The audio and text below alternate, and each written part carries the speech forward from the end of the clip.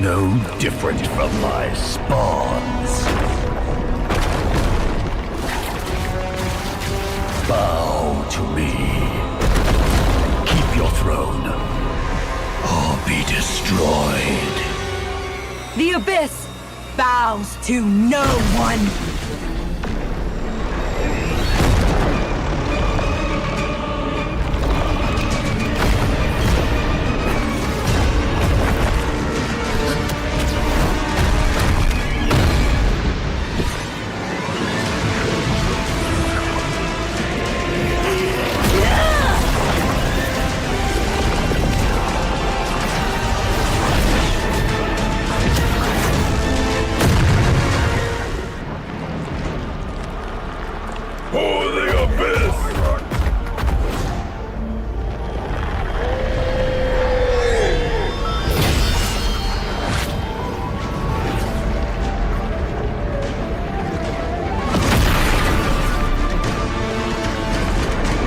These wretched spawns reek of its corruption.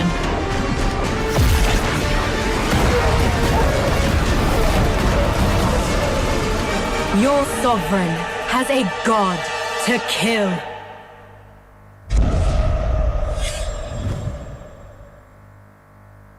Hello everyone, and welcome to another patch preview. We've got tons of awesome new content to share with you, so let's jump right in. New hero, Sora. Meet the shifting cloud who roams Agelta's golden dunes. As a fighter hero, Sora's kit is all about transforming into powered-up forms through combat and unleashing an unrelenting barrage with his ultimate. We can't wait to see you guys pop off with him. This year, we've been constantly improving the gameplay of roaming and EXP lane, and it's been awesome seeing some OG heroes make their comeback. Later, we'll be rolling out balance changes for the upcoming M7 Championship, recognizing the unsung roamers, rewarding skillful plays, and keeping the meta fresh. Through these goals and more, we're committed to elevating your game experience. This patch also packs improvements for many features. A brand new clip sharing feature is also dropping soon. You'll be able to clip and share your plays instantly with a recording overlay. So, get ready to show off those stylish skills to all your friends. That wraps up our new patch preview. Hope everyone will enjoy all the new content. And until next time, we'll be seeing you in the Land of Dawn.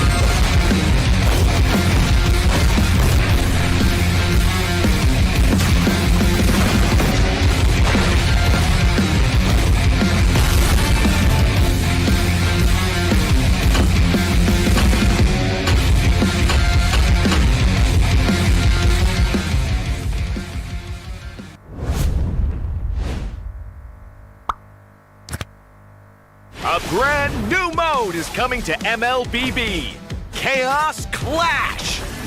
Team up in trios, begin at level 3, and fight on a fresh map with no minions or turrets. During the preparation phase, grab Chaos Fragments to boost your power. As the match goes on, the Annihilation Tide emerges, pushing the action to the limit.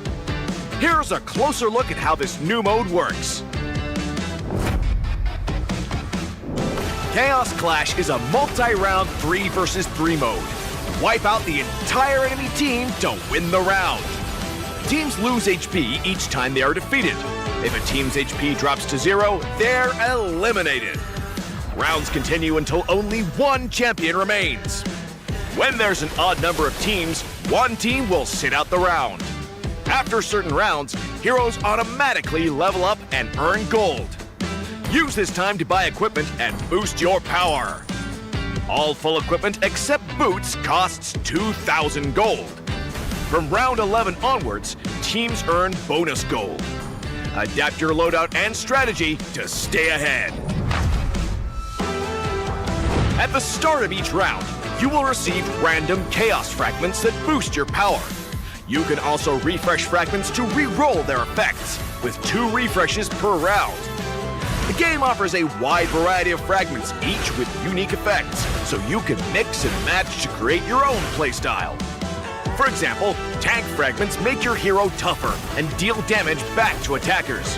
Marksmen who pick range-enhancing fragments can safely deal damage from afar. And that's just the start! Countless other powerful fragments and combinations are ready for you to try. As rounds progress, the Annihilation Tide starts shrinking across the map. Heroes outside the tide take sustained damage. Master this mechanic, and it can swing the battle in your favor. For instance, heroes with knockback or displacement abilities can push enemies into the tide. Surprise your opponents and watch them struggle against the sustained damage. The new 3 vs 3 mode, Chaos Clash, is coming soon. With a variety of chaos fragments, every match brings a fresh experience. The shrinking zone adds fast-paced, thrilling action, and new map buffs further empower heroes. Exciting, innovative, and powerful new strategies await. Are you ready to try them all?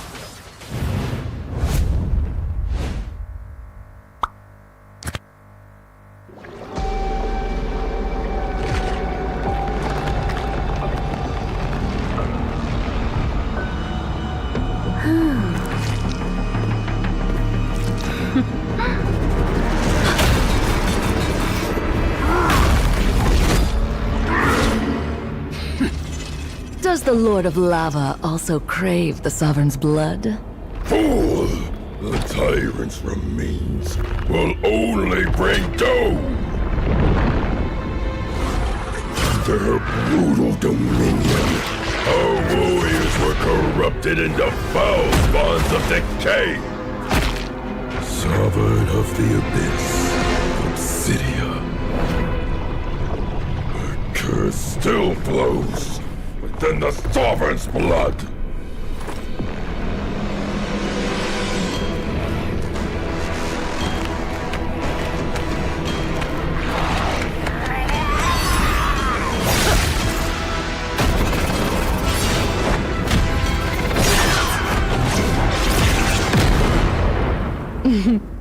Such loyal little puppets, aren't you?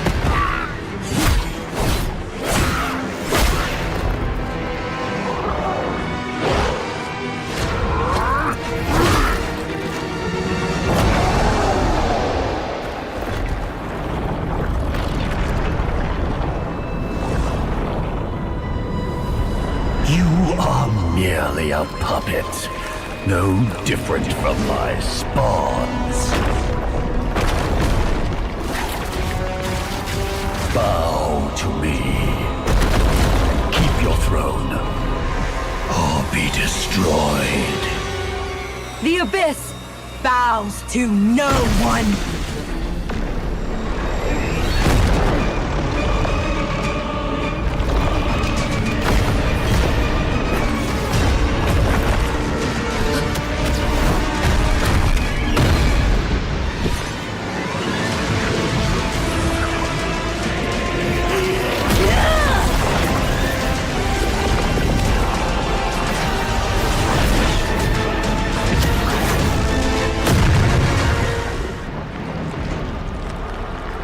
For the Abyss!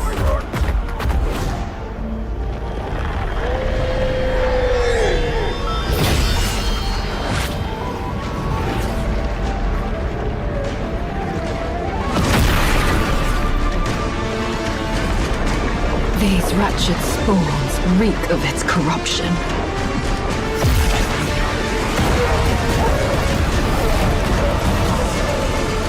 Your sovereign has a god to kill.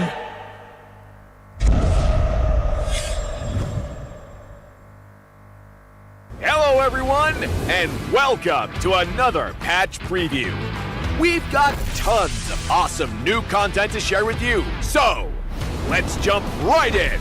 New hero, Sora. Meet the shifting cloud who roams Agelta's golden dunes.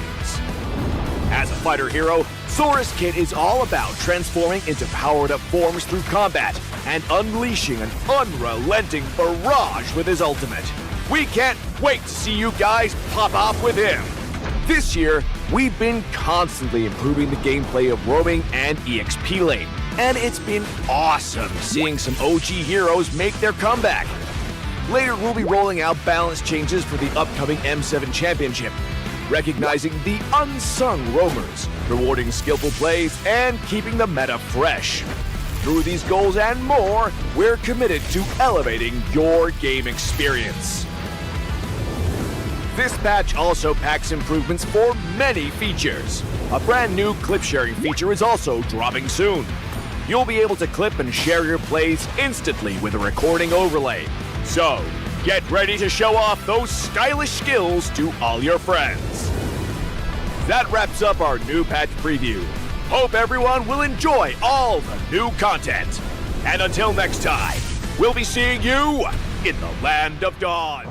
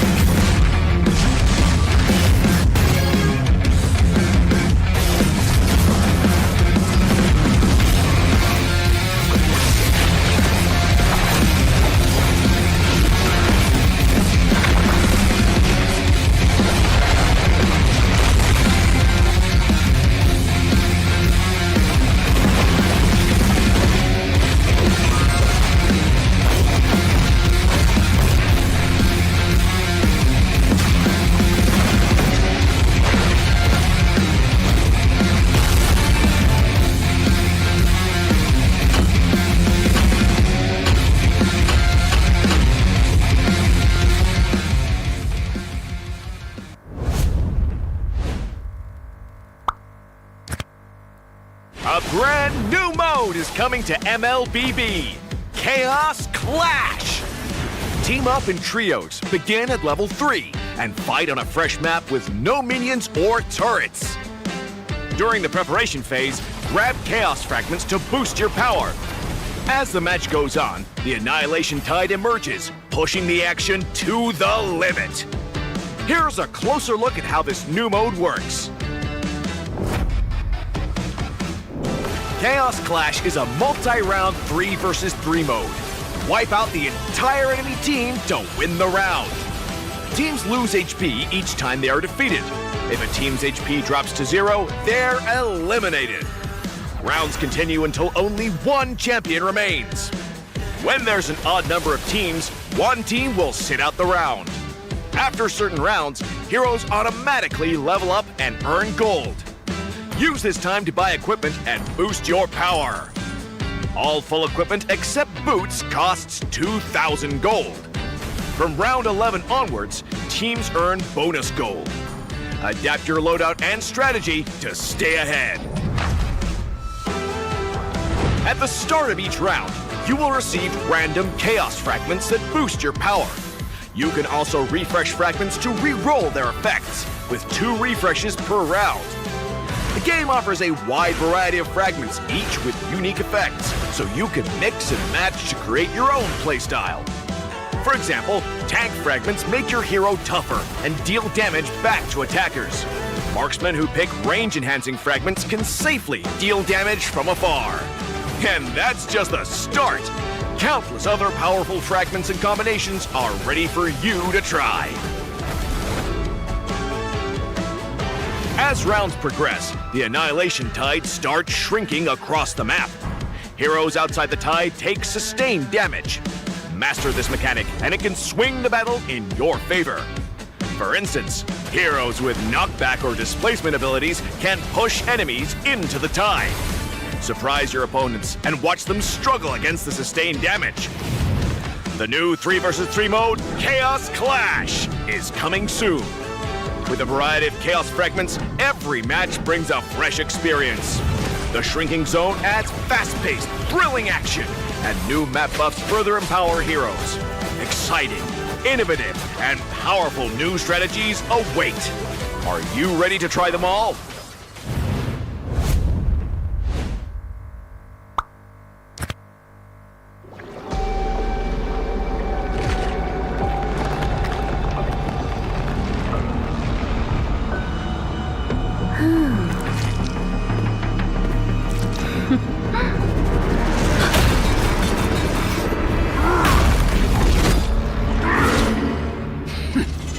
Does the Lord of Lava also crave the Sovereign's blood?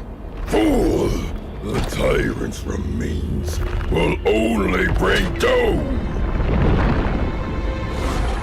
Under her brutal dominion, our warriors were corrupted into foul spawns of decay! Sovereign of the Abyss, Obsidia. Her curse still flows within the Sovereign's blood!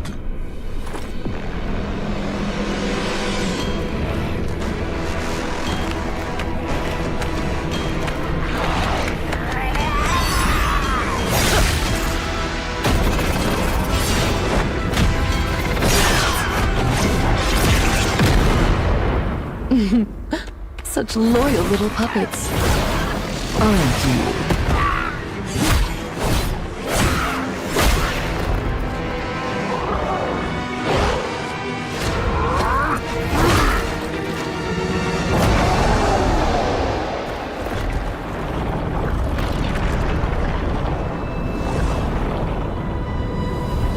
You are merely a puppet, no different from my spawns.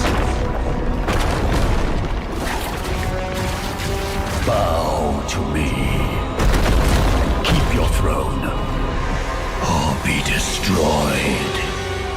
The Abyss bows to no one.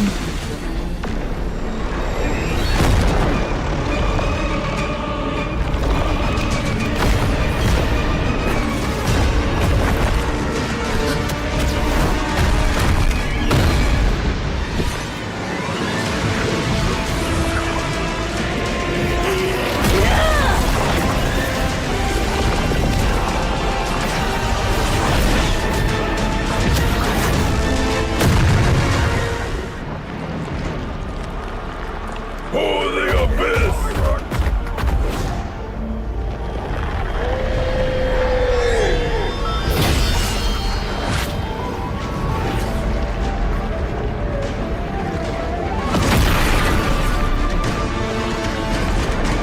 These wretched spawns reek of its corruption.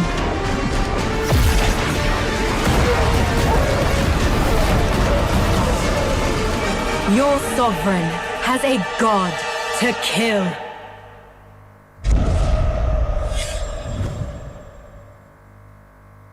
Hello everyone, and welcome to another patch preview. We've got tons of awesome new content to share with you, so let's jump right in.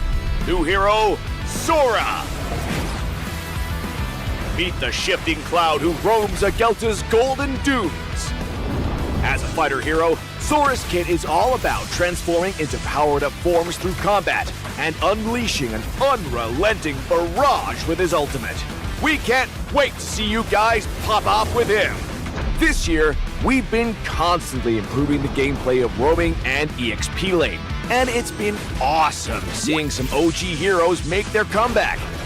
Later, we'll be rolling out balance changes for the upcoming M7 Championship, recognizing the unsung roamers, rewarding skillful plays, and keeping the meta fresh.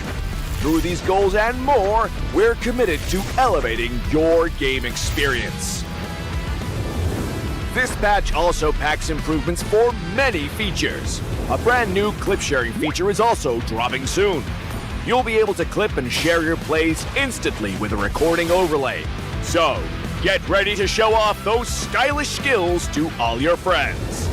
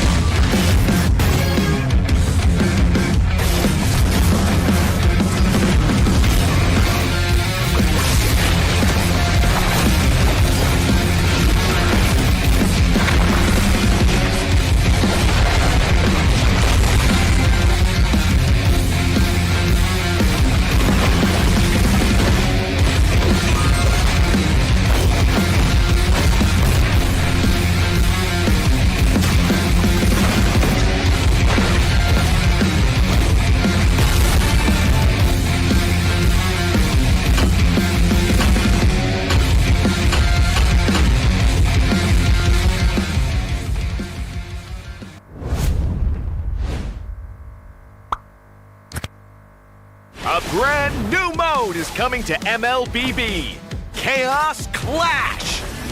Team up in trios, begin at level 3, and fight on a fresh map with no minions or turrets.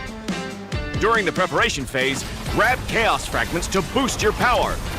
As the match goes on, the Annihilation Tide emerges, pushing the action to the limit. Here's a closer look at how this new mode works. Chaos Clash is a multi-round 3 versus 3 mode. Wipe out the entire enemy team to win the round. Teams lose HP each time they are defeated. If a team's HP drops to 0, they're eliminated. Rounds continue until only one champion remains. When there's an odd number of teams, one team will sit out the round.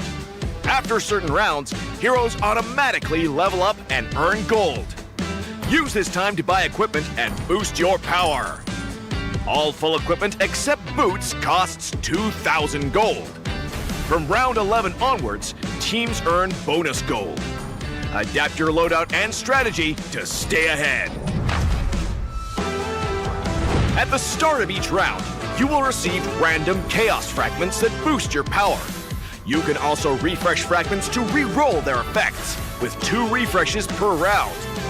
The game offers a wide variety of fragments, each with unique effects, so you can mix and match to create your own playstyle. For example, tank fragments make your hero tougher and deal damage back to attackers. Marksmen who pick range-enhancing fragments can safely deal damage from afar. And that's just the start! Countless other powerful fragments and combinations are ready for you to try. As rounds progress, the Annihilation Tide starts shrinking across the map. Heroes outside the tide take sustained damage. Master this mechanic, and it can swing the battle in your favor. For instance, heroes with knockback or displacement abilities can push enemies into the tide. Surprise your opponents and watch them struggle against the sustained damage. The new 3 versus 3 mode, Chaos Clash, is coming soon. With a variety of Chaos Fragments, every match brings a fresh experience. The Shrinking Zone adds fast-paced, thrilling action, and new map buffs further empower heroes. Exciting, innovative, and powerful new strategies await. Are you ready to try them all?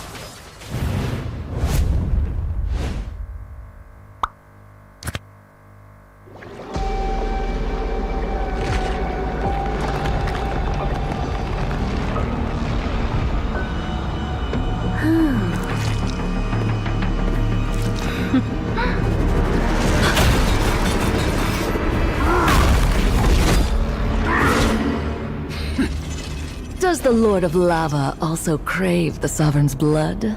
Fool! The tyrant's remains will only bring doom! Under her brutal dominion, our warriors were corrupted into foul bonds of decay! Sovereign of the Abyss, Obsidia. Her curse still flows within the Sovereign's blood!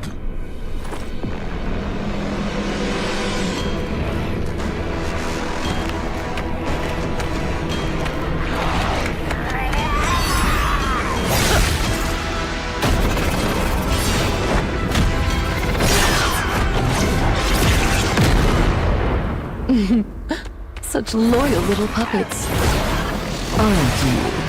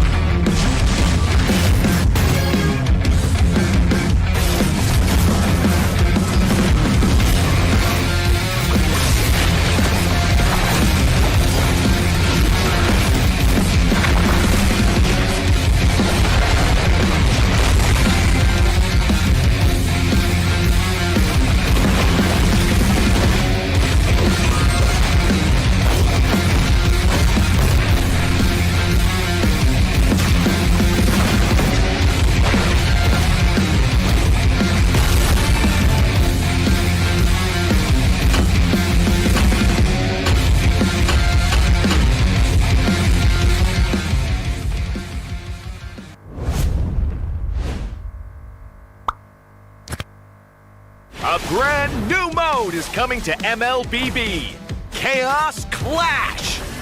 Team up in trios, begin at level 3, and fight on a fresh map with no minions or turrets. During the preparation phase, grab Chaos Fragments to boost your power. As the match goes on, the Annihilation Tide emerges, pushing the action to the limit. Here's a closer look at how this new mode works. Chaos Clash is a multi-round 3 versus 3 mode. Wipe out the entire enemy team to win the round. Teams lose HP each time they are defeated. If a team's HP drops to 0, they're eliminated. Rounds continue until only one champion remains. When there's an odd number of teams, one team will sit out the round. After certain rounds, heroes automatically level up and earn gold. Use this time to buy equipment and boost your power. All full equipment except boots costs 2,000 gold. From round 11 onwards, teams earn bonus gold. Adapt your loadout and strategy to stay ahead. At the start of each round, you will receive random Chaos Fragments that boost your power. You can also refresh fragments to re-roll their effects, with 2 refreshes per round. The game offers a wide variety of fragments, each with unique effects, so you can mix and match to create your own playstyle. For example, tank fragments make your hero tougher and deal damage back to attackers. Marksmen who pick range-enhancing fragments can safely deal damage from afar. And that's just the start! Countless other powerful fragments and combinations are ready for you to try.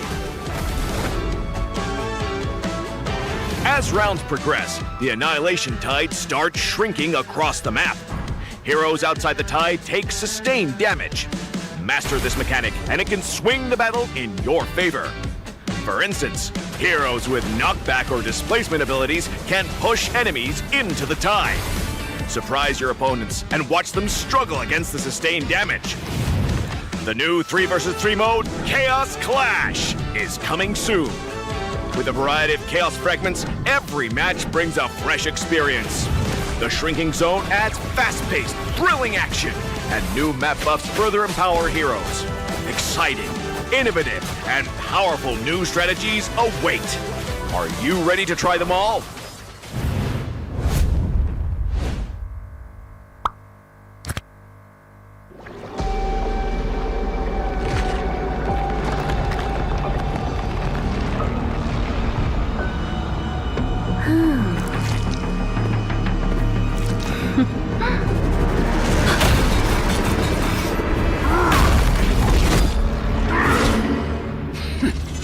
Does the Lord of Lava also crave the Sovereign's blood? Fool! The tyrant's remains will only bring doom!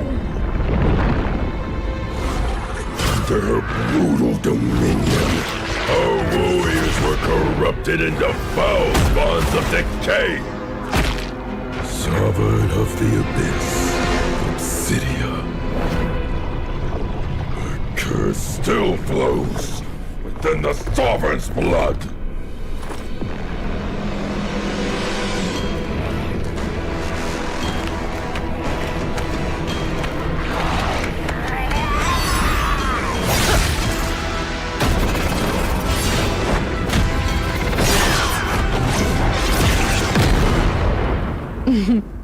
Such loyal little puppets, aren't you?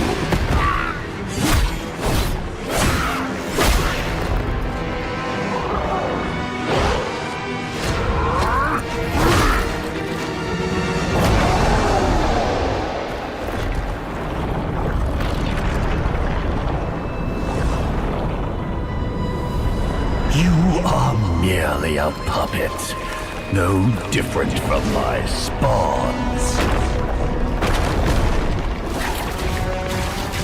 Bow to me. Keep your throne, or be destroyed. The Abyss bows to no one.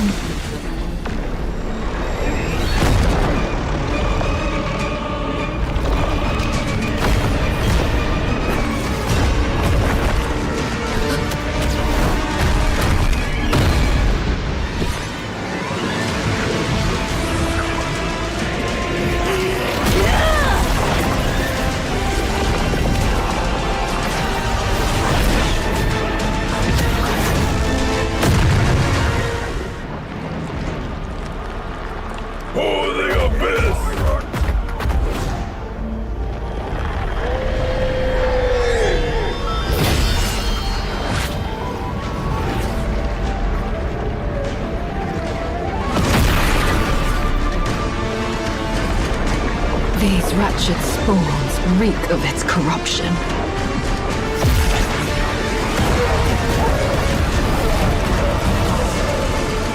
Your sovereign has a god to kill.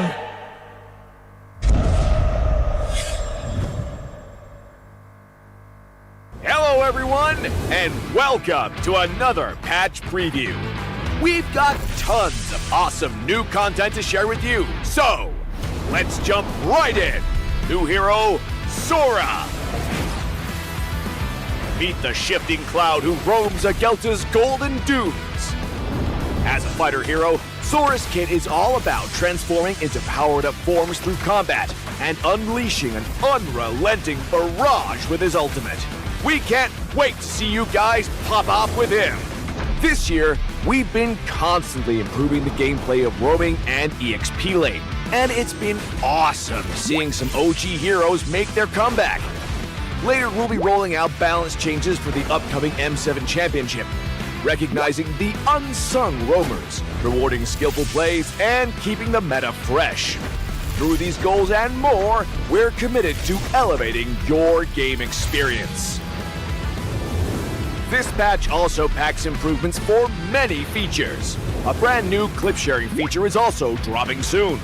You'll be able to clip and share your plays instantly with a recording overlay. So, get ready to show off those stylish skills to all your friends. That wraps up our new patch preview. Hope everyone will enjoy all the new content. And until next time, we'll be seeing you in the Land of Dawn.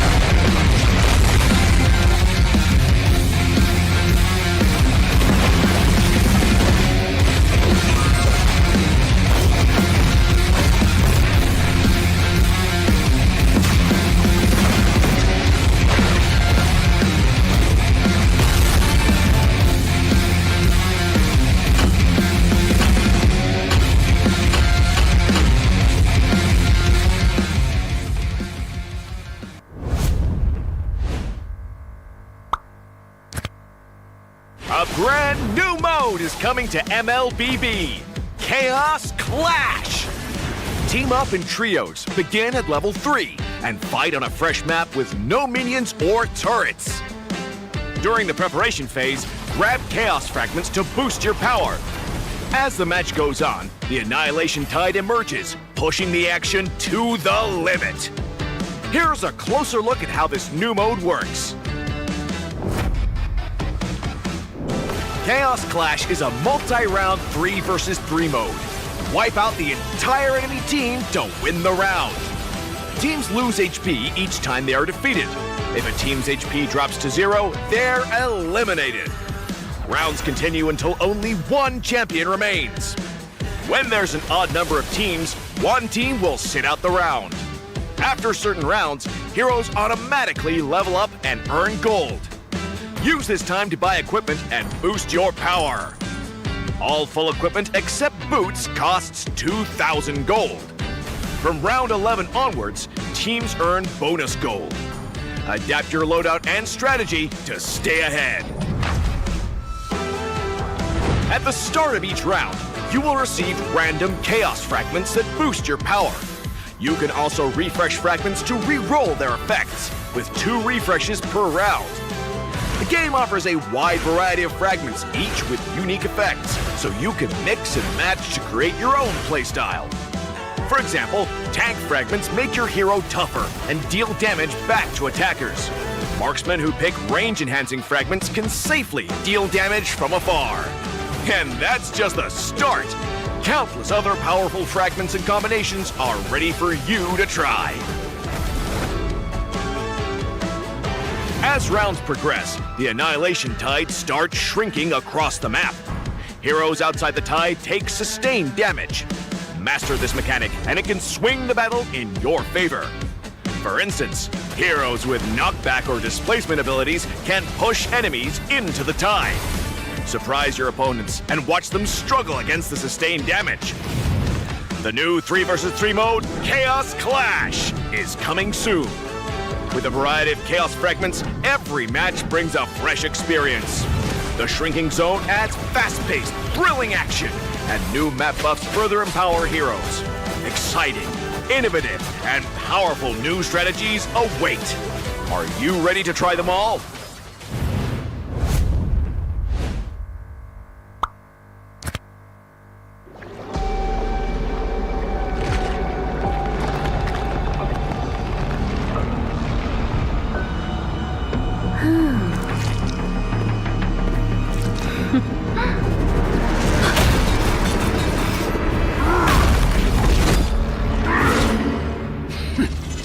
Does the Lord of Lava also crave the Sovereign's blood? Fool! The tyrant's remains will only bring doom! Under her brutal dominion, our warriors were corrupted into foul bonds of decay! Sovereign of the Abyss, Obsidia. Her curse still flows within the Sovereign's blood!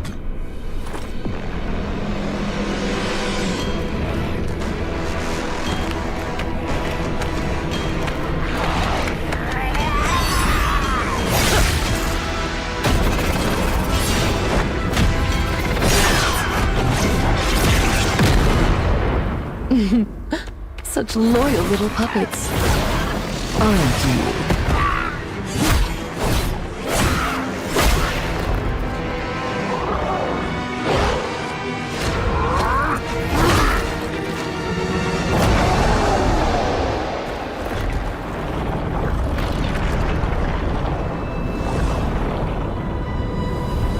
You are merely a puppet, no different from my spawns. Bow to me. Keep your throne, or be destroyed. The Abyss bows to no one.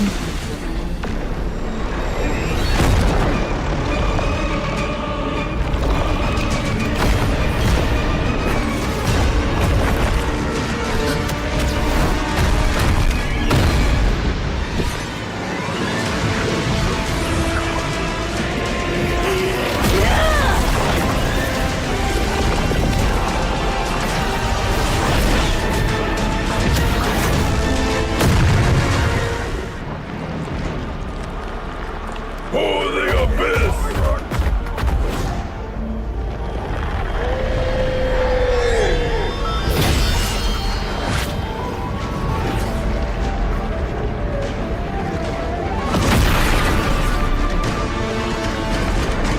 These wretched spawns reek of its corruption.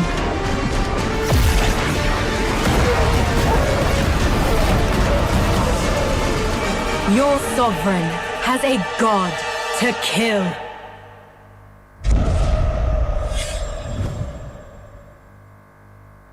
Hello everyone, and welcome to another patch preview. We've got tons of awesome new content to share with you, so let's jump right in. New hero, Sora. Meet the shifting cloud who roams Agelta's golden dunes. As a fighter hero, Sora's kit is all about transforming into powered-up forms through combat and unleashing an unrelenting barrage with his ultimate. We can't wait to see you guys pop off with him. This year, we've been constantly improving the gameplay of roaming and EXP lane, and it's been awesome seeing some OG heroes make their comeback. Later, we'll be rolling out balance changes for the upcoming M7 Championship, recognizing the unsung roamers, rewarding skillful plays, and keeping the meta fresh. Through these goals and more, we're committed to elevating your game experience. This patch also packs improvements for many features. A brand new clip sharing feature is also dropping soon. You'll be able to clip and share your plays instantly with a recording overlay. So,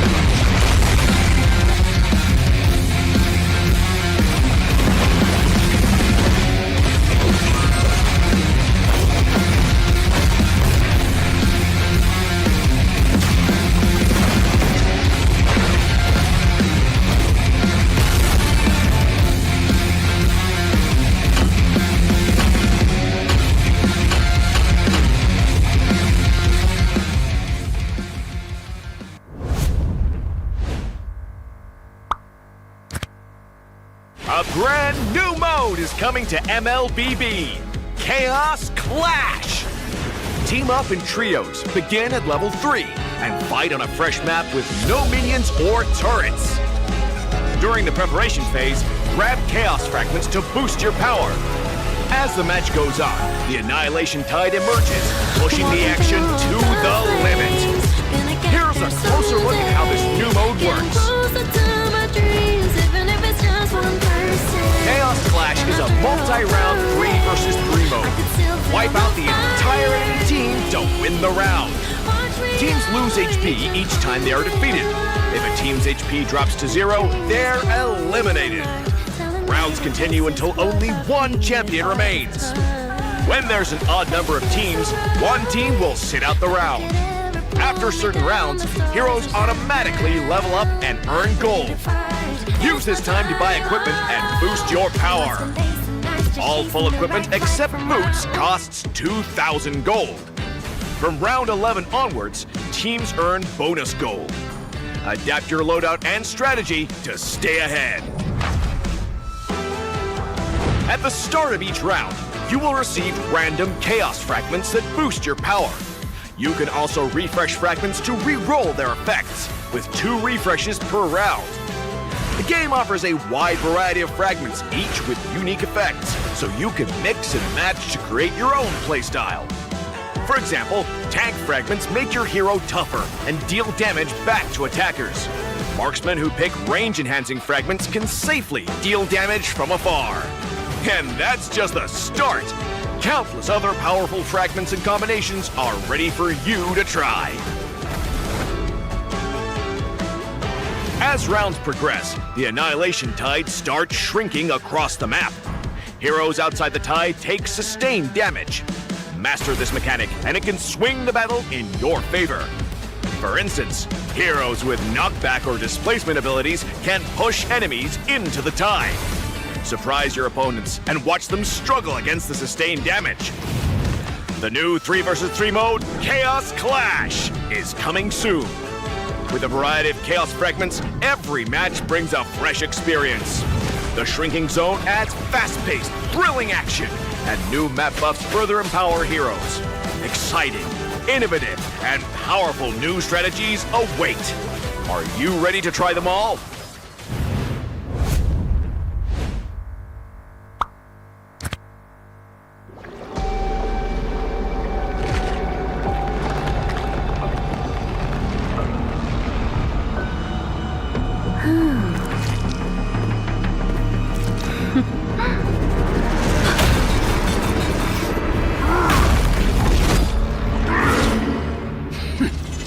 Does the Lord of Lava also crave the Sovereign's blood?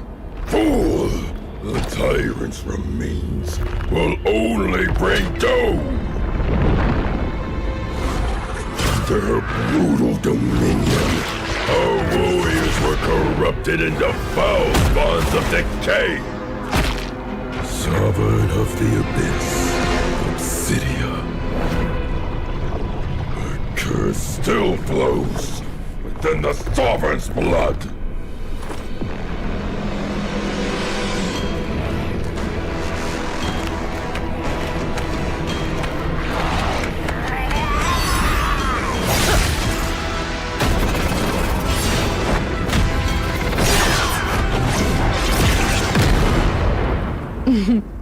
Such loyal little puppets, aren't you?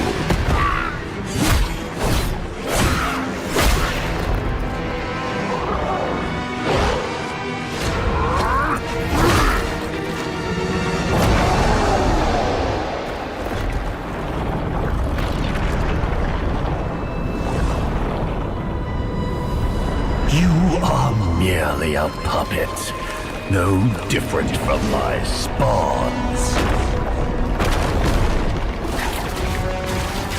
Bow to me.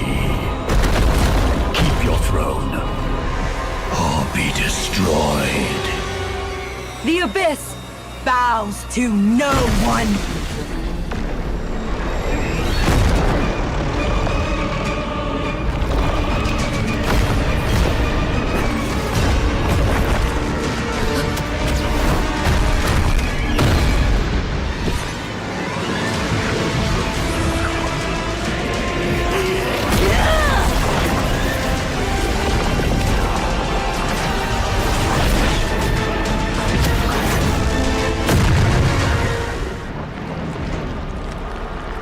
For the Abyss!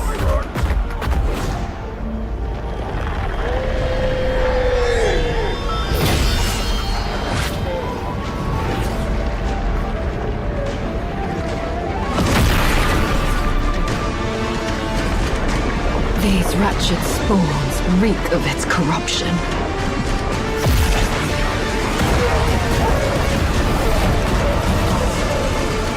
Your sovereign has a god to kill.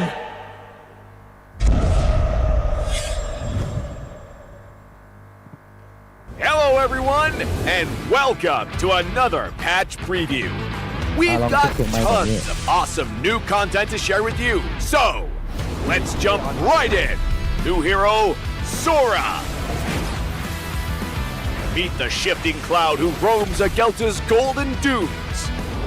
As a fighter hero, Sora's kit is all about transforming into powered-up forms through combat and unleashing an unrelenting barrage with his ultimate.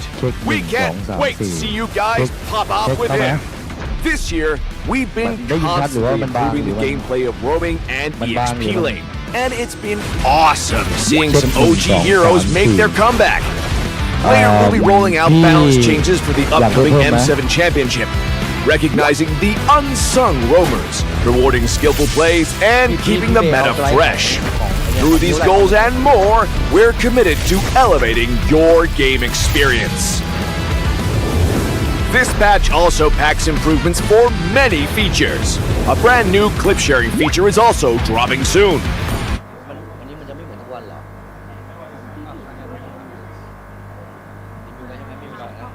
เช็คไมค์1 2 3 4เช็ค1 2 3 4 5เช็ค1 2 3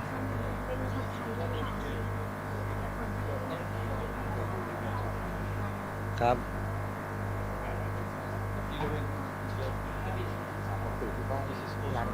ร้านอีเวนต์ปกติเลยหรือว่าเฉพาะแอดเกม เช็ค ต้องเกิดก่อนจะทำงาน2ภาษาแล้ว90%แล้วก็จะเป็นพวกสัมมนาค่อนข้างเยอะ โอ้โอเคเลย ก็จะนั่งคอนโทรลประมาณสักเกือบ70%ที่จะนั่งคอนโทรลว่าจะได้ประสานงานด้วยเป็นจะต้องคอมพิวเตอร์ทำหลายอย่างแล้วก็เพราะว่าต่างชาติบางทีไม่ใช่คนใช้โทรศัพท์แบบนี้จะใช้แค่สเตจแล้วก็เขียนงาน แต่ทำงานกับพี่ก้อยปลอดภัยไว้ใจได้ เพราะว่าละเอียด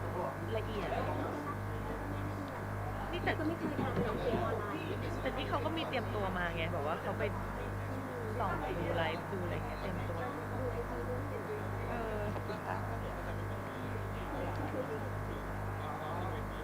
ไม่เพราะบางอย่างมันทำให้ดีได้เว้ยไม่ใช่แบบว่าพอลงมาปุ๊บเขาก็มาว่าอะไรเงี้ยแบบ ใช่ ก็ขอแค่แบบมันต้องเตรียมกันก่อนสื่อสารกันก่อนซ้อมกันก่อนใช่ไม่ใช่แบบว่ามาปุ๊บปั๊บแล้วแบบว่า ทำไมไม่ทำแบบ หรือว่าชิลเกินไป เมื่อวานก็ไอ้ตอนก็ไอ้ที่พี่มอบก็เหมือนเดิมได้สอนด้วยที่พี่ยักษ์ลองให้ไปเข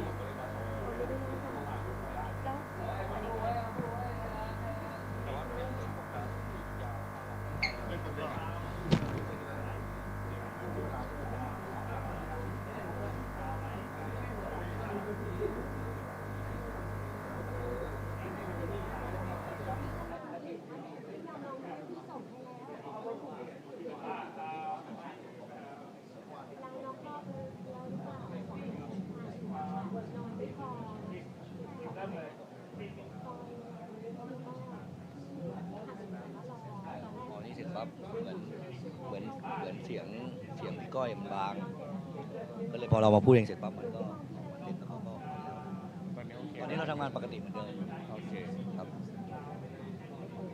แต่พอเขาส่งเข้าเกมเสร็จปั๊บเกมอะเราไม่ได้สิทธิ์เดิมเขาเป็นคนเหมือนเดิมครับแค่เขาไม่ได้ยิงไป จาก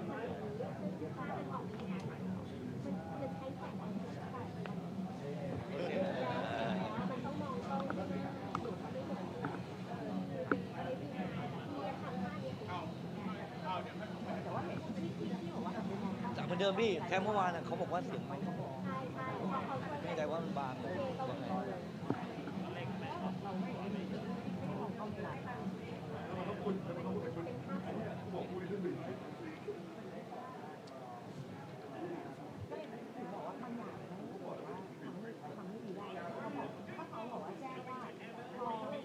Chaos Clash! Team up in trios, begin at level 3, and fight on a fresh map with no minions or turrets. During the preparation phase, grab Chaos Fragments to boost your power. As the match goes on, the Annihilation Tide emerges, pushing the action to the limit. Here's a closer look at how this new mode works. Chaos Clash is a multi-round 3 versus 3 mode. Wipe out the entire enemy team to win the round. Teams lose HP each time they are defeated. If a team's HP drops to 0, they're eliminated. Rounds continue until only one champion remains. When there's an odd number of teams, one team will sit out the round. After certain rounds, heroes automatically level up and earn gold. Use this time to buy equipment and boost your power. All full equipment except boots costs 2,000 gold. From round 11 onwards, teams earn bonus gold. Adapt your loadout and strategy to stay ahead. At the start of each round, you will receive random chaos fragments that boost your power. You can also refresh fragments to re-roll their effects, with 2 refreshes per round. The game offers a wide variety of fragments, each with unique effects, so you can mix and match to create your own playstyle. For example, tank fragments make your hero tougher and deal damage back to attackers. Marksmen who pick range-enhancing fragments can safely deal damage from afar. And that's just the start! Countless other powerful fragments and combinations are ready for you to try. As rounds progress, the Annihilation Tide starts shrinking across the map. Heroes outside the tide take sustained damage. Master this mechanic, and it can swing the battle in your favor. For instance, heroes with knockback or displacement abilities can push enemies into the tide. Surprise your opponents and watch them struggle against the sustained damage. The new 3 versus 3 mode, Chaos Clash, is coming soon. With a variety of chaos fragments, every match brings a fresh experience. The shrinking zone adds fast-paced, thrilling action, and new map buffs further empower heroes. Exciting, innovative, and powerful new strategies await. Are you ready to try them all?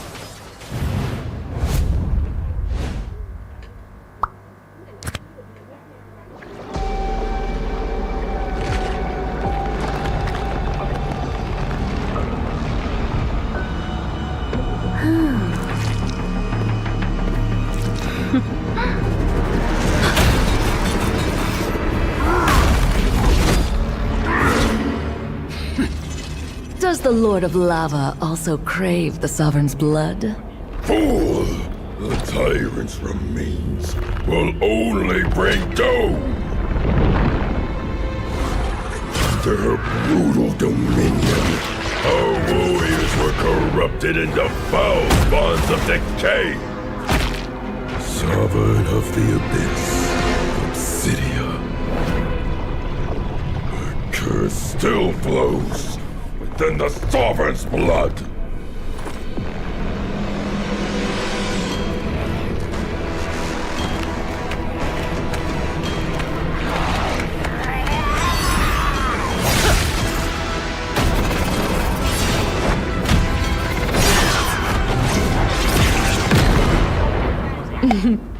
Such loyal little puppets. Aren't you?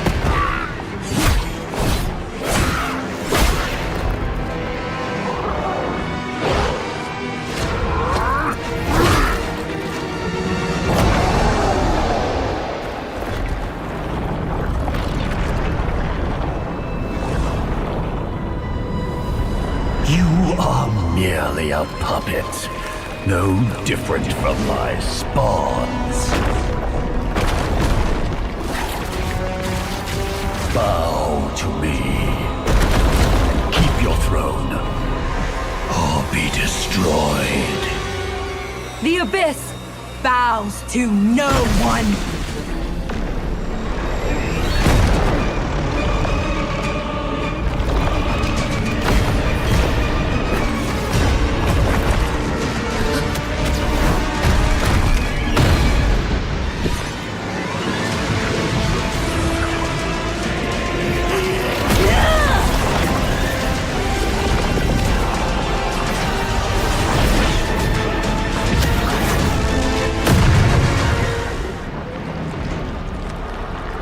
For the Abyss!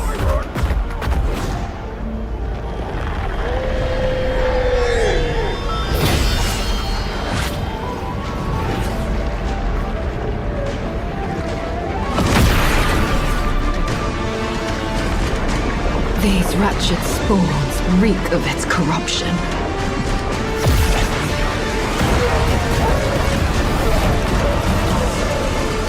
Your sovereign has a god to kill.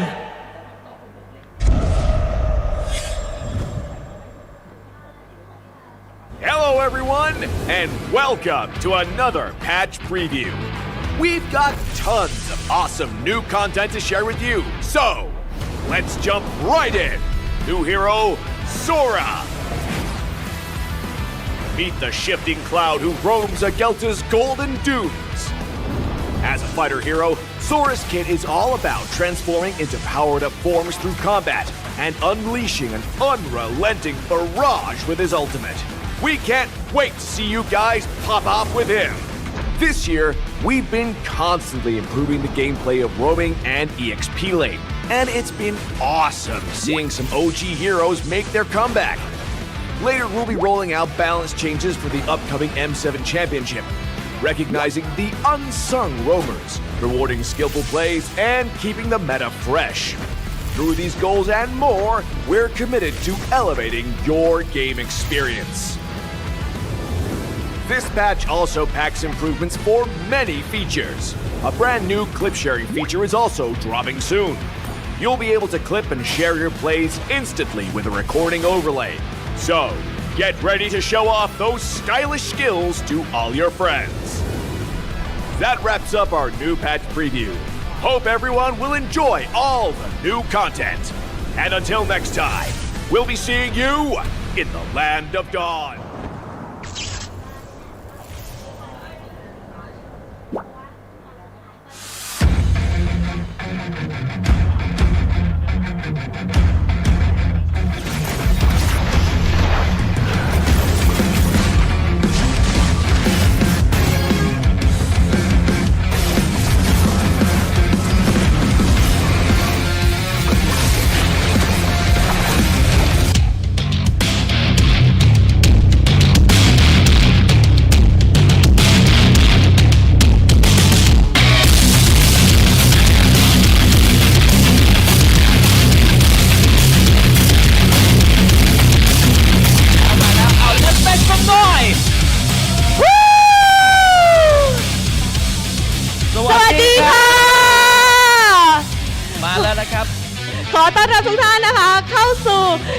ขันในวันนี้ค่ะ กับเรา2คนนะคะ ทุกคนกำลังอยู่กับเจหลีภาวิลินค่ะและ ผมดิโอสารัตน์ครับเรา2คนรับหน้าที่ดำเนินรายการตลอดทั้งวันครับที่สนามแข่งขันกีฬาอีสปอร์ตของมหกรรมกีฬาซีเกมส์ครั้งที่ 33 สำหรับกองเชียร์วันนี้พร้อมกันไหมคะ ถ้าพร้อมแล้วนะคะวันนี้นะคะเราอยู่กันที่โปรแกรมการแข่งขัน Mobile Legends Bang Bang ในรอบ Knockout Stage ค่ะ ประเภททีมชายค่ะ ถูกต้องแล้วนะครับเมื่อวานในแบ่งกรุ๊ปสเตจไปแล้วนะครับจากเราไปแล้ว2ทีมนะฮะเหลืออีก6ทีม2ทีมเข้าไปรอและเซมิไฟแนลเดี๋ยวอีก4ทีมจะเหลือ2เพื่อไปแข่งกันต่อครับใช่แล้วค่ะและวันนี้เป็นการพบกันของทีมมาเลเซียนั่นเองครับผมเป็นอันดับ2จากกรุ๊ป B นะฮะจะเจอกับอันดับที่3ของกรุ๊ป A นั่นก็คือทีมจากประเทศไทยถ้าอย่างนั้นอย่ารอช้านะคะขอส่งต่อช่วงนี้ให้กับแคสเตอร์ค่ะไปเลยครับผมไป Let the game begin เย้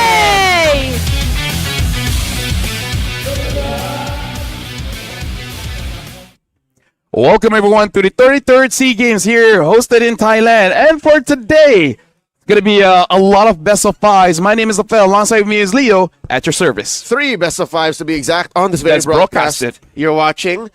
There will be 2 more happening simultaneously off broadcast. It might be somewhere else on the interwebs, but yeah, it's great to be back after yesterday's very long day. What was that, 6 best of 2s we had to cover? That was for the ladies. Now we're back to the men's division of MLBB. Yeah, so yesterday we had about 12 games. Today, potentially 15 games. And the first match of the day is going to be a knockout. In case you guys are wondering how the format is looking like, basically the first game of the day for both Malaysia, Thailand, as well as Vietnam, Indonesia, loser, unfortunately, is eliminated from the SEA Games. Winner goes through, where Vietnam, Indonesia will fight against Philippines. Winner of Malaysia and Thailand will fight against Myanmar. And the team that loses will qualify for the bronze match, won't be qualifying towards the gold match. Here's a quick visual of what we're talking about exactly. Team Philippines and Team Myanmar have earned the right to be waiting in the semifinals bracket, having topped their groups respectively. Now, the winners of the first couple of matches happening today will be moving on up, and those who win their next round in the semis will be moving on to the grand finals. Those who lose are locked in for the bronze medal match happening later tonight. Yep. And again, just a reminder for all the games that we'll be playing for today will be a best of 5. Only the grand finals later on December 17 will be a best of 7. So now you're seeing here on the stage, it is the Malaysian players going up against Team Thailand. Knockout stage, best of 5. As a bit of moment of brevity, I like that given the lights we have here in the Sala Frakiao Hall in Chulalongkorn University, you're seeing hints of red for Team Malaysia. It throws back to the old design that we talked about a few days ago. And I mean, I'm colorblind, so I can't tell. For the folks watching who are not colorblind, you'll know what we're talking about. And for Team Thailand, is it just mirrors that digital camo on their jacket? It's hints of blue. I haven't seen that. Like when you see it raw, it looks very.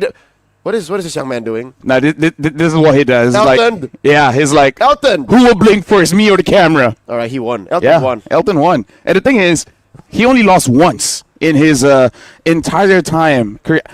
I can't see what they're wearing. You can't? I can't. Well, again, it's a very subtle Get it, camo. texture. Get it. No, you can't see them. Yeah. I didn't know John Cena was playing. He can't play anymore. He just retired last night. Yeah, I saw pictures. He tapped out. He did. Yeah. He did, but, that's nothing to tarnish the GOAT's career. Dude, he is amazing. He great actor, wrestler, person. The last time we met, he was cool. I think I met him in 2016. Yeah. He gave us like a tea or something. Even though he's a coffee guy, so maybe that's a subtle way of saying like, yeah, let's not meet again. Either ways, that was a decade ago. Yeah, things could change. Maybe he went from tea to coffee. Either ways, in terms of Malaysia going up against Thailand here, Thailand is the host country, but at least on paper, I would say it's more on Malaysia as the favorites to win this one because in terms of the style that Malaysia has been playing, they have changed quite a bit at least in terms of the pick and bans. Like even for example, Yums showed up with the Atlas, so in terms of what they will pick up, might be a little bit more variety here today. Yep. Again, pocket metas for the ladies.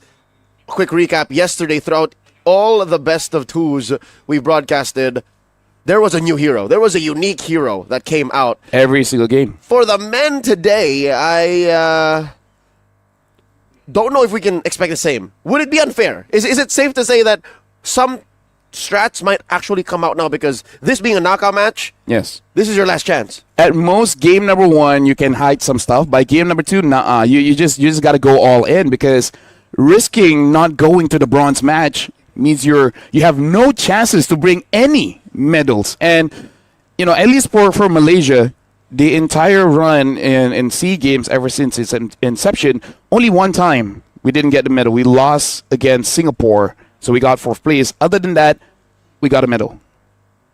I got bronze, so I was very happy with that. You're fine. The very first one. You're good. And let me just say, in 2019, the only time we didn't get a medal, I was not involved.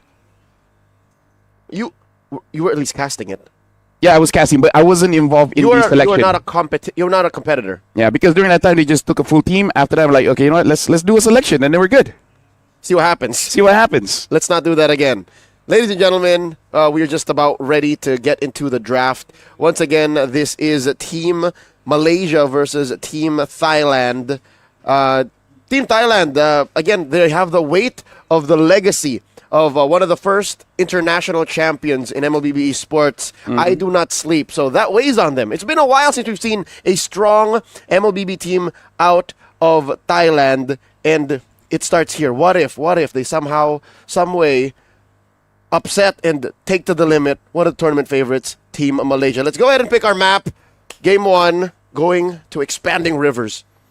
And looking back at the stats here, in terms of picks, Team Thailand, some of the more notable ones, that's like outside of the meta, is a Novaria. Unfortunately, that did result in a loss. So we'll see what will be their strategy here in the knockout stage. Because, like you said, it really is about what will you bring to the table here today. Team Thailand will be first pick. Team Malaysia will be second. Fanny and Grok out of the picture. Baksha as well for Team Malaysia. We still have the Zushin out in the wild. Yeah. Interesting how Fanny is such a focus for Team Thailand. Are they afraid of Hawk's Fanny? Is that a thing? I would.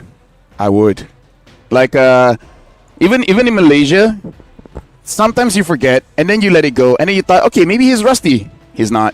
He still got it. So Team Thailand here, again, like you said, because it looks like quite a few teams are respecting Yum's hero, banning out Grox as well as the Gatot Kacha. Team Thailand has the option to pick it up first because they are banning out the Haya. Team Malaysia does not want to fight against a utility jungler. So now we still have the Lancelot and the Yi Sun-shin out in the open. The Fredrin gets taken out. Oddly enough, this is so many junglers. What's going on? Well, we saw a good focus on it yesterday, and also, I don't know if this is just the ladies thing, but even when the Lancelot is open, they would rather go Suyo. That feels it feels uncanny to me. I'm unfamiliar with the concept. The Ruby does get banned, so it does look like Team Malaysia wants some kind of assassin here. They're thinking that Team Thailand might want to prioritize a Gatot Kacha, and then maybe later on, oh no, the Eve is open. So yeah, Eve gets picked up by Team Thailand. So Malaysia should probably go for a Gatot Lance or a Gatot Yi Sun-shin. And we've seen Hawk prefer both, so it can really go either ways here. An answer could come as quickly, or again, we've seen the trend of this. They don't prioritize what we think they will, and they go completely off course. Like a Lapu first, like an Esmeralda as early as now. Oh yeah, true. Like a Esme Gata, but no, they do go for the Lance and the Gatot. And so far, going according to plan, Team Thailand. Maybe this time they will pick up something like a Esmeralda just to make sure that Team Malaysia does not pick it up, because at Red 3, these are the options for Malaysia. Esmeralda, Kimi, Jushin. these are the natural patterns of draft that they usually go for. Yep. Gatot Kimi is a sound combination, especially with the Lancelot who can run roughshod, unfettered. Team Thailand have 2 picks coming up now. They're taking their time with this, Lafel. I would say Yi Sun Shin Lapu sounds good. Yi Sun Shin Esme is okay. And if they want to pick up their gold laner like a Harif or Granger, right now would be the time. But instead they go for the high loss. So they're trying to slow down Team Malaysia quite a bit. And the Yi Sun Shin. The thing is, even the CC is up. So if Malaysia, they want to pick up a CC and put it in gold lane, and then later on, force out a ban from Team Thailand, betting out the Esmes, betting out the Lapus of the world, Team Malaysia will have basically the mid quite open. So picking up the high loss here opens up the draft for Team Malaysia. That's right. Team Thailand are not presenting much of an offense when it comes to this mental battle, this chess fight between the coaches. And we get the Kimi. I think this is still pretty sound. Again, Gatot Kimi has been quite the lethal combo in competitive MLBB esports for the past 6 months now. But now Team Thailand, they're like Team Malaysia is basically forcing Thailand to ban out CC as well as the Esmeralda. Either or you let through, Team Malaysia will pick it up.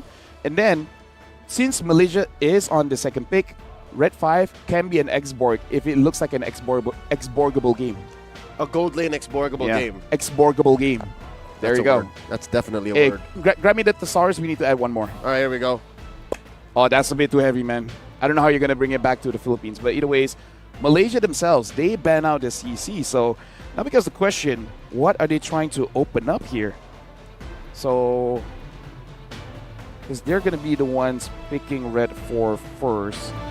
This is very interesting. And Team Thailand, at this point, I would say Esmeralda, but no, they ban out the Granger. So they're thinking Team Malaysia wants to go for that range battle, for that siege, which I can understand.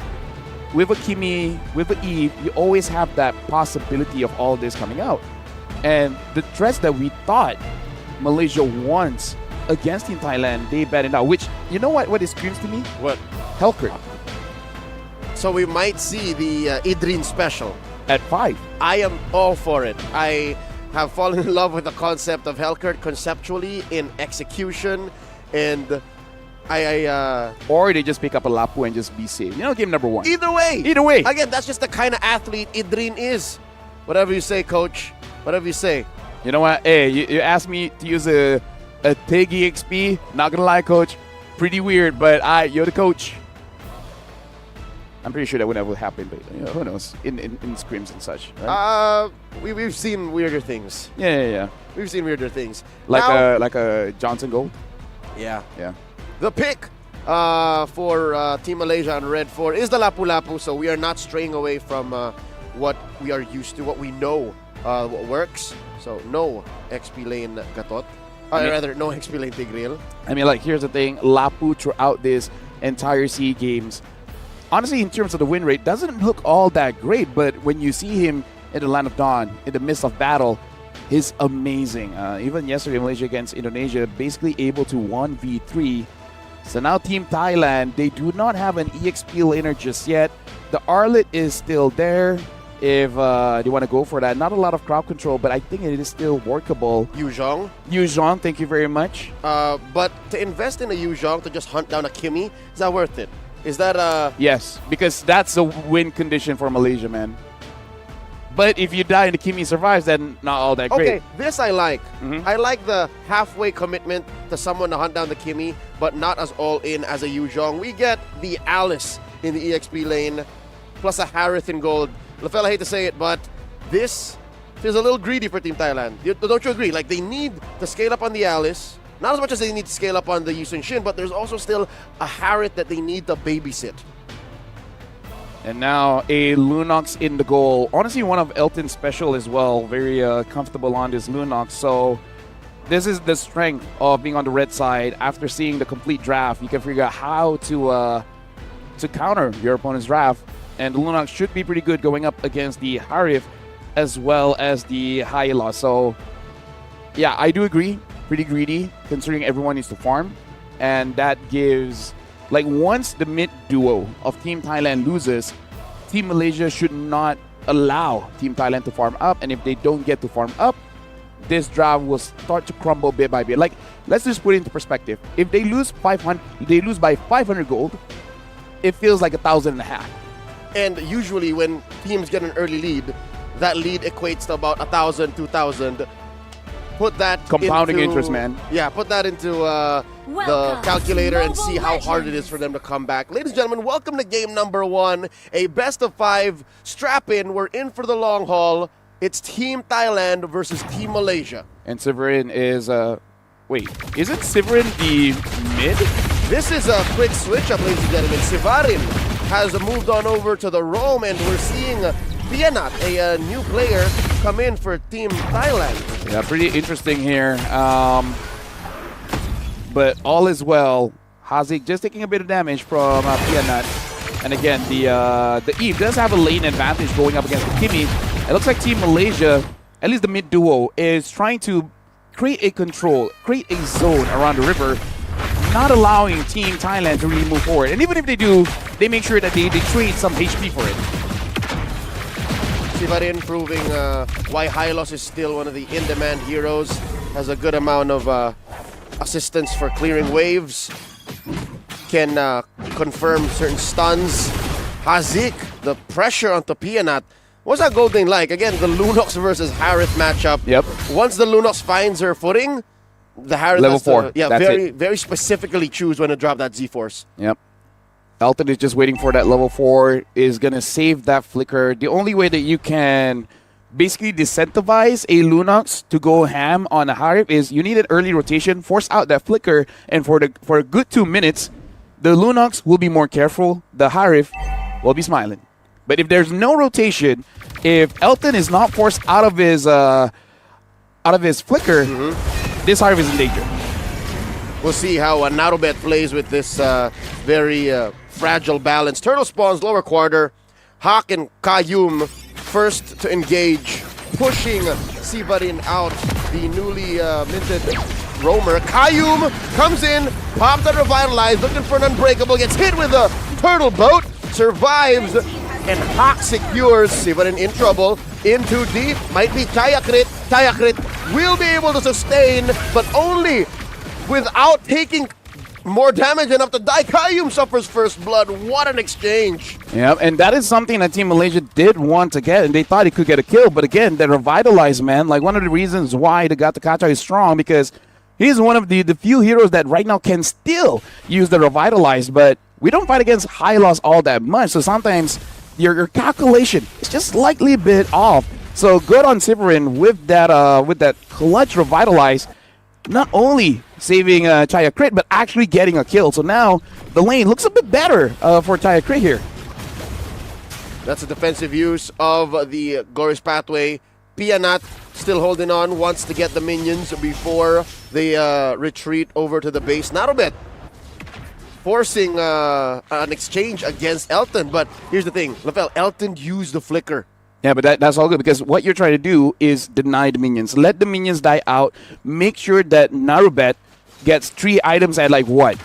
17 minutes, 18 minutes? Like that's kind of the plan here, just to delay. If you get a kill, great. If you don't, it's A-okay. The whole thing about the gold laners, you're trying to make sure the first 5 minutes you don't get that card. You don't get the extra gold. Them. Exactly. Yep. Again, that's almost as bad as a death. Exactly. AOG coming in from Kayum, looking for one. Could have been used just as an entry. Real manipulation. The swiping by Pianat, and one could only assume what happened. You didn't got a kill. It was worth it. Team Malaysia, Kayum zoning AOG, able to secure them a kill on Pianat and Sivarin.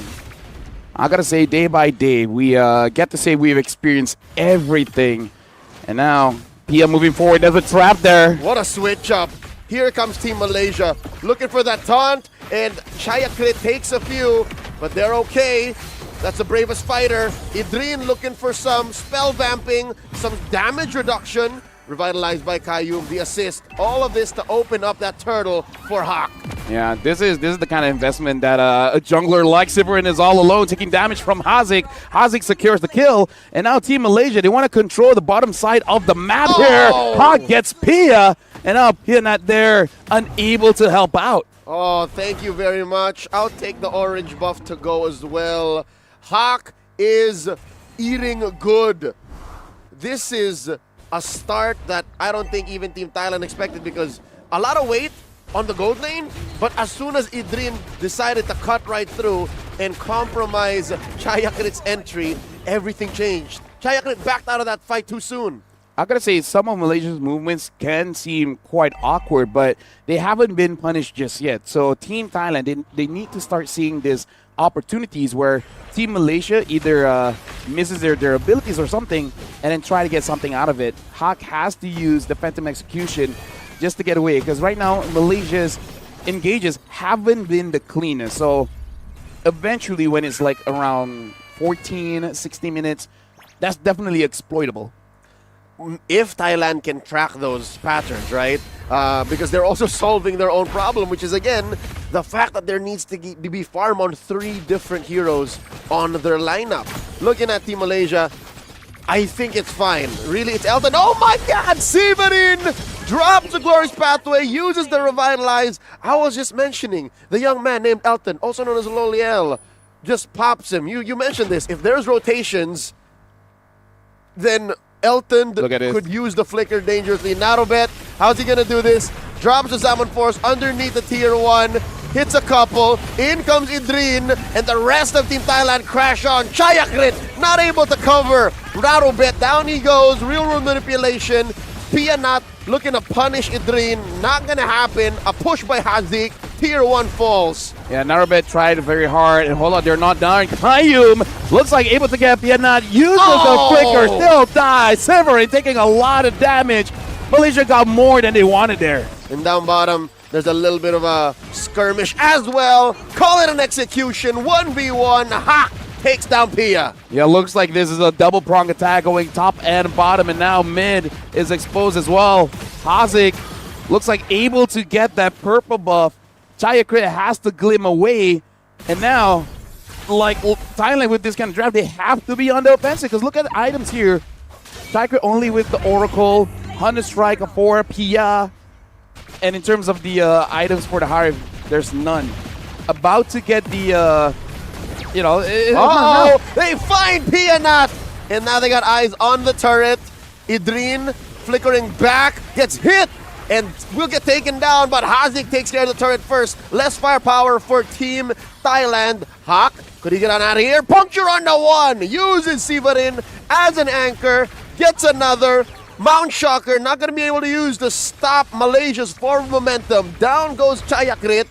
That's the brilliance by Elton, stopping him, stunning him, still goes down. Hazik gets the kill. Pianat maybe a second too late on the RWM. Malaysia's win condition just activated a little bit too early here. Team Thailand does not like this, because Hazik is moving around freely, dealing shots, stunning people down with the star limit. Now Pianat finds Elton. Elton gets the kill, flickers out, might die to Severin. No, the brilliance is still there.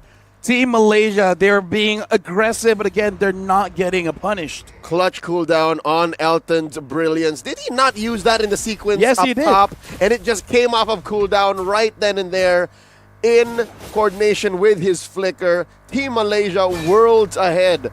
I'm counting what? 8,000 gold now. And I don't even want to see where it's from, right? I don't want to know if it's on Hawk for the most part. If it's on Elton, I assume it's on Elton. He's 6-0-4 right now. Might even be Hazik is everywhere all across the map. Ha goes in, deals quite a bit onto Severin, having to use the Phantom Execution just to get out of there. And now Team Malaysia, they're getting objectives for free. This mid-tier 2, Chayakrit is there, but might take way too much damage from Team Malaysia. Throne of Ruin used just to protect. And now Ha goes in, godlike for Elton. Ha goes way too deep inside the base. Uses the minions just to dash on out of there. He goes the long way around, went through mid, popped out through bottom. I don't know what they want to do first. Push this tier 2 down bottom or get that tier 2 in mid. It looks like Team Malaysia have made their mind. How's about we get the purple away from Team Thailand and go straight for the Lord? Yeah, what about Lunong's on that Lord? How long will it take for them to take this? It should be done by now. There you go. Perfect timing. Perfect timing, yeah. You understand that with the firepower Team Malaysia is playing with, Team Thailand, all they can do now is stay in the base, which again, a little bit of good news for all the Thai fans watching. They have a pretty good high ground defense. Yeah. But the firepower that Malaysia is presenting might be too much. Glorious Pathway dropped in by Sivarin, not going to stop the minions from taking that Holy Shield. Popped up top. And talk about firepower, Hazik now does have the Divine Glaive. So, Chayakrit as well as Sivarin has been taking quite the punishment here. And Elton now with the Wishing Lantern. Malaysia's draft is basically saying that there's no tanks in this game. That does not exist. Everything is squishy. All of you are just Eve, essentially. All of you are Eve. All of you are Eve. Or all of you are Harith. Either way. Mid lane, Holy Shield popped as well. Lord coming through top. That's the bottom lane tier 2 going down. Hawk coming through. There's a defensive Holy push by Team Malaysia. Glorious Pathway, not going to be able to stop him. Sivarin falls. And I do believe Chayakrit will follow through. Double kill for Elton. Lafel, the end is near. Yeah, right now with the Lord inside the base. Hawk gets a kill onto the Harif. The Lord is still healthy. Team Malaysia wins game number 1. As soon as the draft began, I can already tell you, it was just too much for Team Thailand to expect that they would make it. You're going up against what? I think the only hero that needed farm for Team Malaysia was the Lunox. Yeah. Everyone else was pretty low to the ground. All this while, you were hoping that I would farm up on my Harith, farm up on my Yisun Shin, farm up on my Alice. Because again, you're up against a Lapu-Lapu. Mans is online at level 4. Yeah. Yeah, the problem is, in a vacuum, the heroes that Team Thailand took were good, you know, in a vacuum. But when you put it together, put it in the context of what you have and what the opponent has, then it starts to skew a little bit, making the draft quite difficult to pilot because you're hoping for a lot of things to happen. And one of them is that the Kimi doesn't get online, the Lapu doesn't get online, and the Lancelot does not get into your face. And that's a lot to ask for, especially here in the knockout stage where Kimi, Lapu, Lance, basically lane winners, and then you put up a Harif against a Lunox. There were just no winning angles for Team Thailand. They were just losing on all fronts. If anything, that gold lane, the 50-50, was their last chance. Their only possible window to try and make it towards the 12, 13-minute mark. But alas, they couldn't. Ladies and gentlemen, here's a quick look back at the highlights. I can see a world where, yeah, Pianat would have held it down. Yep. Or Sivarin could have stopped the forward momentum of Team Malaysia, but against a team like Team Malaysia, it might be too much to ask because looking at the mid duo even, Gatot Kimi, yeah, 2 out of 3, and nothing was going to happen. It does look like Team Malaysia have a good understanding on the draft of Team Thailand because as awkward as some of the engages are, they basically understood this comp needs farm. So if you just force it out, even if we die, we're delaying them from the farm. And all the while, Lancelot is farming up freely. You know, Hawk is farming up freely. Elton, no ganks on the gold lane. It's good on Adrian as well as Qayyum, basically sacrificing themselves just to make sure their cores get all the help that they need. And to a point, I feel like Hawk doesn't need that much. I feel like he got too much. I think Hawk had an easy game. Yeah. The only real threat to him getting caught out was the Hylos. Like, that was the only real easy catch. Our MVP is Team Malaysia's Elton on that Lunox, 9-0-5, not a single death, a respectable 755 GPM. It was a very fast game. I think that's the only reason why this GPM isn't much higher. Yeah. Especially considering that Elton really doesn't move around the map that much. He stays in his lane, and whoever comes through, he'll take them down. Doesn't matter if it's a Hylos or a Harif. I'm surprised he didn't build a Sky Piercer. I'm not. I think that was up next, like after the Holy Crystal. At this point, I feel if like the game extended maybe like 5 more minutes. Yeah. The thing is, you might, like, Elton might even think that he doesn't need the Holy Crystal. He might just go for something like a Blood Wings instead because I feel like the damage from all sources of Malaysia is way too much. The only way that they could lose if somehow Pia does too much damage, Narubet does too much damage, and Piana does too much damage. So either way, Team Malaysia, 11 minutes of the game, closing things out, Team Thailand, let's look at the items here. Pia only having 2 at 5,000 gold. Hawk, 9,005, so almost double. Just a few more minions, and Hawk would have gotten 10,000 gold there. So even from there, you can see quite a big difference. Oh, yeah. Hawk had a much higher GPM than Elton, which is again... 13,000 gold difference. Yeah. Which is explained by the fact that Hawk was not only actively fighting, but also he was farming throughout his jungle and throughout Pia's jungle. Yeah, it's unfortunate, but Qayyum has over 6,000 gold, and the highest that Team Thailand has is around 5,000. Yep, he out-farmed the jungler. Yeah, so this is something that Team Thailand really needs to consider going up against a fast team. You might have to make sure that all lanes are winning lanes. If you need one to scale up, it has to be one. Max two. Max two. But even if it's max two, it should not be on both ends, you know? Yep. Like, it cannot be EXP and gold. It has to be like, I don't know, gold jungle maybe, and then EXP and mid can do whatever they want. If you're playing a Yu Sun Shin lineup, it's safe to say just put it all in Yu Sun Shin. Yeah. That's why Just play double fighters, yeah. Exactly. That's why fighter side lanes became a thing, and that's why if you would ever have like a secondary core or a hero that needs a little more farm, just put it in mid.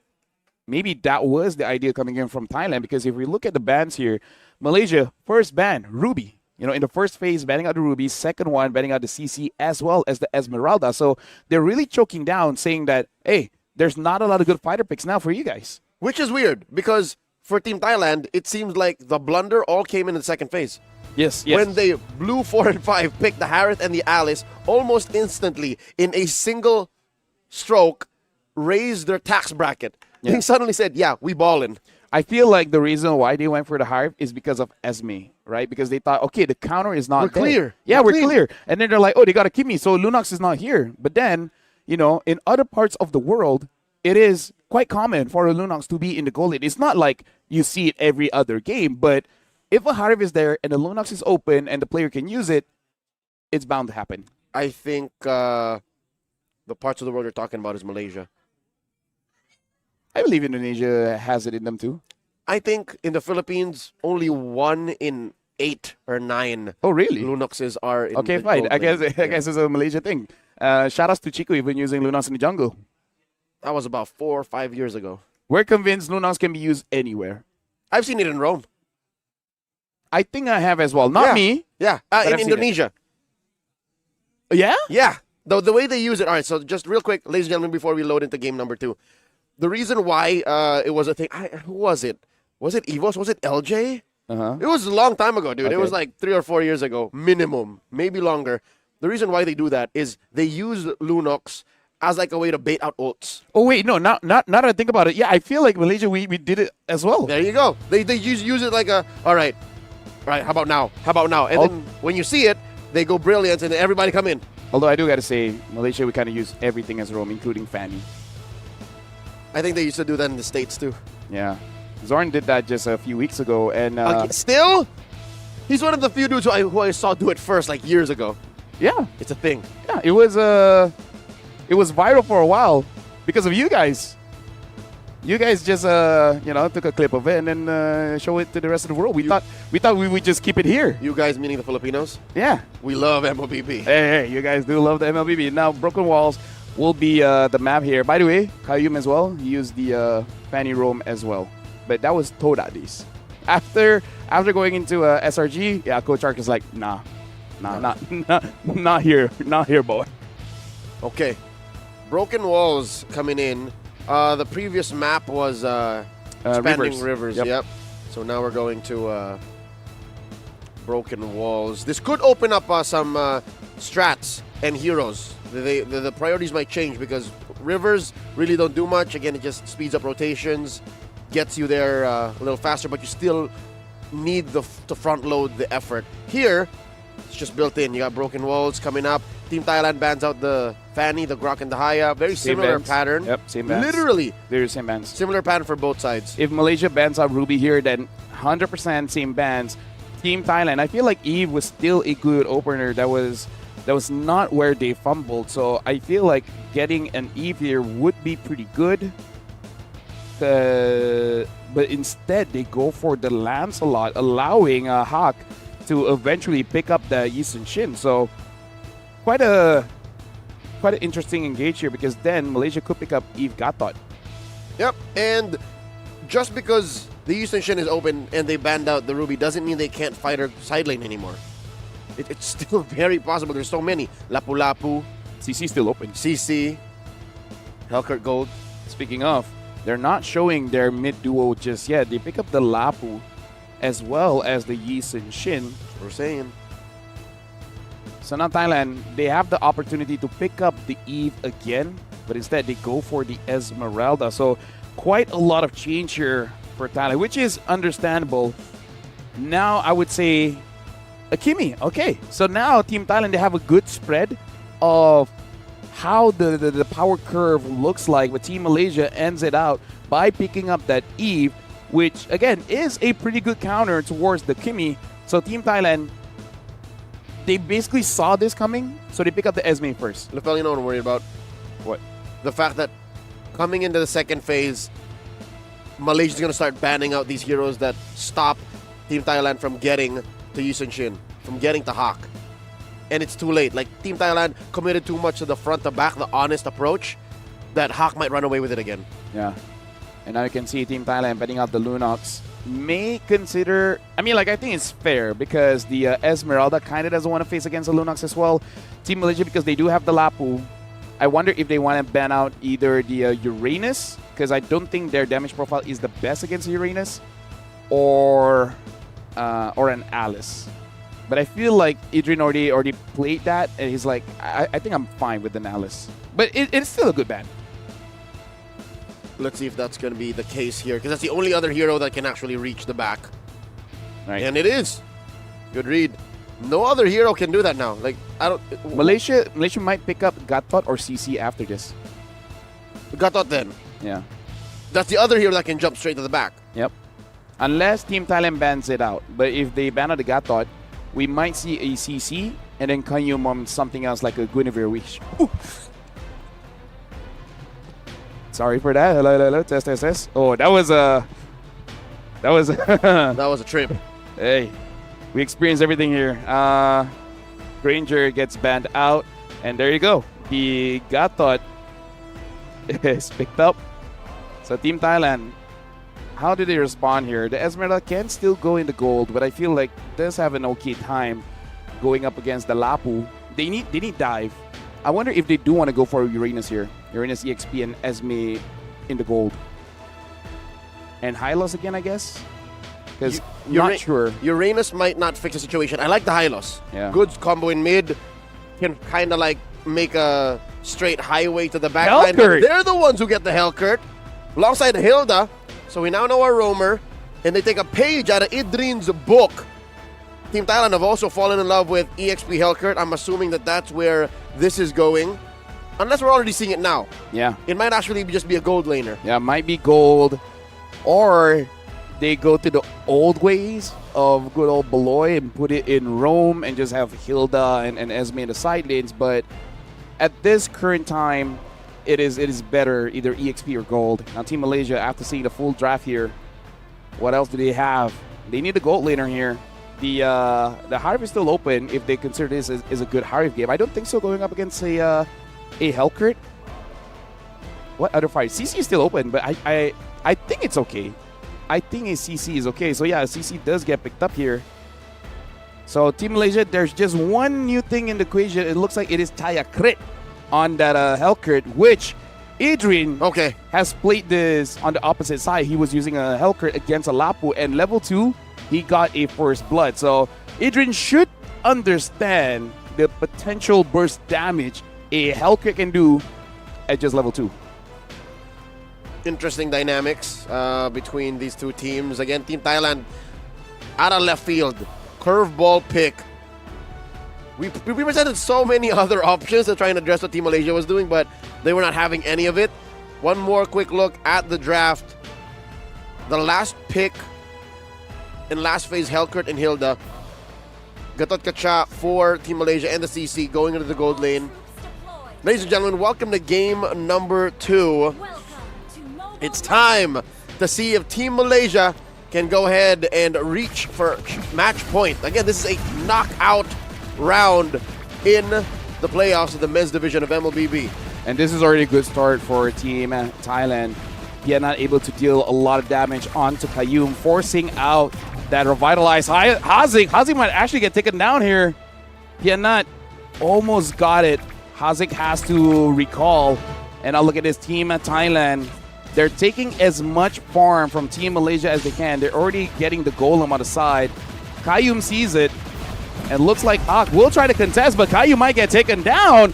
Qayyum still survives. Pia moves forward. Woo! Hawk is there to protect him. And Team Thailand, much different this time, giving it to Malaysia. And even getting a kill. First blood onto Pia. Pia did not wait. let go. Pia is Rome? Pia is Rome. Narubet is now the jungler? This is not a drill. And Severin is EX... Wait, what? Yes. Wait. No, Severin is gold. Severin is gold. Severin is gold. Chayakrit stayed. It's a jungle swap out.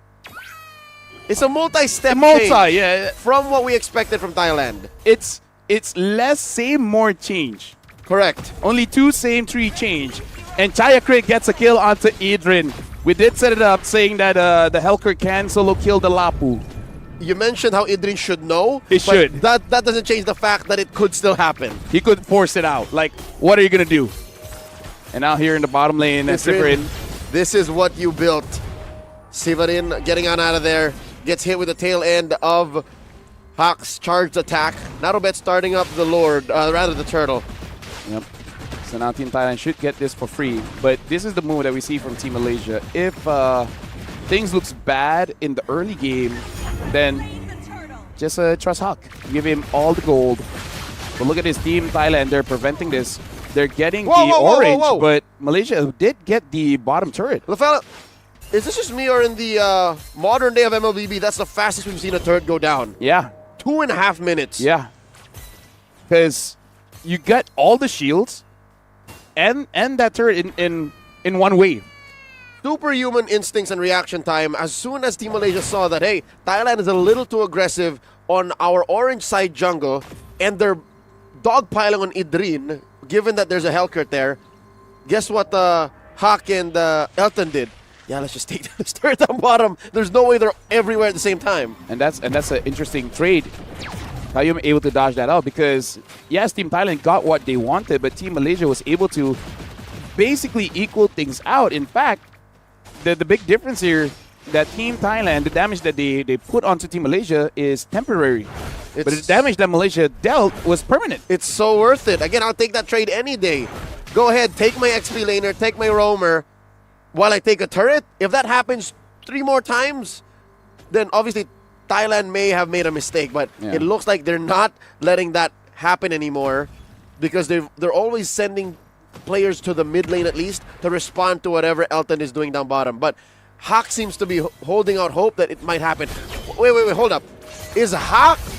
Oh no, Hawk gets Severin once more. Hawk is super farming right now. I'd like to see where the gold is at for him. Yeah, but hold on, Qayyum taking quite a bit.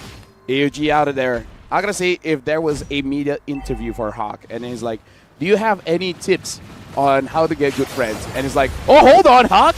Let's take a bit of damage. Haze has to use the RWM. It flickers out. Pia gets taken down by Hawk. And now more kills goes over to him, and he has the Hunter Strike. Finishing up my point is that if you need a friend, find someone like Idrin.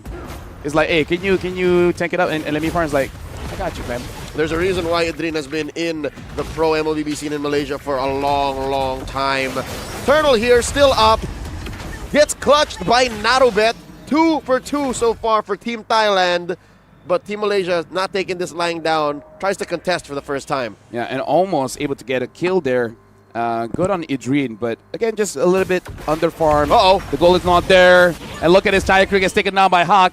You just said, if you have a Yi Sun-shin, might as well go all in. Well, he's just showing that here.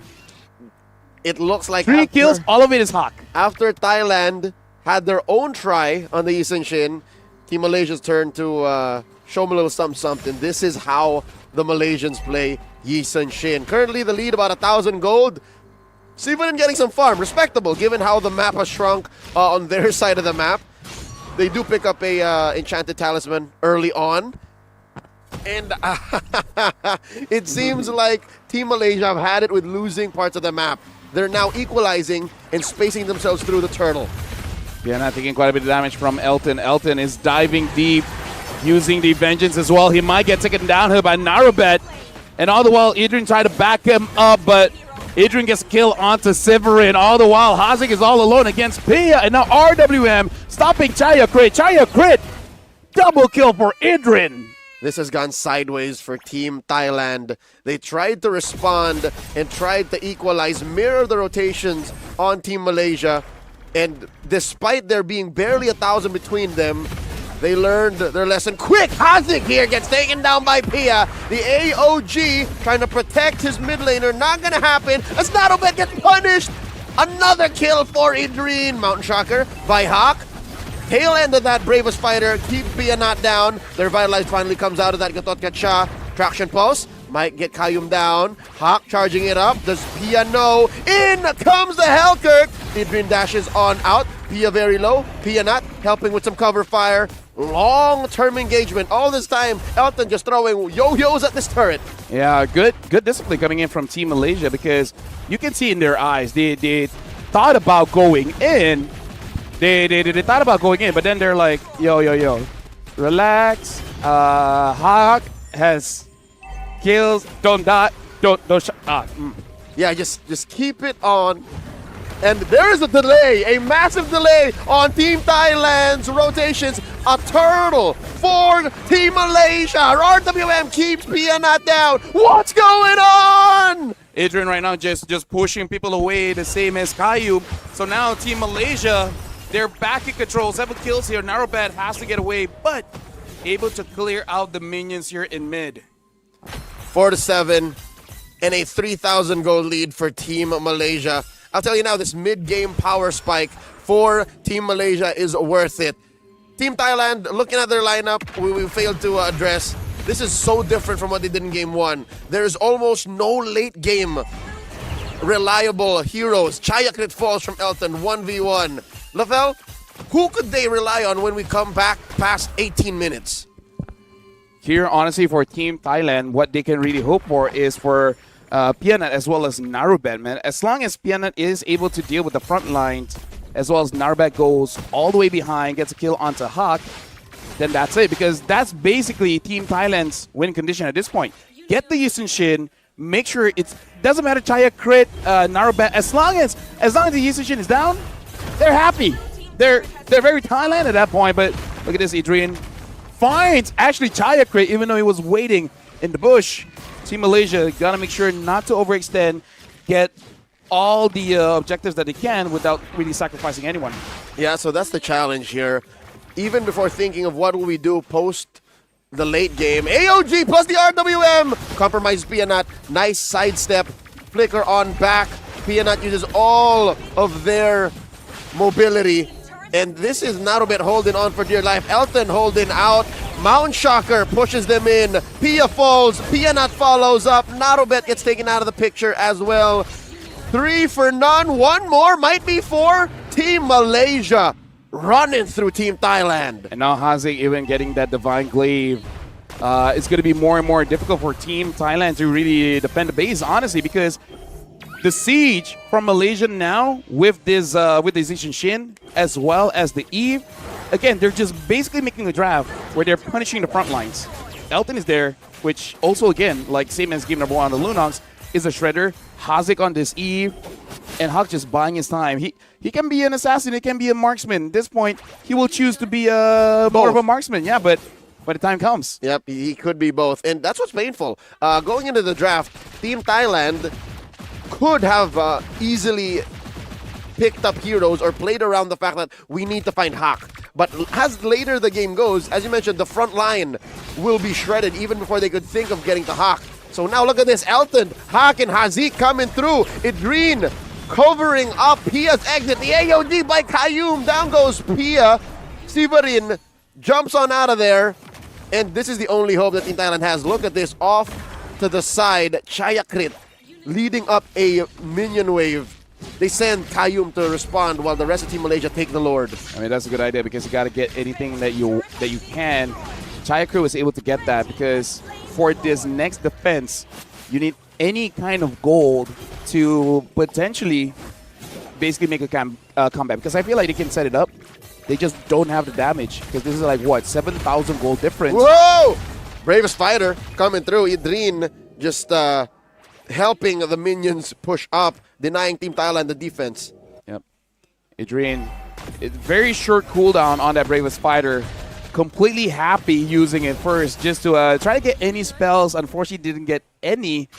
The Lord, though, is coming mid. Down bot, Elton already used up the Vengeance. So Team Malaysia might have to reconsider how deep they really want to push in. Grand Theft Orange being committed here by Team Malaysia. Lord gonna crash into that mid lane at tier 3. AOG plus the RWM. The combo takes down Pianat. Didn't even get the flicker away. Dark Knight falls by Chaya Crit. The Phantom Execution helping Team Thailand save their jungler. Sivarin falls. The front line has been decimated. The top lane inhibitor about to fall as well. Narubet holding out, hoping for hope that this turret stays, but the base has been taken down. Team Malaysia and match point. Right now with 2-0 in this best of 5. Malaysia is 1 game away from moving towards the semi-finals, and unfortunately will be the final attempt from Team Thailand to potentially extend the series here in their hometown. And at this point, you can't say that Team Thailand hasn't tried different strats. They tried so many. They even changed roles, which honestly, like, may be okay because I feel like game number 2 was a bit closer. Narbet on that Lancelot. Try to fight back. It's a little unnerving to see Team Thailand. I don't know if you agree with me, Lafel, but panic after what happened in game 1. Again, it was a very fast game. And their adjustment in game 2 kind of showed that they decided to throw everything at the wall to see what's stuck. They changed roles. They changed the kind of economy that they're playing with. And if I may say, it was a very fragile economy. There was literally no ultra late game hero, no scaling heroes. Yeah. And sure, they won in the first 2 minutes, but as soon as the 2.5 minute mark came in, oops, we lost our tier 1 in the gold lane. Now what? The biggest problem is their kind of lineup. We've seen symptoms of it before, and the idea is having this double assassin, the Helker as well as the Lancelot. You basically kill off the main damage dealers, right? The Yisachin as well as the Eve. The problem is that Team Malaysia has a Lapu, has a CC. So it's kind of like a half-cooked kind of thing where you can deal with one part of the problem, but then even with the Kimi, I don't think you can deal with both a Lapu as well as CC. So even if you hit your win con and killing off the backline damage dealers, the front line can basically 1v5. Yeah, and both of them can do that. Basically, the math doesn't check out because for you to be able to win with this lineup, you have to kill the front line of Team Malaysia first. But they can kill you faster. Yeah. That's the problem. And once they missed out on that opportunity, I don't want to say they gave up, but they instead went and committed the resources to gaining more parts of the map because that's also something that this kind of lineup cannot do reliably, is to gain control of the map unless you're really winning. Essentially what happened here was that Team Thailand tried their very best to get something. But the thing is, Team Malaysia really gave them no options. It's like they're closing off all avenues for you to get farmed so that you had to go split. You had to go the long way to get something that you desire. So good on Team Malaysia as well. Being quite disciplined not to give over kills because look at Hawk. Despite all the attempts, he did not die. I think he did well to keep himself scarce. This is, again, the macro sense that Team Malaysia share with each other. The bottom half of the map is where Hawk built his empire. And by the end of the game, even the inside of Team Thailand's base, he would call home. 7-0-3. He's the MVP, approaching the 900 gold per minute mark. For a good 3 or 4 minutes in the early game, he was farming out of Team Thailand side of the jungle. And this is the impressive thing about Team Malaysia. Basically, like, for 3 or 4 out of 5 of the players are very selfless. So whenever you have a draft like this, and basically the coach says give everything to Hawk, he's like, I got it. And then Hawk, being the hyper carry, has to have this awareness that you got to be the main damage dealer, and you cannot die. So no matter what, out of everyone here, you're the one that cannot make a mistake. So a lot of pressure, but so far, he's executing it well. This might actually be a message that is hidden amongst the awesome highlights. What if there's a team somewhere, I don't know if it's Team Thailand coming up in the next few games, that say, so that's the dynamic. What if we force Hawk to be the one who's selfish? That might be one way that Team Thailand can bounce back, is let's force all of these utility junglers onto Hawk. Yeah. And they're not even talking about like the Suyos or the Alphas, which is where, Hawk found really good success in that metagame. But what if it's like a Fred? No, I think that's why. I think Malaysia read that out, because look at the bans. They ban out the Baxia, they ban out the Fred, they ban out the Ruby. They don't want that. And I feel like if Ruby and Fred is not there, say he has to use a fighter in the jungle, he's like, my main predators are not there. I'm okay with that. And the thing is, something about Coach Art is that until you prove you can beat this, we're not changing. So even if it does not look like a good draft to face against the opponent's draft, like basically the opponent already has the counters, they're like, okay, if you beat it, then we'll change. Until that, nah. Which is impressive. Again, it's one thing to be a jack of all trades and another to be the one who masters one hold 1,000 times. Yeah. But in this case, it's kind of a hybrid of both, because they're covering up the worst case scenario. Yeah. And they're avoiding a situation where basically in the realm of martial arts, it's called dog boxing. Yeah. You're basically denying the opponent the pleasure of putting you in an awkward position. They're saying, just cover these, and then regardless, you'll be fine. Yeah, because the crazy thing is, in their own league back in Malaysia, for ever since Coach Ark was there, record every single season, they will have the lowest unique hero use. I call it, people call it one-tricking. I call it efficiency. I mean, it's an easy argument. You guys don't ban it, so we're just picking it up. So you always say like, this guy can only use Yi Sun Shin, this guy can only use Kimmy. It's like, you let it open. What am I supposed to do about it? We win with it. Yeah. Why not? I mean, like, if we lose, sure, we'll change. But until then, we'll just keep on going on. Speaking of which, this is going to be the final attempt from Thailand. Still possible now or never. A reverse sweep. But yeah, it is going to be quite difficult. And this is where it might be where creativity kind of hurts you a bit. But since now it is match point, we are going for a short break. But after this, we will resume the best of 5 of Thailand going up against Malaysia.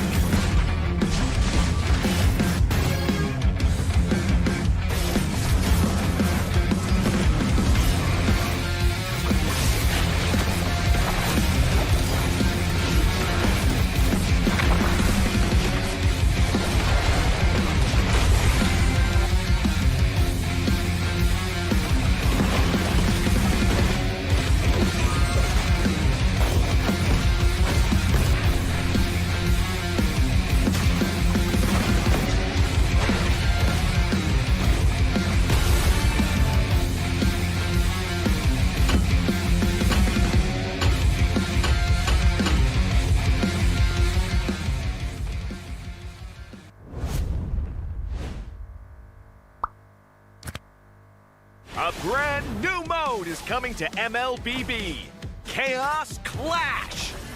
Team up in trios, begin at level 3, and fight on a fresh map with no minions or turrets. During the preparation phase, grab Chaos Fragments to boost your power. As the match goes on, the Annihilation Tide emerges, pushing the action to the limit. Here's a closer look at how this new mode works. Chaos Clash is a multi-round 3 versus 3 mode. Wipe out the entire enemy team to win the round. Teams lose HP each time they are defeated. If a team's HP drops to 0, they're eliminated. Rounds continue until only one champion remains. When there's an odd number of teams, one team will sit out the round. After certain rounds, heroes automatically level up and earn gold. Use this time to buy equipment and boost your power. All full equipment except boots costs 2,000 gold. From round 11 onwards, teams earn bonus gold. Adapt your loadout and strategy to stay ahead. At the start of each round, you will receive random chaos fragments that boost your power. You can also refresh fragments to re-roll their effects, with 2 refreshes per round. The game offers a wide variety of fragments, each with unique effects, so you can mix and match to create your own playstyle. For example, tank fragments make your hero tougher and deal damage back to attackers. Marksmen who pick range-enhancing fragments can safely deal damage from afar. And that's just the start! Countless other powerful fragments and combinations are ready for you to try. As rounds progress, the Annihilation Tide starts shrinking across the map. Heroes outside the tide take sustained damage. Master this mechanic, and it can swing the battle in your favor. For instance, heroes with knockback or displacement abilities can push enemies into the tide. Surprise your opponents and watch them struggle against the sustained damage.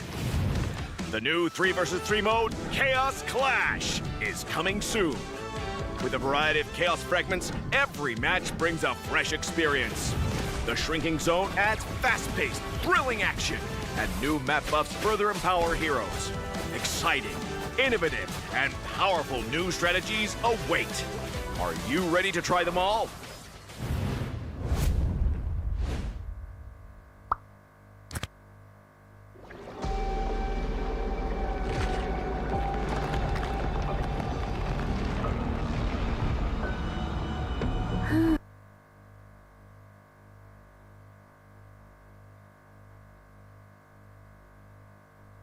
Sorry, hello. Okay, now I'm guessing now you guys can see us. Hello, my name is Stafel, and this is Leo, and you guys are watching Thailand going up against Malaysia in the knockout stage, where Team Malaysia does have a 2-0 advantage.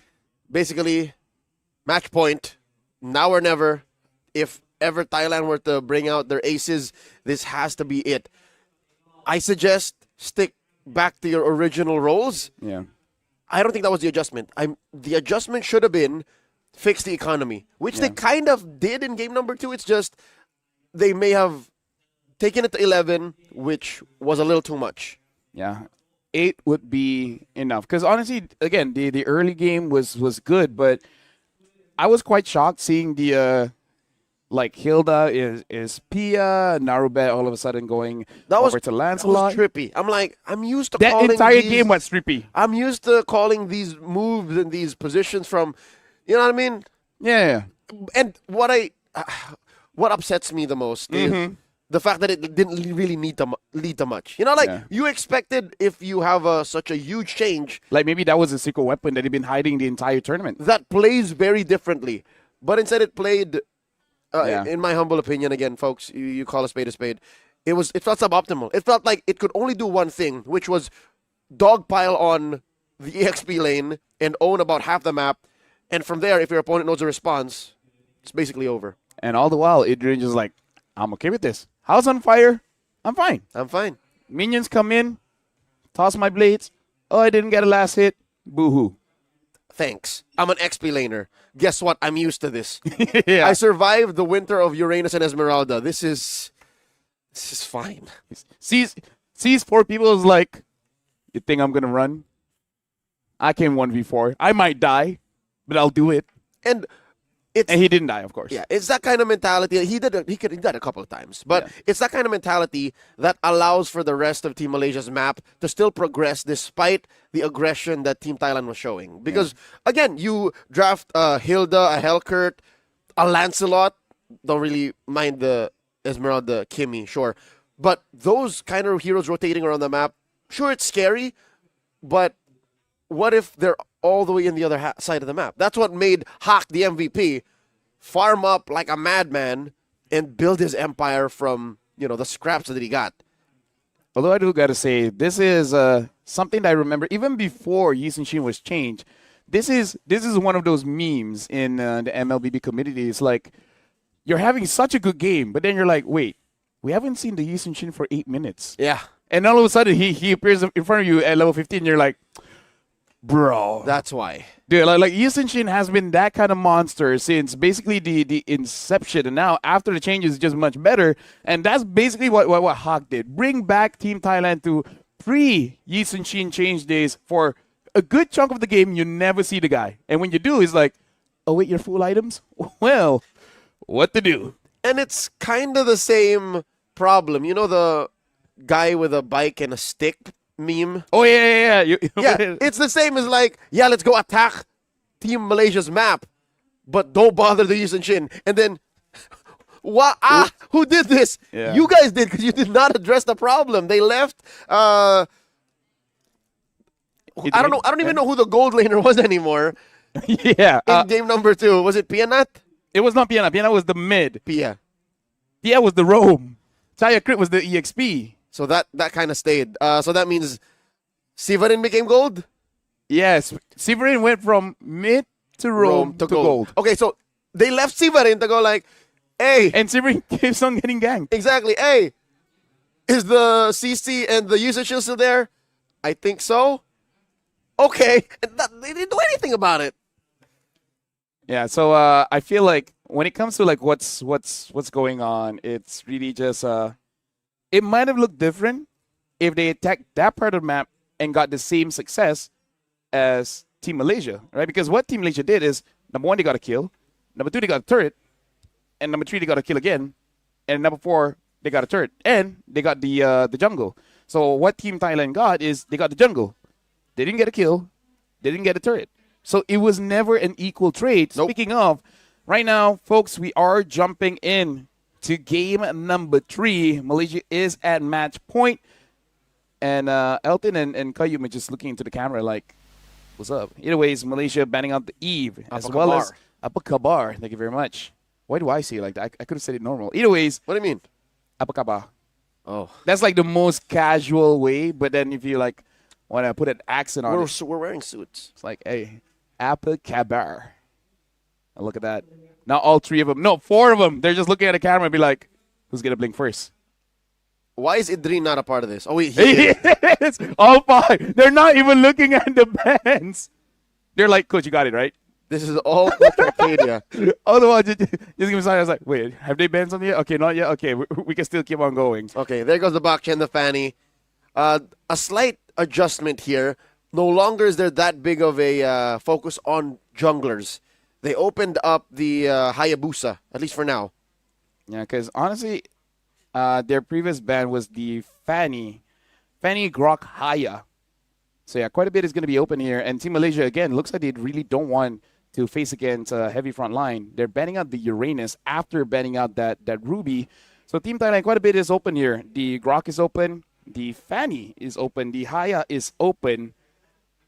And maybe we'll see a Fanny here because the Jushin gets banned. It should be a Grok first pick. Unless Team Malaysia, they don't want to take the risk and just pick up something like a Yushin Shin first pick. Or a Lapu Lapu. Oh, wait, Fanny Ban. Sorry, my bad. I was seeing a different hero. Yep. So all of these, Yushin Shin, Lapu Lapu, Grok, heroes you don't often get. And it looks like Qayyum will be taking control of one of the most banned heroes in the SEA Games. Team Thailand can respond by getting the Yushin Shin plus Lapu Lapu. I mean, like, as a roamer, if the Grok is open and my other roles are saying this and that, I'm like, bro, give me the Grok. You guys can have the crumbs. But now it looks like Team Thailand picks up the Kimi as well as the Hilda, which is something they used before. And it actually was good, right? They pressured mid. They got into the jungle. It's good. This was game 2. And they put up a very good effort to choke out Team Malaysia's economy in the early. So now they just got to bridge that. They have to find a way to find a balance between their aggression and the promise of a solid power spike going into the late game. Malaysia have a response here. 2 picks to close up their first phase. Do you still use Shin? Nope. Looks like no. He wants the Lancelot, so just switching it up. And this time for Team Malaysia, they pick up the Esmeralda, which is still a flex because both Adrian as well as Elton can use quite well. Hiding what is going to be Hazik's hero because his most used have now not been accessed to him. The Kimi, the Eve, as well as the Jushin. So whatever to pick next, Thailand should not use a big alt hero because there's always a chance that Malaysia might pick up that Valen for Hazik. Yes. The best play for Thailand, no matter what happens here in Red 3, is to ban out the Farsa. Ban the Farsa Red 4, and then Bob's your uncle. What else is left for Hazik then? Hazik has quite a big hero pool, even opting for a Hellkurt mid once. And I remember that game because it was basically a 1v9. It was interesting. Not recently. That was like a while back. I think one season after his debut. But by the way, you want to know one interesting fact about Hazik? Yes. Ever since he entered the MPL, he's won best mid laner every time. He's always the best mid laner in every season he's been part of. If he didn't get one, it was just one. Like, his face is stuck there. The designers doesn't have to change. Well, that's why he's a national athlete. That's why we're here. There's the Farsa ban, as telegraphed by Team Thailand. Team Malaysia, they can start choking out gold lane choices. Thailand has to ban out Selena. That's the other. That has to be banned. Other stormy pick. Yep, that has to be banned. They should not let that Selena go. So now Team Thailand, if there's any other threats, maybe the Lapu, because Lapu can deal with the Yusenshin as well as the Kimi or Yuzong. Either or, I think it's fine. Selena or Lapu ban. Actually, you know what? Selena ban, pick the Lapu. There you go. Perfect. Unless Malaysia bans it, because, you know, they're on that train too. True. But yeah, if they ban a Lapu, you use a Yuzong. You know, you work in a similar fashion. But different weapons. Yeah, but I don't know if the Yuzong is good right now. Hey, you don't know who's going to use it? Right. There you go. Oh, that's difficult. Yeah, yeah, see? Suddenly, Thailand has so many things to consider. Yeah. What do they ban? There's the Lapu Lapu, okay. Do they go ban Lapu Lapu, pick the Yuzhong, and then good luck. If it's a Selena, we'll just play. I mean, like, the other thing is the Alice, but I feel like you kind of need just a little bit more aggression because in terms of the front line, you already have the Hilda. I guess an Alice is good at setting up.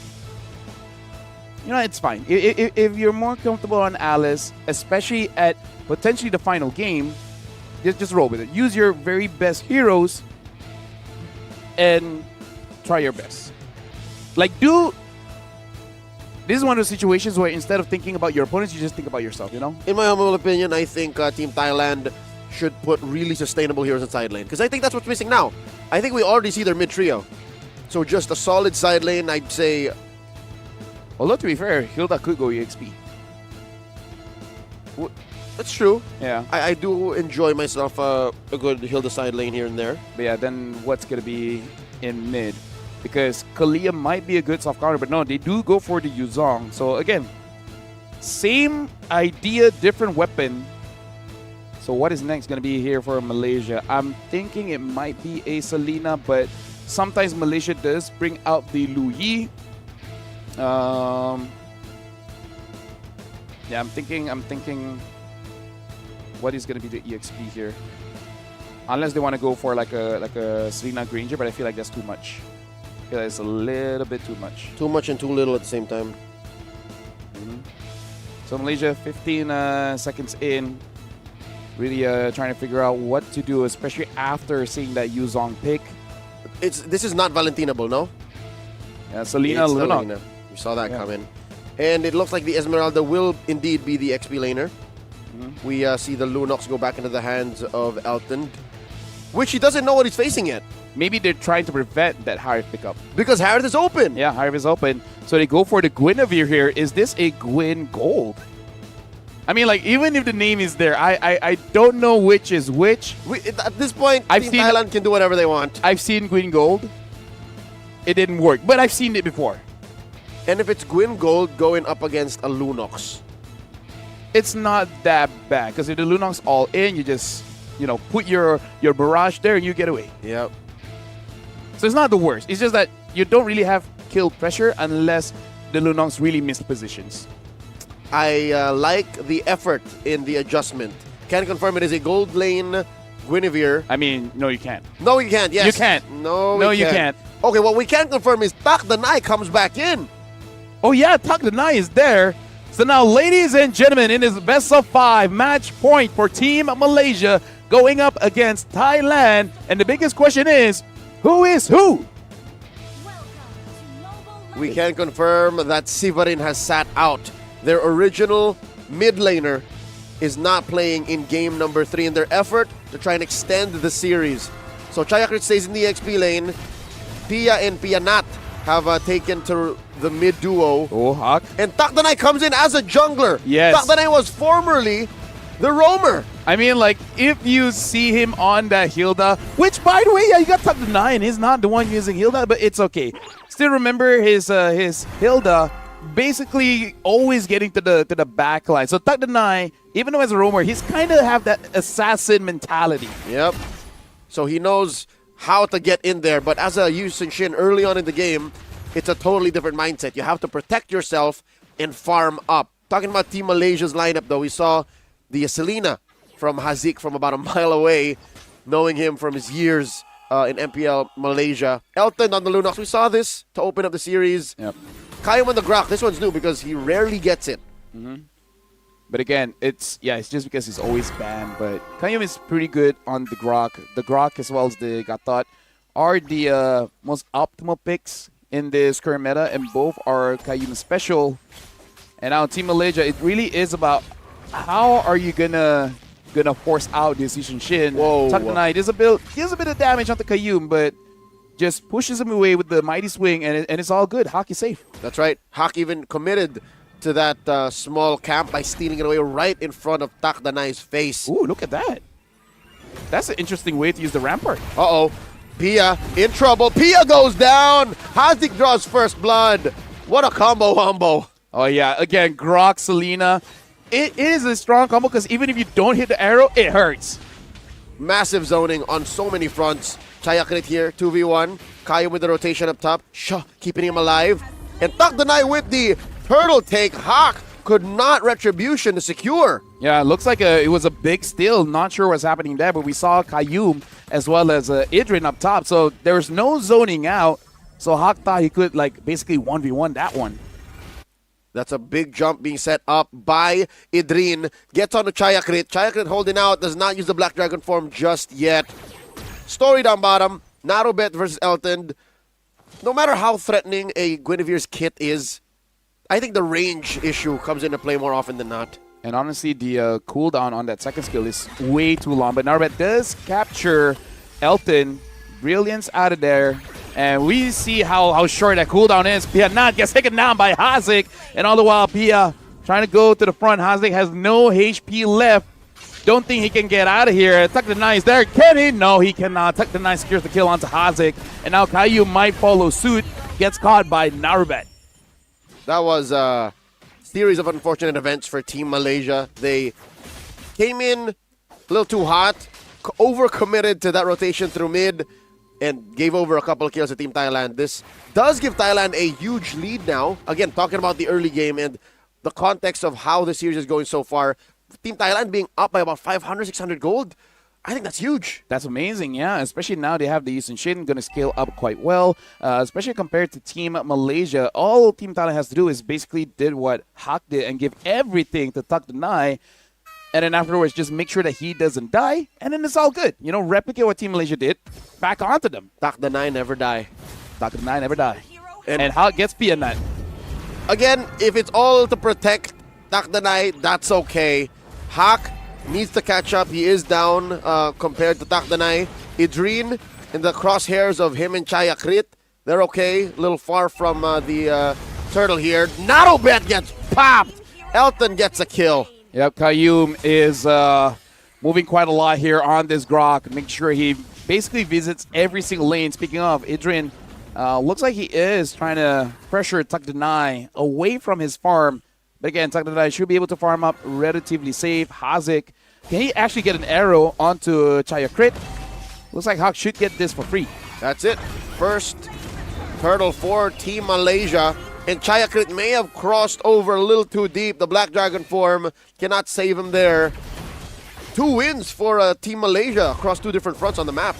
Yeah, it looks like they're trying to force this out, but Hazi gang. Hazi tries to get away, cannot. Tuck deny, secures the 2nd kill for himself. And now the goal lead, even though Malaysia is on top, but Thailand, they're not losing by much. Idrin picking this fight, putting some shields on the Pia. Pia jumps into the brush, gets some healing, sends him home. Team Thailand holding on. It's a decent lead that Team Malaysia have suddenly grown here. About 1,000. Elton! Too much between Taktanay and Narobet for Lunox to heal up. Yeah, guessing already uses the Brilliance, so had no choice. Might as well try to get a kill or try to sustain off of that. Because, unable to do so. Ladies and gentlemen, please do bear with us. We are doing our best to keep up with the current events happening in-game. Yeah, so something's definitely happening. Oh, for sure. You know, competition continues. I hear noises. I hear things going on. Let's talk about, is that a desert or a leaf? Folks, back to us for a bit. Do believe Team Thailand and Team Malaysia are still playing, and if it continues this way, I think Team Malaysia should find their footing. It's so much easier for them to find Hawk than for Hawk to continue this way for the next 5 minutes. I'm trying to listen to the Thai casters to have a 7 as well going on. There's a fight going on. It looks like Elton got the turret. There you go. That's what I'm saying. The map will not be for Team Thailand permanently. They have to work for it. And yeah, the early game, easy to do that. Chayakrit gets hit with a massive tech charge. Chayakrit trying his best to survive, gets hit with Elton's barrages. And there goes an arrow. Stunning one. Pia, the answer, the Mount Shocker, the dash in. Kayum gets cracked in half. All this while, Hawk was taking the final turtle of the game. Puncture through, puncture another. Narubet falls. One more might go. Pia not. Double kill for Hawk. Pia gonna be up next. Who's gonna take him? Can they stop him? Puncture through the minion. Very similar to how the GOAT plays. Hawk gets another. I mean, like, they are friends, and now Hawk does have that endless battle. Having a good time here. 5-0-0 at 7 minutes here. Looks like Team Malaysia does have the lead, and it looks like they were able to get the outer turrets up top and down bot, and now they want mid as well.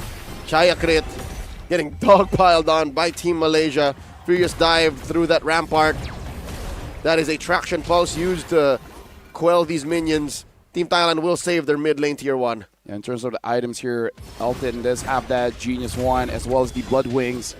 Pia trying to get away from Idrin, which does have that Enchanted Talisman, as well as the Oracle. So basically able to spam out all shields.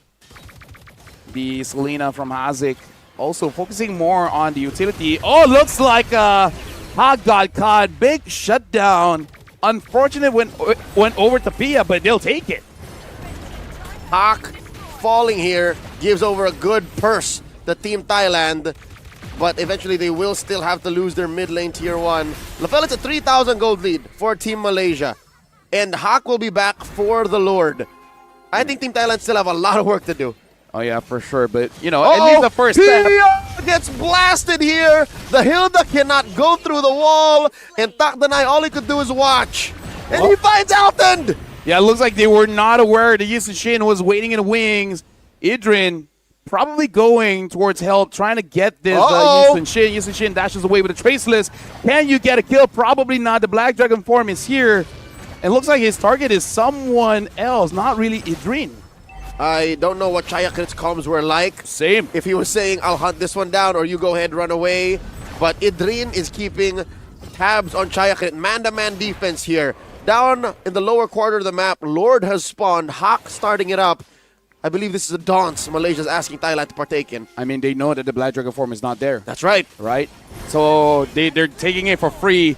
All the crucial resource for Thailand to contest that one has been used. So good on Kayum and Idrin forcing out that Black Dragon form. Yep. Very, very good long-term planning. 2-step process. Malaysia reading the map, reading their opponent's movements, and I don't blame Thailand for responding that way. Because again, Chayakrit already made the call. We don't see it, we didn't hear it, but there was a decision he made that caused this domino effect for Team Malaysia to take the Lord for free. Now they're going to sink the waves.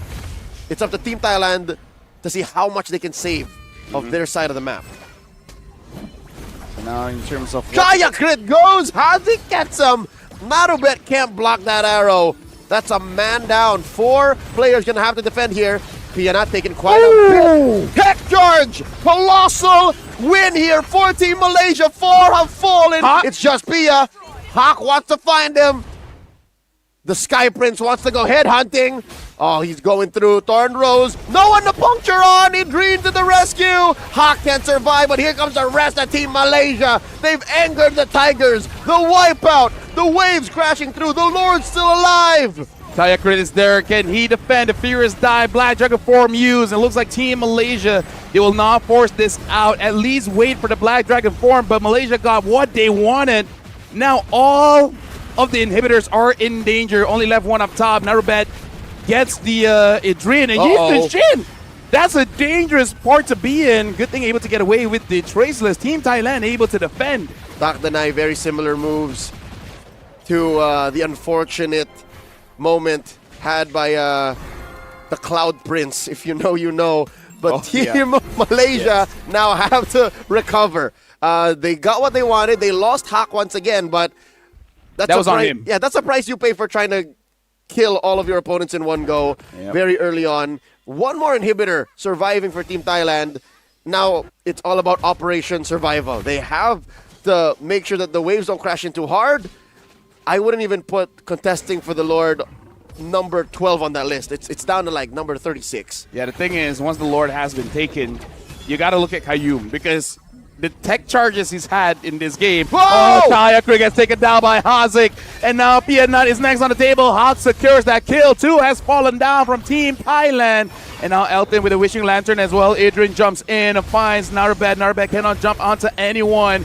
And Malaysia tech charge hits onto Pia. Pia gets taken down by Elton. And Team Malaysia wins 3-0 against Thailand. Forget the Lord. Team Malaysia found their opening and in a swift motion ends the game and the series 3-0. Team Thailand moves through the brackets. Yep. Team Malaysia is able to proceed forward. And unfortunately, Team Thailand, this does mean that they are eliminated. They're still showing good sportsmanship between the two. Thailand is still all smiles, understanding. That was they gave their all. They make sure they put everything on the table. They tried everything, literally. In fact, everyone got to play, right? No one was left out in that best of 5. That's right. Everyone got play time. And Malaysia, after that win, will be going up against Myanmar. Do you want to know an interesting breakthrough right now? Yes, please. Indonesia and Vietnam are currently 1-1. 1-1 in 1-1. Simultaneously happening matchup in the quarterfinals. Vietnam was able to score 1 over Team Indonesia.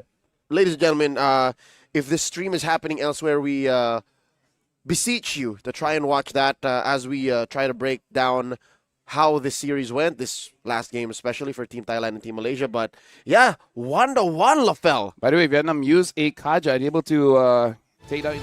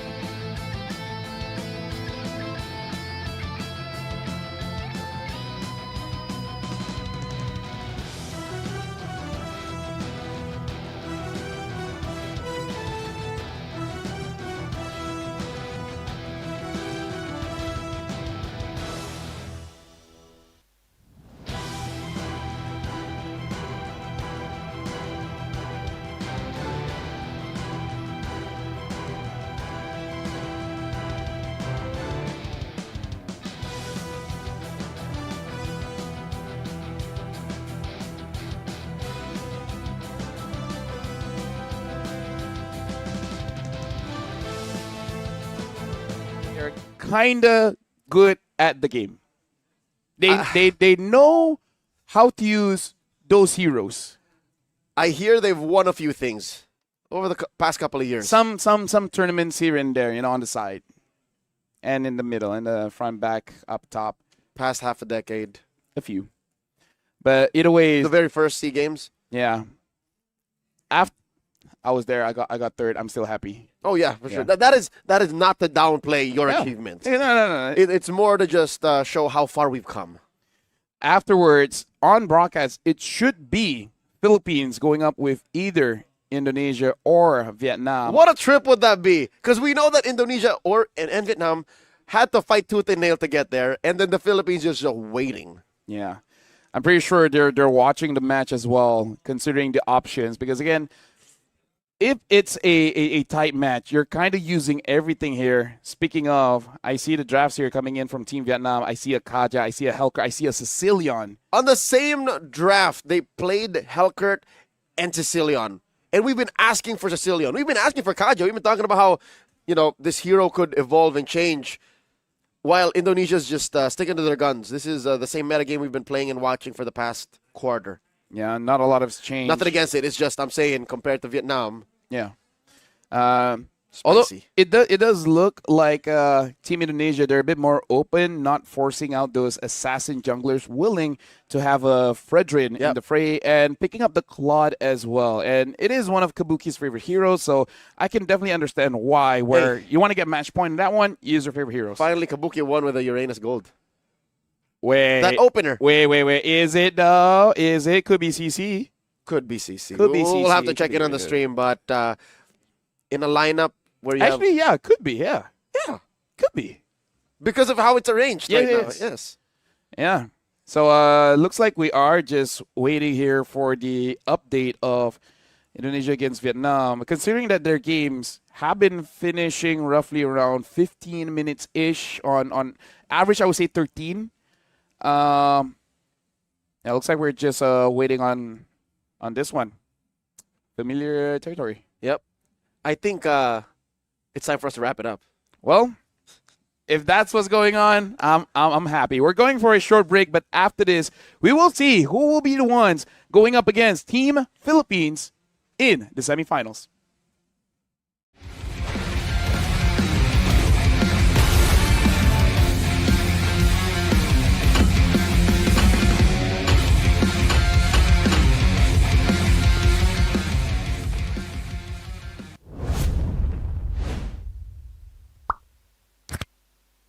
A brand new mode is coming to MLBB, Chaos Clash.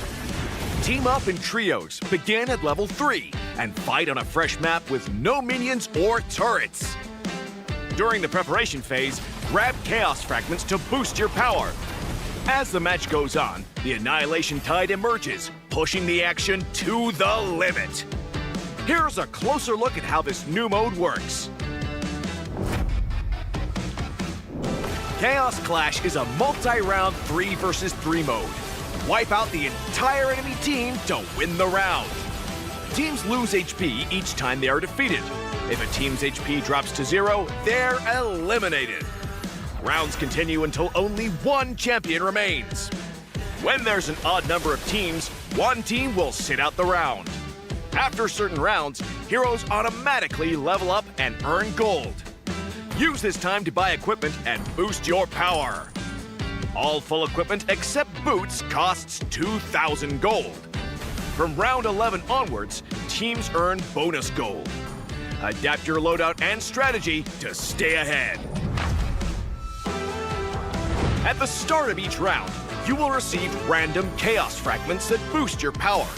You can also refresh fragments to re-roll their effects, with 2 refreshes per round.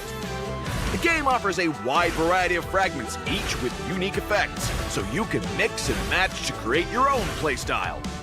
For example, tank fragments make your hero tougher and deal damage back to attackers.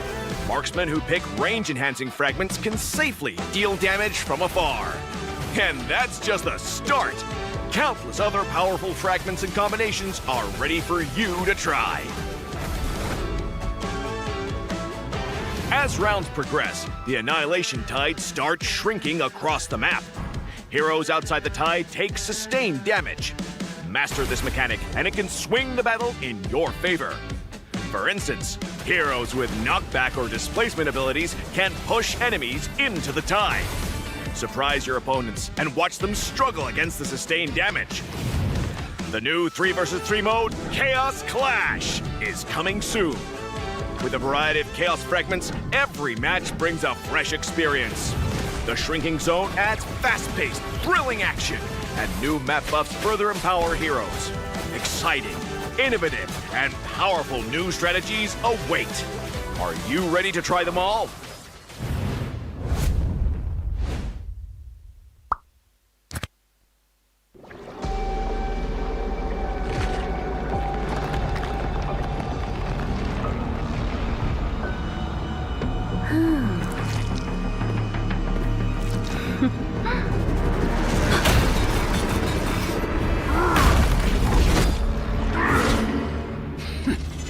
Does the Lord of Lava also crave the Sovereign's blood?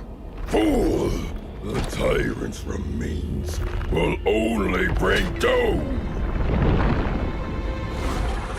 Their brutal dominion, our warriors were corrupted into foul bonds of decay! Sovereign of the Abyss, Obsidia. Her curse still flows within the Sovereign's blood!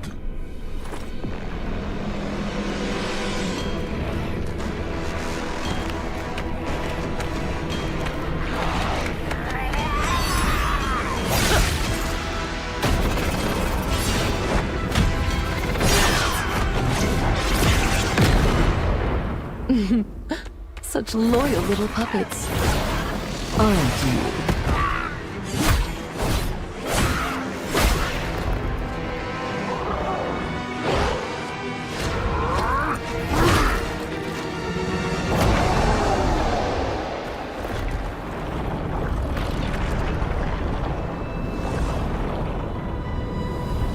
You are merely a puppet, no different from my spawns.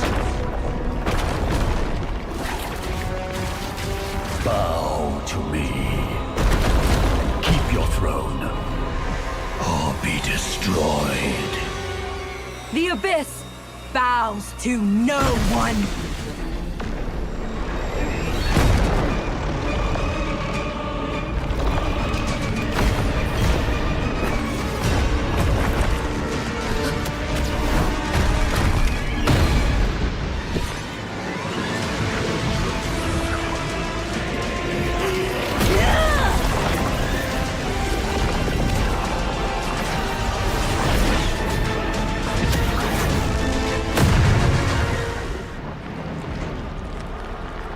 For the Abyss!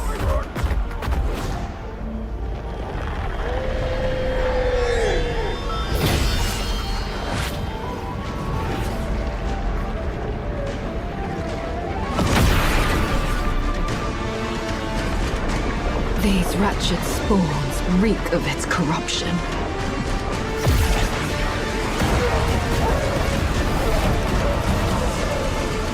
Your sovereign has a god to kill.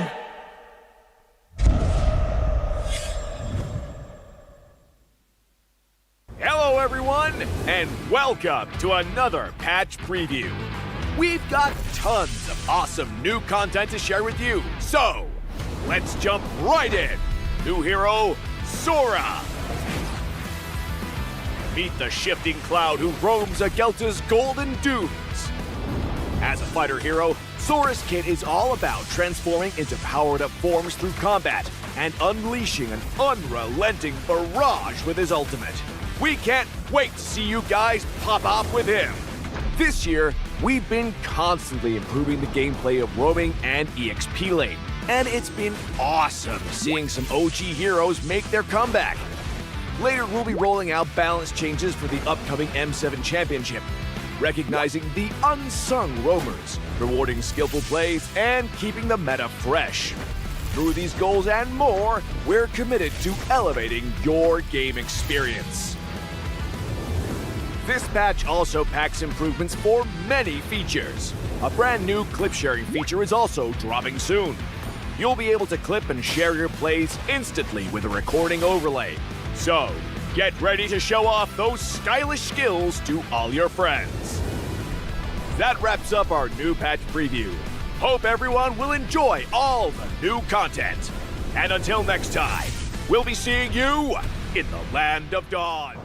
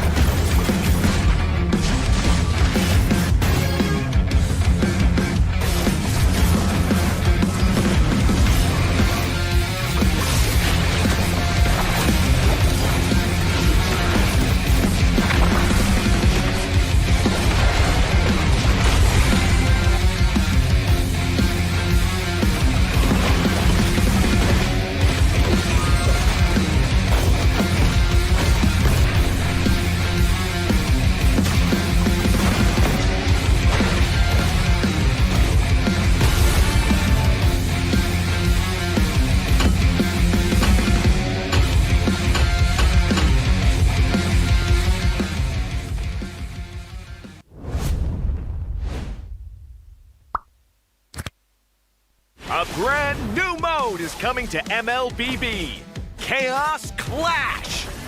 Team up in trios, begin at level 3, and fight on a fresh map with no minions or turrets.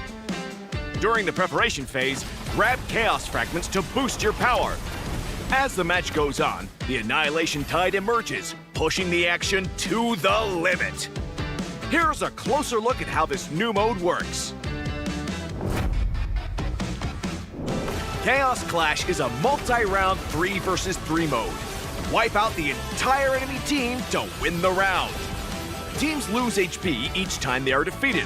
If a team's HP drops to 0, they're eliminated. Rounds continue until only one champion remains. When there's an odd number of teams, one team will sit out the round. After certain rounds, heroes automatically level up and earn gold. Use this time to buy equipment and boost your power. All full equipment except boots costs 2,000 gold. From round 11 onwards, teams earn bonus gold. Adapt your loadout and strategy to stay ahead. At the start of each round, you will receive random Chaos Fragments that boost your power. You can also refresh fragments to re-roll their effects, with 2 refreshes per round. The game offers a wide variety of fragments, each with unique effects, so you can mix and match to create your own playstyle. For example, tank fragments make your hero tougher and deal damage back to attackers. Marksmen who pick range-enhancing fragments can safely deal damage from afar. And that's just the start! Countless other powerful fragments and combinations are ready for you to try. As rounds progress, the Annihilation Tide starts shrinking across the map. Heroes outside the tide take sustained damage. Master this mechanic, and it can swing the battle in your favor. For instance, heroes with knockback or displacement abilities can push enemies into the tide. Surprise your opponents and watch them struggle against the sustained damage. The new 3 versus 3 mode, Chaos Clash, is coming soon. With a variety of Chaos Fragments, every match brings a fresh experience. The Shrinking Zone adds fast-paced, thrilling action, and new map buffs further empower heroes. Exciting, innovative, and powerful new strategies await. Are you ready to try them all?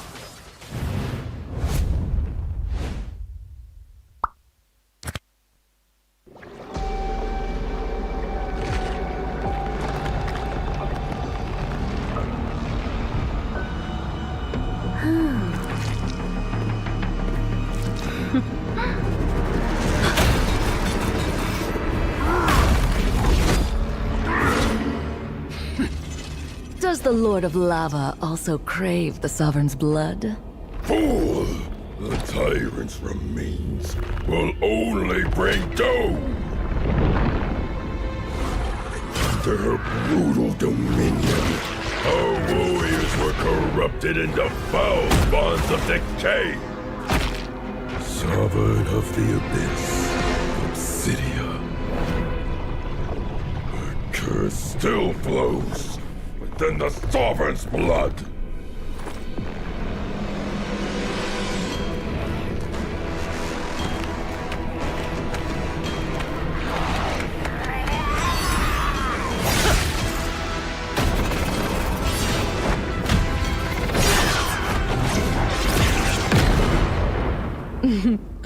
Such loyal little puppets, aren't you?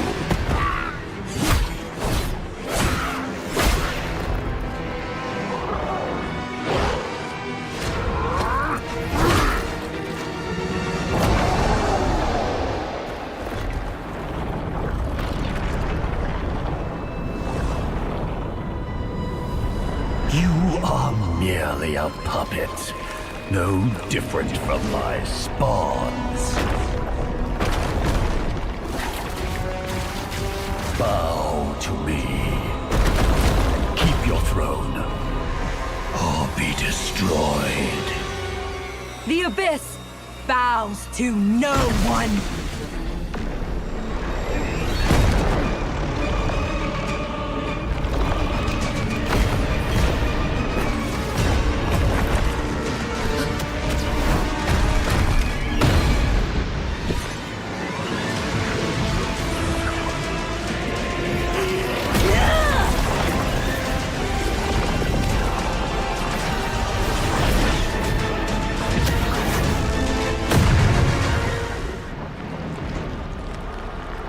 For the Abyss!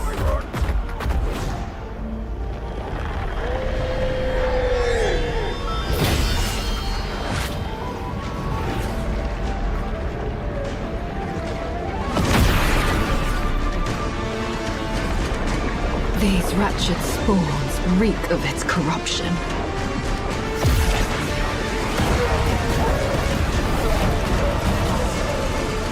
Your sovereign has a god to kill.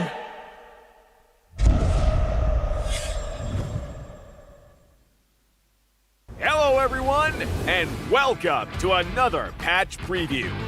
We've got tons of awesome new content to share with you, so let's jump right in. New hero, Sora. Meet the shifting cloud who roams Agelta's golden dunes. As a fighter hero, Sora's kit is all about transforming into powered-up forms through combat and unleashing an unrelenting barrage with his ultimate. We can't wait to see you guys pop off with him. This year, we've been constantly improving the gameplay of roaming and EXP lane, and it's been awesome seeing some OG heroes make their comeback. Later, we'll be rolling out balance changes for the upcoming M7 Championship, recognizing the unsung roamers, rewarding skillful plays, and keeping the meta fresh. Through these goals and more, we're committed to elevating your game experience. This patch also packs improvements for many features. A brand new clip sharing feature is also dropping soon. You'll be able to clip and share your plays instantly with a recording overlay.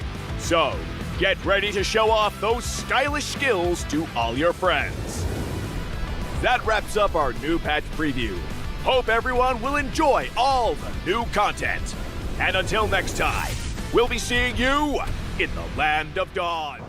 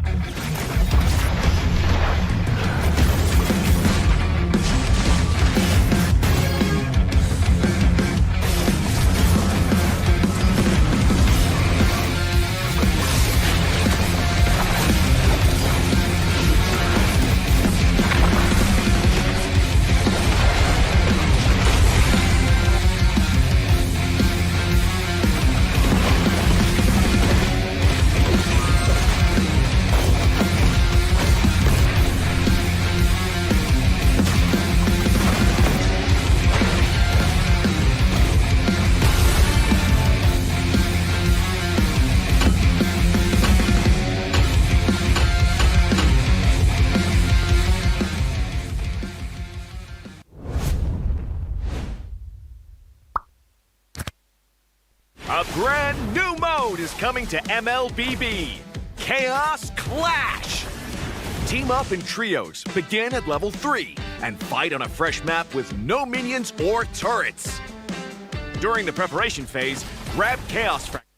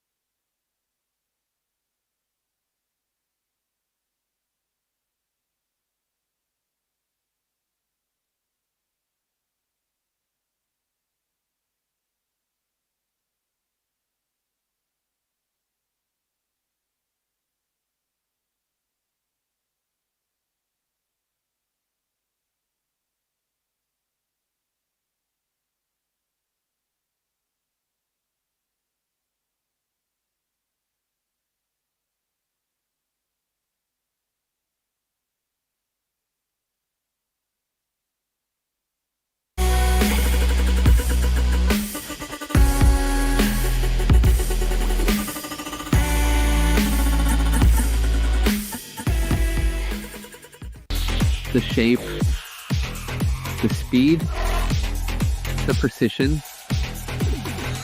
Both with pros, made for esports.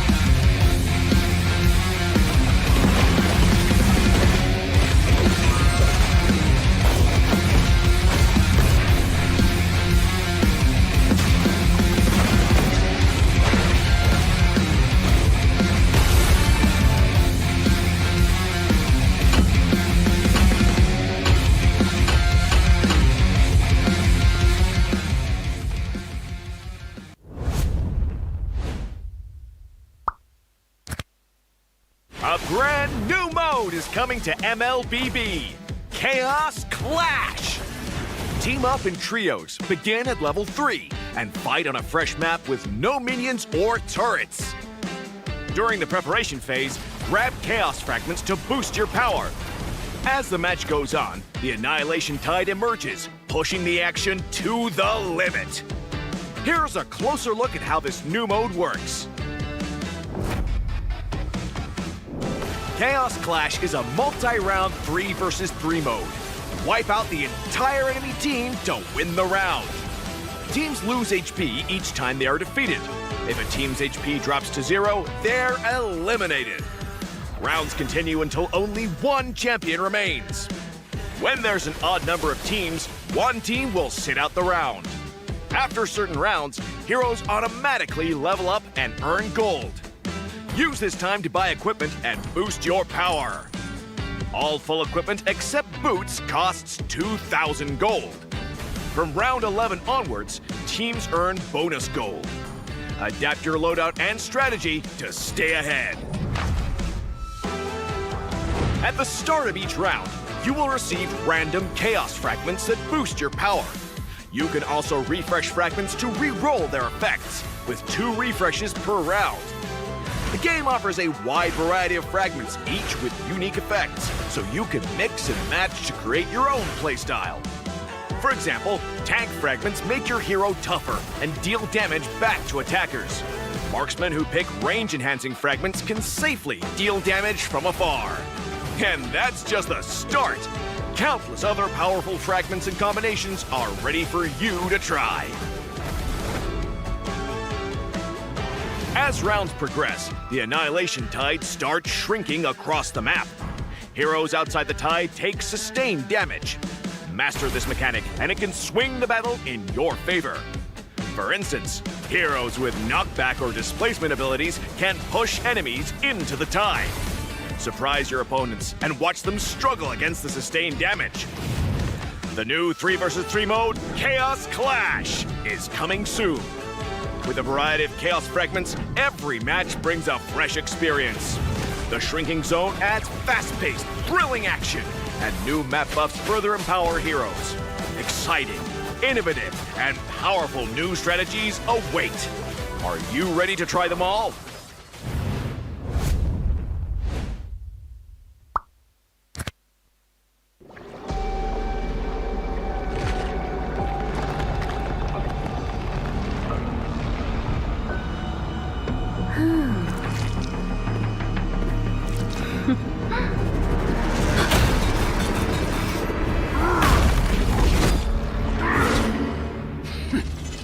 Does the Lord of Lava also crave the Sovereign's blood? Fool! The tyrant's remains will only bring doom! Their brutal dominion, our warriors were corrupted into foul bonds of decay! Sovereign of the Abyss, Obsidia. Her curse still flows within the Sovereign's blood.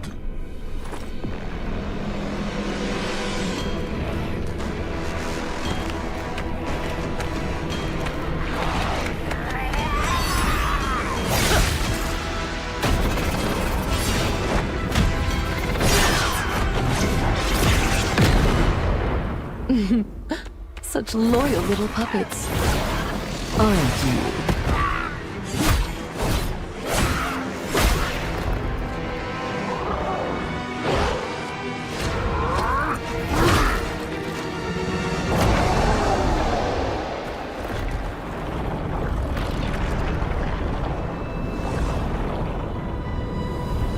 You are merely a puppet, no different from my spawns. Bow to me. Keep your throne, or be destroyed. The Abyss bows to no one.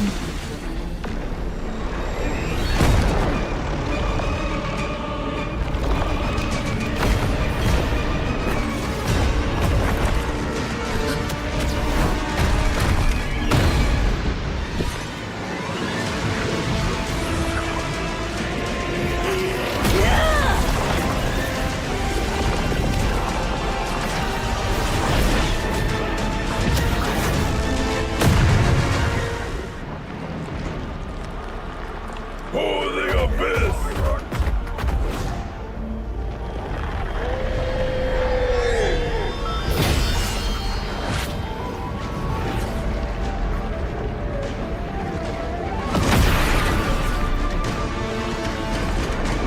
These wretched spawns reek of its corruption.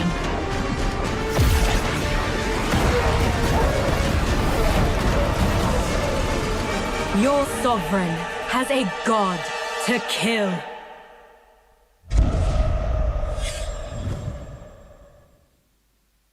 Hello, everyone, and welcome to another patch preview. We've got tons of awesome new content to share with you, so let's jump right in. New hero, Sora. Meet the shifting cloud who roams Agelta's golden dunes. As a fighter hero, Sora's kit is all about transforming into powered-up forms through combat and unleashing an unrelenting barrage with his ultimate. We can't wait to see you guys pop off with him. This year, we've been constantly improving the gameplay of roaming and EXP lane, and it's been awesome seeing some OG heroes make their comeback. Later, we'll be rolling out balance changes for the upcoming M7 Championship, recognizing the unsung roamers, rewarding skillful plays, and keeping the meta fresh. Through these goals and more, we're committed to elevating your game experience. This patch also packs improvements for many features. A brand new clip sharing feature is also dropping soon. You'll be able to clip and share your plays instantly with a recording overlay. So, get ready to show off those stylish skills to all your friends.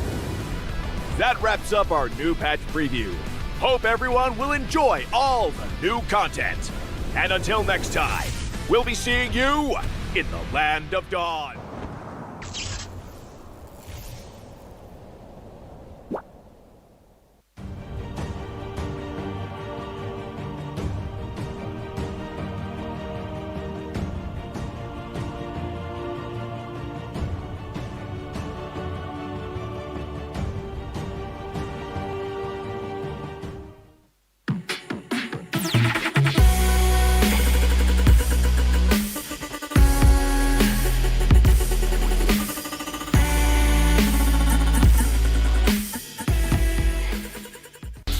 The shape, the speed, the precision.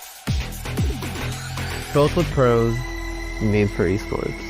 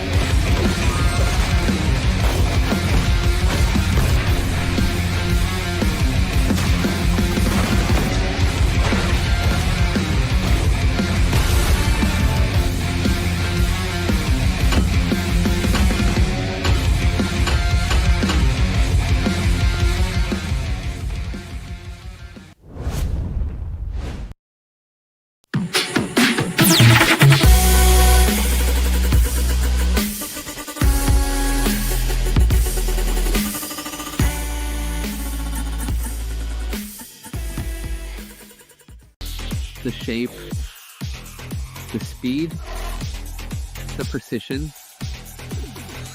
Built with pros, made for esports.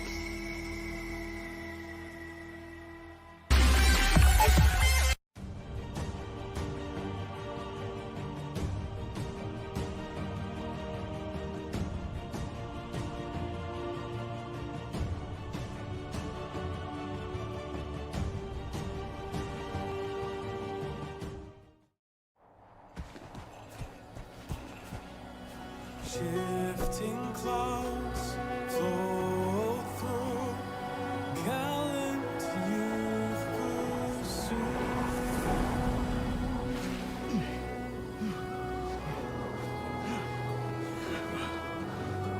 We've been searching for days, Sora. The shifting cloud is just ahead. Look!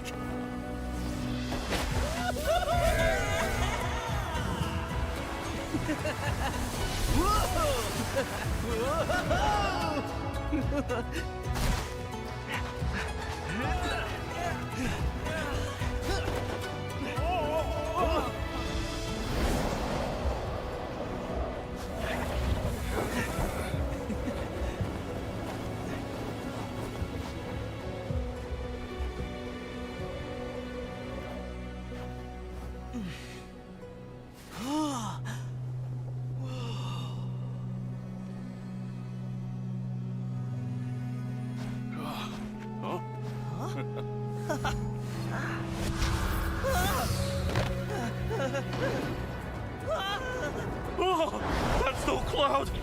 That's a sandstorm!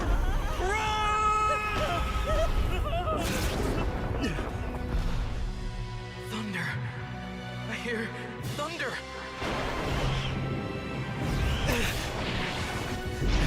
It's here! I know it!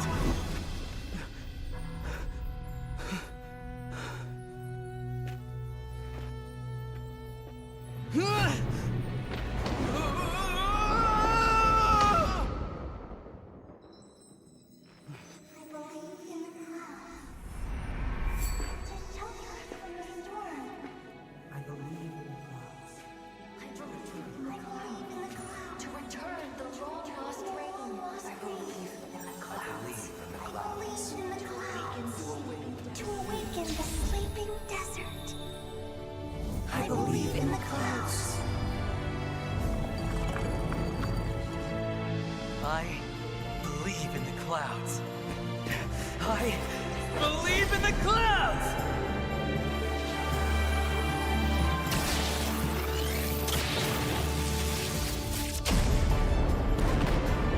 Wow! Hey! Whoa!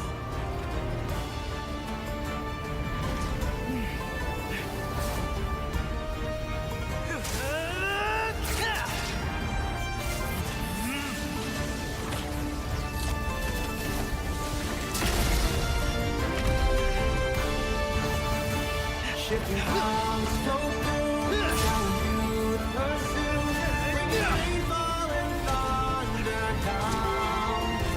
Flower seeds sprout strong, animation trickles, spreading green.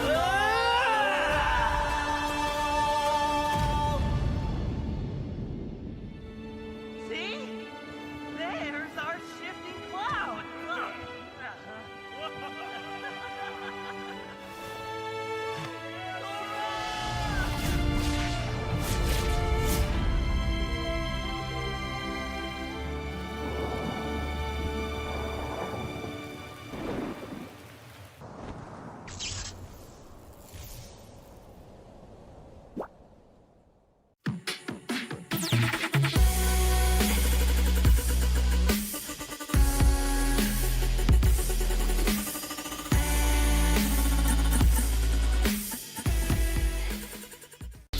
The shape, the speed, the precision. Built with pros, made for esports.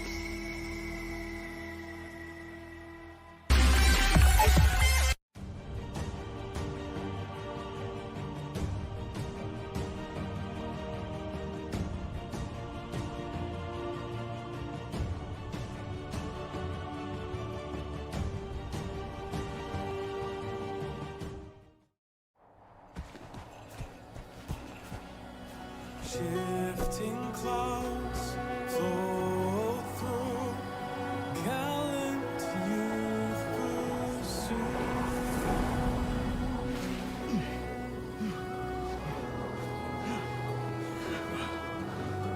We've been searching for days, Sora. The shifting cloud is just ahead. Look!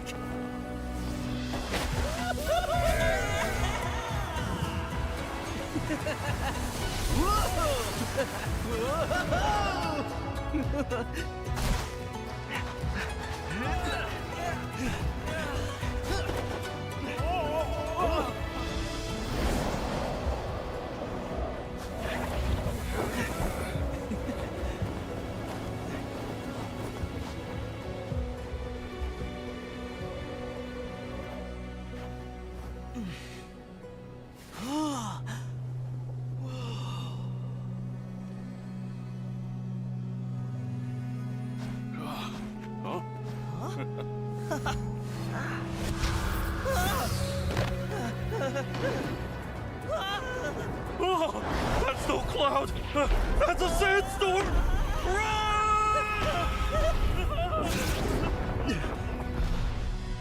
Thunder. I hear thunder.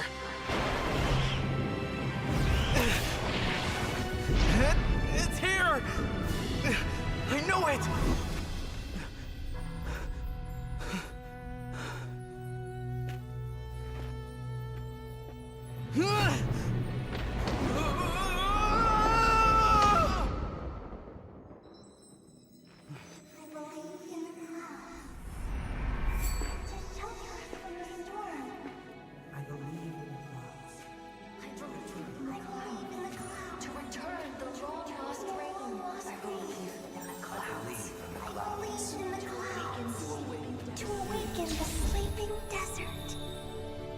I believe in the clouds. I believe in the clouds. I believe in the clouds!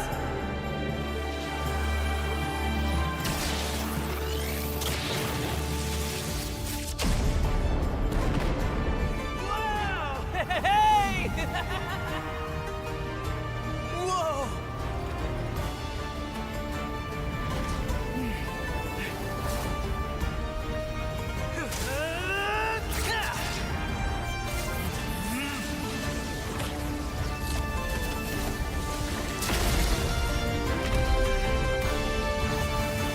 Shifting clouds flow through, gallant youth pursue, bringing rainfall and thunder down. Flower seeds sprout strong, and ancient tree grows, spreading green.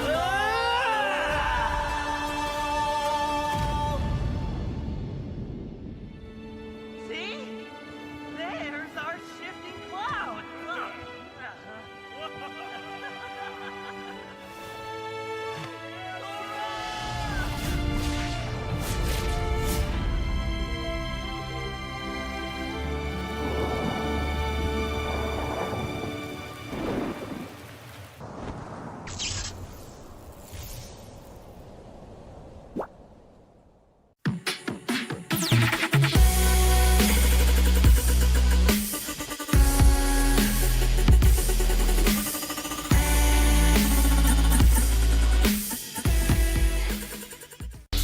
The shape, the speed, the precision, built with pros, made for esports.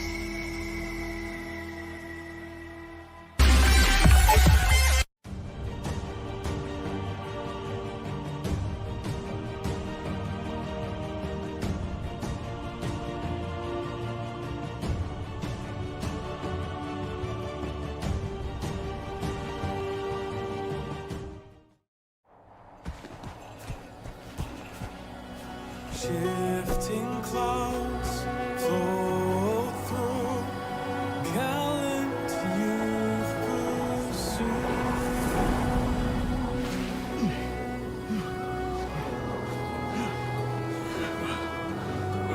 We've been searching for days, Sora.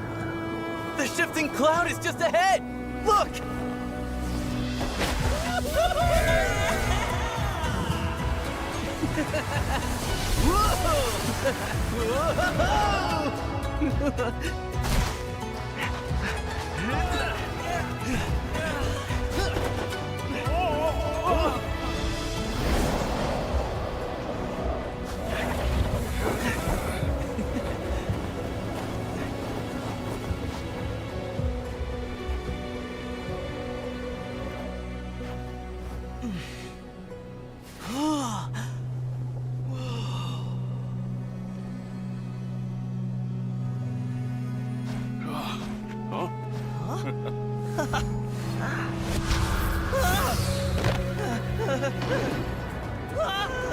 Oh, that's no cloud! That's a sandstorm!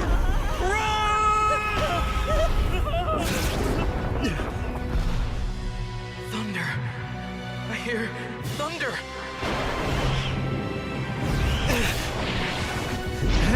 It's here! I know it!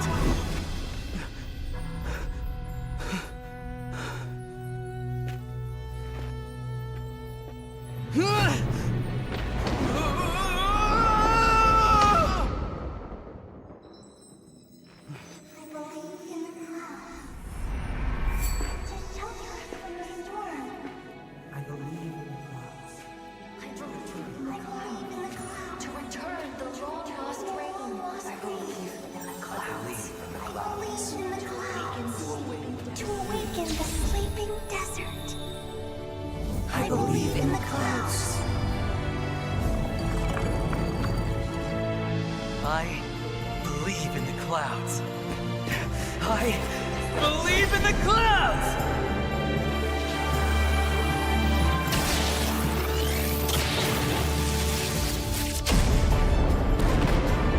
Wow! Hey! Whoa!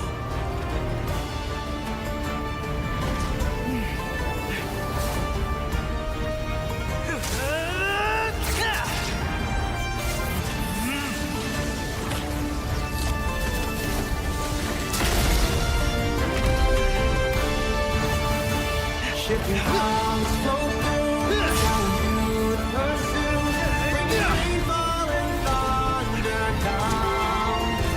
Flower seeds sprout.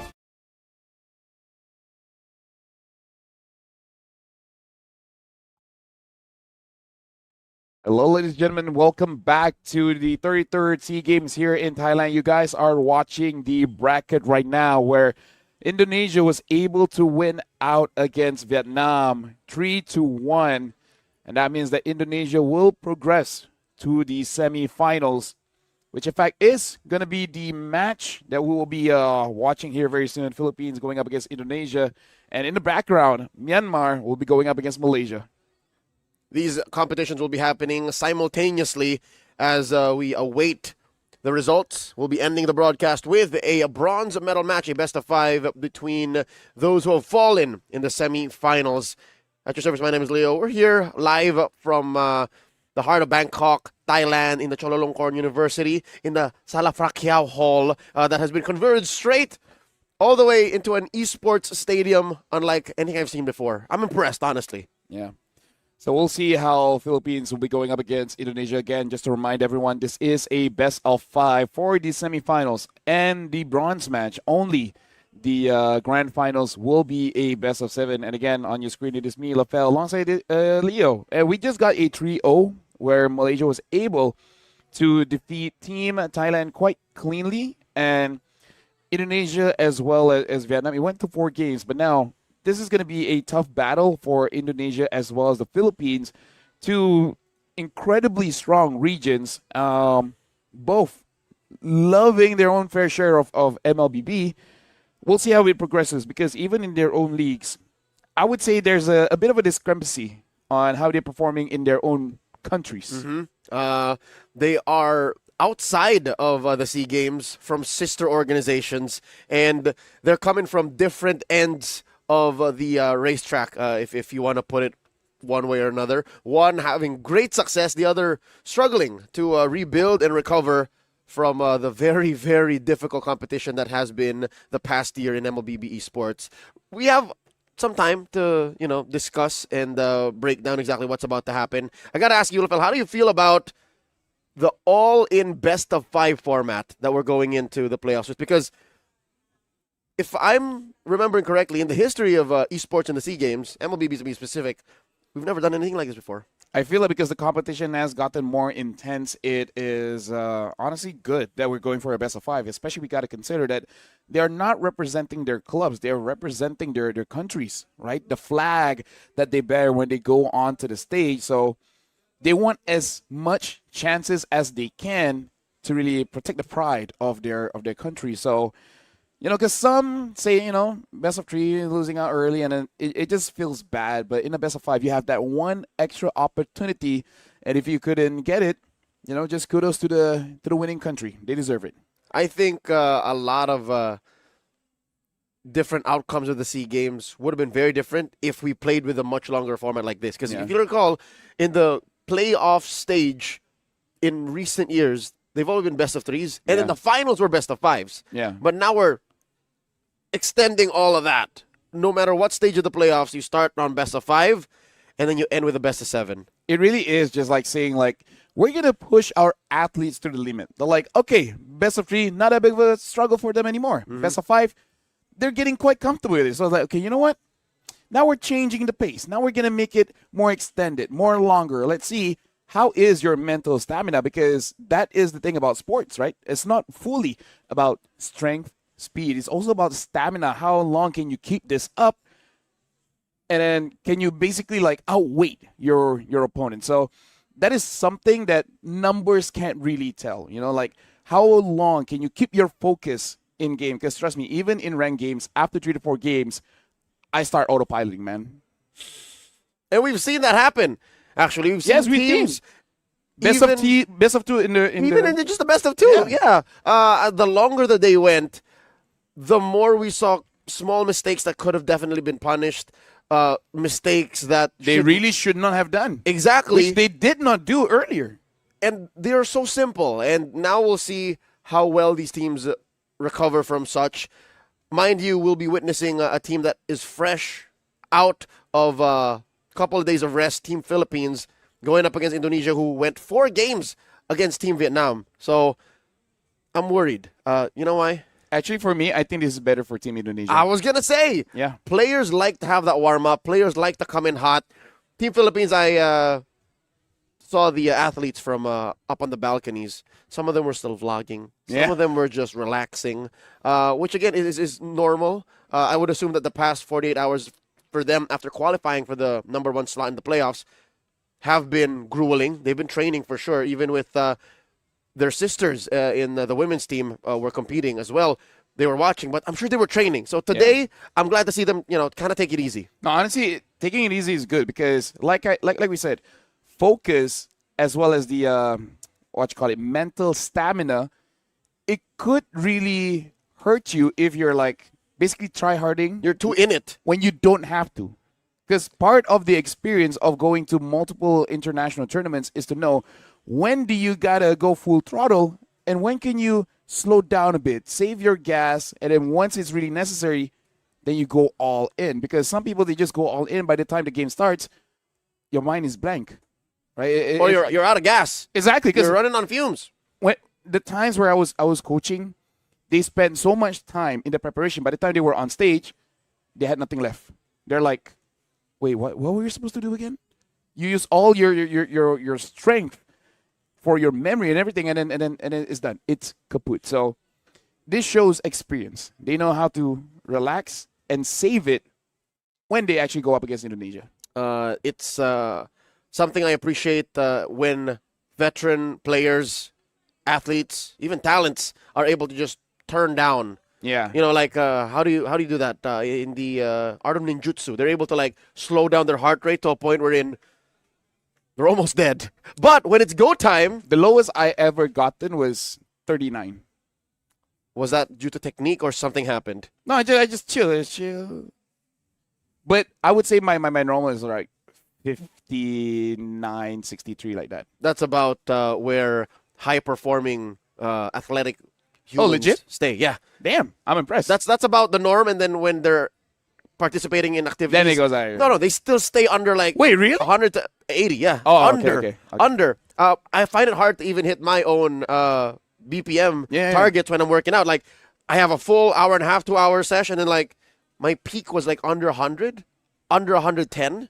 So that's how it is. Yeah. So what were we talking about? Something, because we're waiting. Oh, for the teams to get ready. Beats per minute, expending energy, and Team Philippines seemingly, as per my anecdotal response, being able to do that. Because again, these are.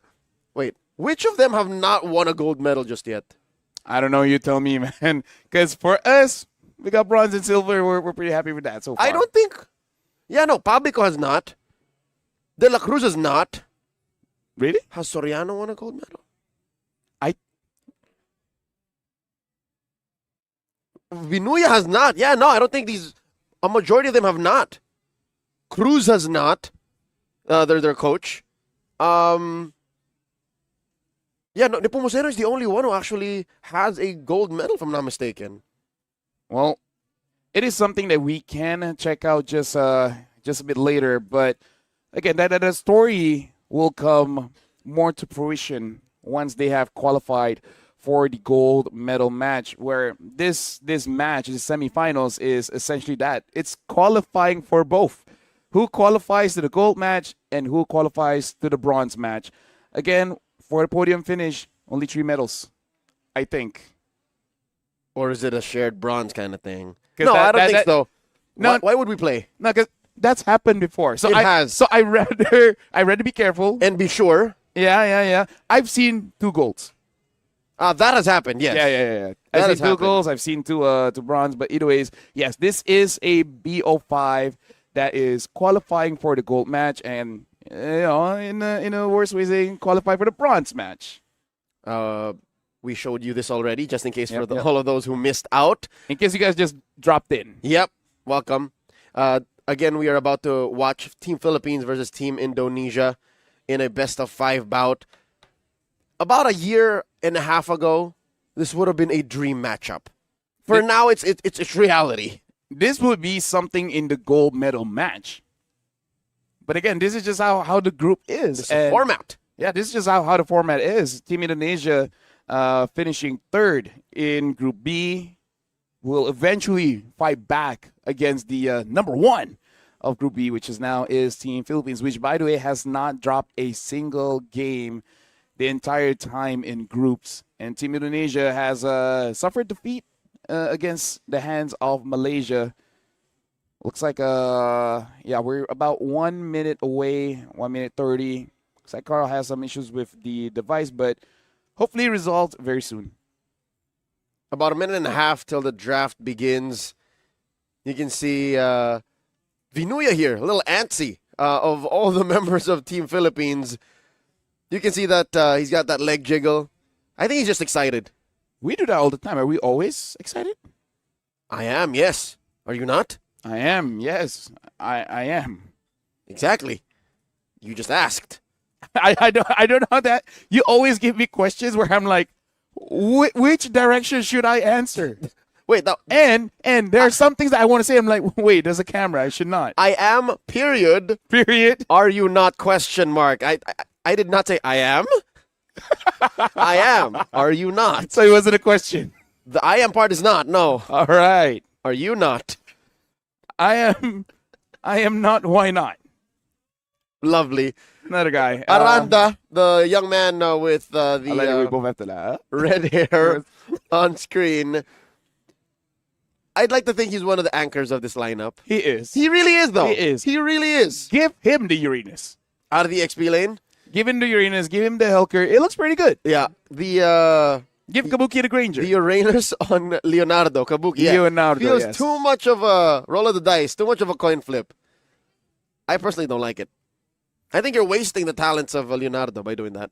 Yeah, because Leonardo is pretty good at pew, pew, pew, pew. And then instead you just want him to like. That's the Ionic Head. Technically, that's not what he does. It looks like it, but he's literally just doing this. Because the plates are around him. Yes. Yeah, but I can't do that with my hands. But it makes it look weird. Okay, so I have to do this, and then you have to be the plates. Well, how can I be the plates? See? that's how difficult it is to talk about Uranus. Honestly, like some of the heroes are pretty hard to describe. To emulate. To emulate, yeah. To try and use to describe via charades. And even if you can, you're asking yourself, do I want to? And some, they are the same. Balmond and Akai. Balmond and Fredrin doing their oaths. Right. You know kind of how to show Saber, but at the same time, that might put you in a compromising spot. It's like, you need audience participation. Yeah. You need assistance. We need assistance, but yeah. Valentina is someone very difficult to emulate. Even that, who are you, Iron Man? Oh, I love Justice League, man. Dude. See how that feels? Some places you do that, you would be put in jail. So how do you do Valentina, really? Do you emulate her double dash? Do you? How many heroes has a double dash? Lancelot, Suyo, Valentina. Before this, Kaja. I really miss that double dash. Let me tell you that. If you build your... No, because it... Okay, hold on. Kaja, I really like before because, you know, not only do you double dash, you give shields to the people you dash to. And that's a cool mechanic, I feel. This was proto Kaja. Yeah, this was like old school. Yeah. It's 2 dashes. Technically, I had a hero... Arlet. Yes. Lancelot. I had a hero on the tip of my tongue that had multiple dashes. Would you consider the quad shadow as a dash? No. No. I mean, like, the initial part is a dash, but then the jumping part, right? Right, the initial, there is a dash. But I think it's easy to tell between Valentina and that dash. Mm-hmm. I'm talking about, like, heroes who might look similar with The the dashes. insane thing is, Obsidian is not a dash. No, it's not. It's just a movement. You know what's ridiculous? What is ridiculous? Obsidia for a marksman, right? One of the main problems of marksmen when you want to make them work is the lack of mobility. She has literally the opposite of a lack of mobility. She pins people down and keeps them close to you. That's why I say her kid is a fighter. Her kid is kind of like Sylvana. She's more similar to CC than to 1-1. Yeah. And you know what's ridiculous? 1-1 can... Oh, rather, CC has more mobility. Yes. CC can jump through walls. Exactly. I really feel like CC can protect herself. They did not. Obsidia cannot. They did not give her a dash so that it works with her alt mechanic, the hunt to bone, so that you can like turn things around. You're like, if she dash, yeah. Actually, no, just I don't know, man. I don't know. I'm not a game designer, as you guys can see. I can just talk. I can sense. But I can talk pretty well. I can sense that you just don't like Obsidia. I feel like it would be better if you classify her as an assassin, because that's what her kit is. Do we have that in the game? An assassin marksman? Technically, isn't Shin? He's an assassin marksman because of the damage he deals, but not in practice. He still acts as... But I think technically it's classified as both. That. Yeah.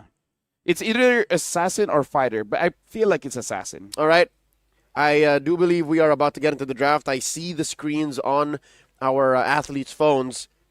That looks like a draft lobby. Drafting, yep. Yep. I'm just double confirming, but I am pretty. Hold on. Those who say you aren't, they're wrong. Myself. All right, here we go. We are choosing our map enhancement. We previously saw Expanding Rivers today, Flying Clouds, Broken Walls. And there's going to be a Broken Walls game, which I think is not all that great for Indonesia, considering the amount of aggression that Team Philippines might have. It's going to be pretty difficult for their jungler in case they want to go for the assassins. And you know Indonesia, they really love those assassins. However, in their fight against Vietnam, they have used the Fredrin, which apparently they are batting out. So Philippines will be the first pick. Indonesia will be the second pick. And Team Philippines batting out the Fanny CC as well as the Eve. In comparison, for Team Indonesia, batting out the Grok, the Haya, as well as the Fredrin. The Yisenchin is left open, same as the Jushin and the Lancelot. So quite a lot of options here. Looks like Team Philippines will go for the Jushin. Wow.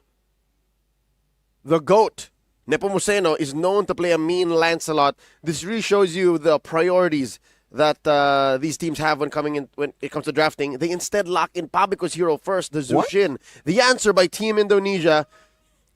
What? Questionable priorities for Saint De Lucas, the coach of Team Indonesia. The gatot I get. Yeah. But the massive what coming from that Joy.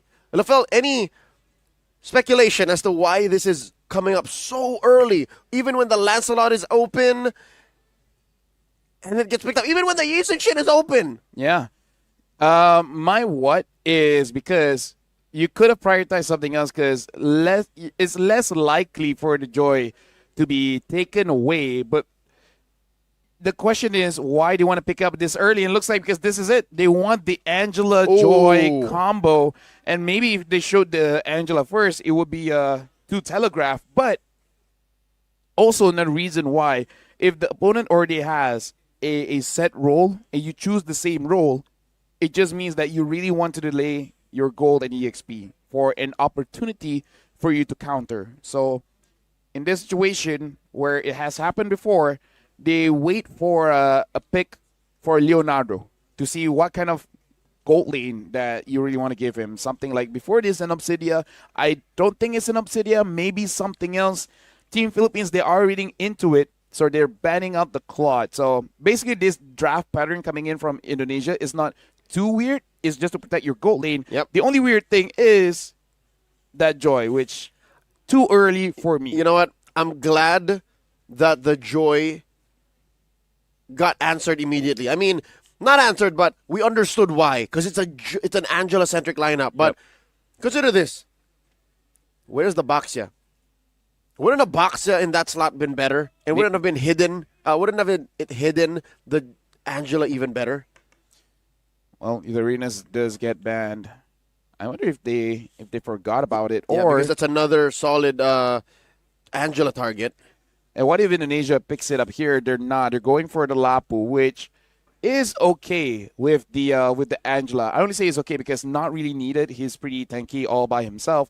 And now Team Philippines, they answer with the Lunox and the Arlet. I wonder if Team Indonesia, they want to go for something like a Lunox or go for a fighter, because the Ruby is still up. So few answers, but instead they go for a Phoveus. So where is this Phoveus going? It's a good pick. I think it's an EXP Phoveus Gold Lane Lapu. Aranda, yeah. So Phoveus here. So many fighters. I mean, this is Indonesia's strength, is it not? They like to fight. They like to brawl. So here in the 33rd SEA Games, they will say, we're going to play our style. You guys know what Indonesia MLBB is all about. This is them showcasing it to the world. One more look at the draft. Team Philippines. If you know that this team is a team outside of the SEA Games, then you know that this is what they'd like to call a liquid stampede kind of lineup. Very fast, very early aggression coming through, while Team Indonesia is looking to brawl. And they're looking to bring everyone alongside with them. Welcome to game number 1 in the best of 5. You know what? I'm getting a good feeling about this, Lafel. I think we're in here for the long haul. Well, I'm hoping for it, because right now Team Indonesia, they basically got what they really wanted, because rarely do we see Angela. It really is just Indonesia special. Speaking of Pabico doing quite a good job controlling Ezekiel as well as Witty, but De La Cruz was not able to get a lot from Sin. But it's still quite a bit of information, understanding that this Joy is starting on the purple buff. Looks like Team Indonesia, they will try to contest for the Lito. And they were able to secure. Yep, Sin got it. Perfect retribution. Nepomuceno hesitated, and I think it's fine. He will eventually use it elsewhere by helping secure that little crab. Next lane matchup, it's the Arlet versus the Phoveus. Look at how Aranda is bullying Vinuya. That is just the nature of that matchup. The Phoveus will almost always, throughout the early to mid, as long as they're in the lane, win against the Arlet. Yep. Right now for Team Indonesia, they're playing the lanes quite well. They're protecting the Joy. Understanding that De La Cruz here will do quite a bit trying to slow this Joy down. But Team Indonesia, they should be able to, I would say, equalize in case there are any aggressions, as long as that Angela gets level 4, which looks like will be slightly delayed. maybe they'll go to the EXP lane and share it with Aranda. It looks like the play is stay in mid. We'll leave you to it. That's where we'll want you to grab it from. Minuya very low. Almost get taken down by Sin. Sin already used up the electrifying beats. Barely survives. One last dash. Does not get hit by the blade of Nepomuceno. And I feel like they were timing it so that Ezekiel actually hits level 4 and that they can actually use the hard guard to help him out, because he could have gotten the kill just with a little bit of shield and some heal and some movement speed. And they also forced out the retribution out of Nepomuceno. Quick choke here by Pabico, putting Weedy up into the skies. Sin is back. Aranda covering the back line. Revitalize coming in from Weedy. Sin secures. Look at all the damage being rained down onto De La Cruz. Didn't even get to use the flicker. That's a win for Team Indonesia. Yep, Team able to get that one kill up in terms of the gold. They are up by about like what, a few hundred? Almost 1,000. Almost 1,000. Aranda now with the hard guard. Looks like Babico. Make sure that Vinuya doesn't get hit. But looks like they're forcing it. They want to get Vinuya. And now even a final slash. Ezekiel gets the kill. It went from bad to worst. Already the Arlot is losing that matchup. Make it a 2v1, why don't ya? Yehezkiel scoring 1, and Team Indonesia is about to pick up the pace. For sure now, they're up by 1,000. Soriano versus Leonardo. Dropping that Zaman Force, pushing back the Harith. Ladies and gentlemen, Team Philippines have to figure out a way to equalize this utility that the Angela is bringing, because De La Cruz, I don't think he's as aggressive as he wants to be. Here's the thing, hold on, Weedy jumping forward. Sin tries to find an angle, could not get onto anyone, including De La Cruz. The Angela has a very clear timing. After 10, she's done. She clocks out. There's nothing else this Angela is going to do. Because that shield that she gives, a Grok basic attack can just wipe it out. Are you talking level 10 or 10 minutes? 10 minutes. After 10 minutes, any semblance of level 12 from anyone, and they're able to crack the shield. At that point, it's just mostly about the healing as well as the movement speed. So Team Indonesia, they are on a timer where for 6 minutes, they're going to feel very strong. After that, now it feels like a 5v4. The Angela won't be able to do much. So currently, we're halfway through Team Philippines' weakest points. This is where Team Philippines have to figure something out. Yezkiel picking up that Flask of the Oasis, so bigger shields while they're very strong. They try to dogpile onto De La Cruz. De La Cruz dashing on out, even with the shields. De La Cruz is very soft. In comes the Crimson Beacon. Shin able to dash through. Vinuya catches him with a final slash. Vinuya with the takedown. And that's already a man taken away from Indonesia. 4v5. Nepomuceno is going to dash out through. Nepomuceno gets caught by Weedy. Myrtle also goes to Team Indonesia. I don't know if that was intended because the hard guard actually went inside Aranda instead of Sin. Again, don't know whether it was intentional or not, but they were able to get Nepomuceno, and all the while, Weedy, I'm guessing it's the Unbreakable? Either the Unbreakable or his emblem able to get that turtle away, but either way, Indonesia's not complaining. Pabico looking to punish Weedy for that point-blank AOG. In comes the Zaman Force. De La Cruz wailing away. Does not have enough damage via the power of wildness. Down goes Soriano. Spent too much time underneath Leonardo's twin blades. Indonesia calling the shots. Bullying Team Philippines from lane to lane. Yeah. So it's kind of like them saying that 1v1 against Vinuya. Vinuya always wins. They're like, okay, what about we make it a 1v2? That will make it fair. All the while, Sin is getting this top turret. Team Indonesia having an amazing start here, but again, the first 10 minutes is their time. This is where they're the strongest. What I would say is scaling up, maybe they'll be okay as long as Sin is able to get Soriano. That's going to be the biggest threat later on to the game.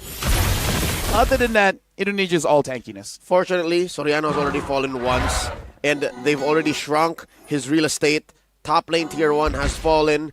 Team Indonesia are making the most of this window, this early advantage that they have. Lafel, you put it at about 10 minutes. I'm thinking more like 11. Because of how huge this gap is right now. Rarely do you see Team Philippines struggle this much. And with a signature pick, the Lancelot, Nepomuceno can't even dash to target. The more he does that, the more he triggers Aranda's Infernal Pursuit. And Aranda, look, he's willing to go in. Gets the hard guard, gets choked out. Random execution by Nepomuceno. Do they know that Weedy's here? Weedy gets spotted out. Weedy charging up the Unbreakable. Leonardo, in this brush, gets flushed out by Vinuya. The crazy thing is, Team Philippines, they're trying to force out the hard guard. But a few more seconds, the hard guard is back. And now Yehezkiel does not have it just yet. Down goes Nepomuceno. Now it's on!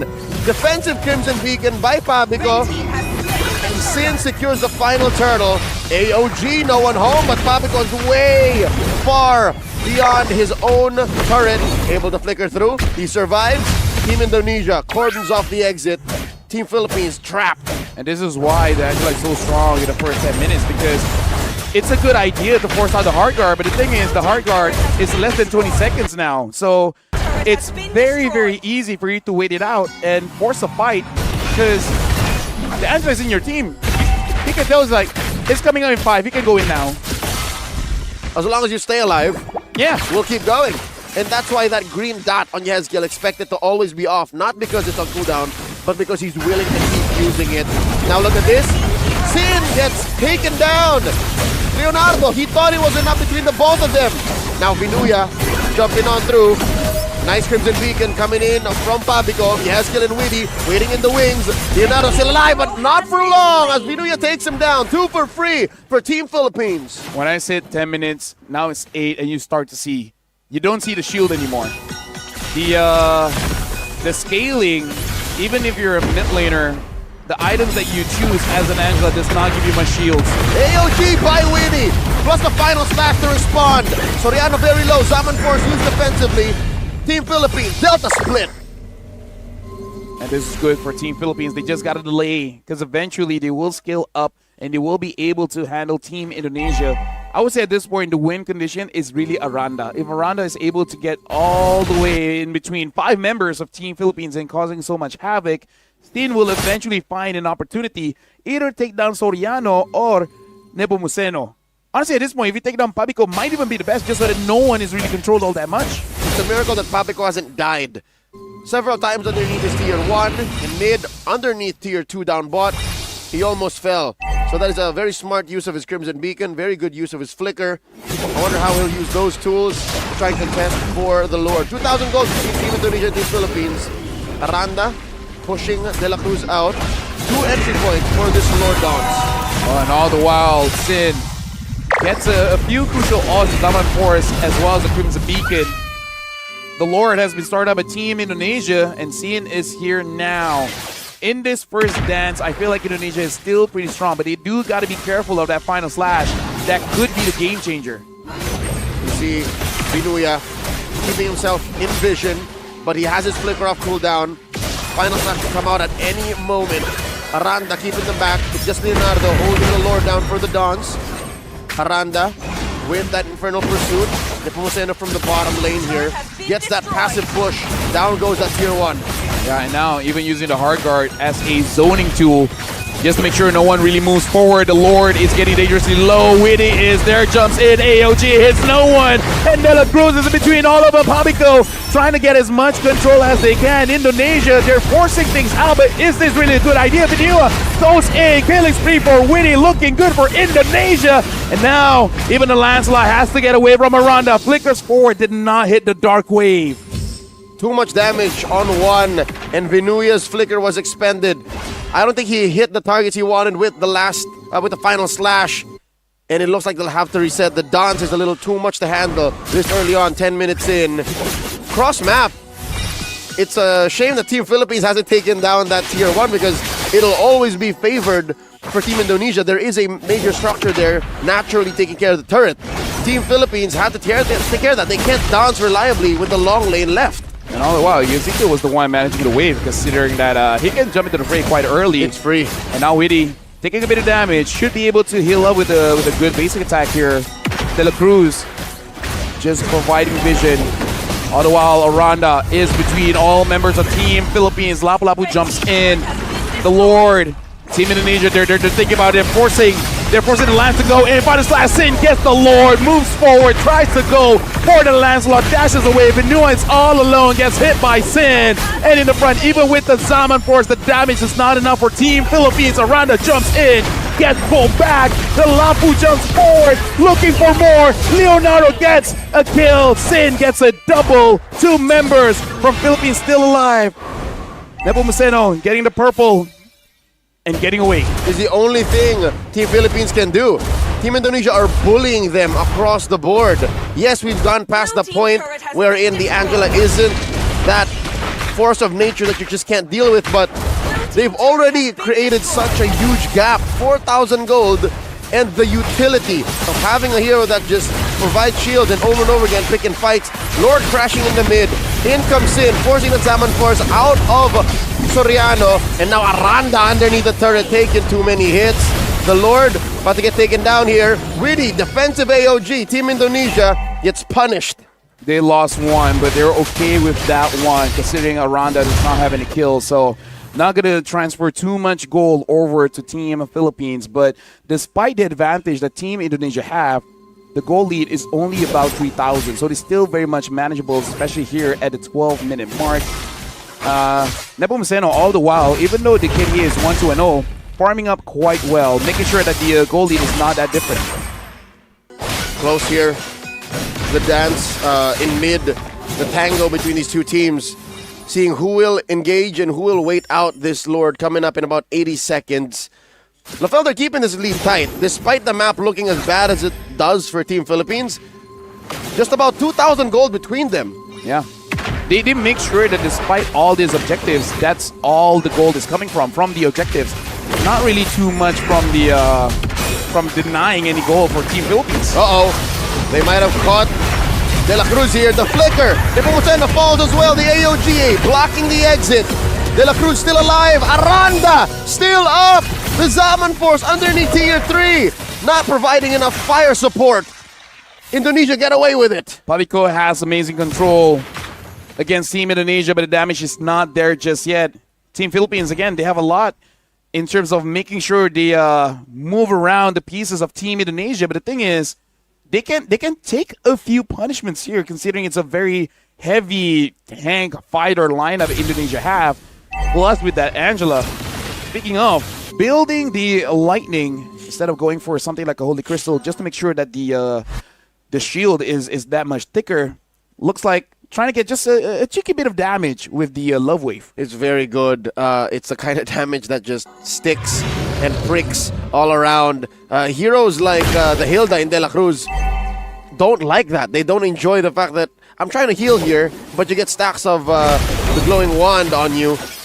Team Indonesia have this figured out. The strength that Team Philippines have, being able to dive hard, is neutralized. This angle by Weedy, this is something he's been planning. Yeah, this is a flank.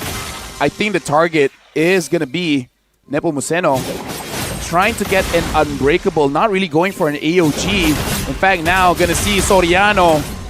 Soriano probably knows he's there, and looks like not really moving there. They're just showing each other. Yep, bit of damage. Soriano is putting on Weedy, and Weedy already backing off. Weedy does not use the AOG. We can watch two different front lines via the minimap, that one-on-one. And now the real take up on the turtle, rather the Lord. Sin gets the hard guard. AOG compromising the positioning of Pabico. Tries to flicker away, doesn't happen. Nepomuceno falls. Binuya and De La Cruz as well. Soriano trying to Zaman Force dance through these 5, but it's not gonna happen. He will be the one to fall. That's a wipeout. Team Indonesia, they gotta be careful. They want to try to force this out. They are trading HPs here between Ezekiel as well as Aranda. But looks like with the minions, they should be able to do this. Team Indonesia takes game number 1. What a start to this best of 5. Did not expect the tournament favorites, Team Philippines, to suffer a loss like this. I'll tell you now, LaFell, they did almost nothing on the map. This is unfamiliar territory. Let me just say, as amazing as the players were, I'm going to give props to the coach, because I got to say, we watched this lineup play just a week or two ago, And this is so much different that they're showing here in the SEA Games, because even going up against Team Malaysia, the draft was different. Going up against Team Vietnam, the draft is different. And now going up against Team Philippines, the draft is different as well. It really does look like the coaching staff of Team Indonesia, they have made a lot of discoveries, I would say, in terms of how they want to deal with all the different countries that are here in the SEA Games. I'm very much impressed. Oh, yeah. You have their coach to thank, Dolly Van Pelo, si Lotang. Si Hotang, he has been one of the most renowned coaches out of Indonesia, having experience all over the world. And you're right. Again, it's not that the athletes aren't talented. Yeah. It just takes a whole nother kind of angle, Yeah. a different kind of approach to repair a situation wherein 2 weeks ago, you would have never said Indonesia would take game one. Yeah. But today, I'd like to agree, because I don't think it's a cheese. I don't think it's the Angela. Yeah, I don't think it's a cheese. Because here's the thing. I've been in that position before. In the first SEA Games I was involved, our team was number 9, which is the same here for Team Indonesia, and they're number 9. And now they're looking like really the strongest coming from Indonesia with the 4-0-11, 94% kill participation. Even getting that chastised pauldron alongside with that revitalized makes it so that you think it's going down. Not really. This might be a byproduct of Indonesia having so much farm and being on top of Team Philippines that he was able to invest in the chastised pauldron. I can think of an immortality over the chastised pauldron usually.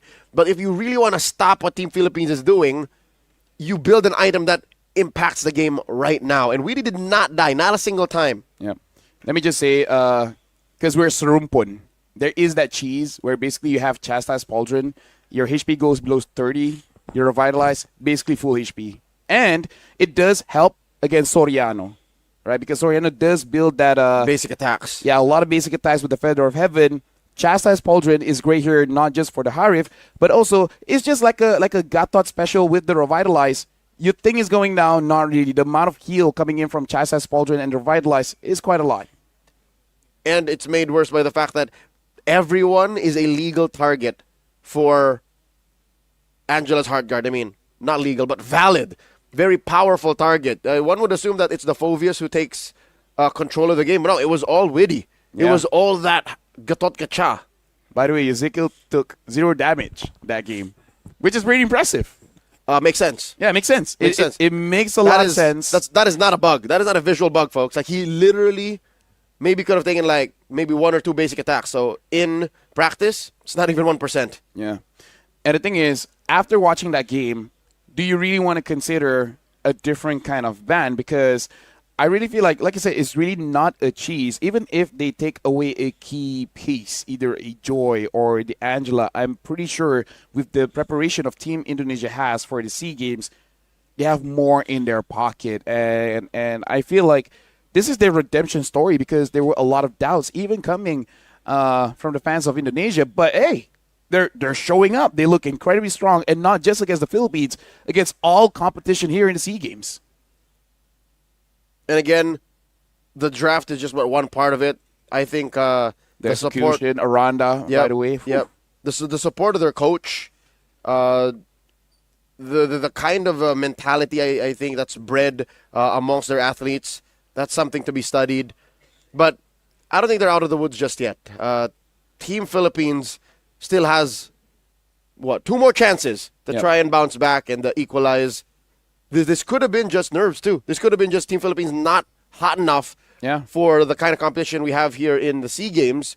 All the while, Team Indonesia's already played a 4-game series. And that's the crazy thing. Do you remember the times where people are saying, like, oh, poor them, they just finished a game and now they have to play another? Like, yeah, like, at a time, because of the mental fatigue as well as the mental stamina, yes. But now you kind of solve that, and now it becomes an advantage. Because even we discussed a few days ago, when our hands are cold, the reaction time is a bit slow, and we're even second-guessing ourselves whether we actually touch the button or not. This time, I feel like Indonesia, they're in a very clear headspace. They're in a state of flow. Any kind of doubt, any kind of question is no longer there. They don't see the IGNs. They just see 5 heroes on the board. take your pick which one you want to go after. And now, with that being said and done, we will be going for a short break, but after we return, we will continue the match between Philippines and Indonesia.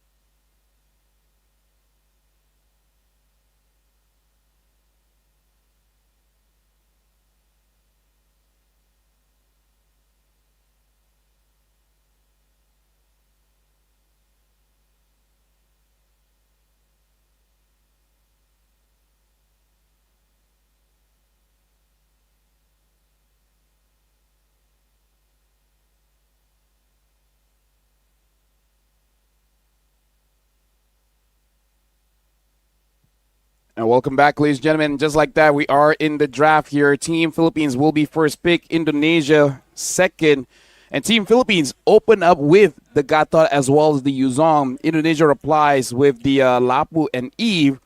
So one more pick for Team Philippines here. Closing up the draft, it's the Granger. So they want to give Soriano here the strong lane compared to what happened in Game 1.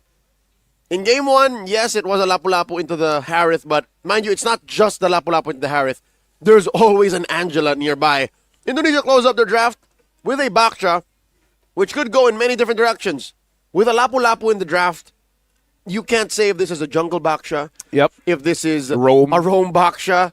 Hell, even an EXP Baksha. We've seen those kinds of things before. Yeah, because just now, Leonardo had an amazing game as the Lapu, which, by the way, quickly going for the bans here. Fanny, CC, and Angela banned out by Team Philippines.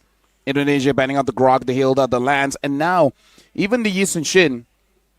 And if they don't ban out a Hayabusa, if they don't ban out Yi Sun Shin, then we have to assume that a Yi Sun Shin is going to get picked up by Team Indonesia.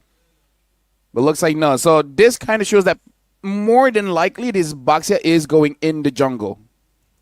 Again, not impossible for it to be a roam, but we're just reading between the lines. Yes, we're trying our very best here, folks, to figure out what the idea is coming in from Indonesia. So this fourth pick is going for a Claude. In a way, still hiding where this Baxia is going, and I think that's clever because Team Philippines, they're still hiding their mid trio. So making sure they don't make a mistake of where they want to put this Baxia. Yeah, one thing is I think you'll block out an XP lane Baksha because now you confirm the side lanes. Yeah. So you just don't know if it's a roam or a jungler. Team Philippines, they have to finish their draft now. Blue 4 and 5, still no mid laner, still no jungler. Mm-hmm. The fact that they're branding out it's a Fredrin. I wonder if a Fredrin as well as a Farsa. I wonder if there's going to be something like an Exborg coming in. The Farsa is there to deny that, but meaning they need some kind of shredder. The only question is what? Because it's only a jungler or a roamer at this point. Even in a roam, I'm not entirely sure what you want to go for to deal with the Farsa, the Fredrin, as well as the Yuzong. The Team Indonesia, high fives all around. Looking like they're pretty happy with the draft that they're getting here. Yeah. They go for the Khalid. So it is a jungle Baksha. Yep. Confirming that Chin will be picking up the Baksha, going for tale as old as time for what? Almost 2 years. It was a Baksha versus Fredrin matchup in the jungle. And I don't know if Team Philippines saw this coming and if they were ready because I'll tell you now, the Baksha answers so much. The Yuzhong, when you're deep in the trenches fighting, the Gatot Kacha, better say goodbye to most of your regen. And even the Fredrin, like, the only thing the Fredrin does better against the Baksha, for all intents and purposes, is securing the objective. But that aside, rotation speed, DPS, reliable damage taken is so much easier for the Baksha. And now, ladies and gentlemen, welcome to the second game of Philippines going up against Indonesia here in the semifinals. SEA Games 3rd, 2025. Team Indonesia is up by 1 point. Now it's up to Team Philippines to equalize. This is a recovery game for Team Philippines, and I'm glad to see that they're not exactly panicking. It's clear that whenever a team loses a game in a series and then you jump into the next one, they make these drastic choices that obviously aren't warranted. Here, Team Philippines made the right kind of tweaks.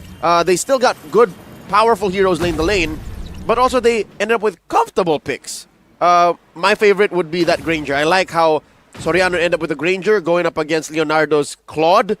Should be a better ramp-up for Team Philippines in the early. Yep, a clear ace pick here for Team Philippines. But Indonesia has shown once they have that flow, once they go in to a momentum where they can continue to be aggressive, it is going to be quite difficult for Team Philippines to do anything. But Vinuya gets a kill onto Aranda. One-on-one! And again, that is a favorable matchup where Yuzong does win out against a Lapu, but still, that's going to hurt for Indonesia. Just put on top of it the fact that this is Vinuya's signature pick. You ask about 10 pro players, and they'll say 9 times out of 10, the Yuzhong is Vinuya. He is the apex predator. Great start for Team Philippines.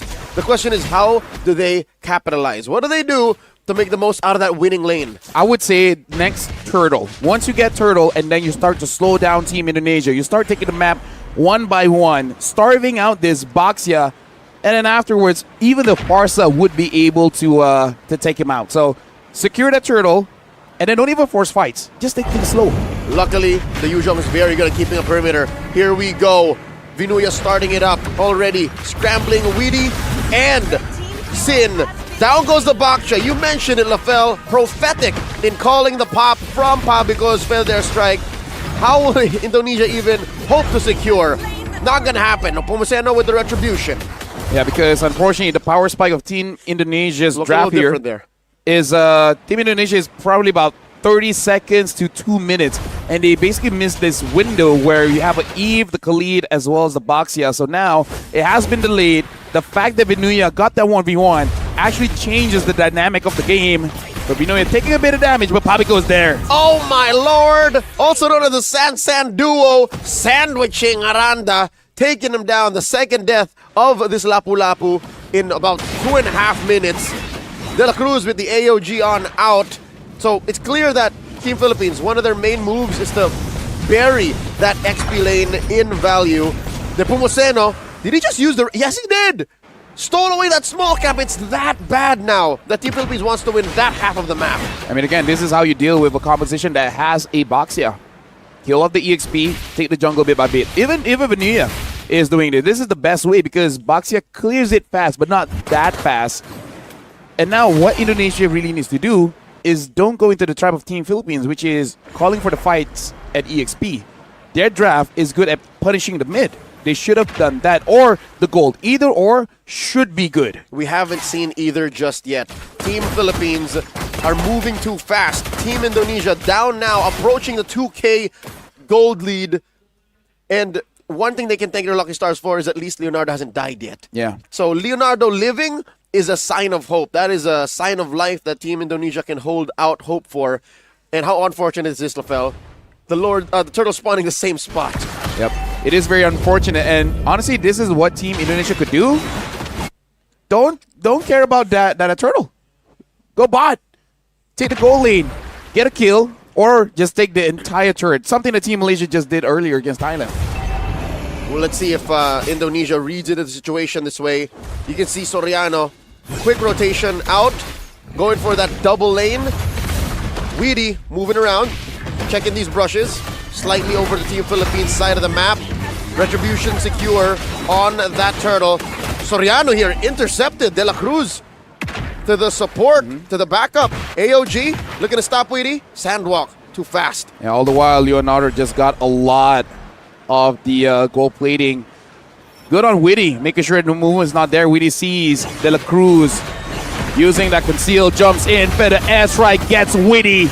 And now, at least Ezekiel was not taken down as well. It's just a single roamer. We're going back to the roots of the young mid laner for Team Indonesia, Yehezkiel, also known as the Ghost of Jakarta. In his heyday, where he finished second place in the World Championships, he would only die about once. Yep. Hence the nickname. And now he hasn't died just yet. 5 minutes into this very, very one-sided game. 4-0. 2 heroes make that 3 on Vinuya's tail. And this Black Dragon is not done. Blazing duet by Leonardo. A little too much for one Sanford, a.k.a. Vinuya, to survive. And all the while, this is good for Soriano. It's like, hey, Sanford, you're good? No, it's okay. I'm taking as much farm as I can. Pabico healing up, allowing the Frederick to absorb as much as possible. Sin takes a lot of damage, trying to give over the kill to Soriano. But Ezekiel is like, that's my fam. I'm not letting you touch him. Sin perfectly popping the Puissance, getting damage reduction, stopping Soriano's forward momentum by denying him the Sky Piercer stack. Should be easier now for Soriano to get those stacks given the Hunter's strike. And this is a gold lead that I think Indonesia's done well to stop. It's at about 3,000 gold now. Yeah. But it should slow down if the momentum like this continues. Aranda jumps in. Bravest fighter. We're now all alone. Goes on to Vinuya. Quite a lot of stun there. Vinuya tries to get away with the Furious dive. De La Cruz just in case pops the revitalize. I'm pretty sure at least 2 ticks hits onto Vinuya, saving him. The patriarch of Team Philippines, De La Cruz, protecting Vinuya from his second death. Close call. Turtle already spawned. It's Papico and Nepomuceno taking care of business. And Nepomuceno, he knows that he doesn't need to save his retribution. He has no plans of crossing the river, of invading, and instead just speeds up the farm. 3 for 3. Let me just say, Indonesia and Philippines, they kind of have this gentleman's agreement saying, like, let's always split the map. Whenever something's up top, something's going down bottom. Something on bot, something happens up top. This is the non-stop action that we love from MLBB. And that is the kind of dynamic that will keep Indonesia in the game. So, Team Philippines is hoping that Indonesia faces them. They're praying that they are tested by Indonesia because right now, Indonesia can't afford it. So that would be a mistake. If Indonesia says, oh, yo, it's time to step up to them. No, sir, it's not. You need to give the double lanes to Leonardo, as what Weedy is trying to do here. And you need to get him up to what? 3 items? Yeah. Actually, no. Against this kind of lineup, you need 4 because you need penetration. So this is a very interesting dynamic where it will kind of be a 1v1, but not the 1v1 you think of. It is going to be Leonardo and Soriano. See which one is the better carry. They're not like just in lane. No, in the team fights, who survives the longest and who can actually cause that chaos. So it's a matter of hiding the Kabuki. If you can hide the Leonardo up to when he has 4 items, then that's good. Because look, there is no good reason for him to cross the river. That'll put him in danger. If Team Indonesia can do that successfully for about, what, 4 or 5 more minutes, then Team Philippines is going to have a problem. Conceal play. Sin finds Vinuya. Leonardo slowing him down. Vinuya dodging off. Furious dive. Stops the advancement of Sin and Witty. Sin taking damage from Vinuya. Getting all that shot essence from the Boxia. Let me just say, if this Yuzong gets 2 more kills, make that 5 items for Leonardo. And now they catch Witty. Witty jumping off, using that passive to try and save himself. Feathered airstrike almost gets him. Real manipulation off angle by Yehezkiel. Soriano backing off the Black Dragon form. The answer from Vinuya. Going hunting, trying to find Yehezkiel. Yet to serve up his first death of the game. He finds them. Now, defensive. Fainting duet into the back. Tin and Aranda cannot survive the onslaught from Team Philippines. 3 for none. That was impressive from Soriano and Pabico because they were trapped in the rearward manipulation. And if it get jumped on by the Lapu, and it's not that he missed, they just dodge. That was a good setup coming in from Team Indonesia, but even more impressive, the dance moves coming in from Pabico and Soriano. Impressive situational awareness, game IQ on display from Team Philippines. Weedy gets punished. The Apex Predator showing him that this is his house. They're back to the EXP lane. And I don't know what Weedy was defending. No. I think that was out of context. We didn't see a few. The first 5 seconds. Yeah. Maybe something happened and we're like, okay, that makes sense. You want to jump on him. But because out of context, it looks like, hey, you want to kill? Oh. Correct. Context is everything. Context is everything. Context is everything. I'm sure there's a reason behind that. All right. Slow push set up by Vinuya in the top lane, and that is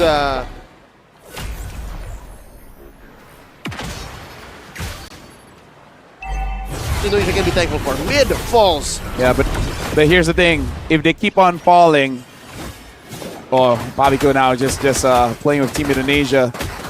Team Indonesia needs to protect the bottom holy shields. That's the most important thing because you need that to deal as much damage as you can to the Lord. And it looks like they will be able to do that. So this is probably going to be a successful defense. They do catch one. Sin not going to survive. Another stack for Soriano. They do keep the inhibitor alive.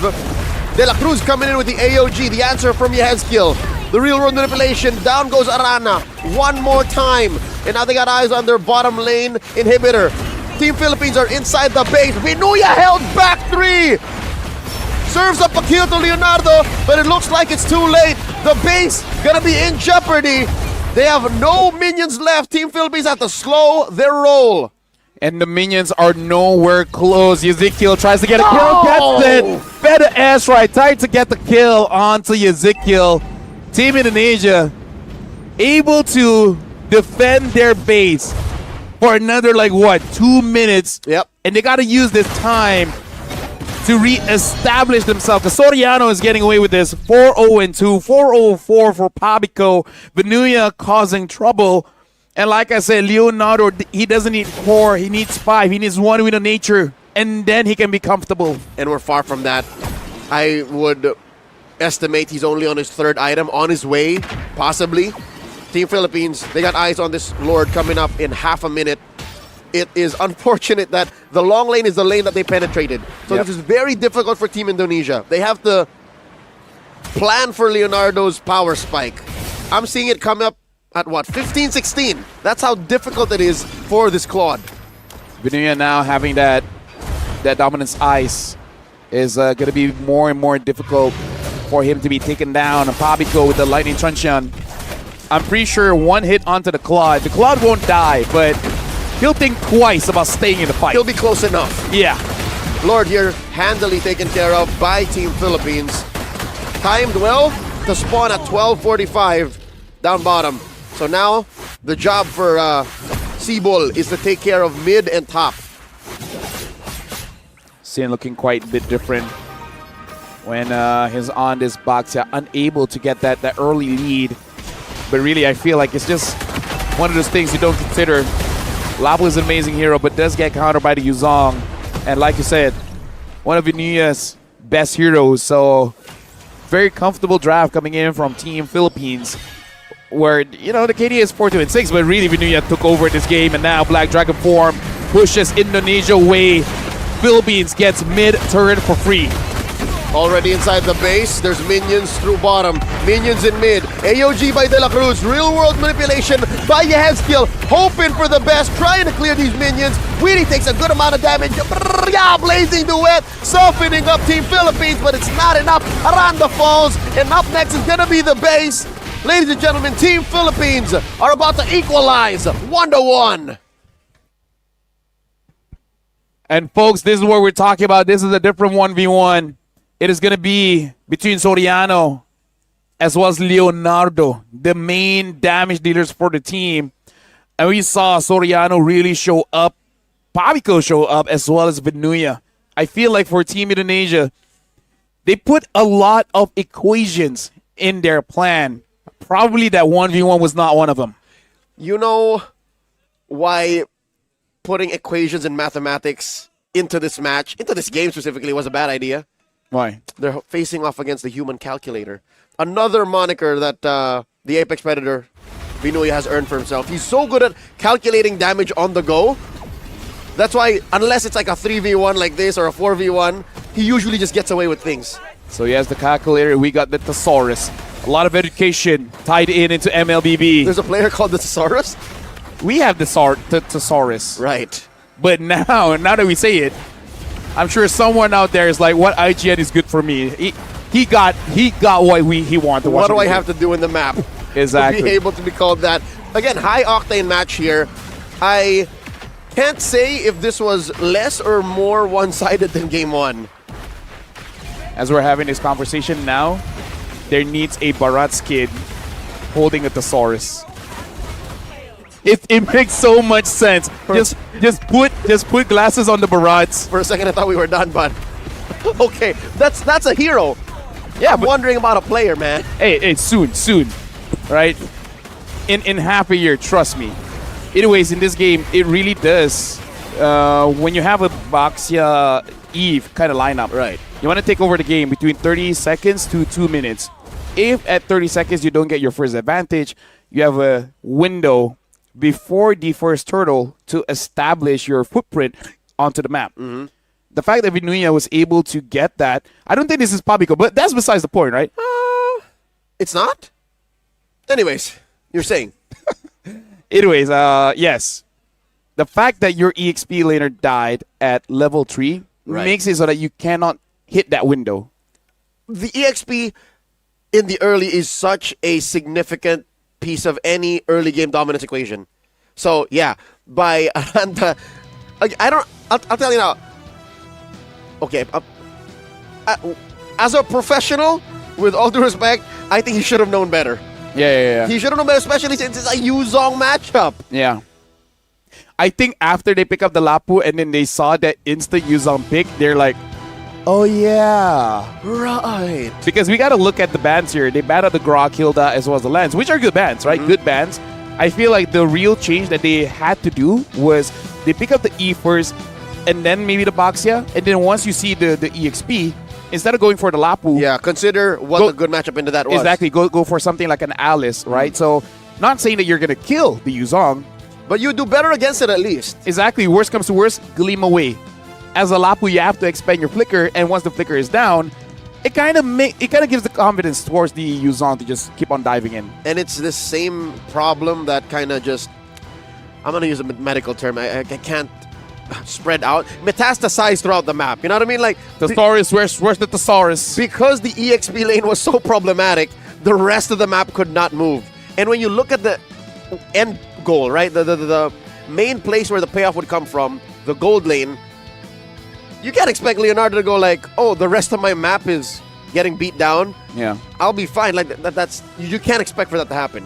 Speaking of, Pabico as the MVP did a very good job of dealing with Witty, because you know that Witty as well as Ezekiel wants to establish dominance in mid, either taking down De La Cruz low enough so that he has to keep on recalling, or Pabico. The fact the return damage coming in from its Farsa is just a little bit too much, makes it so that they do want to be aggressive. It's just they can't. If they do, they might die. And that pushes their window even more away from that 30 seconds to 2-minute timing. Yep, and it's the mobility on the map that Pabico exhibited that really put Indonesia on the back foot. Because sure, you have Sandwalk, sure you can unite, sure you have the Sovereign's blood.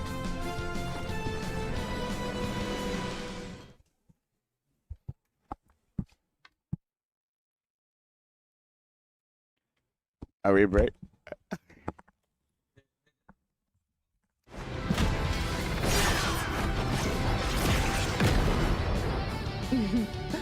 Such loyal little puppets. Yes, I'm bringing it over.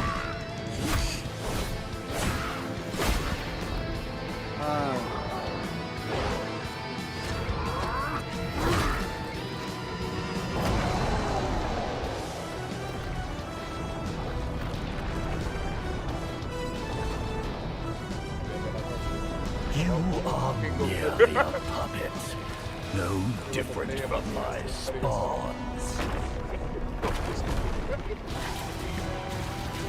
Bow to me. Keep your throne, or be destroyed. The abyss bows to no one.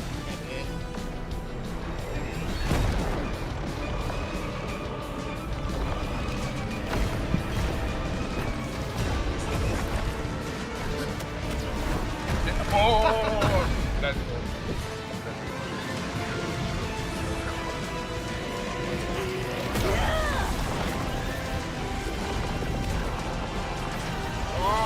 love it.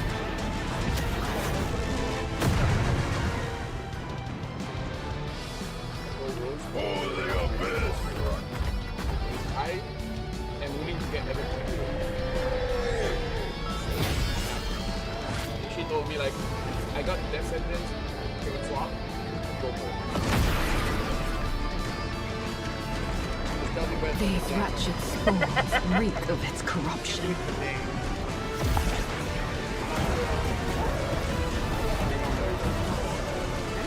Your sovereign has a god to kill.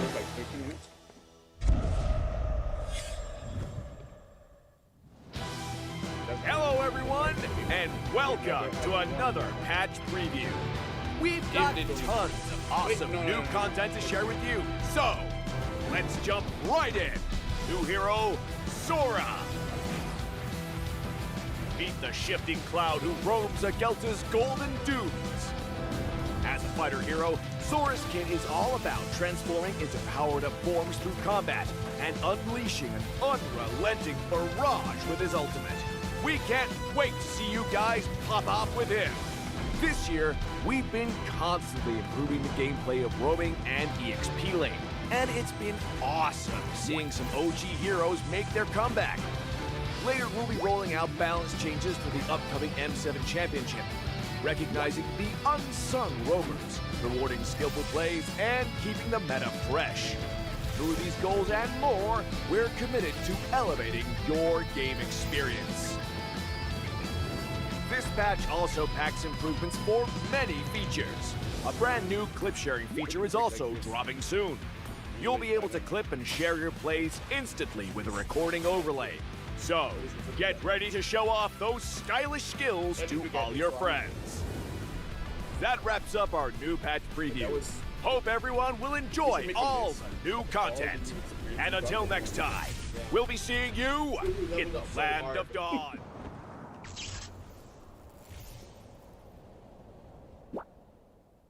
So much EXP, dude.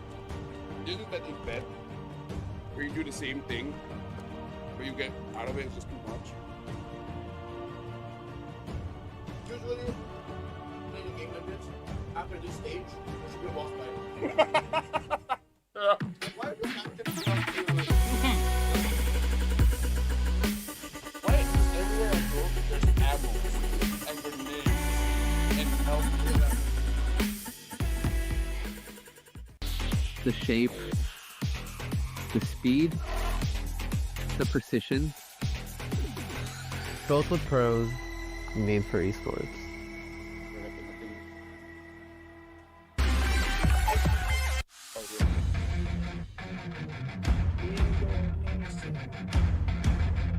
I think it's good.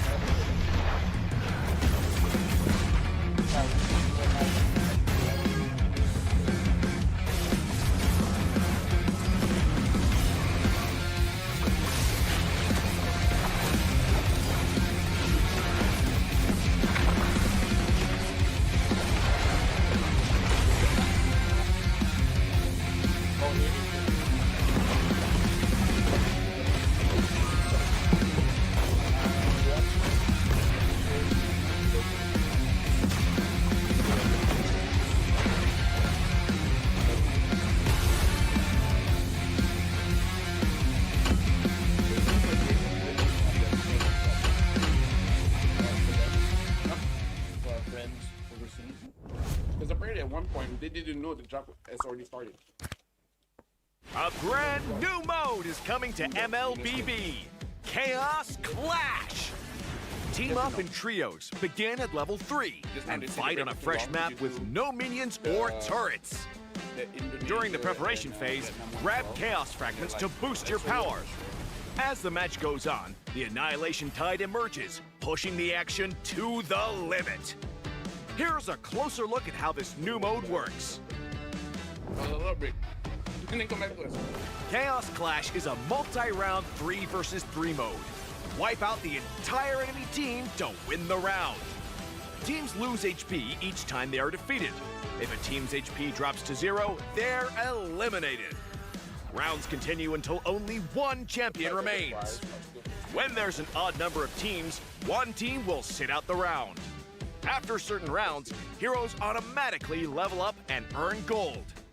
Use this time to buy equipment and boost your power. All full equipment except boots costs 2,000 gold. From round 11 onwards, teams earn bonus gold. Adapt your loadout and strategy to stay ahead.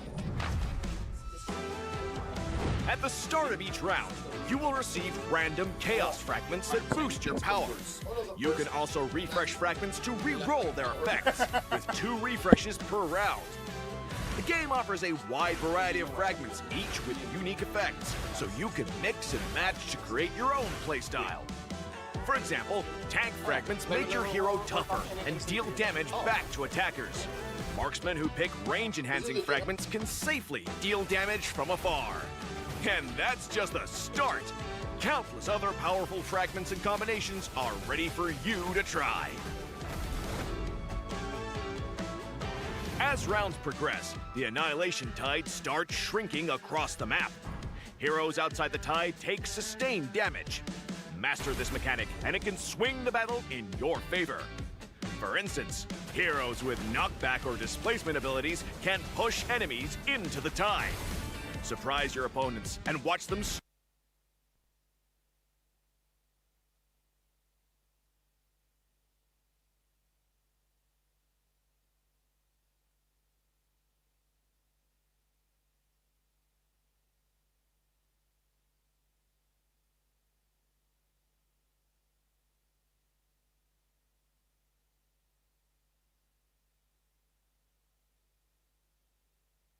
It looks like the score is now equalized.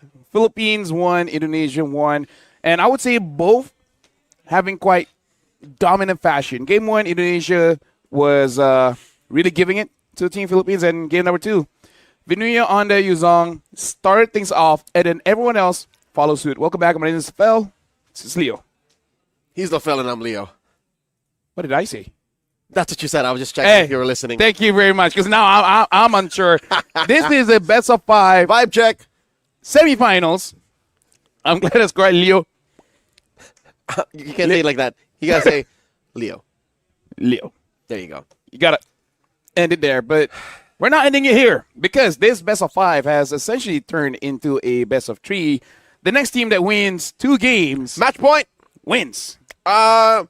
This is a scary part of the tournament, or of the series to be specific, because it is scary. If you make it to 2, that means if the opposing team wins 1 more, you're going all the way. Yep. That means that's the last chance. Yep. So, and in that last chance, if you lose it, no matter. You find this to be the point of no return. Like, that's where we're going now. It is a point wherein if you're gonna cheese, you gotta cheese now. But what cheese? Gouda. Gouda? I gotta say, I did not expect that, so that would work. So now we're gonna see here, random mat draw. I'm guessing for Indonesia, they might want to get something like a dangerous grass. Philippines would be pretty good on that on that too, but we're getting neither. It's flying clouds. I mean, let's be fair. I kind of feel like both teams can utilize all quite well. You know who I think likes flying clouds more, though? Who? Team Indonesia. Or the Cloud Prince. He's not here. Maybe next time. You're a big fan of the Cloud Prince, I can tell. How sad are you that his moniker came when he left Malaysia? I was sad and proud at the same time. I was like, at least he got something. He deserves the best. Yes. Ladies and gentlemen, we're talking about a player known as... I love that guy, for real. Kenneth Netzbaro. He's such a charismatic ball of energy. Into the draft we go. Game number 3. Fanny, Angela, and CC taken out by Team Philippines, while Indonesia ban out the Grok, the Yuzhong, and the Lapu-Lapu. A lot of power players out of the EXP taken out now. By the way, he's also very honest, for better or for worse. And yeah, pretty strong opening here from Team Philippines, and looks like there's no real need to adjust here. Still betting out the Angela, still getting Soriano onto that Granger, and Team Indonesia with the Fredrin as well as the Eve. Again, prioritizing this very strong mid trio. And they go for the Hilda. And I would say it's a good idea, but it is quite risky because the Hilda, either it's amazing or you forget that she's even in the game. And here I think it's more the former. Because you're going up against a Granger, you're going up against a Lancelot. When I play a Hilda, I feel so confident. Yeah. It depends on what else shows up in blue 4 and 5. That might make a difference of how, I'm already assuming, Weedy will be playing this Hilda. I'm just slightly bit worried here. Team Indonesia, they're doubling down on the EXP bans. I feel like you gotta respect the mid as well. Because this Hilda wants to move forward, and there's still quite a few mid laners that can stop that. Something like a Lunox, even though she can't protect the jungle that well, but eventually she will be able to burst you out. And look at this, even the Rizzler gets taken out by Team Indonesia. What are they willing to play against? A Uranus? They might even pick the Uranus in Red 4. Yeah, they could. It can be gold, but then not enough damage. That's such a Leonardo problem to have. I feel like out of all, Esme might be the best. Because you might eventually want to get a Harry, but no, they go for the Claude instead. Oh yeah, Esme's still open. But weirdly enough, we've seen more gold Esme this I don't SEA Games. Okay, there's Glue. It's a good pick, but this brings nightmare for me personally, man. Why? What do you mean, why? What? Explain the... Back in July. Back in July. A grand finals. Was it also the MVP Glue? Yeah. So, nightmares, again, man. Nightmares. Team Indonesia did not ban this hero here. Our friendship took a bit of a hit there. Let me just say. I mean, that was about what? Almost 12 months ago. About almost What? 6 months ago, sir. Almost 6 months ago. Almost Yeah. July. It's already December, sir. 5. Yeah, that's what I said, almost. We have a thesaurus, not a dictionary. No, we don't have a calendar. That's true. We don't have a calendar. Speaking of Team Indonesia closing things out with this Hellkurt pick. XP Hellkurt! We know that the Hellkurt can burst down a Lapu. Now the question is, Can it burst down a glue? exactly. And I don't know the answer to that. I really The like thesaurus doesn't have that. I really like that the glue is going into the Hellkurt because they're such feast or famine XP laners. The Hellkurt will get out of the lane, but I can see that the glue might want to stay. But I can also see Vinuya just saying, yeah, go ahead, run away. I'm going to wail away at your turret. At the same time, now the ban makes more sense. No wonder they banned a Terizla. Because I'm pretty confident that Terizla can handle a Hellkurt. Oh yeah, the more you burst down Terizla, the stronger he gets with the body of Smith. I mean, there is He likes skill pain. involved. Yeah, the more you chunk away at him, the stronger he gets. Ladies and gentlemen, welcome to game number 3. The winner of this game goes onto match point, 1 win away from securing the grand finals here in the 33rd SEA Games in Thailand. This is the men's MLBB semifinals match between Team Philippines and Team Indonesia. This is an interesting start. You see what the Aranda's doing? Oh yeah. Spots De La Cruz does not want to get hit by the Unbreakable. Quick instincts and reflexes by Aran. Because the one that caught my eye is just the fact that Team Philippines basically got the same draft except for the Yuzong. And instead it's a glue, which is almost the same thing. Does almost the same thing for Vinuya. And the thing is, like, you know, it was forced onto him for EXP bans. You made me do this. Yes. So now, fast rotations coming in from the Hellkurt to steal away a camp on the side. I think he was able to take it. I'm not entirely sure. But, again, this is the advantage of a Hellkurt in the EXP.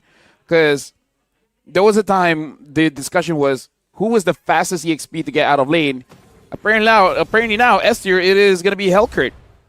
Healing away and moving about. Sometimes people don't even see you. Ezekiel is between tree, has to use the flicker. Still survive, but maybe not so long. Nepomuceno able to get a kill onto Ezekiel. Team Philippines gets the ghost, the first to fall. And this is a very all-in kind of strat. The Hellkurt is left the lane. He has just reached level 4. But Team Philippines are already deep in the turtle pit. Look at Aranda going for it. Feathered airstrike helping secure. Sin very low, gets hit with the last salvo of the feathered airstrike, securing a kill for Pabico. 2 already on the board, plus a major objective for Team Philippines. I would say of all the starts, this is the start that is really hurting Team Indonesia. And it's going to get even worse. Really there, but look at Leonardo jumping all the way to the back. Unable to get the kill, though. Aranda having to use the flicker just to get away. 2.5 minutes. Team Indonesia have already started double laning this Claude. Clutch entry. Great rotational speed by Indonesia. The agility across the map helps them quell Team Philippines' forward momentum in getting more kills, pushing forth through. And I'm glad that we get to see the gold lane because a lot of the action is in the bottom. The Granger versus the Claude. I feel a little more... Oh, De La Cruz. All right. I feel a little more confident for Leonardo now because at least he has the lessons he learned from laning against Soriano from Game 2. Yeah, but I'm just slightly a bit worried because Team Indonesia, the lineup they have is, I would say, promoting everyone to do their own thing. Right? Like, everyone is on a solo mission here. Weedy has his solo mission. Aranda has his solo mission. Paz has a mission. You know what welcome back to the intermission. You know how I feel about that interjection? Okay, what? You want to keep going on this? Yeah, you know what? Thesaurus, man. At this point, coming back to our MPLs, all the different kinds of dictionaries should probably sponsor us. Here in MLBB, we promote education. I don't think a dictionary nor any specific learning tool has been used to sponsor an MPL. I mean, they should. Look, people are using it less and less. Would be good to catch up. Anyways, what I was saying is, you mentioned how Team Indonesia, this lineup that they're playing with, right? Yep. Promotes more of a solo approach to your laning and your early game ramp up, right? I think that's a good thing. I really think that's a good thing. Because if you face Team Philippines head on as a 5v5, you're asking for it. I would prefer that they get to isolate things because at least that way things don't blow out of proportion. I am more comfortable if Team Indonesia gets to do that. But likely it's not going to happen. It's harder said than done. Oh, it's harder done than said. Huh? Either way, like that's it's the other way around the phrase. Stop confusing me, man. You're in a fragile state. I'm about to throw a fit. Let me just say that. Team Indonesia now. This is where we're about to see if the Hilda can really impact the game that much, because you have Plan B. And the Plan B is basically Witty stand directly in front of Soriano so that you may die, but at least you block all the shots. But how does he get there? Maybe. Okay, I don't know which one is better. Either the anti-cuirass or the newly changed Guardian Helmet. Because Guardian Helmet limits the damage that you take. The burst, yes. Yeah, so even as a roamer, I don't really know which one is the best. All right, you'll have time to figure that out because Turtle has already been begun. Aranda coming in from the lower angle, Witty from the back. This is an odd choice of engagement. Yehezkiel with the real-world manipulation, helping Sin secure. 1-for-1 now. Aranda falls. De La Cruz don't even get to use the AOG. And here comes Leonardo. Vinuya trying to get on out of here. The spread able to save him. And he will not fall. The Void Crystal doesn't take him down either. Instead, it becomes a 2-for-1. At that point, the Impure Rage is the correct call. But sometimes like, what if it was the Magic Worship getting that burn? Aranda finds Nepomuceno, but able to get out of there, unable to get the burst. And even De La Cruz shows his face, be like, you want some of this? I'm Indonesian too. Get it? Because got the kacha? Right. Yeah, there you go. There you go. I thought like JP's Indonesian. Oh, Soriano in trouble. Survives the onslaught from Aranda. This is 0 damage reduction. He's really just literally playing with his HP, and he gets that wave. And he was recalling on them too. It's like, hey, good shot, buddy. NT. NT. Ashley, Ente. Ente. Ente. There you go. Ente bang. War Axe for Nepomuceno. On the other side, looks like Sin has to go for a bit of a chop suey, but I feel like probably could have been better with the Black Eye Shield, considering how much they really want to gang up on him. That's a push down bottom by Nepomuceno. Wow, compromising Aranda. You see the damage on this Lancelot. Aranda had to back on out of there. Pressure being placed on other parts of the map. Team Philippines happy with the real estate they gained down bottom. Witty taking a few shots from Soriano. De La Cruz, I think his presence alone is making this an awkward experience for Leonardo. Yeah. And again, Team Indonesia, looking at how their rotation is, it solidifies what I think is basically Team Indonesia. Everyone is on some kind of solo mission, which is pretty awkward considering that you have a Eve as well as a Granger. Fredrin. Yes. Right? Because they're like, where's my friends? I think for those two, it mainly sucks. But for a majority of the lineup, I think they like it. Turtle getting taken here. Team Philippines handily secures. I want to see... Oh my god, it was stolen. Pabiko got it. The buff? Yes, look at that. Pabiko got the buff. Pabiko goes out of bounds and survives the blazing duet. I'm speechless. Able to get the buff, able to get away. If I was Indonesia, I'd be fuming. I would advise against that. Keeping a sound mental state is the key to a comeback. I would rather not. 4,000 gold up. Team Philippines taking that top lane tier 1. Bottom lane, they did suffer a loss, so at least even if Pabiko got away with it, Aranda was able to equalize that lane. Mid lane, this is the last place that Indonesia needs to keep safe so that there would be enough space for Leonardo to farm up.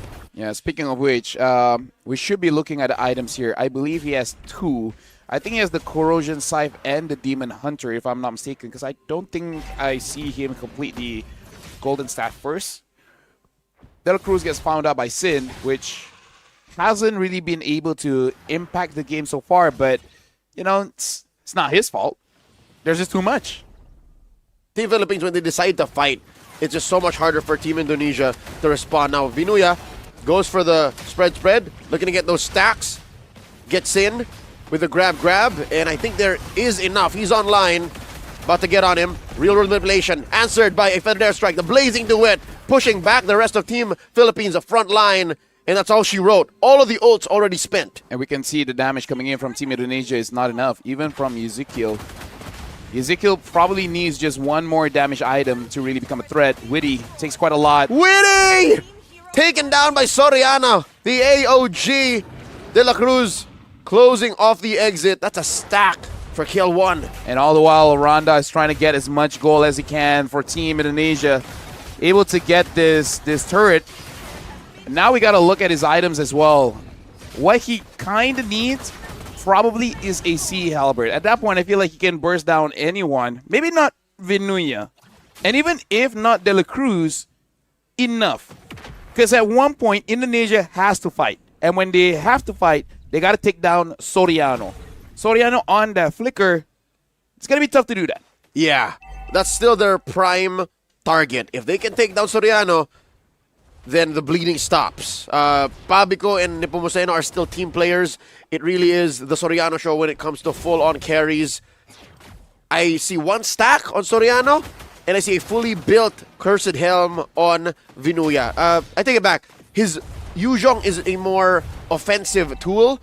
It tries to do the same thing, but this glue is more for disruption. I like the build path he went for. Yeah. Team Indonesia now having to protect their base here, because it's not even 10 minutes, and Team Philippines can soon start to threaten to take down that Holy Shield. All the way up top, Nepomuceno is taking basically everything from Team Indonesia. Pabico gets mid, and Witty is all alone trying to search for someone from Team Philippines, but they're all in Indonesia's jungle. That's right. There are no stragglers. Team Philippines playing as one. They get that passive push on the top lane. Feathered airstrike and the taunt catches Sin. Nowhere to go. And forcing a blazing duet out of Leonardo. Gets popped full range by Soriano. 2 more stacks for that Sky Piercer.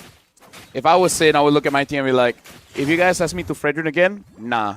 Not when it's like this, man. Not like this. Because Witty is far away. Aranda is a damage leader, not really going to help him out. I think this one, Indonesia just overthink it. De La Cruz with the AOG. Witty gets popped. There is no bush there to try and help him regen. Vinuya down to 1 HP. Pabico with a cover fire. Team Philippines able to take down the Holy Shield, but not the turret itself. Yep. Aranda, though, I think just barely hit the Deadly Stingers onto Vinuya, and we can already see quite a lot of damage. So I think in terms of the items, it's already there. It's just getting to the back line. At this point, I think Pabico is fine. Like, yes, Soriano is the main target, but when you're down by 7 kills, you take anyone except the front line. And it's not as if the front line's going to take it lying down. Aranda, we keep talking about him. Is it fair to say that the win is on him now? Yes. For this to happen, for Leonardo to get to a point of being a threat, Aranda has to play double time, triple time even. He's carrying the hopes and dreams of Indonesia on his back. Soriano with 4 kills. Leonardo moves forward, gets shots once, dies. Soriano has to take down... Sorry, Aranda has to take down Soriano first, and then after that, that's fair game. And he's the only one who can do it. He's the only one that can do it. And the thing is, he was the final pick. This was all a setup for him. He has to make this worth it. And it's looking more dire. Ladies and gentlemen, a free lord for Team Philippines and a takedown on Chin. Leonardo getting a few good stacks of Art of Thievery. All this while in the long lane, Aranda gets the 2nd tier turret down bottom. Dark Knight falls to try and end it. Unless, no, this is just a Fog of War. Yep. It's a passive. Now, this is just very difficult because for Team Indonesia, they're just not in sync. this lineup is not really working together because 12 minutes in, Aranda might have 4 items. They're able to get Benuya, but that's really just using the glue against himself. But with that, Indonesia should be able to protect their base now. Not without Aranda, I think. 4v4, and still a huge gold gap, almost 10,000 between Indonesia and the Philippines. Appraiser's Wrath pushes the rest of the squad away. A conceal by De La Cruz, looking for an engage. An unbreakable onto Yehezkiel. Nepomuceno taking down that turret, dashing on through, blazing the way one more time, plus a jump in onto Soriano. No Wind of Nature shenanigans here. Soriano firing away. De La Cruz holding his ground. Yep. You can even hear the cheer. At least the country of Indonesia is still proud of what Indonesia is showing up here. Leonardo having 4 items. And even though, yes, Aranda only having 3, but kind of justified the items that he has, it's pretty expensive. I feel like in this situation, you would be forgiven to take a Hunter Strike first instead of a BOD. And maybe even a Demon Hunter Sword. Because I feel like, you know, BOD is great, but other items in this situation could have been better. Yeah. For the most part, BOD feels like a win more item. Oh my god, here comes a Blazing Duet plus a Winter Crown Freeze. They almost jump Soriano. Weedy, the closest anyone has ever been, gets popped. Aranda runs away. That was a close call, but Soriano, with awareness all around him, able to keep himself alive. Unfortunately, Aranda missed, and missed by a lot, not even by a little. And that was from Leonardo and Witty giving the opportunity. Now Leonardo is done. This might be it. Team Philippines might get match point here. The failed airstrike covering up the minions. 3 remaining members of Team Indonesia. The base gonna be up next. Nepomuceno signing and sealing Team Indonesia's fate. 1 more win. Team Philippines at match point. It's unfortunate, no matter how many bans you have on that EXP lane, Benuya just shows that there's still a lot. But the thing is, that glue was what won them the World Championship back in July, so it's not even a bad pick.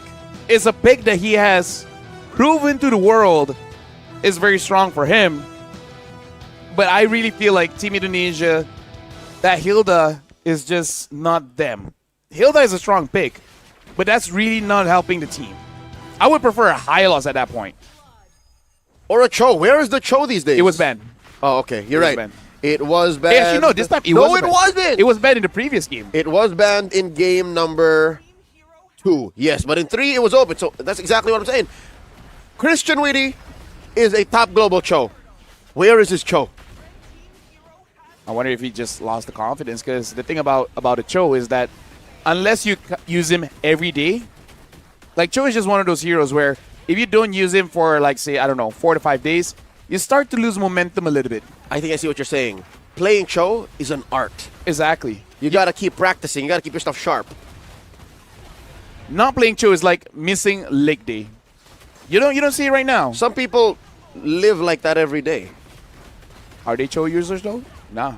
Likely not. You see the difference there? They're different. Exactly. So, but yeah, basically like Cho, you kind of have to use it every day for you to be able to use it in competition. Yeah. In rank is fine, but unless they pull it out for game number 4 here, because yeah, like again, it's a good pick. It's just it doesn't help them. It's gotta be the Deus Ex Machina pick. Because look at this, how far Aranda missed there. Oh, overshot. Not even. It's as if he's the one who got blinded. Exactly. Like Soriano dodged by staying still. I think it's because of the read. Yeah. I think Aranda, again, all benefit of the doubt, right? Yep.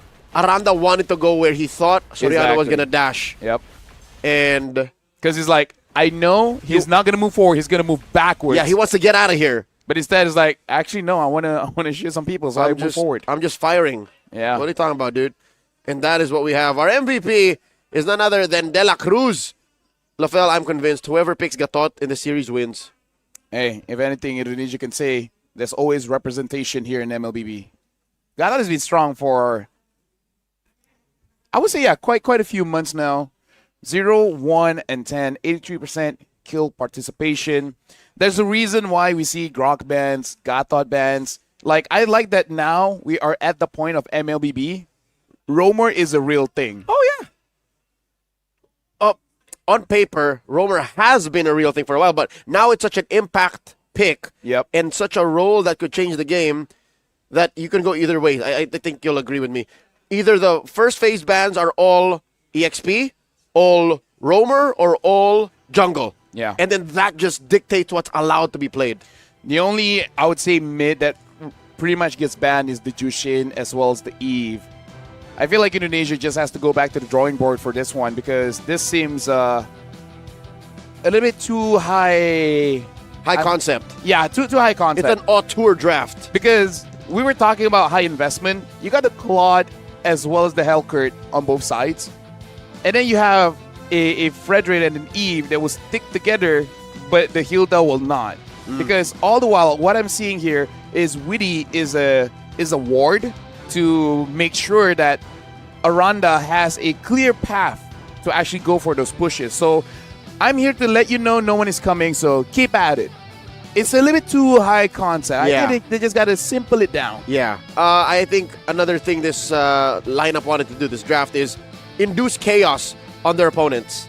They wanted to be able to force Team Philippines to play a certain way, but Team Philippines wasn't having any of it. They still instead ended up with a draft very similar to game number 2, and they just replaced the Yuzhong with the glue and are just as comfortable.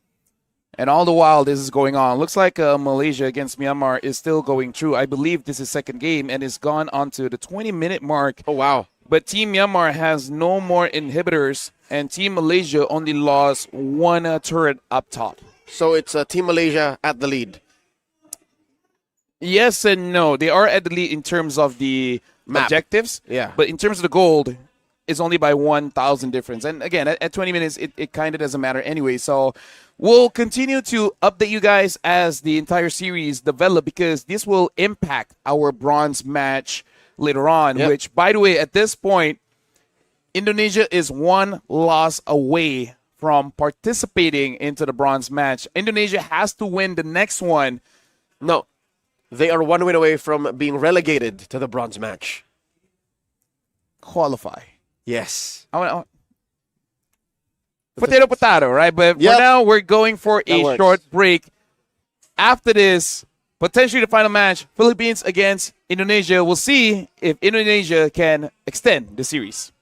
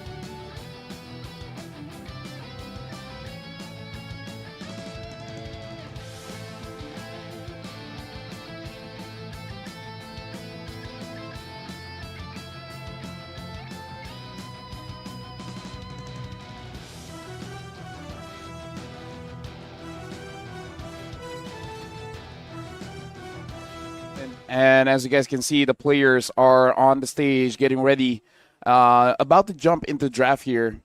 And at this point, Indonesia hopes there's another secret weapon besides the Angela, because Angela was the one that was able to get the W.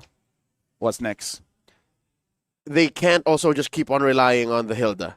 It seems to be a read out by Team Philippines, which makes sense because they won their most recent MPL championship with a Hilda. So they are playing against the Hilda, the patriarch of Team Philippines, De La Cruz. So maybe something else. I'm not saying it's just all on the Rome or the Angela, the fact that it's neither that or, bust. Maybe step one, take the Gatot away from De La Cruz. Yeah. In terms of the bans, that's tough though, because Indonesia banned out Grok, Yuzong, and Lapu, which I think is justified. But as we saw, 4 bans on the EXP, and Vinuya still finds something. So I know. I have an idea. All right. What if Grok, Yuzong, Gatot, Kachaban? So that you end up with something else from the Philippines opener, and then you have an Esmeralda if ever they go Lapu-Lapu. Or they go for first pick and potentially just steal it away. This feels... I haven't said this all series long, but this feels desperate for Team Indonesia. Because, look, they're banning out the signatures Yuzhong, Lancelot, and then all right, what's scary in the metagame? The Eve, don't give that to Pabico. And then what's left? Are they going to first pick Gatot? That feels like what's going to happen. I feel like it's safe enough. Because, to be fair, Philippines has been doing it all series long. So, hey, they did it. It works. Might as well. Especially because Gatot is a pretty safe pick for now. And great. Oh, there's one problem, though. The Grok. The Grok is there, too. Then Grok... and Jushin. What are you more scared of? Grok or Gatot? Grok. Then they should first pick Grok. And between the two, I'm actually more scared of a Jushin. But they did win against Pabico's Jushin before, and the Jushin gets banned out. Indonesia, Grok. It has to be. It gotta be. It's a CC. Actually, is okay still. I don't think it's first pickable, but I get the idea. I get the idea because the Philippines is going to take one. You at least trade with another. So it's not the worst of situations. Yeah, between the Grok and the Gatot, you can only get one. Yeah. So what'll be left? I'm just hoping, and looks like Philippines doesn't take the Grok anyway, so they read into that, probably making a bet on that call. Indonesia still gets the Grok. So Indonesia actually getting a pretty solid opener here with a CC, Yi Sun-shin, as well as a Grok. So pretty solid, and I would say pretty easy to execute. So far, not overthinking the draft. There's still Team Philippines Red 3 draft. Then they have to pick. Then they have to consider the bans. Ruby will be banned out here. Has to be by Team Philippines. You don't want to give the Ruby to Team Indonesia. Although you can see a world where Indonesia just put CC in gold and then something else in the EXP. Maybe something like a Alice. And Esmeralda's up there too. Esmeralda. A wild Hellcrit might come back, but ban out the Uranus first. Yeah. Philippines so far has been getting the Granger. So I think Indonesia, will ban out the Granger just to be safe. Maybe that's not what Philippines wants, but again, this is potentially the final game. You can't risk it. Do you want to ban out the Harif as well? I would say might as well. Or is there anything else that Soriano has shown this SEA Games? I don't think so. At least in terms of marksman. Yeah, his hero pool is specific. Yeah. When it comes to finding success, but I'd rather use the word efficient. You don't have to really explore and experiment too much when you're winning. Team Philippines, they got one more ban. Could it be the Esmeralda? Could it be the... I don't have to stray away, you know what I mean? Like, you get it right, you just stay there. Yep. And the Harith. There's the Harith. You know the teams well enough. So for Team Philippines... Yeah, what does Soriano play now? I would pick something mid here and leave him for last, just to see. Do you go Kimi? Oh, yeah. Honestly, Kimi is pretty safe. Kimi's open, y'all. Because giving it to Indonesia might not be an amazing idea. Gimme. relatively safe. And if you still want more fighters, you can just relegate the Lapu into the gold lane. Oh, but instead we get a Lunox. A flex even in red 4. The tail end of the draft. If Team Philippines won their most recent championship with a Hilda, I think you could say the Lunox also played a very big role in that run. So this is a breakout hero out of that season. I like seeing that in red 4, keeping Team Indonesia on their toes. A legit threat for the Grok too. Something in my head might be risky, but something like in the lines of Selena, Kadita, something that can really help the Grok on actually getting some kind of pressure early, because Gatot and Lunox is a very tough mid, but instead, like you said, the Ruby does get picked up by Team Indonesia, and with that Valentina as well. In terms of the alts, not all of them are great. At most, in the early game, you might take the bravest fighter. In the late, you will be taking that Brilliance just to make sure that you're safe, being maybe the first or second engage. So Team Philippines, they need to pick one more. We don't know where this Lunox is going up until they show us what this R5 pick is. I'd like to think this is the mid laner. I'd like to think we've seen the mid laner for Team Philippines. I feel like this Valentina pick is forcing the Lunox to go mid. Yeah. Because if you pick anything else except the Kagura, you're going to give something big. Like, if you pick a Farsa, great. Valen loves that. And even the Kadita, likes that. And I'm also looking for what will answer the Ruby. We dig deep. Here's an oldie but a goodie, a carry for Team Philippines. All right. Looking at the faces of Team Indonesia, they did not expect that. But at this point, they just got to lock in. It's like, we fought this carry at some point of our lives. So who's going to kill the carry now? I think whether they like it or not, it has to be that Yi Sun-shin, because I feel like now we're going into the semifinals. This Yi Sun-shin is one of the only heroes that can basically be a hyper carry. Yeah. I'm looking at him, so that means Chin had one hell of a game. Yes. But if that's not happening, I'd say it's up to Weedy again. Catch him. The problem is this. The moment the Hayabusa is in vicinity, it's going to be tough. It's going to be very tough. Ladies and gentlemen, welcome to the fourth game. At this point, Team Philippines are at match point. Indonesia with 1. Indonesia, if they're able to get one more, they can equalize and extend the series. If not, Team Philippines will be going to the gold medal match. Welcome as right now, Team Philippines forcing out Team Indonesia and clearing the way faster first, making sure that Ezekiel doesn't get an advantage. Hayabusa is there in mid. Ezekiel has to dash out. Very good proactive movements from Team Philippines. All this while, Indonesia have to solve this problem. If Team Philippines is fast enough on all the other lanes except for that gold lane, how do we equalize? How do we address that? Because even in the EXP, right, as soon as you reach level 4, the Lapu-Lapu can handily take care of the CC. Yep.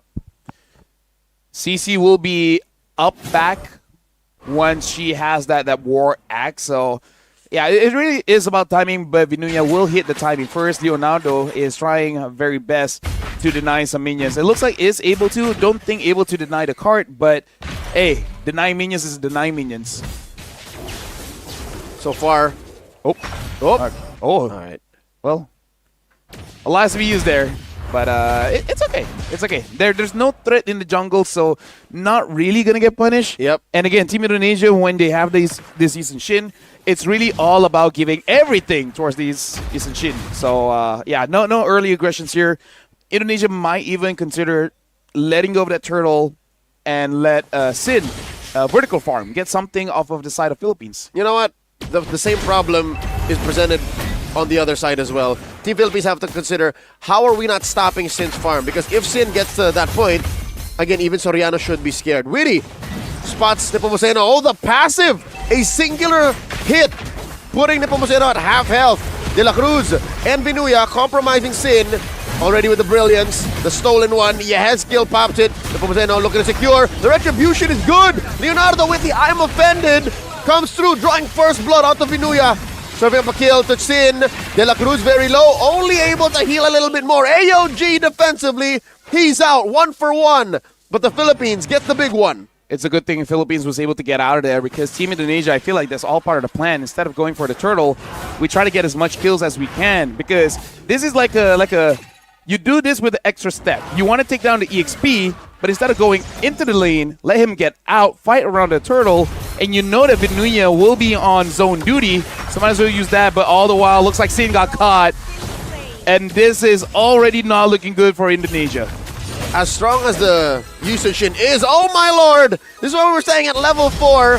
That matchup is very difficult for the CC. Witty, tectonic charges out. As I was saying, taking care of the Yushin. I've talked to several pro players. The only thing you gotta do is wait for the trace list. When you see the trace list has been used, that's your go signal. That's when it says the green light. You gotta go. What is De La Cruz doing here? What is he up to? I think he's delaying, right? Seeing where the rotation is. And even if you slow by a little bit, this gives so much room. Aranda gets taken down by Nepomuceno. And Team Philippines, they rinse and repeat. De La Cruz, slow down the rotation. Even if he gets all the farm, it's okay. Just delay. That's all you need. The Hayabusa just needs to be maybe just one level ahead. Yep. 500 gold turns into 2,000. That's the trajectory Team Philippines is following right now. And I think that is what proves that in the earlier thesis statement mentioned, one of these teams have to figure out who are we slowing down or who are we catching up to. Pabico takes a good amount of damage from Yehezkiel. And I love how he just really tried to walk out of there. Just the old-fashioned way. Didn't even panic with the brilliance. Didn't even have to flicker. He knows that these are major objectives, major resources he has to use in this next major objective. Turtle already spawned. That's a big sign of worry when two people gets a perfect catch and still unable to get a kill. Not even force out that flicker. Team Philippines starting up this turtle. Vinuya jumping forward all the while the back. Nepomuceno has to use the quad shadows to get away. Pabico gets a kill onto Leonardo. Sin gets Pabico. Nepomuceno still gets the main objective, the turtle, and Sin has to back off, trying to get farm. And the quad shadow again used, but the brilliance able to help him out. Nepomuceno still stays, gets a kill onto Ezekiel. That was the second time in a sequence within 30 seconds that Nepomuceno was able to maximize the use of the quad shadows. In the first sequence, he used it to get the turtle, right? He went back, took a lot of damage from Witty, came back in, retribution. Second time, he left the shadow all the way in the safety of the river and then chased. Yehezkiel forced him to use the stolen brilliance and then got a kill. That was ridiculous. Nepomuceno got shut down, but Witty's gonna fall. Where'd that happen? Not sure. It looks like it happened down bot. But either ways, took a quick look at the goal difference here. Sin is 700 behind Nepomuceno. And this is a big problem where you're running a comp like this. You're putting all your eggs in one basket, and that basket is Sin. Sin does have 2 kills, dying once. But at the same time, you got to optimize your rotation just to make sure that you get at least the same level. Because right now it's level 9. Okay, now it is at the same level, so looking a bit better for Team Indonesia. They just got to keep on surviving. If they lose much more, it's not going to be looking good. Especially Sin. Sin cannot be taken down. At this point, it's just a cat and mouse kind of game. That's right. Hide the Sin. If in game 2 it was all about hiding the Leonardo, you got to hide the Sin until he gets his 4th item. That's when I think he'd be more than confident enough to face off against Team Philippines. But we got to address the other elephant in the room, ticking time bomb, that is Soriano. He hasn't really seen much action nor felt any pressure, so that means he's also just inevitably building up to a very good kit. So again, this is a 1v1, just a different 1v1. The only difference is Philippines, even if Soriano gets taken down, Nepomuceno is there. Pabico is there. Vinuya is there. So there's multiple threats coming in from Indonesia, and all the while, Sin has to dodge all of them. And Leonardo gets that I'm offended onto 2. You see Soriano's damage is good. Nepomuceno secures the turtle. In comes the rest of Team Indonesia. Witty with a passive pop. In comes Nepomuceno. Takes down Witty with a shadow kill. Actually just holds on to it. Those were just shurikens and basic attacks. Team Philippines are running through Indonesia right now. A 4,000 gold lead. Clean, and in comes a shadow kill. Takes down Leonardo. It's unfortunate. Team Philippines right now, they can force things out. Indonesia can't really fight back.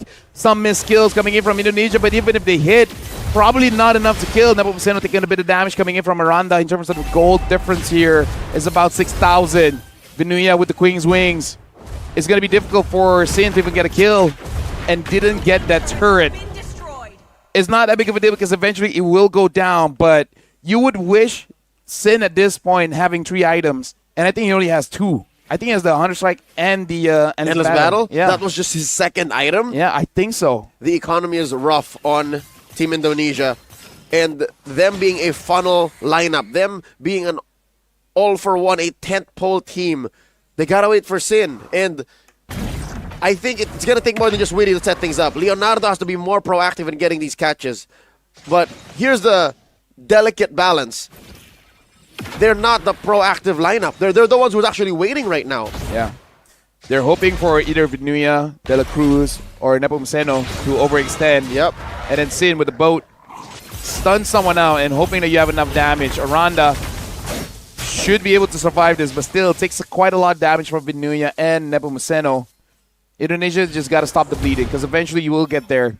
Oh, Conceal. Coming from De La Cruz. They're moving up to the top lane. Tech Edge hitting 2. Team Philippines not letting go of this initiation. Shadow kill by Nepomuceno. De La Cruz falls. Doesn't get to use the AOG defensively. Down goes Witty. Roamer, trade out. Pabico falls. 2 for 1. Team Philippines may have overextended. They find Aranda on the way out. But still, that was good coming in from Indonesia, especially Witty. Not stingy with the ult at all. Using that tech charge to reveal, to cancel out that Conceal, finding 3. Vinuya, bravest fighter out there. And yeah, even though, Philippines got some kills too, but between the two, Indonesia probably got the more value. Yep, I was going to say, Indonesia, before that fight, were making the right calls. Put Sin on the opposite side of the map where we think Team Philippines is. Because he's at 2 items. 2 with a Legion Sword. That's not acceptable. He's about 1,000 gold down away from the Hayabusa. We can't play this way. It only can be done through counterattacks and safe farming for about the next 2 to 3 minutes. Good call for Team Indonesia to not try to contest. Team Philippines secures the Lord. I wonder if Sin's next item is going to be a BOD or a Malefic Roar. I can see the Malefic Roar to deal with Vinuya. I think it's got to be the Roar. But I can also see for a BOD, there's a few squishies on the board. Maybe can get something. Oh, De La Cruz gets pulled back. Going to take quite a bit of damage. Survive for quite a while, but Ezekiel secures the kill. But look at this. Oh, Nepomuceno almost got caught by the Ruby. Yep. Still a very potent answer to any assassin out there. Witty with the flicker tech charge. Finds Soriano. Down he goes. A kill for Yazgil. Double kill for Vinuya. Witty and Aranda fall. 2 for 1. Almost instant gratification for Team Philippines. Leonardo sharing the damage with Sin. Nepomuceno shadows out. Instead, goes ahead and focuses on the turrets. Indonesia is just playing around Team Philippines over aggression. So far doing quite well, catching them in their mistakes. But this still gives a lot of time for Sin to farm up. And as you saw, he does have that Malefic Roar. So 10 minutes in, he has 3 items. Going to be pretty strong. Not the strongest just yet. But at least this time, if someone does get caught, he does have the damage to respond. Lord pops that Holy Shield up top. Crashing into the turret. Taking it down about 2/3. Another shadow kill by Nepomuceno. 6-1-3. Stellar performance by the GOAT on this Hayabusa. The gold lead has expanded, Lafel. We're about 7,000 between these two. But I feel like for Indonesia, you don't need that much gold. Because, again, everything just has to go over to Sin. Yep. I feel like for the rest of them, 2 items is enough. 1 utility and 1 either defense or offense. And I think you're all good. Because Witty's at this point is just, they just want his ult. That's it. After you ult, whatever happens, happens. Just get a good ult. Uh-oh. Witty does not have a flicker. He does have his ult. But for them to try and catch Soriano once again, they'll have to use the whole kit. So they are about, 30 seconds away from that. Luckily, it'll be in time for the Lord. Spawning in the upper quarter. Team Philippines, they're so good at this. This is the play style that made the Philippines' dominance possible. Just patience and map control. 7,000 difference here between Philippines as well as Indonesia. At this point, it's probably the job of Aranda here to slow things down because he has that damage threat and he can actually get in and out. Even if it dies, it will take quite a while. By that time, Indonesia can get into proper positioning to get something done. But Nepomuceno, though, having the BOD and Soriano with the Golden Staff, the damage is just going to be too much. The next time Philippines has a clean engage, that's it. It's over. All the more it becomes a reality that Weedy is only used for his ult. Expect that even with his passive, he will be soft to the light wheels of Soriano's carry. Lord has already spawned upper quarter. Once again, bottom lane, long lane taken care of by Vinuya. So you can expect that they will converge. But wait, he's got 4 on him. Goes ahead and retreats. Nepomuceno taking his time, wants the Lord to spawn a specific time. And I think it'll be past the 15 mark. Yes, this is a Lord for 13:45. So now for Team Philippines, they will have some time to manage the waves. Indonesia, their wave clear is not great. It really is not. The CC is not a great wave clear. Ezekiel on this Valentina is not. So what they're hoping for is get 3. Kill 3 people from Team Philippines, and then take your time clearing the minions who might lose 2 inhibitors. But that's something. We can hear the chant coming in from the crowd here for Indonesia, hoping for this last hurrah to turn the tables. The tables seem to be all for Team Philippines. Team Indonesia are left out in the dark, in the cold. They are out-farmed, almost 10,000 gold between them. And now they're holding on to their inhibitors. Fat wave in mid and top. The Lord down bottom. And they're inside the base. AOG by De La Cruz gets hit. A lot of firepower coming in from Team Indonesia. They pop his immortality. They get rid of his revitalize. Leonardo gets a kill. They pop Widdy's immortality this time. And Pabico forced to use the brilliance. No casualties just yet for Team Indonesia. Just a shadow kill. Taking down Leonardo. 1-for-1. Pabico gets taken down by Yazkiel. Very good response coming from Indonesia. About to kick out Team Philippines out of their base. Get charge on the 3. Down goes Widdy. Soriano going ham. Gets taken down. That's a 1-for-1 across the board. 3-for-3 in totality. A lot of kills for Sin. A lot of gold. Team Indonesia are okay. Now hold on. They might want to continue forward. Binuya almost took down Aranda. Oh, nice timing on the traceless. Scary how I call this. Kill 3. You may lose 2, but it's okay. Oh, baby! Shadow kill! The winner crown, keeping Sin alive! The reflexes, the instincts on that young jungler from Indonesia. Actually, it was good. He actually delayed it. Because if he instantly popped it, Aranda would have died. Right? So he waited for the Ogi Shadow Kill to split. Once Aranda is away, then he popped it because he knows after the Ogi Shadow Kill, the next target, the Shuriken will come out. Yep. He knew that he can tank just a bit, but at the end he could not. He maximized the utility. Talk about calmness. A lot of people in that situation will use it instantly, but he knew if he did that, that would be over. Philippines could have ended it because he's the only one that could protect. This is just a byproduct of thousands of hours of playing MLBB at such a high level that sequences like that, reactions to almost lethal circumstances like that are almost done without breaking sweat. I can imagine that Sin was like, yeah, I'm good. Yeah, it's like, it's just a Hayabusa with the sweat coming down. Oof. You're fine.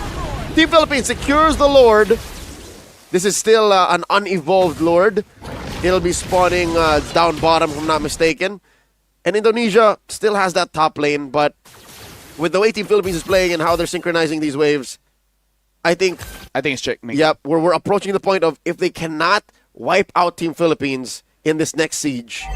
The problem is, I feel like even if they do wipe out, the minions will be too strong. Because their wave clear is that it has to be a winning wipeout. Yeah. It has to be a wipeout with at least two. Yeah, exactly. Like, other people have to like drag the minions to the side and everything. Like, just getting a wipeout is not enough. The minions and the Lord, it's going to be enough. All right, there's the rampart. Really delays the siege minion. The Lord inside the base. Sin backing out. Already summons that turtle boat. Coming through. There's the tech charge. Down goes Witty. Spent his flicker. Down goes Leonardo. Soriano and Team Philippines have done it in such swift fashion. 3-1. They're going to the grand finals. Congratulations to Team Philippines. even though losing game number 1 did not lose the momentum, still keep on pushing strong, and now going to the gold medal match at the grand finals. But it's not over just yet for Team Indonesia, because they have one more match, one more best of 5 after this for the bronze match, which, quick update, the third game of the best of 5 have not started just yet. Team Malaysia is leading 2-0 against Myanmar. Malaysia wins one more game, and Indonesia will face against Myanmar in the bronze match. Did you just say it hasn't elapsed yet? Or is it just finished? After the draft, pause until now. Okay, so there's hope for Team Myanmar. Yes. If they don't change their fates, it's going to be Myanmar and Indonesia in tonight's final broadcast. Yep. All right, let's relive and revisit the moments of game number 4 here. A stroke of genius picking up the carry, I'll tell you now. I really like the carry as a very specific answer in the current metagame, especially with all of these fighters running about. Yep. This is the perfect answer. I feel like it's perfect because it's against a Valentina, right? Against the Eve, against the Martha. Yeah. Someone with long bursts is going to be difficult, but against a Valentina, that was the right condition for you to use this carry. Amazing when you are at red 5 having that option, and it's a good thing they picked Lunox red 4 just in case you're able to move the Lunox around. Yeah, and on a macro level, right? Big picture, I'm looking at the metagame. There's a lot of fighters. With these many fighters in the side lanes, one of the best answers, and which is often banned out, is the Esmeralda, right? Because these heroes want to fight in your face. They want to have long sequences, exchanges with you, trades. The Esmeralda wins. But where does the Esmeralda lose? True damage. Yep. So that's where carry comes in. And I'd like to think Coach Cruz and the rest of Team Philippines may have found the skeleton key. They may have found a way to unlock, once again, old school marksman, starting with this one, with carry. Yep. Either ways, congratulations to Team Philippines. They will fight once again on December 17 for the grand finals. During that day, it will be the men's and women's gold medal match. The MVP for this one is going to be Binuya with that lapu-lapu. Again, nice to see the heroes of Philippines as well as Indonesia being a big part of the current meta. 2025 has been kind to this young man, and I'm being very generous about my words. He was the MVP in Saudi Arabia for that major tournament. He has been experiencing so much, and I'm so happy for him. But here today, he's gotten 2 MVPs in this match against Indonesia alone. And well-deserved. One on the Yuzong, one on the... Actually, no, the Yuzong game, he was Pabiko on that Farsa. Oh, yeah. One on the glue and one on the Lapu. But it feels like a Yuzong MVP game. But either way... It should have been. Either way, 17-15. Indonesia bringing out a quite a strong strat. But again, it's very risky. Like, when it works, it works. It's the kind of strat that you bring out maybe when you're a game away from match point. Yeah. This is the adjustment I wish they had going into Game 3. Game 3, yeah. Yes. Yeah. Instead of going for the Hilda Helkert. But I would say between the two, Hilda Helkert is more crazy, so I can see it. That felt like more of the final... That felt more like last resort, you know what I mean? Yeah. But again, that's just how Indonesia is. They bring out the most unexpected and unorthodox weapons when you least suspect, which get other teams. They can surprise other teams, but Team Philippines, they just know way too much what's going on, and that's why they're in the grand finals. Either way, so we're going for a break, and we're just waiting on Team Malaysia against Myanmar to see who will go up against Indonesia in the bronze medal match later. We'll see you guys then.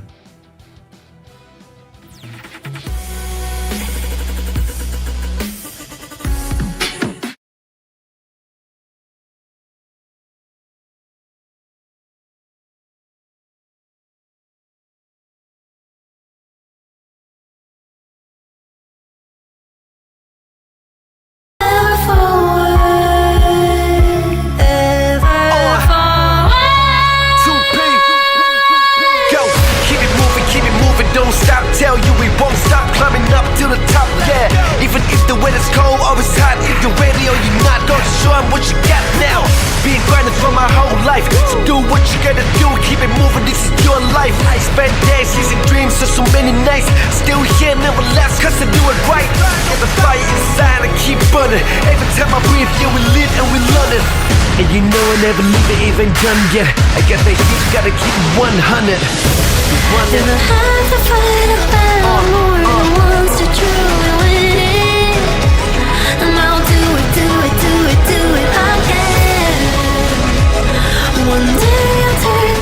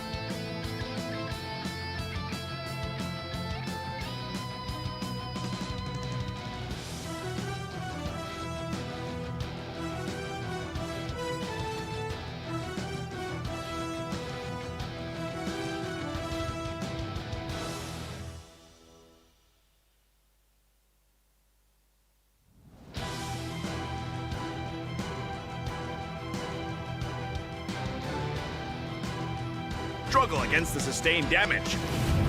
The new 3 vs 3 mode, Chaos Clash.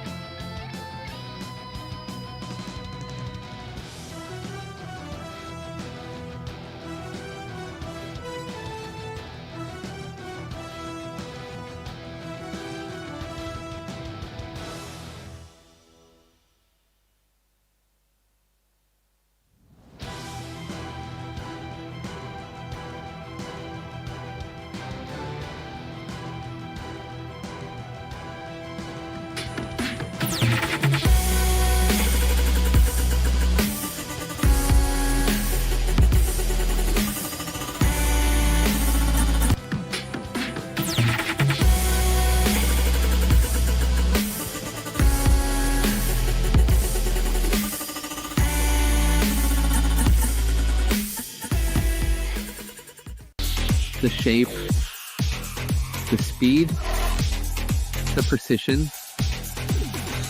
Built with pros, made for esports.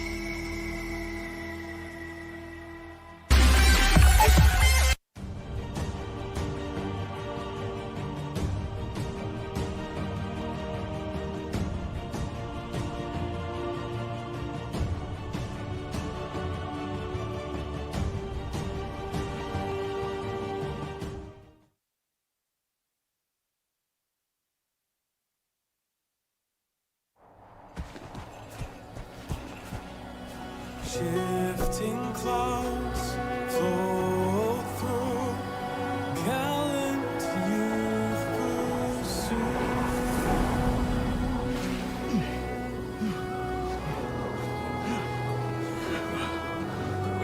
We've been searching for days, Sora. The shifting cloud is just ahead! Look!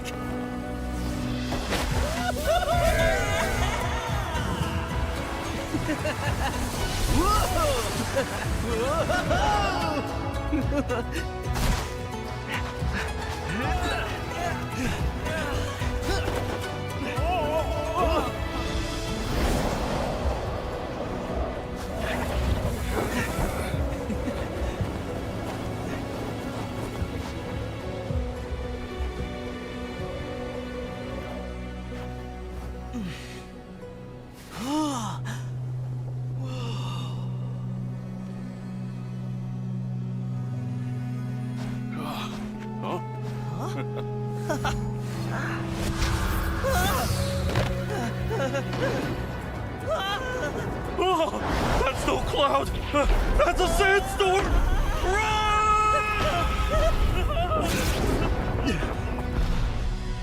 Thunder! I hear thunder!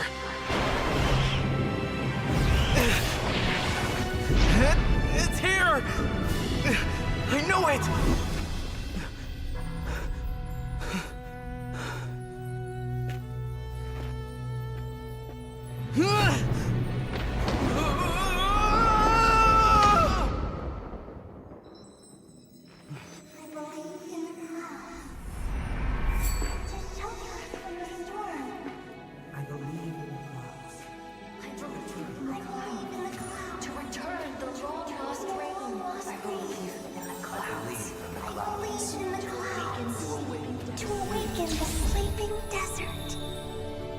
I believe in the clouds. I believe in the clouds. I believe in the clouds!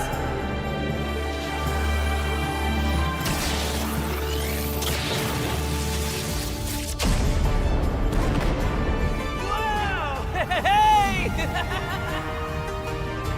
Whoa!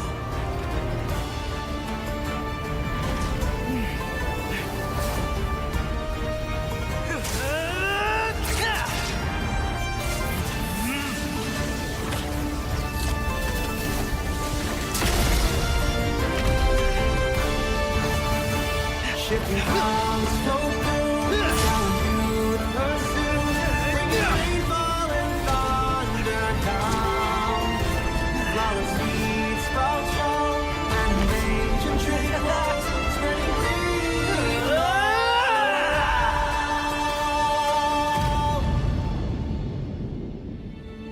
See? There's our shifting cloud.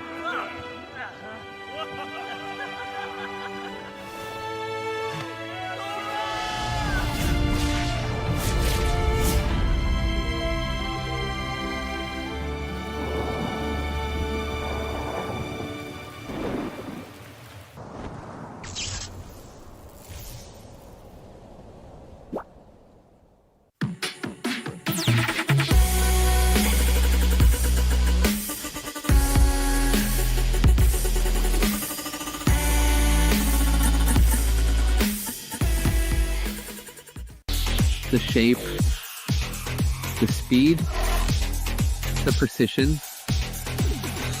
Both with pros, made for esports.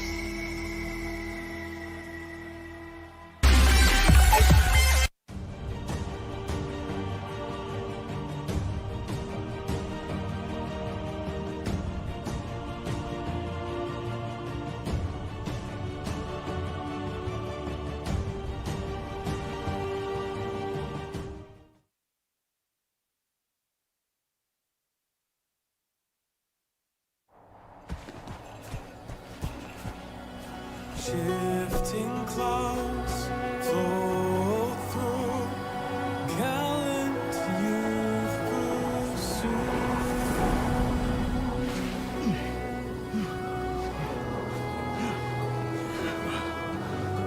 We've been searching for days, Sora. The The shifting cloud is just ahead! Look!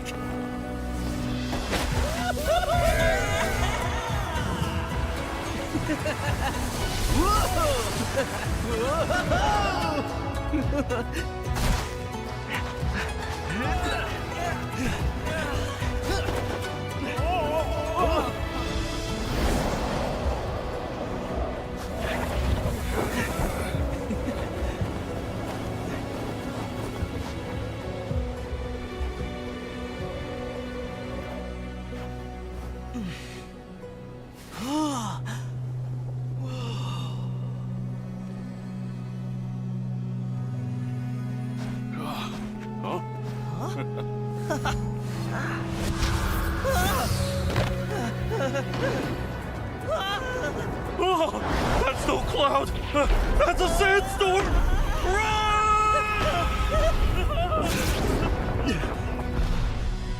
Thunder! I hear thunder!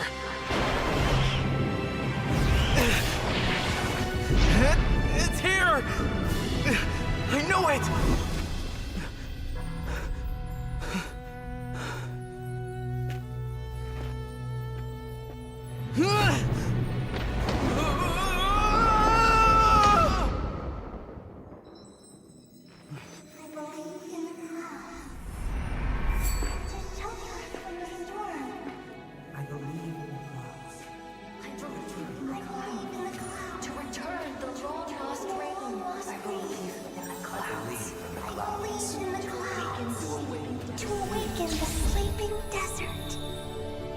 I believe in the clouds. I believe in the clouds. I believe in the clouds!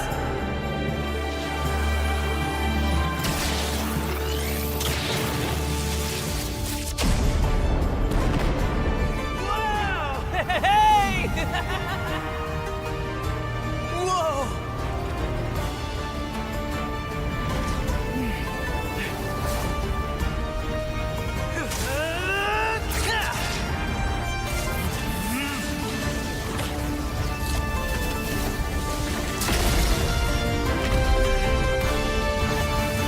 Shifting clouds flow through, telling you to pursue, bringing rainfall and thunder down.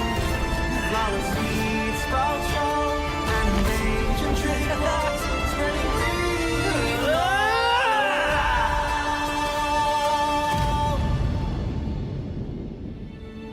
See? There's our shifting cloud!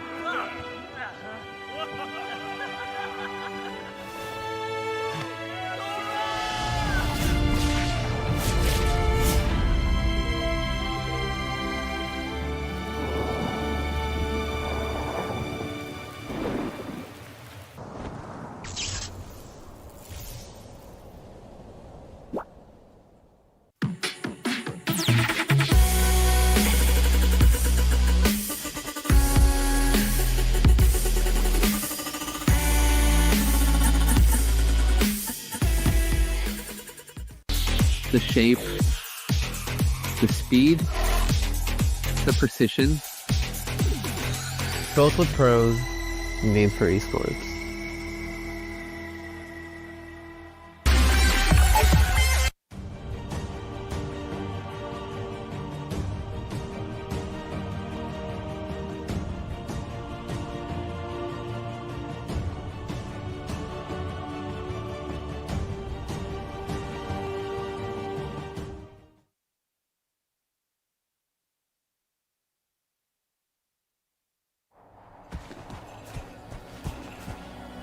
Shifting clouds flow through, gallant youth pursue.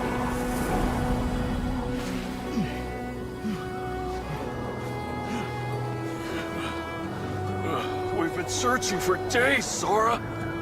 The shifting cloud is just ahead! Look!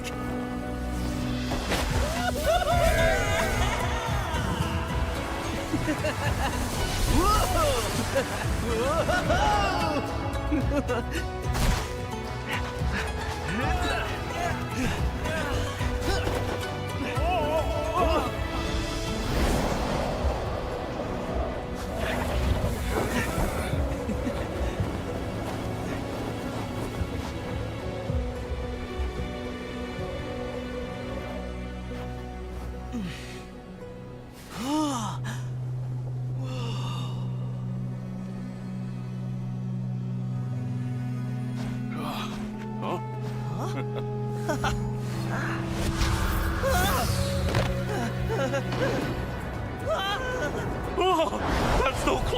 That's a sandstorm!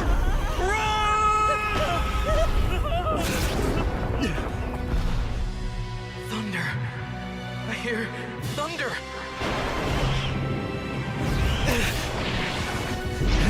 It's here! I know it!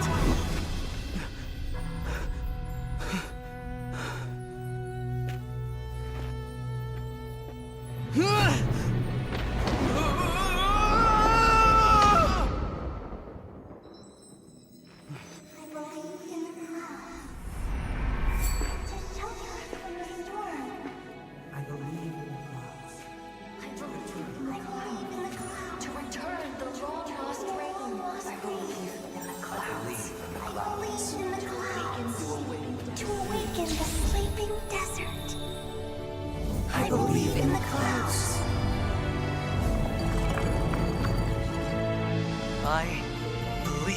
clouds. I believe in the clouds!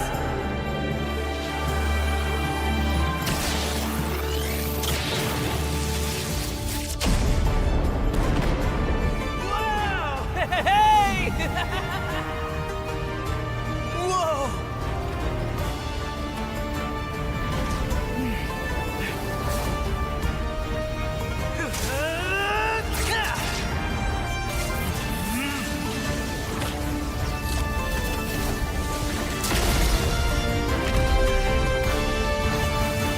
Shifting clouds flow through, telling you to pursue, bringing rainfall and thunder down. Flower seeds sprout strong, and ancient tree rocks spreading green.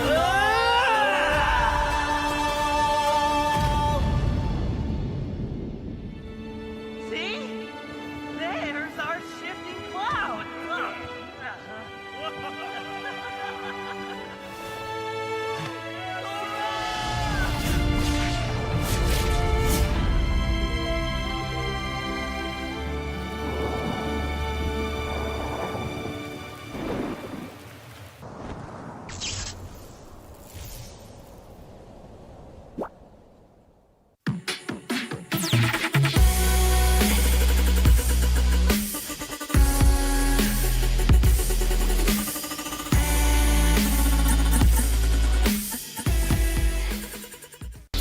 The shape, the speed, the precision. Built with pros, made for esports.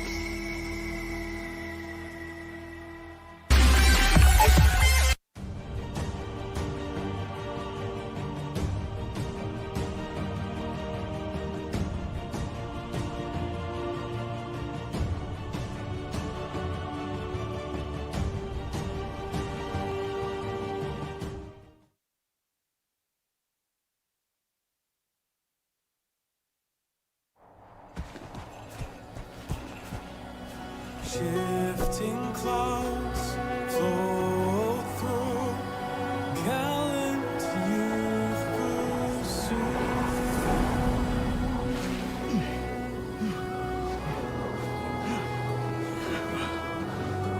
We've been searching for days, Sora.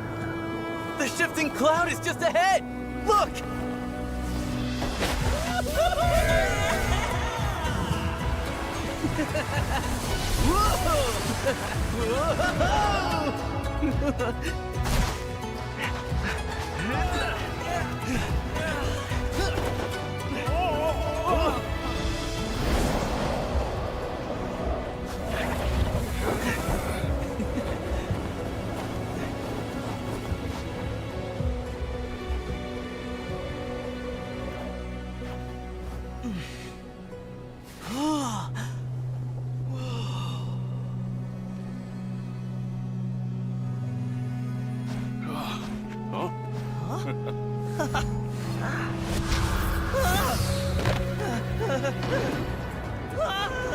Oh, that's no cloud! That's a sandstorm!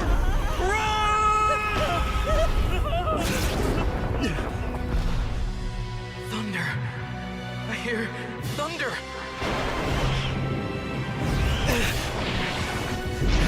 It's here! I know it!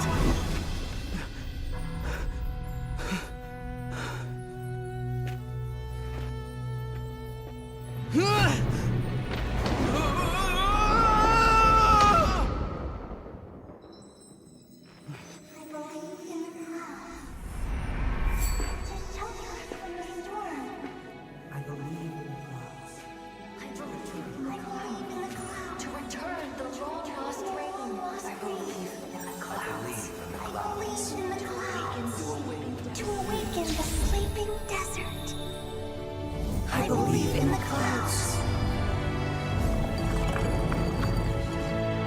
I believe in the clouds. I believe in the clouds!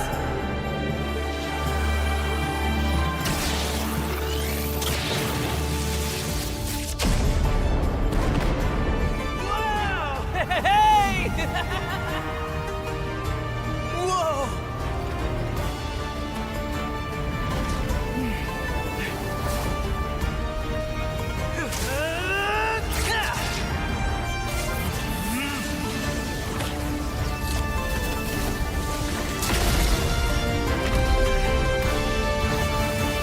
Shifting arms so cold, telling you to pursue, bringing rainfall and thunder down. Flawless seeds sprout strong, and ancient tree blocks spreading green.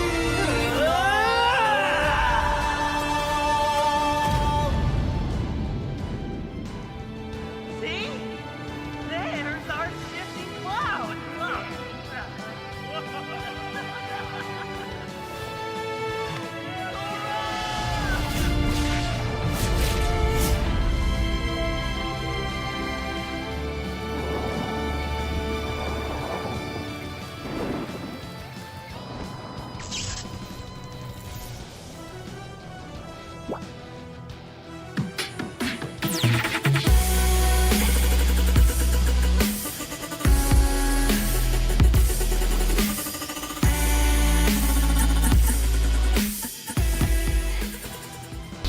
The shape, the speed, the precision. Built with pros, made for esports.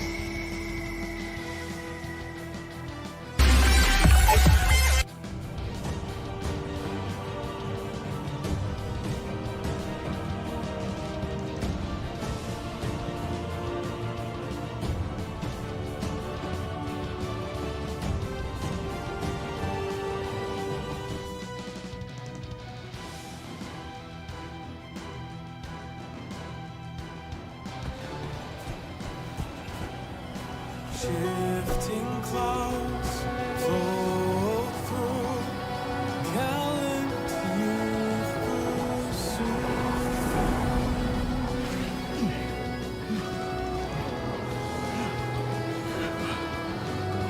We've been searching for days, Sora. The shifting cloud is just ahead! Look!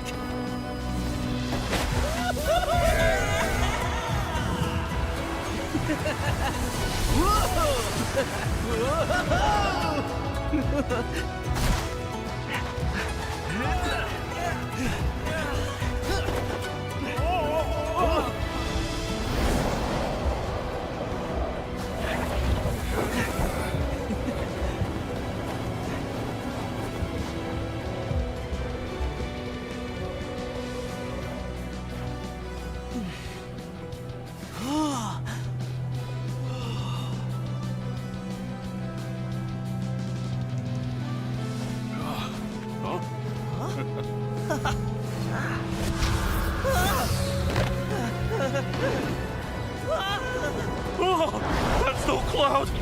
That's a sandstorm!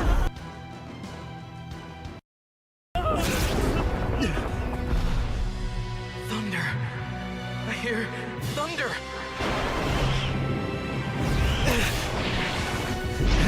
It's here! I know it!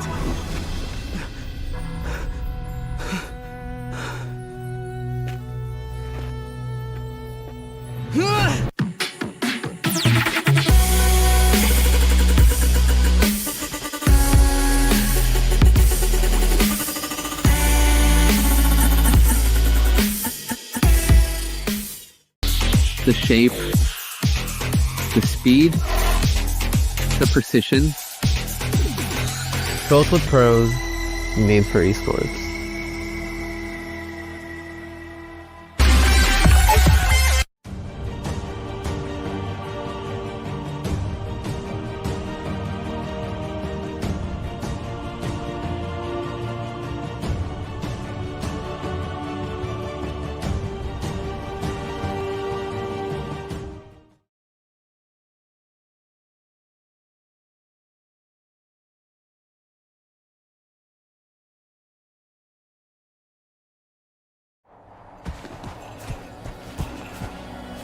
Shifting clouds float through, gallant youth pursue.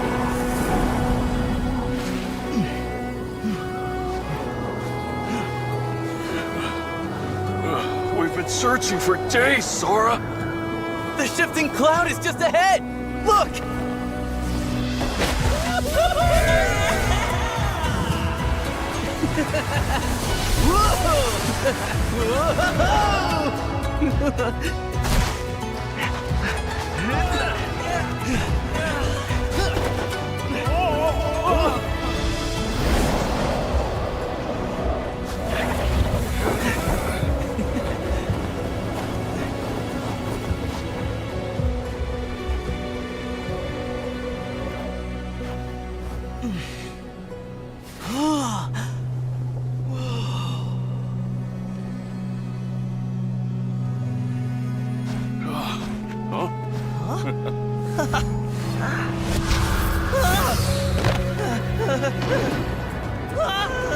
Oh, that's no cloud!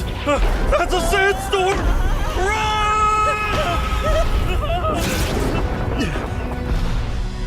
Thunder! I hear thunder!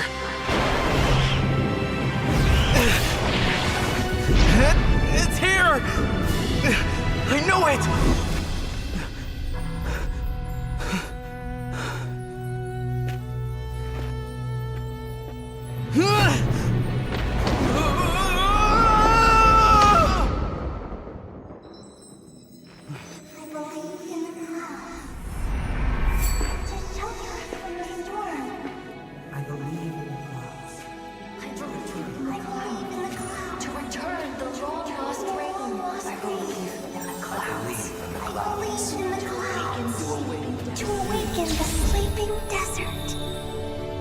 I believe in the clouds. I believe in the clouds. I believe in the clouds!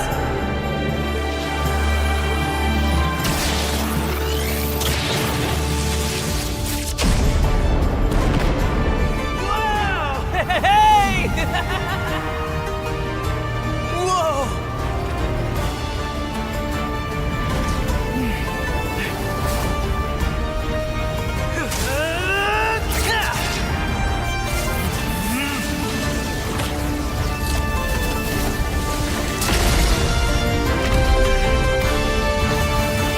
Shifting clouds flow through, gallant youth pursue, bringing rainfall and thunder down. Flower seeds sprout strong, and ancient tree blocks spreading green love.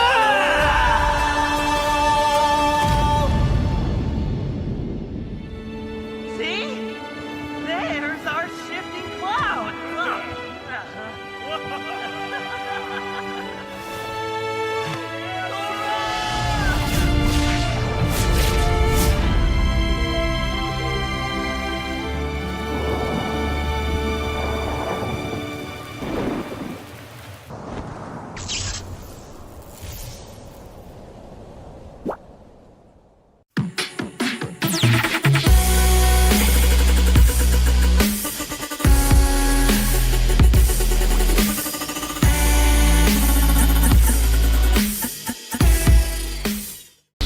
The shape, the speed, the precision. Built with pros, made for esports.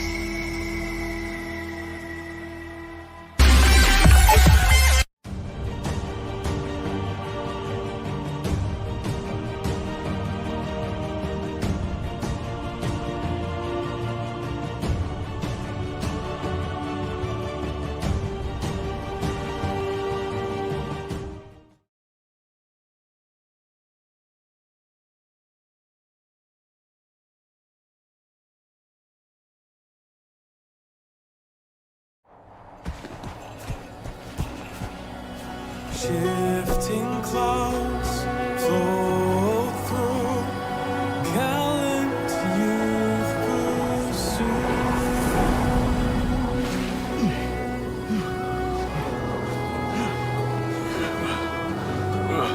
been searching for days, Sora. The shifting cloud is just ahead! Look!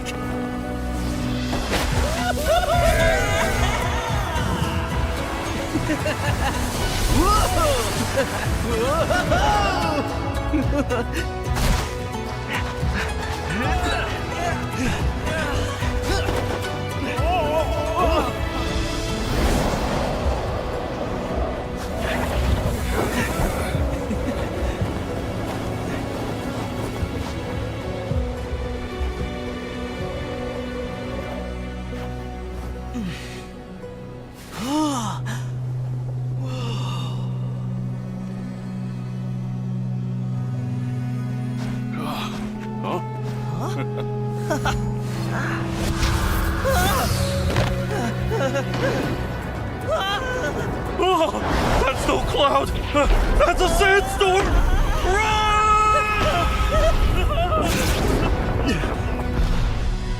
Thunder. I hear thunder.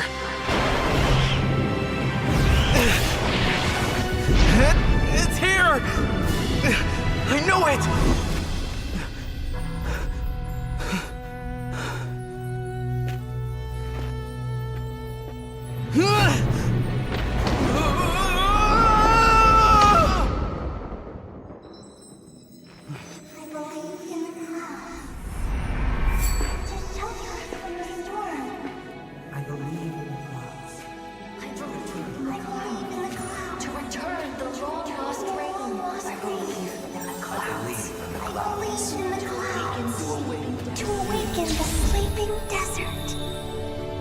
I believe in the clouds. I believe in the clouds. I believe in the clouds!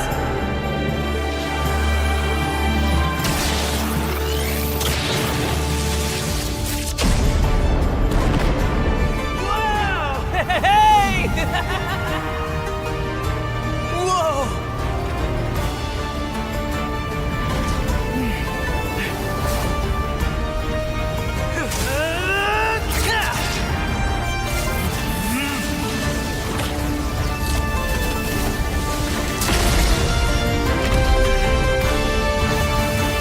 Shipping clouds, no food, telling you to pursue, bringing rainfall and thunder down. Flower seeds sprout strong, and ancient tree walls spreading green around.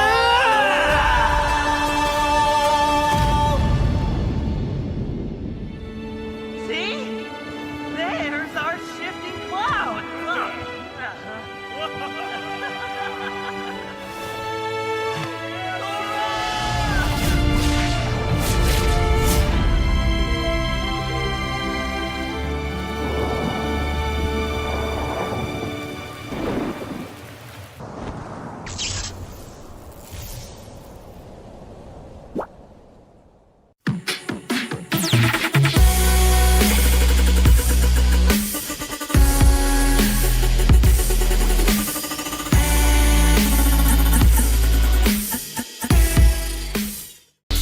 The shape, the speed, the precision.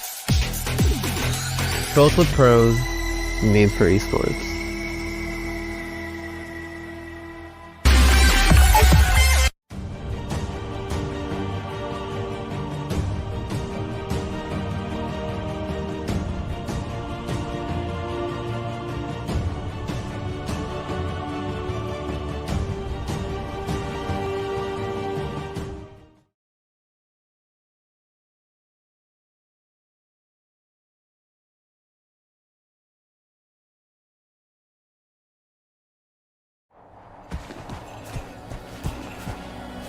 Shifting clouds flow through, gallant youth pursue.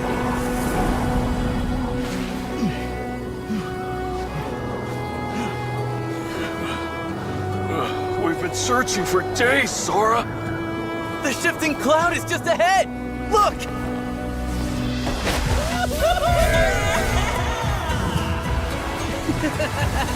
Whoa! Whoa!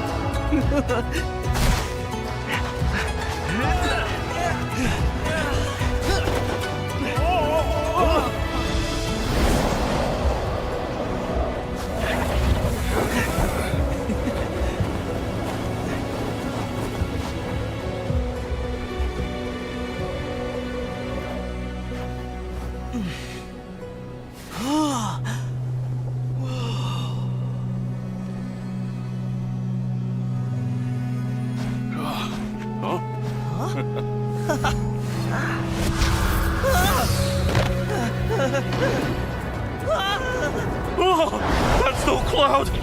That's a sandstorm!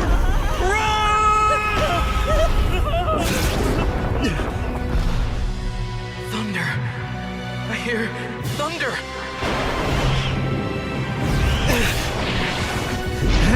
It's here! I know it!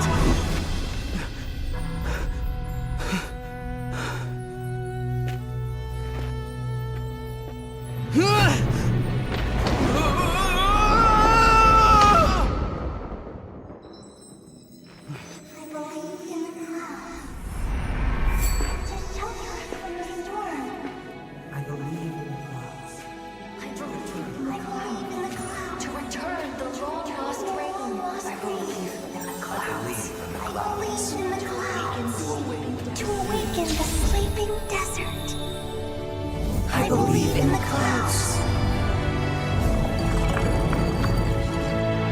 I believe in the clouds. I believe in the clouds!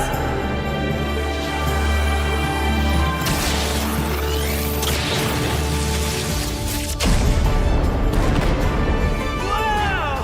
Hey! Whoa!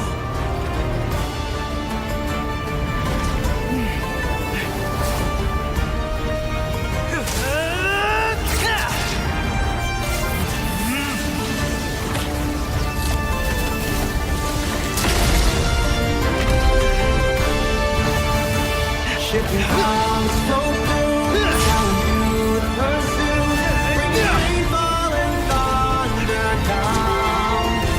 Flower seeds sprout strong, and ancient tree walls spreading green.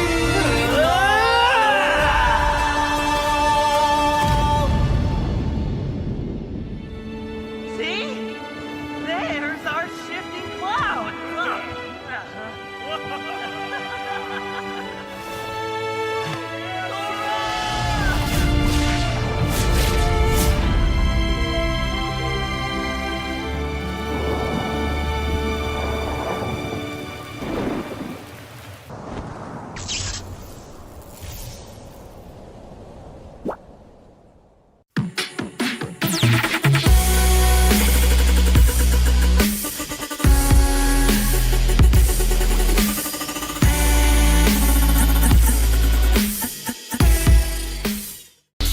The shape, the speed, the precision.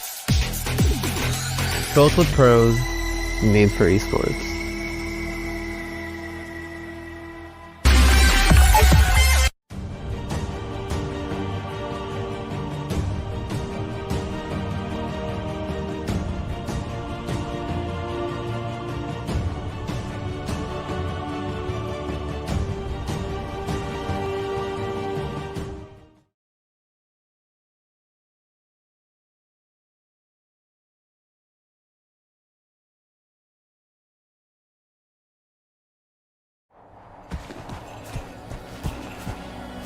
Shifting clouds flow through, gallant youth pursue.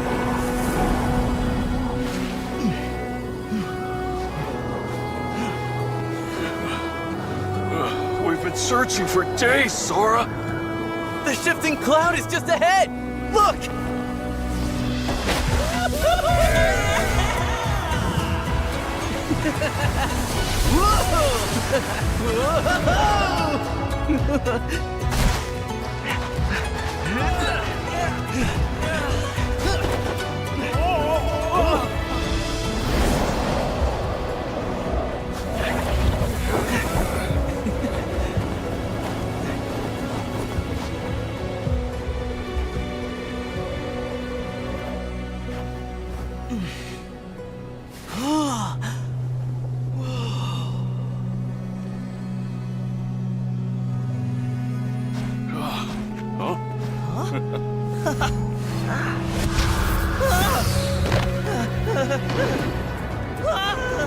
Oh, that's no cloud!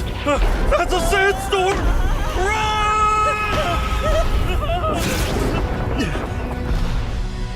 Thunder. I hear thunder.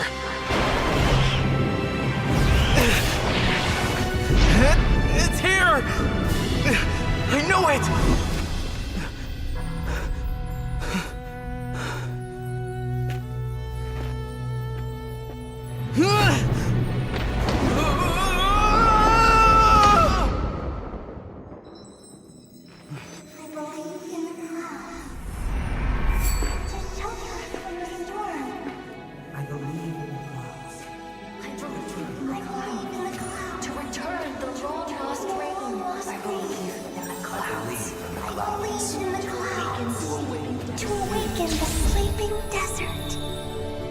I believe in the clouds. I believe in the clouds. I believe in the clouds!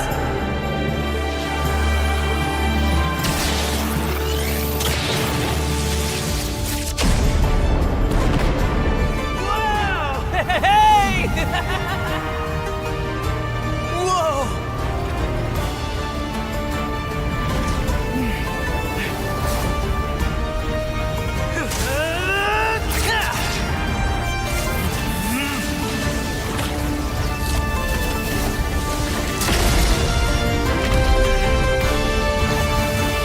Shipping clouds floating down you pursue, bringing rainfall and thunder down. Flower seeds sprout strong, and ancient trickles spreading free.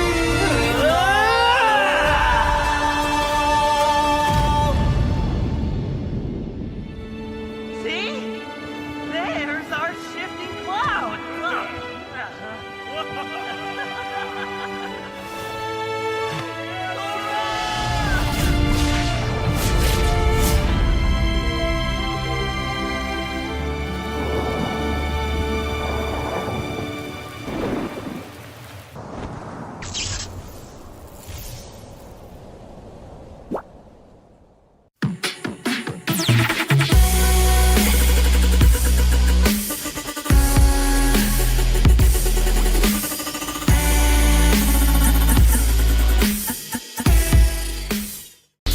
The shape, the speed, the precision.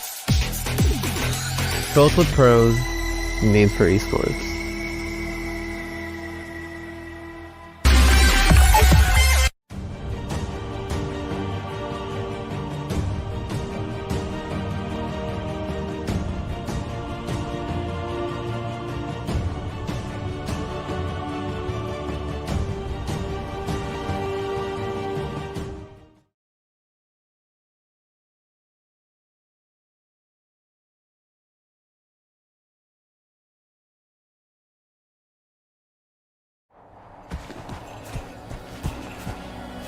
Shifting clouds float through, gallant youth pursue.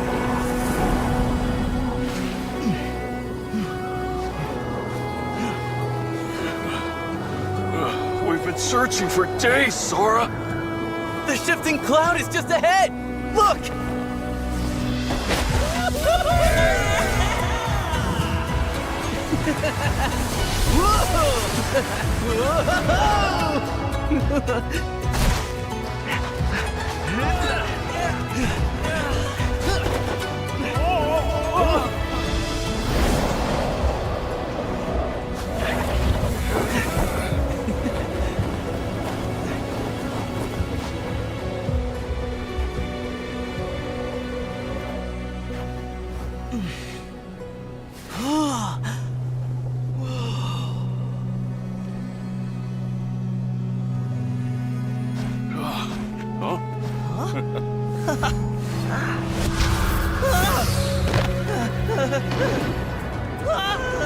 Oh, that's no cloud!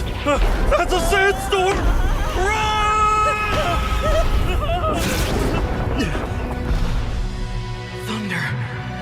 hear thunder.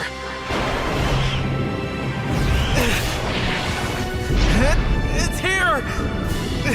I know it!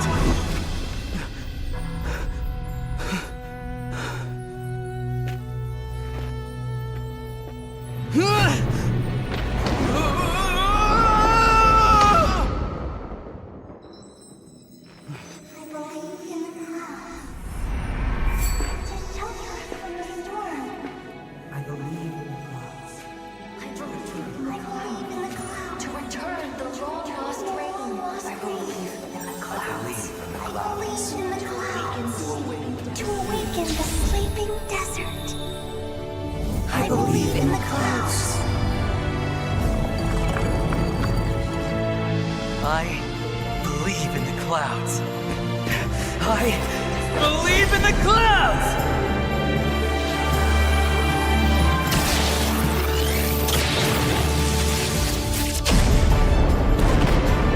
Wow! Hey! Whoa!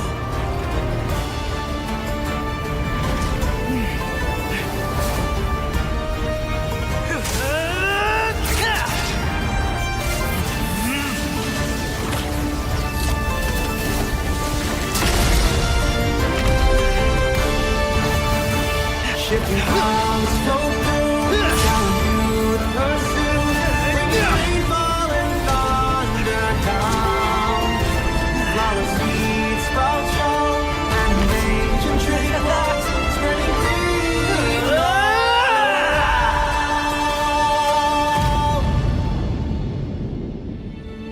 See? There's our shifting cloud.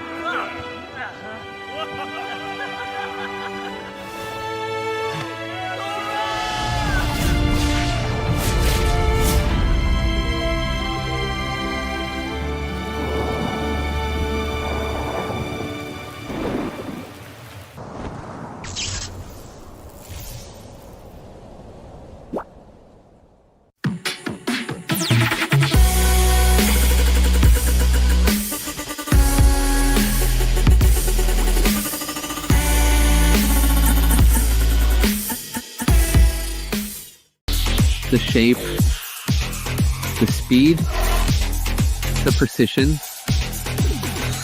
Built with pros, made for esports.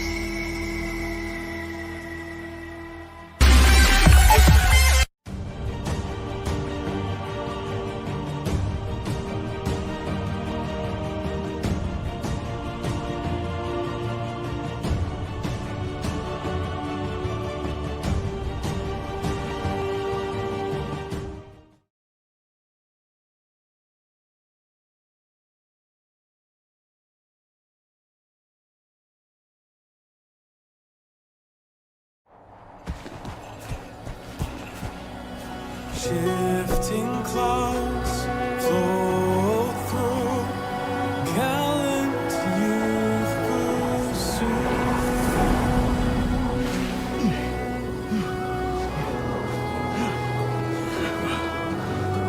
We've been searching for days, Sora.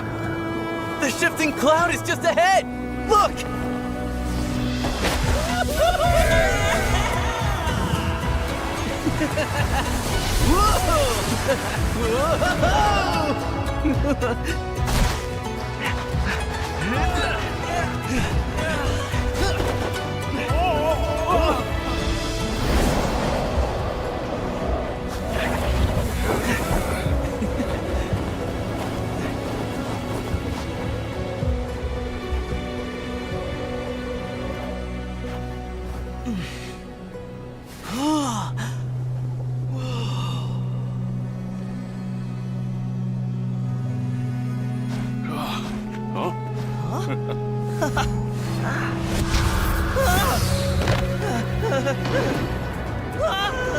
Oh, that's no cloud! That's a sandstorm!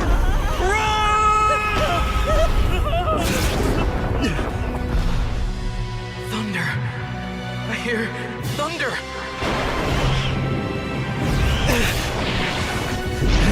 It's here! I know it!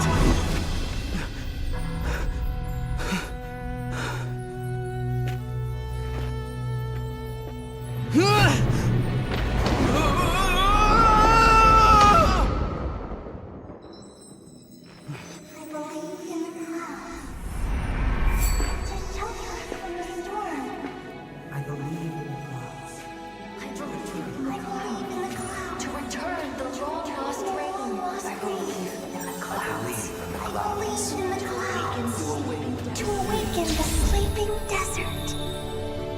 I believe in the clouds. I believe in the clouds. I believe in the clouds!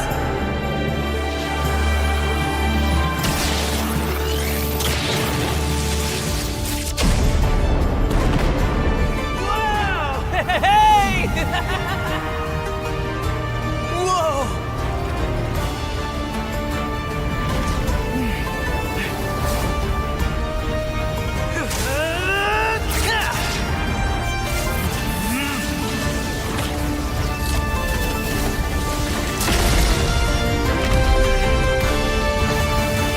Shifting clouds flow through, telling you to pursue.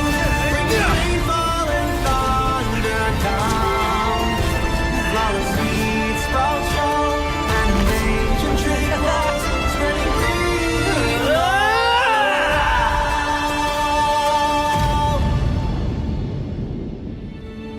See? There's our shifting cloud.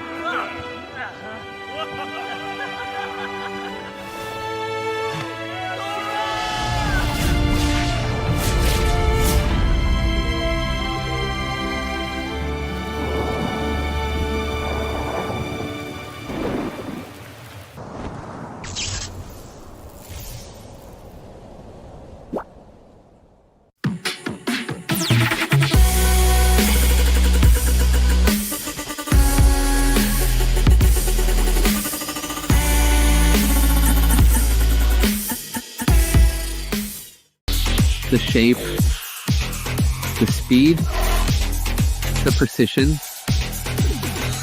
Built with pros, made for esports.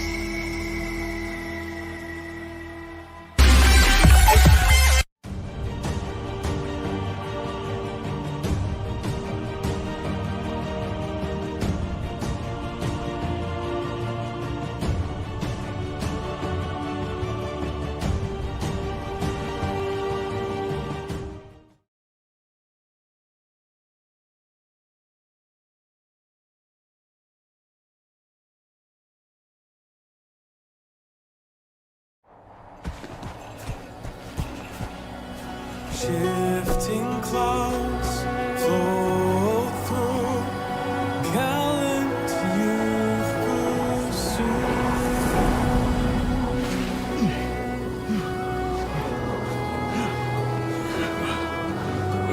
We've been searching for days, Sora. The shifting cloud is just ahead! Look!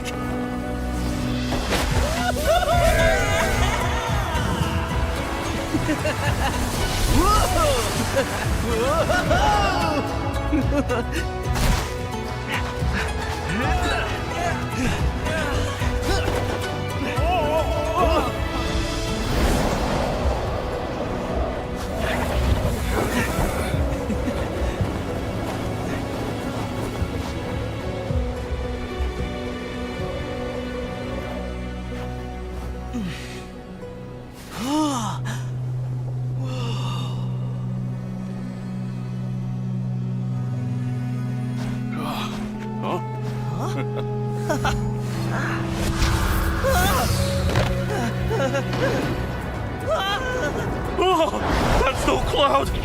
That's a sandstorm!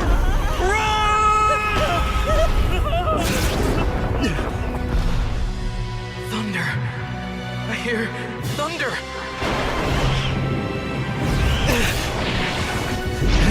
It's here! I know it!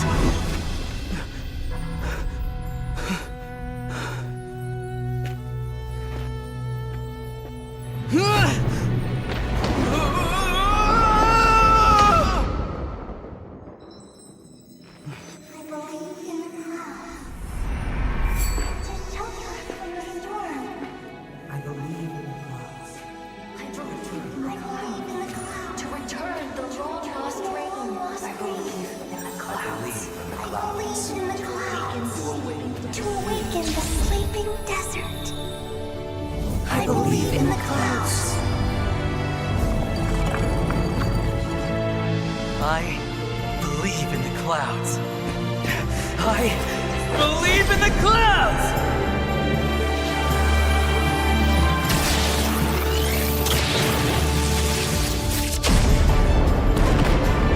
Whoa! Hey! Whoa!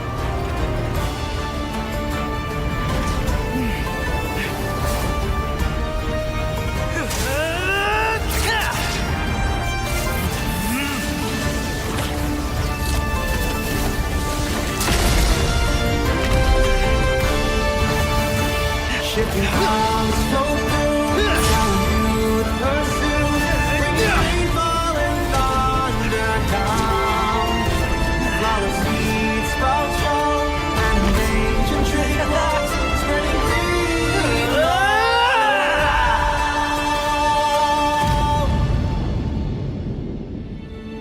See? There's our shifting cloud.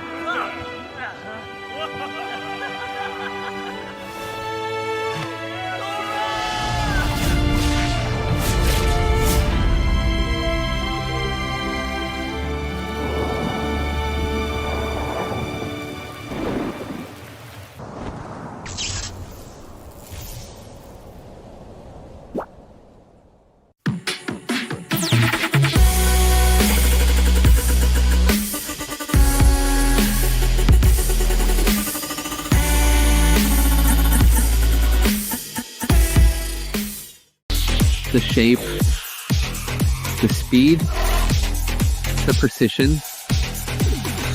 Built with pros, made for esports.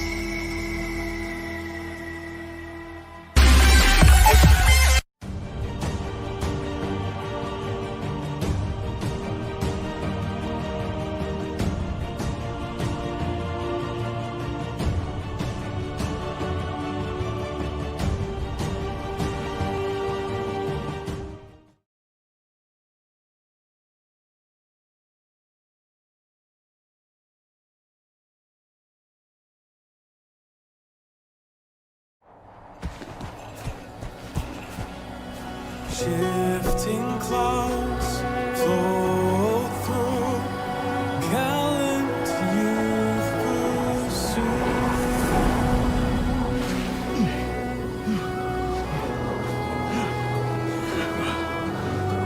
We've been searching for days, Sora. The shifting cloud is just ahead! Look!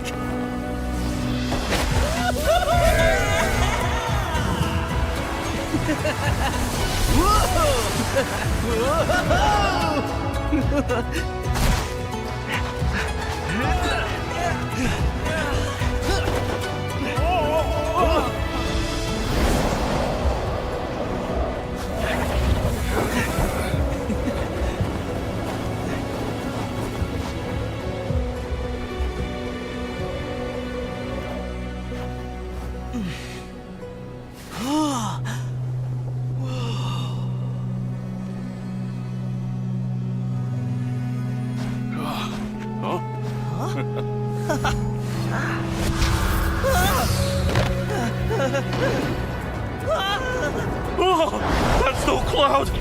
That's a sandstorm!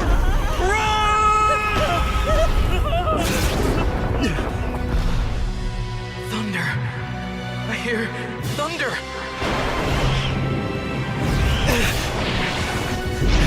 It's here! I know it!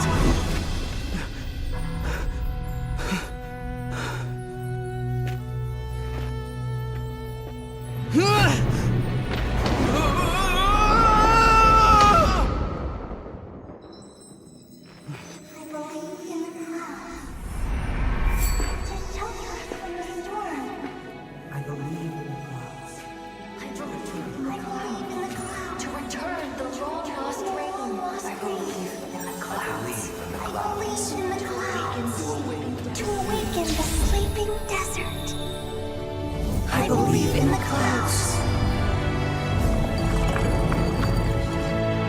I believe in the clouds.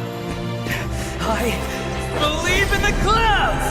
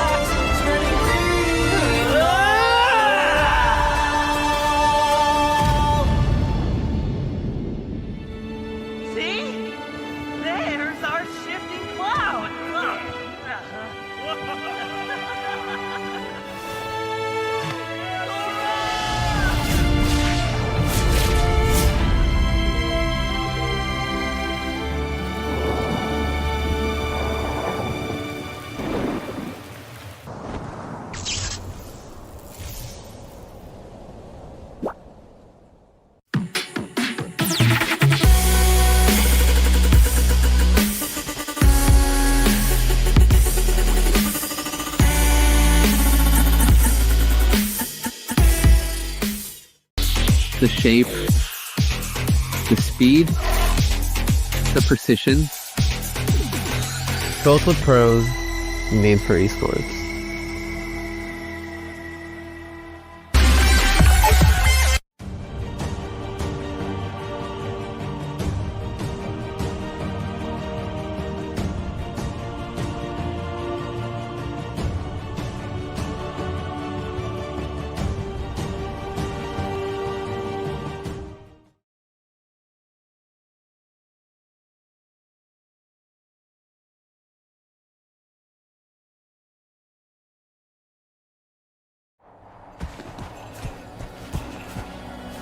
Shifting clouds flow through, gallant youth pursue.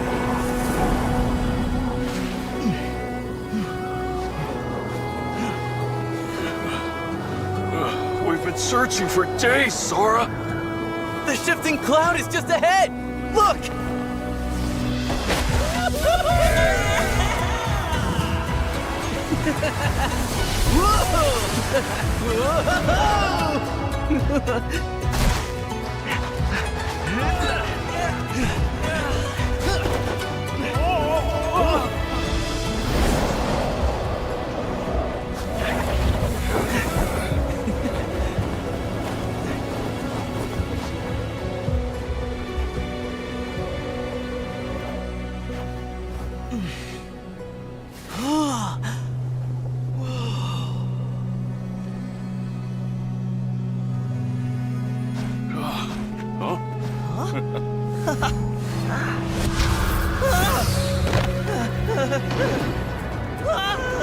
Oh, that's no cloud! That's a sandstorm!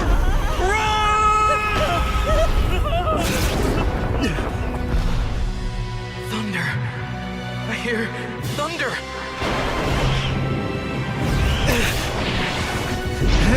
It's here! I know it!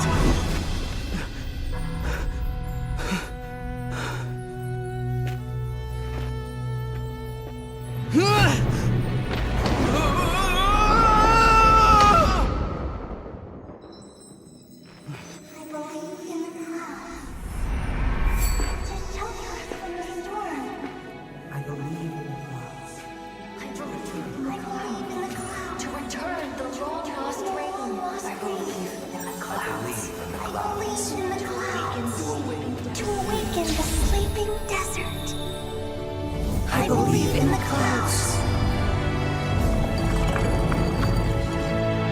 I believe in the clouds. I believe in the clouds!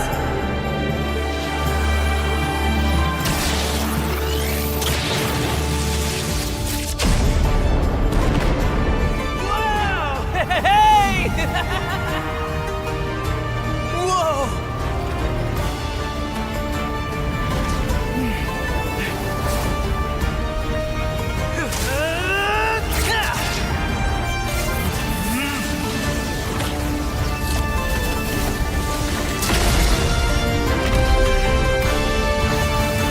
Shifting clouds flow through, telling you to pursue, bringing rainfall and thunder down. Flower seeds sprout strong, and ancient tree blocks spreading green.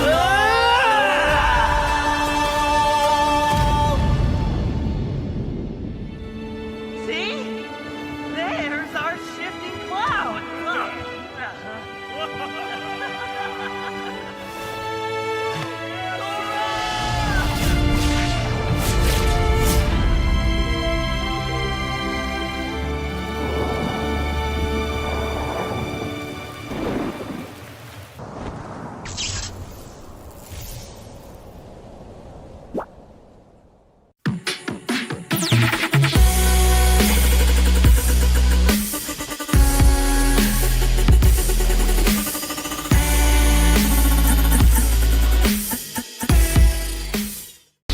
The shape, the speed, the precision.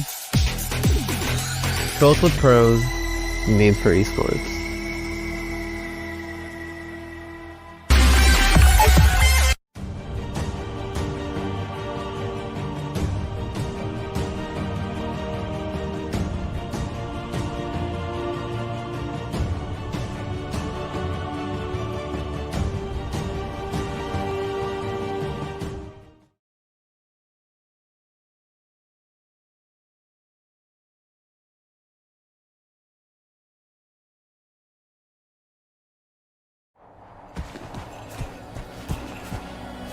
Shifting clouds flow through, gallant youth pursue.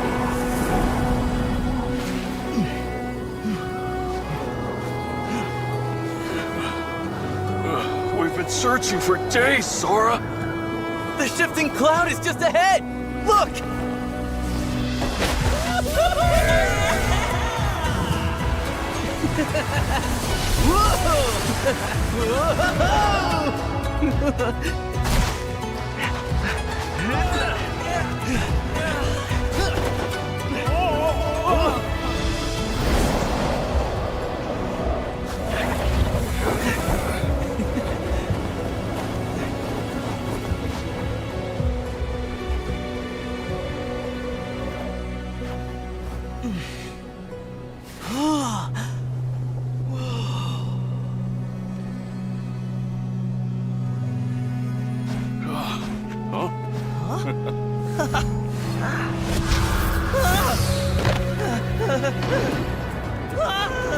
Oh, that's no cloud!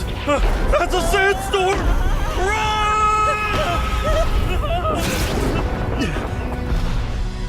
Thunder!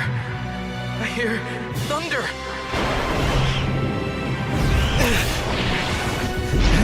It's here!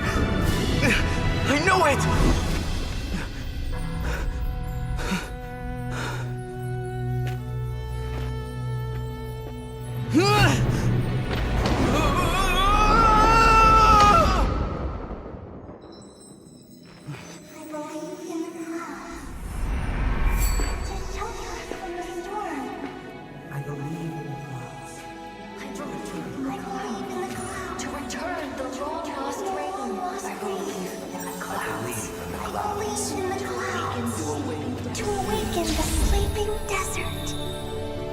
I believe in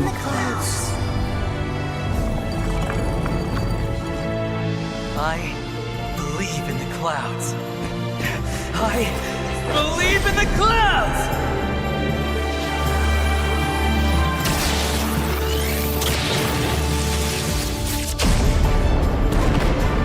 Wow! Hey! Whoa!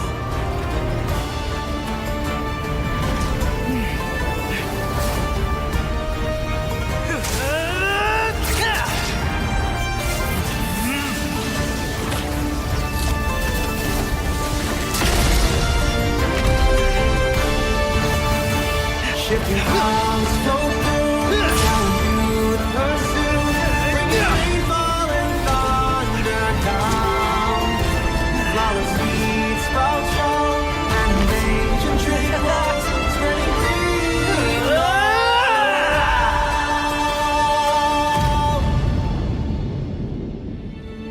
See? There's our shifting cloud.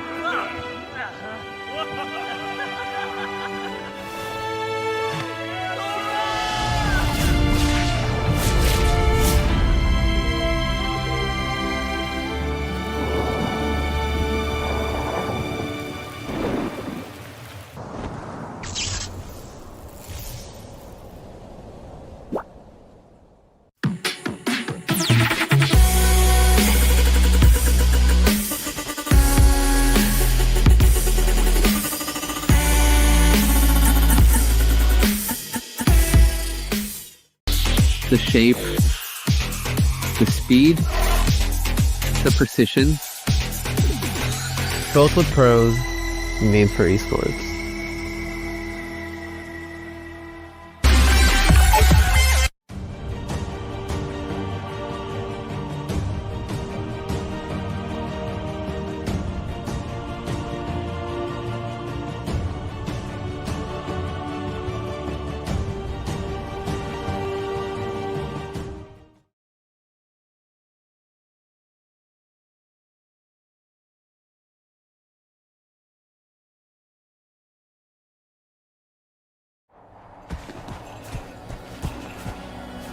Shifting clouds flow through, gallant youth pursue.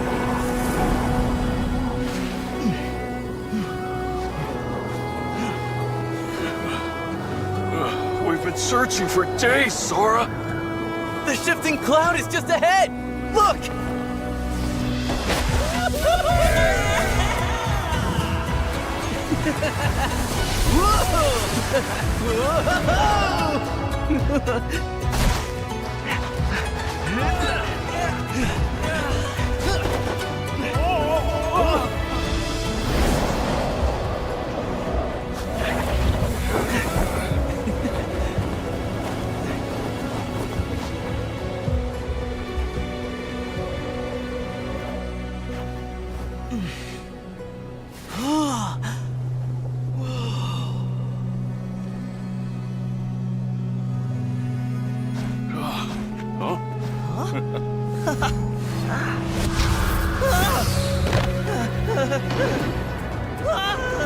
Oh, that's no cloud! That's a sandstorm!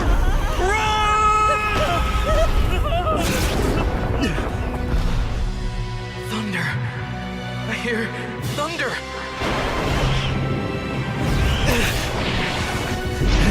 It's here! I know it!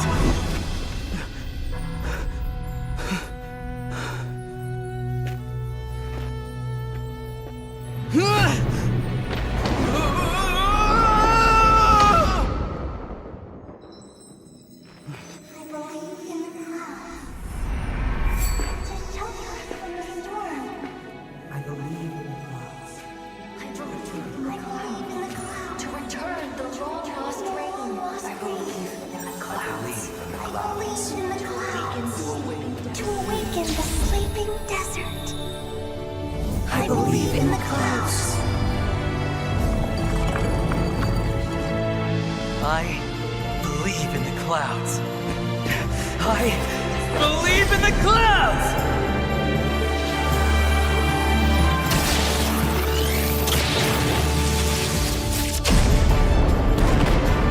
Wow! Hey!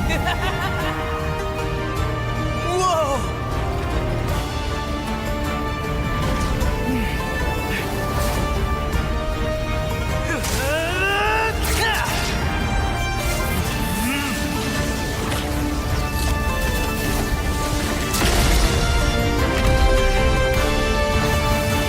Shifting clouds, no proof, telling you the pursuit, bringing rainfall and thunder down. Flower seeds sprout strong, and ancient tree lights spreading green.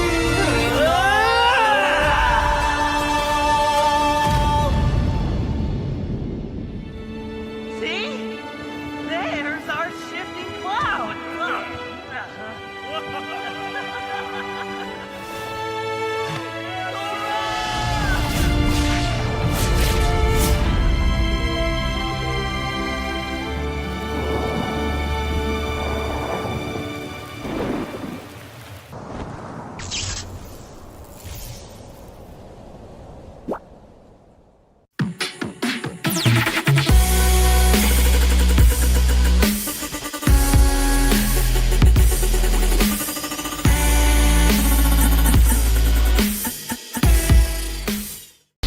The shape, the speed, the precision.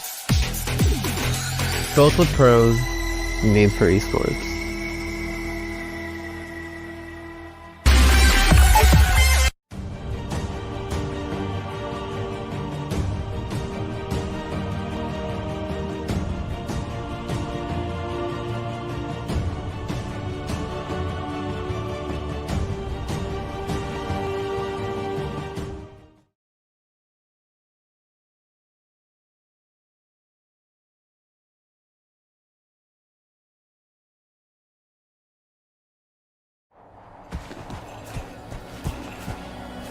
Shifting clouds flow through, gallant youth pursue.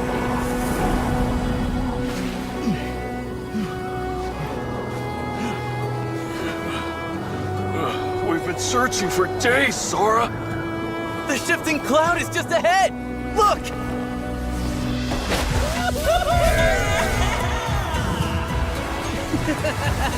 Whoa!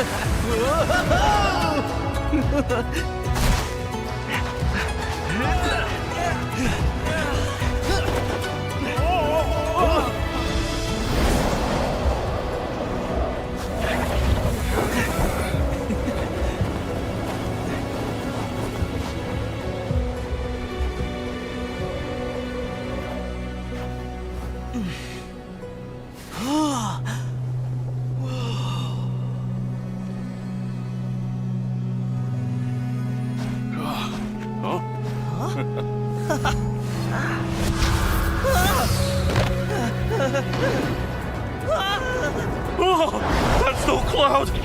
That's a sandstorm!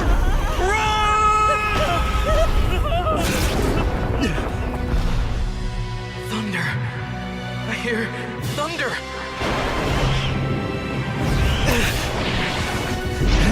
It's here! I know it!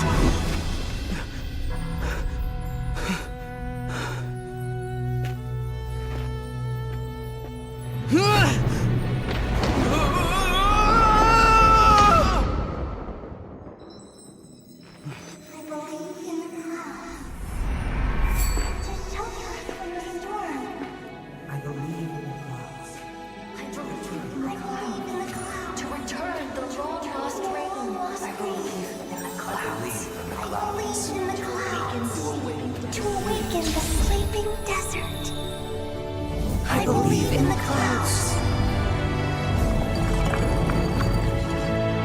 I believe in the clouds. I believe in the clouds!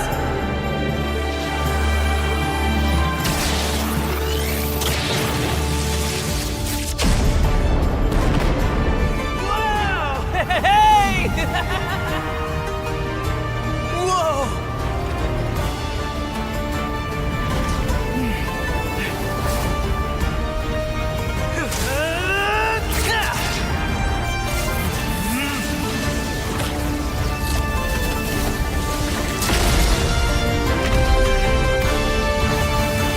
Shipping clouds flow through, telling you to pursue, bringing rainfall and thunder down. Flower seeds sprout strong, and ancient tree walls spreading green.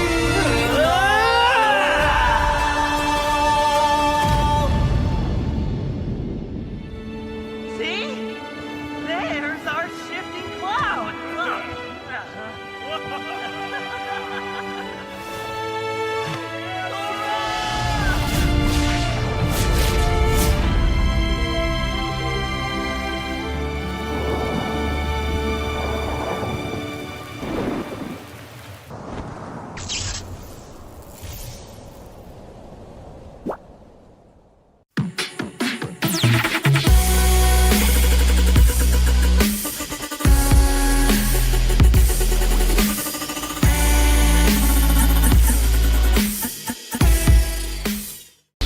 The shape, the speed, the precision. Built with pros, made for esports.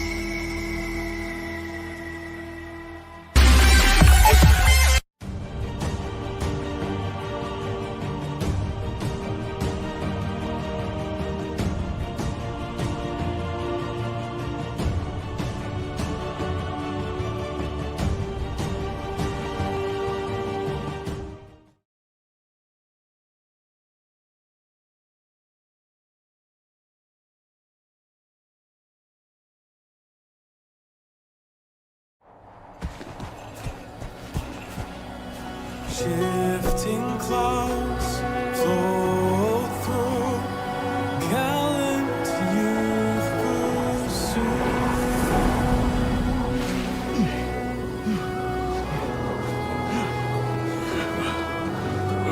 We've been searching for days, Sora! The shifting cloud is just ahead! Look!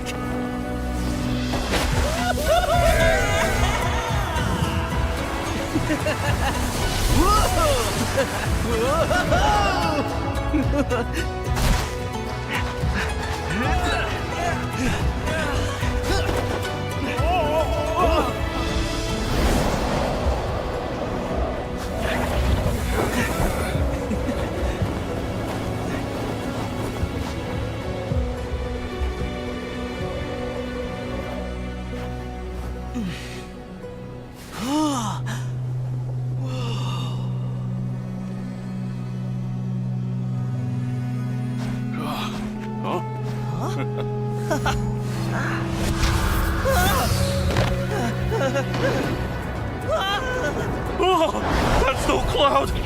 That's a sandstorm!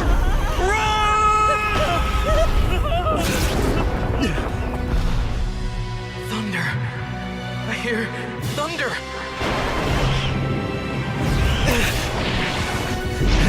It's here! I know it!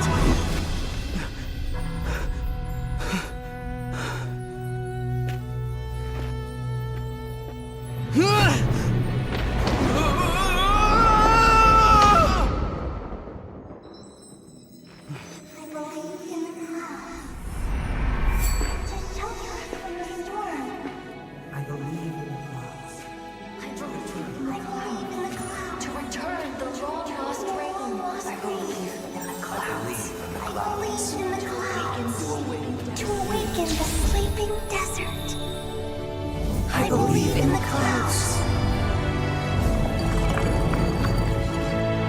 I believe in the clouds.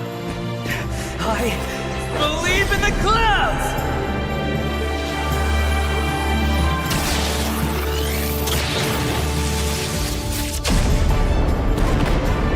Wow! Hey! Whoa!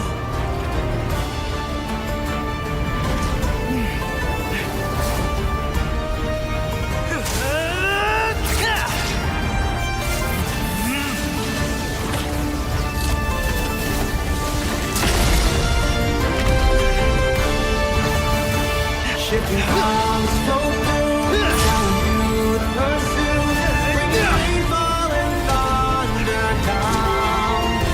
Flawless seeds sprout strong, and ancient tree walks, spreading green.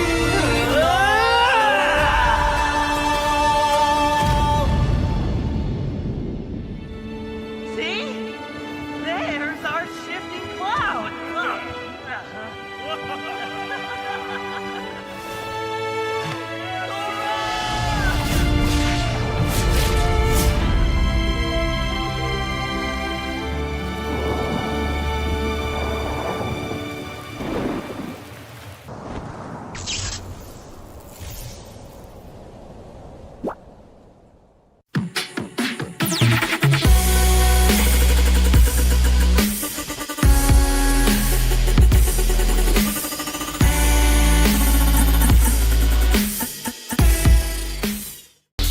The shape, the speed, the precision.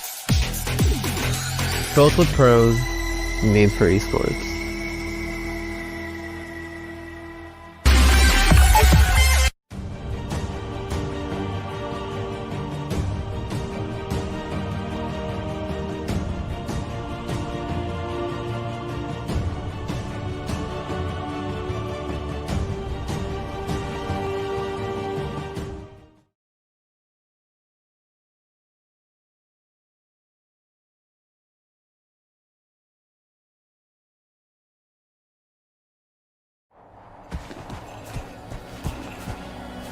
Shifting clouds flow through, gallant youth pursue.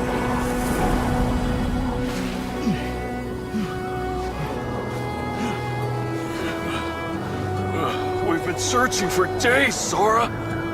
The shifting cloud is just ahead! Look!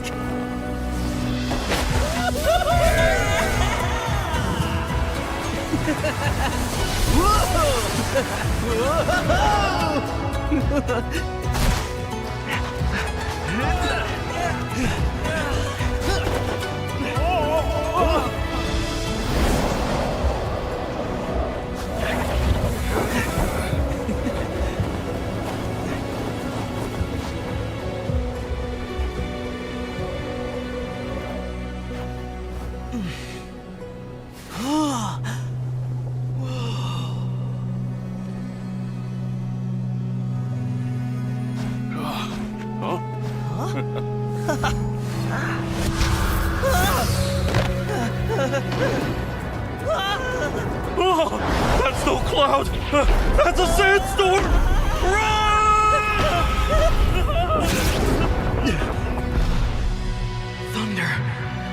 hear thunder.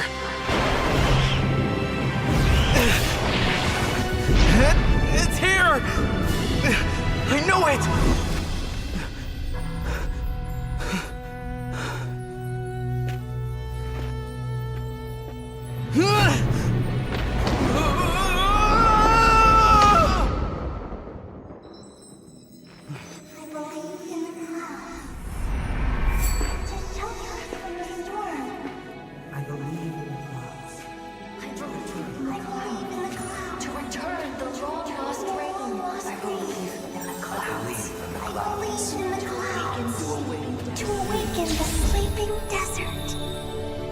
I believe in the clouds.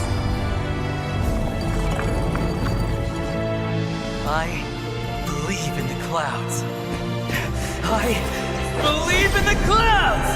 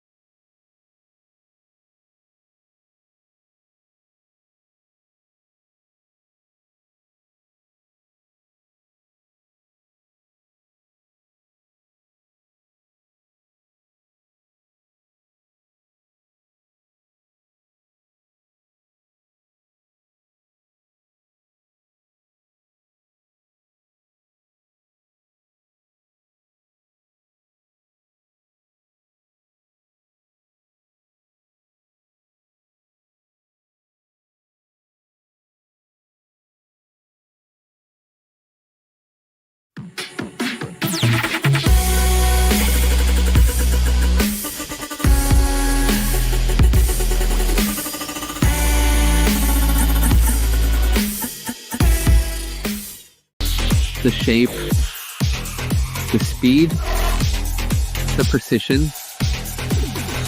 Built with pros, made for esports.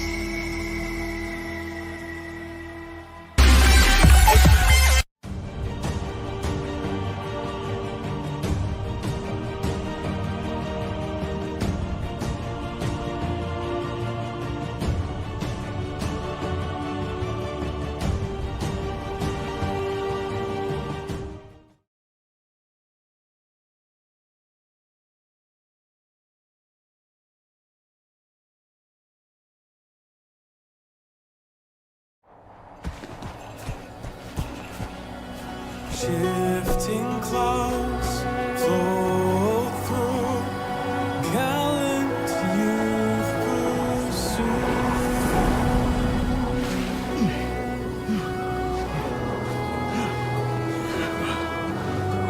We've been searching for days, Sora. The shifting cloud is just ahead! Look!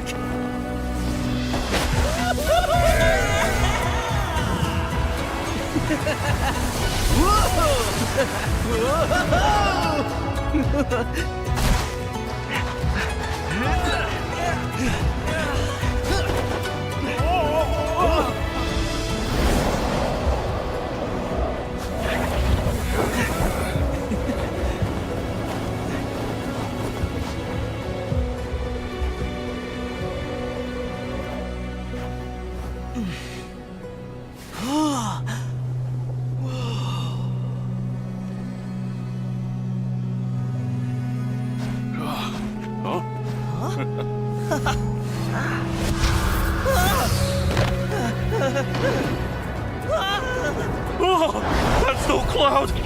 That's a sandstorm!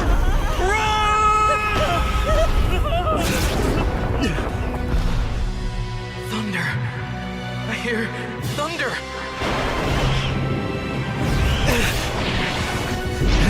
It's here! I know it!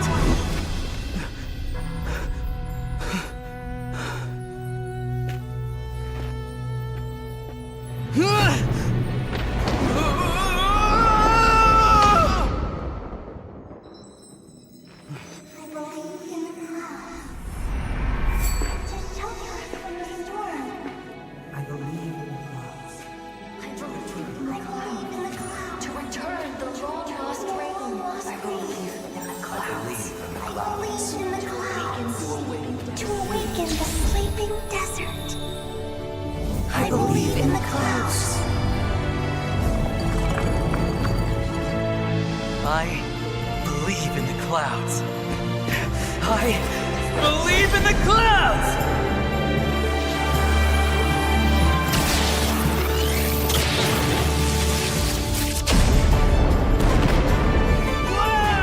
Hey!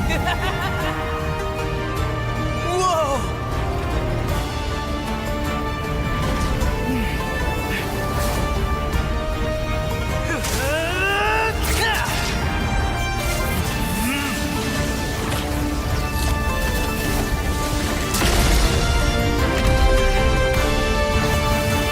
Shipping arms flow through, telling you to pursue, bringing rainfall and thunder down. Flowers seeds sprout strong, and ancient tree walks spreading green.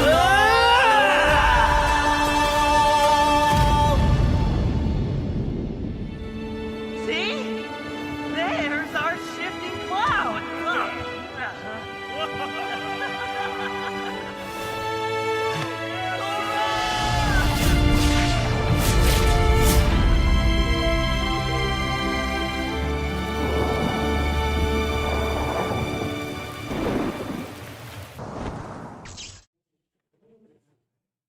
Hello, everyone. Welcome to the SEA Games 33rd, 2025 here at Bangkok, Thailand.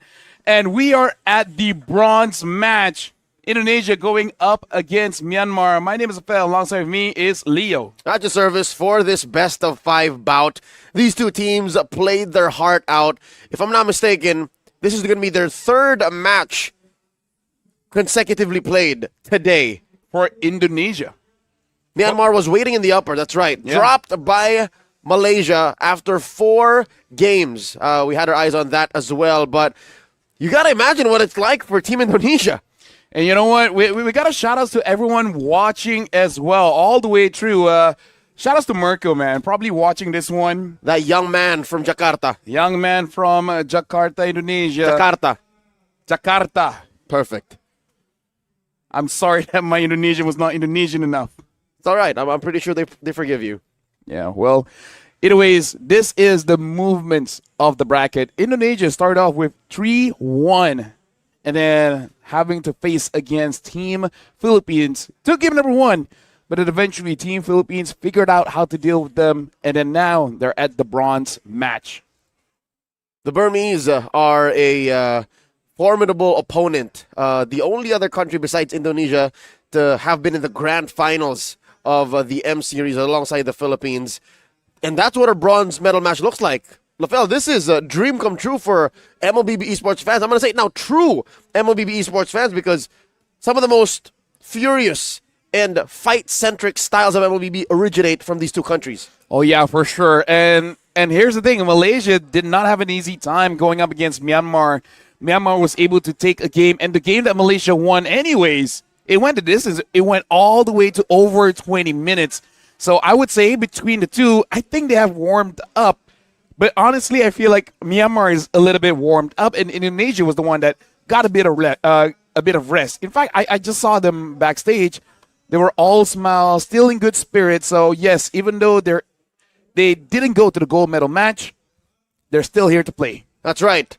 Team Indonesia are true fighters, champions in their own right. I actually saw their Coach Saint De Lucas, and shook his hand. The giant of a man still had a smile on his face, even fresh after their defeat in the hands of Team Philippines earlier today. And I think he's going to be bringing that same kind of positive vibes to the rest of the squad, which we'll be seeing in action here soon today. LaFell, I got to ask you, did you see the state of Team Myanmar? Because they're the ones who kind of, played a longer match, since they did start alongside us when we were calling the Philippines versus Indonesia match, and then they went the distance against Malaysia. What were they like? Honestly, they're more like Indonesia than you think, because in the games that they won, they had a very good defense, and it eventually took the fight over to Malaysia. It was Malaysia the one kiting out. Like, I don't want to part this, right? Let me go. I wanna go back home and everything, and then they're just relentless. The thing about Team Myanmar is that they are team fight centric, and I would say it's mostly around that mid. But then again, it might be just because they keep taking that Kimi away from Team Malaysia, and maybe they just play around the Kimi. Out of the game, what are they like? Did you see the Burmese players out there? Oh, I know. I actually did. I'm sure they were already on stage, but yeah, the ones that I actually got to see was Team Indonesia. I didn't have a chance to meet the teams of Myanmar. Which again builds the myth of what the Burmese are like on our broadcast. Remember, we've never seen them on this very channel. We've never called a match with them, and we've never seen them. Okay, with the help of the internet, I'm quite familiar with the players. Again, this is the old Falcon Esports lineup, the ones who won our hearts in last year's World Championships in Kuala Lumpur, Malaysia. And it's weird how we never ended up with them on broadcast. With the help of the internet, I can at least look at the draft here, okay? At least the one against Team Malaysia, well, that's the only game that they played.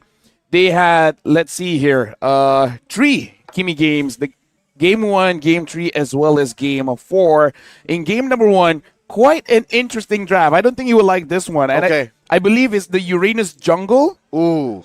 Kimi mid, Kalia Rome with the Granger, and a Phoveus in the EXP. Didn't look too well. That was a 30-minute game. Yeah, literally the only combo is Kalia Granger. That's it. And then game number 2 here, it looked okay until you figure out what Malaysia used. They pick up the CC, Lancelot, Eve, Exborg, as well as the Guinevere. And why it's not good is because Malaysia picked up the Valentina in gold. Yep. Easy steal on that last Insanity. The game that they won, though, they got a Hylos, Harif, Kimi, Yusenshin, as well as Uranus. Pretty sound. This is one of those times when you can actually farm up on your mid and your gold lane and still win with Yusenshin in the jungle because your Roam and your EXP are just so formidable. I'm looking at an average game time between Myanmar and Malaysia, that series, at somewhere around 18, 19. That is a long series overall. Going up against Indonesia when they played against Team Philippines, the average there is so much lower. I'm looking at an average of about 14 and a half minutes for Team Philippines and Indonesia. So it'll be interesting to see who sets the pace. If Team Myanmar will have their way, I'm pretty sure these are going to go the distance. But if it's all about Indonesia, and if they're going to get their hands on the likes of a Joy, or an Angela, or a Gatot for Weedy, should be a little faster. Here's the thing. I wonder if Team Myanmar had the time to actually check Indonesia's game and saw that Angela.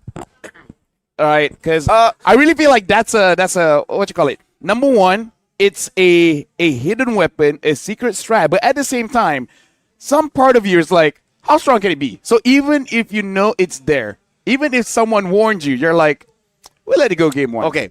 Coach Nyo Chow, the man in charge of Team Myanmar here in the back, who's trying to cover his little yawn. Again, it's been a long day. You can only imagine how long it's been for these athletes.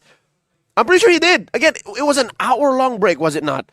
So I'm pretty sure he took his time, to real quick review the drafts going into this bout to make sure that his players are okay and if there's any cheese that Indonesia is packing. And maybe even reviewed some of their own games and looked at that, did you say Uranus Jungle? Uranus Jungle. I can't believe I said that out loud. The Uranus Jungle and said, it's not going to work. I mean, like, it didn't, right? It didn't work. And here's the thing. Team Indonesia, they used that as well. Sorry, Dax. Last 1 week, 2 weeks ago, they used the Uranus Jungle. It was good until 6 minutes. Afterwards, it really started to fall off, where the main problem is there's no damage. You can stay there forever, but your opponent doesn't mind you staying there forever. It's the equivalent of having really good cardio, stepping into the ring, and just not losing for a long time. But you're not winning. Yep. So, in this sense, personally for me, answering that question, I feel like Team Indonesia has a bit of an edge here because they are warmed up and at the same time, they've calmed down. Because in the time that Team Myanmar was playing, Indonesia already finished. So, all that time was used of Indonesia just reviewing the game. And they're reviewing real time. And mentally resetting. They're like, oh, we can exploit this. Oh, we can exploit that. Uranus Jungle? Ew, we did that. More than the review, I think the mental reset is the harder process. Because prior to this day starting, even in their training, I'm sure they've already watched hundreds, thousands of Team Malaysia, Team Philippines, and Team Indonesia matches. And here, perfect.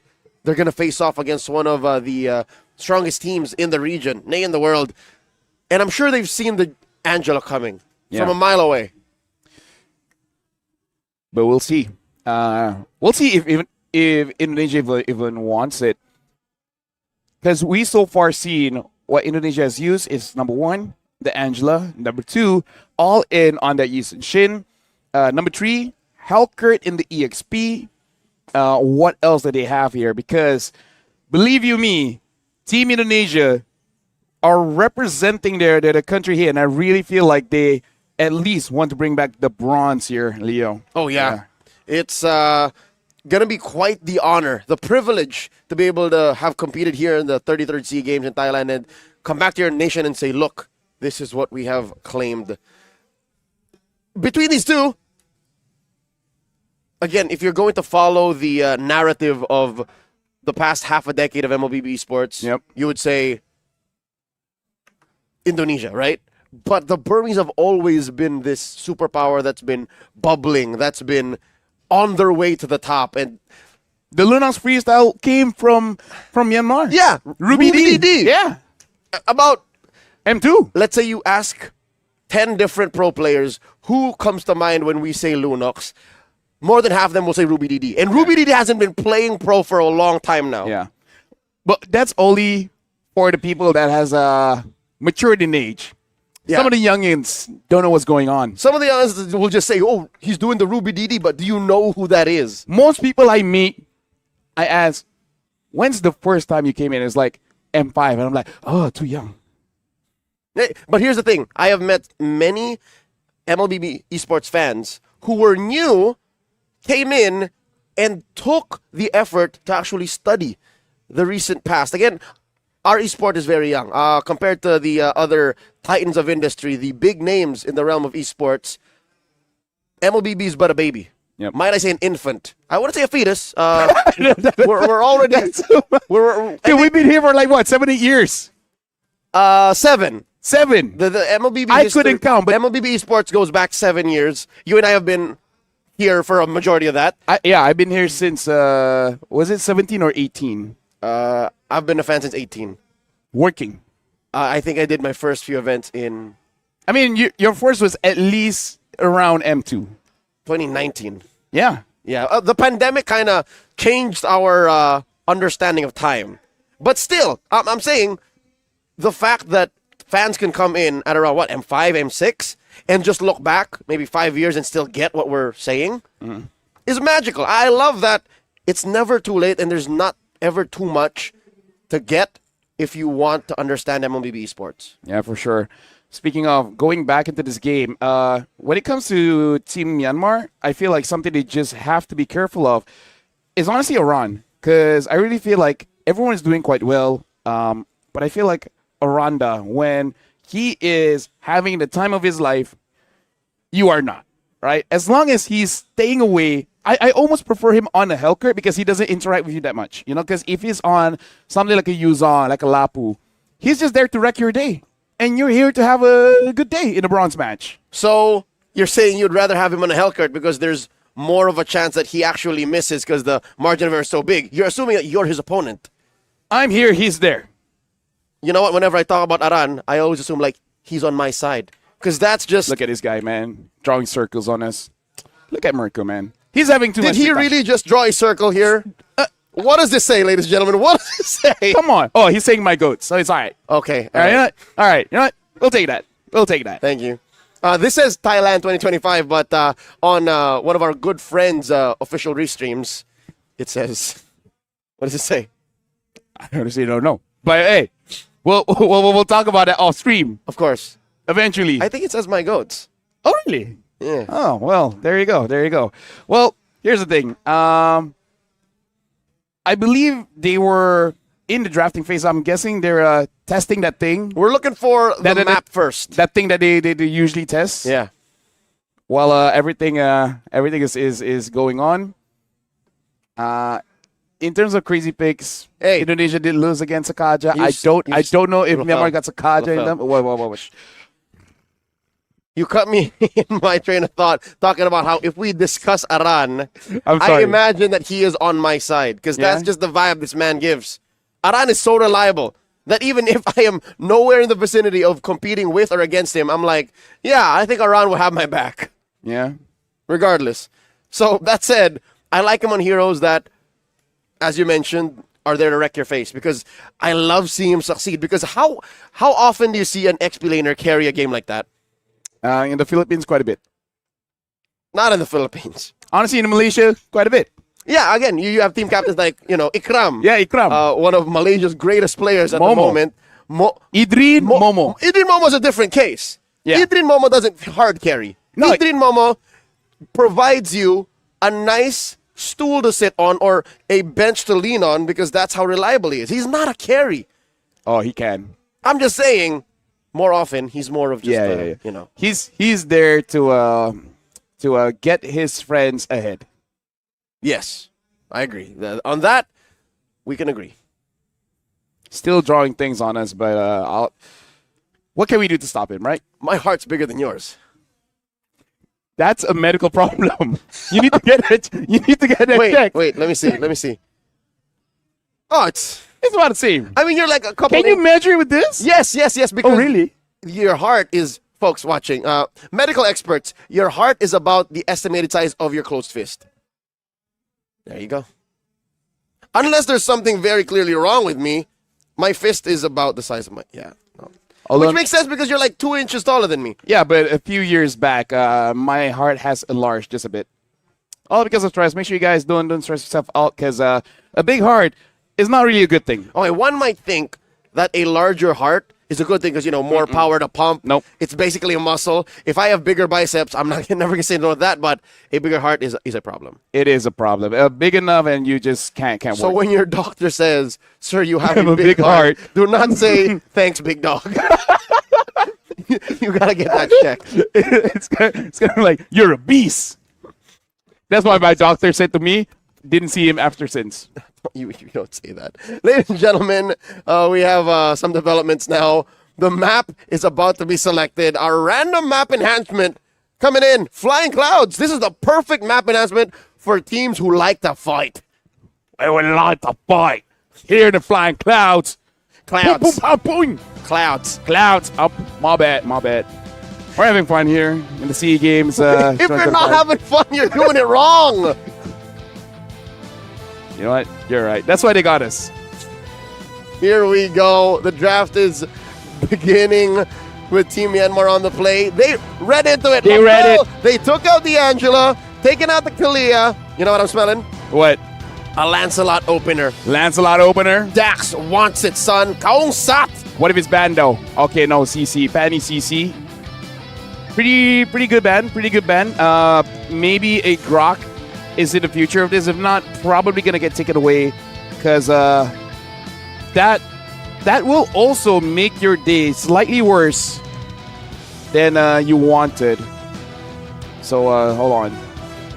They're taking out the healers here. Even though we don't see Witty a lot on the Kalia, but still want to make sure just in case. They just want to use a healing kind of lineup. The Haya gets banned out as well by Team Myanmar. Indonesia, maybe they could just open up the Grok so that they can just trade Grok, Gatot. Grok, Gatot, or Grok, Yusen Shin. Ban either the Kimi or, Yusen Shin. Oh, the Eve. Oh, yeah, forgot about the Eve. So this is either Gatot or Yusen Shin. Oh, no. Or Grok. Gatot, Grok, Yusen Shin opener for Myanmar. There you go. Or even go crazier and pick up a Lapo ba yan? No, Grok, of course. Gotta be. It's gotta be Grok. That is Kid X, also known as Tetsi 2. If I'm a roamer and I say Grok and no one listens, I'll take off my headset. Interesting priorities here for Team Indonesia. Oh, no. They answer with a Zushin, understandable, and a Grok, and a Uranus, rather, for the Grok. What's going on? It's to take it away. Because they know the Uranus jungle is coming. You don't understand, man. I think Indonesia's doing us a favor. They're doing Myanmar a favor. What if they're doing it? No, I'd rather not. And I think this is what Myanmar was planning all along. The Lancelot jungle. Because again, that's one of the few things, soft countered or hard countered, depends on how you see it, by the Kalia. One more pick for Team Indonesia before we move on to the bands once again. I've never been so happy to see a Yisun Shin. It's so good. Yep. And it also kind of it denies the Uranus jungle. Gold Gold lane bans. Let's go. I would say for Team Myanmar, ban the Ruby. No Lancelot likes a Ruby. Yep. Indonesia banned the Esmeralda. Yes, there you go. Esmeralda. And maybe even consider a stray Lunox. There's a small chance a Lunox goal will pop up, but it's never zero. Yuzhong, ban the Yuzhong as well. Yeah, I think between Yuzhong and Lapu, Yuzhong is the more dangerous one. So, never mind. They do ban out the Lapu. Either or. Amazing hero. MVPable. Lesson learned, Lafel. Never doubt yourself. You're right. Yes. Yes, I shouldn't. Yep. But there's... Oh, yeah, the Gato. The Gato still hasn't been picked up. So but Myanmar... I really feel Myanmar should ban the Ruby next. Yeah, of course. Yes. Because giving the Ruby over now to Team Thailand gives them more than enough utility already between the Zushin and the Ruby. Team Indonesia takes out another XP laner, and that is the Alice. I've seen this before. You can also do gold lane Uranus. Yeah, because I've seen this before a Helker pick. When you ban the Alice? And the Lapu or Yuzhong. This is a little too much, though, to just clear the way for... is it really? Aranda for that Helker. Yeah, I think it is. I think it's a little... Or they just pick up the Yuzhong here and then... Gold lane Uranus.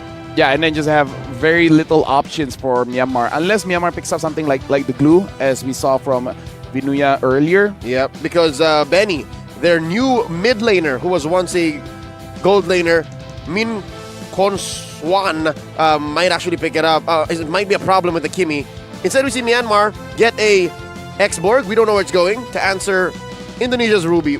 We overshot it, Lafel. We overshot it. I mean, like, we set it up, right? Although a Hilda X-Borg, this is very strong. And I don't know if Team Indonesia has room for a Valentina unless they put Ruby in Rome. Hey, you're right. We need a roamer. Yeah, we can. You can do Ruby Rome, gold lane Valentina. That's what I would do. But Indonesia. Would they? Will you go that far? Will you go that far?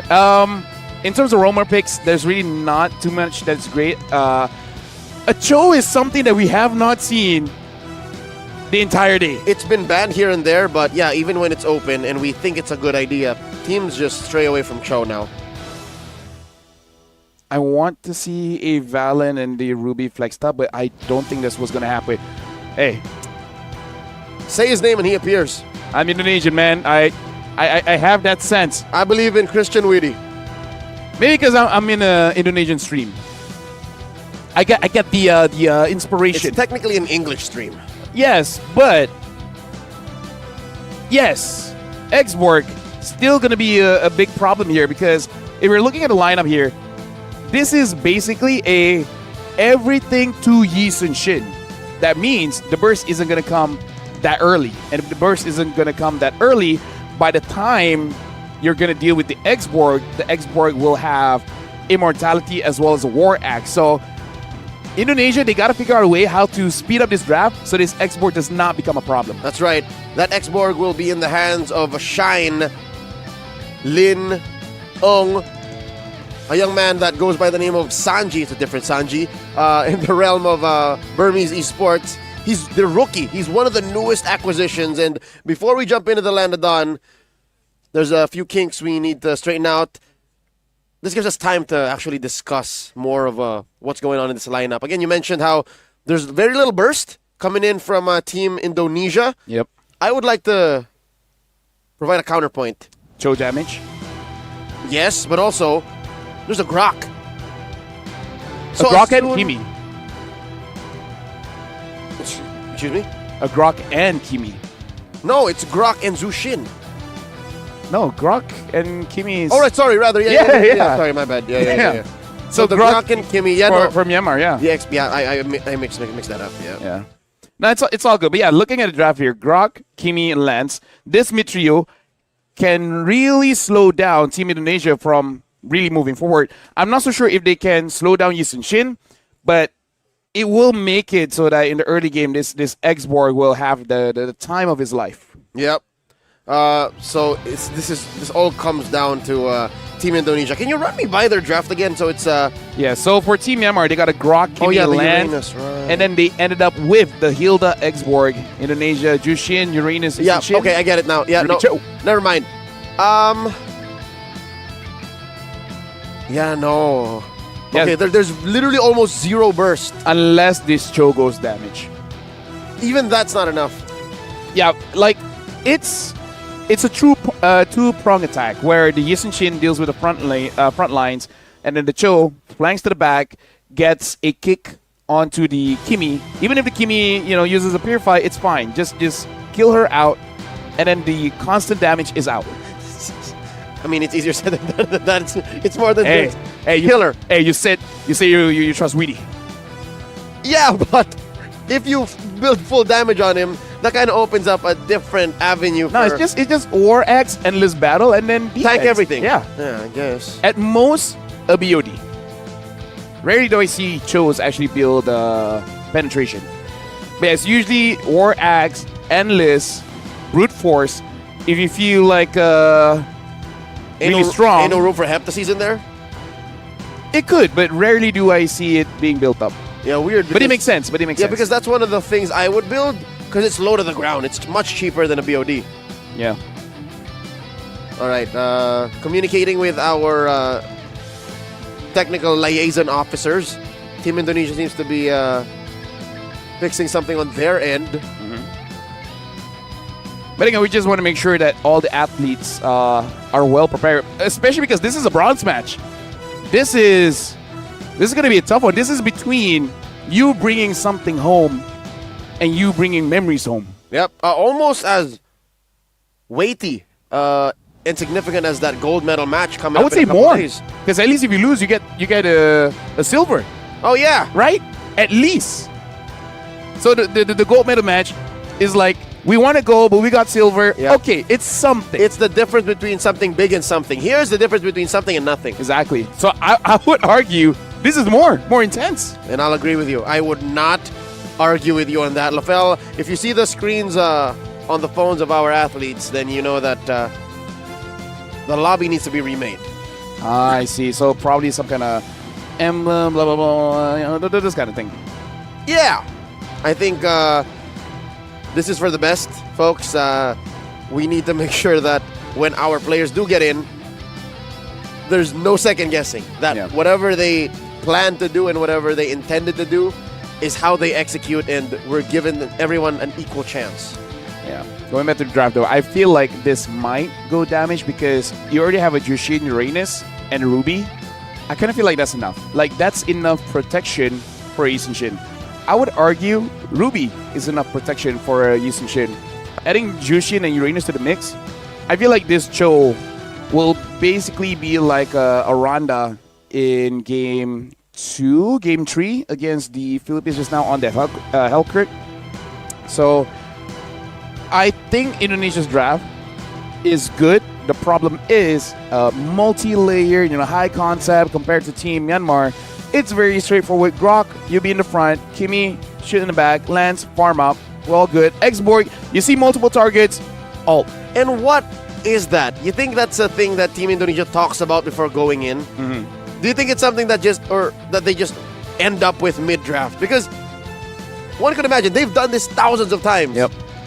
Does the conversation go, boys, are we doing the thing? Or does it go, all right, let's see what's open, and then some way, somehow, they always end up with a draft that requires so much effort? No, what is that? It's high risk, high reward, because if you look at their region, their country, the average game time is between 11 to 15 minutes. It means that they want to end it relatively fast. So most of the draft is kind of like, how do we get to that point? And even though in the grand scheme of things, this is not that kind of draft, but Jushin Cho, I feel like that's the idea. Like, we kill them early and mid, and then we translate that to the EXP, and then we force out that turtle, and then we steal all their jungle, end it at 11. All in an effort to hyper carry funnel that Yisun Shin. Yeah, it's basically a draft where you're telling your teammates like, why you scared, bro? Just do good. Just kill him. Oh, I thought you were gonna. You think you're not good enough? Trust yourself. I thought you were gonna say what you tell your teammates. Yeah, nobody gets farm except me. That too, but because literally, look, like who among Team Indonesia needs farm? No one except Eason Shin and maybe Cho. Maybe. Depends on the build. For a roamer, yes, because damage. Yeah. All right, folks, I do think we're going to need a little more time. Yep, so we're going for a short break, but we'll be back once everything is done and ready. Or not. Maybe? Are we still here? Can y'all hear us? Hey, you know what? Surprise. Hey, they might be done. You know, so just making sense of what's on screen, ladies and gentlemen. There is a draft elapsing, and I do think the draft is the draft we expected. Look at this. I still see the Hilda. I still see the X-Borg. I actually like the draft. You know what? I'm just excited to drop into the game. Yep.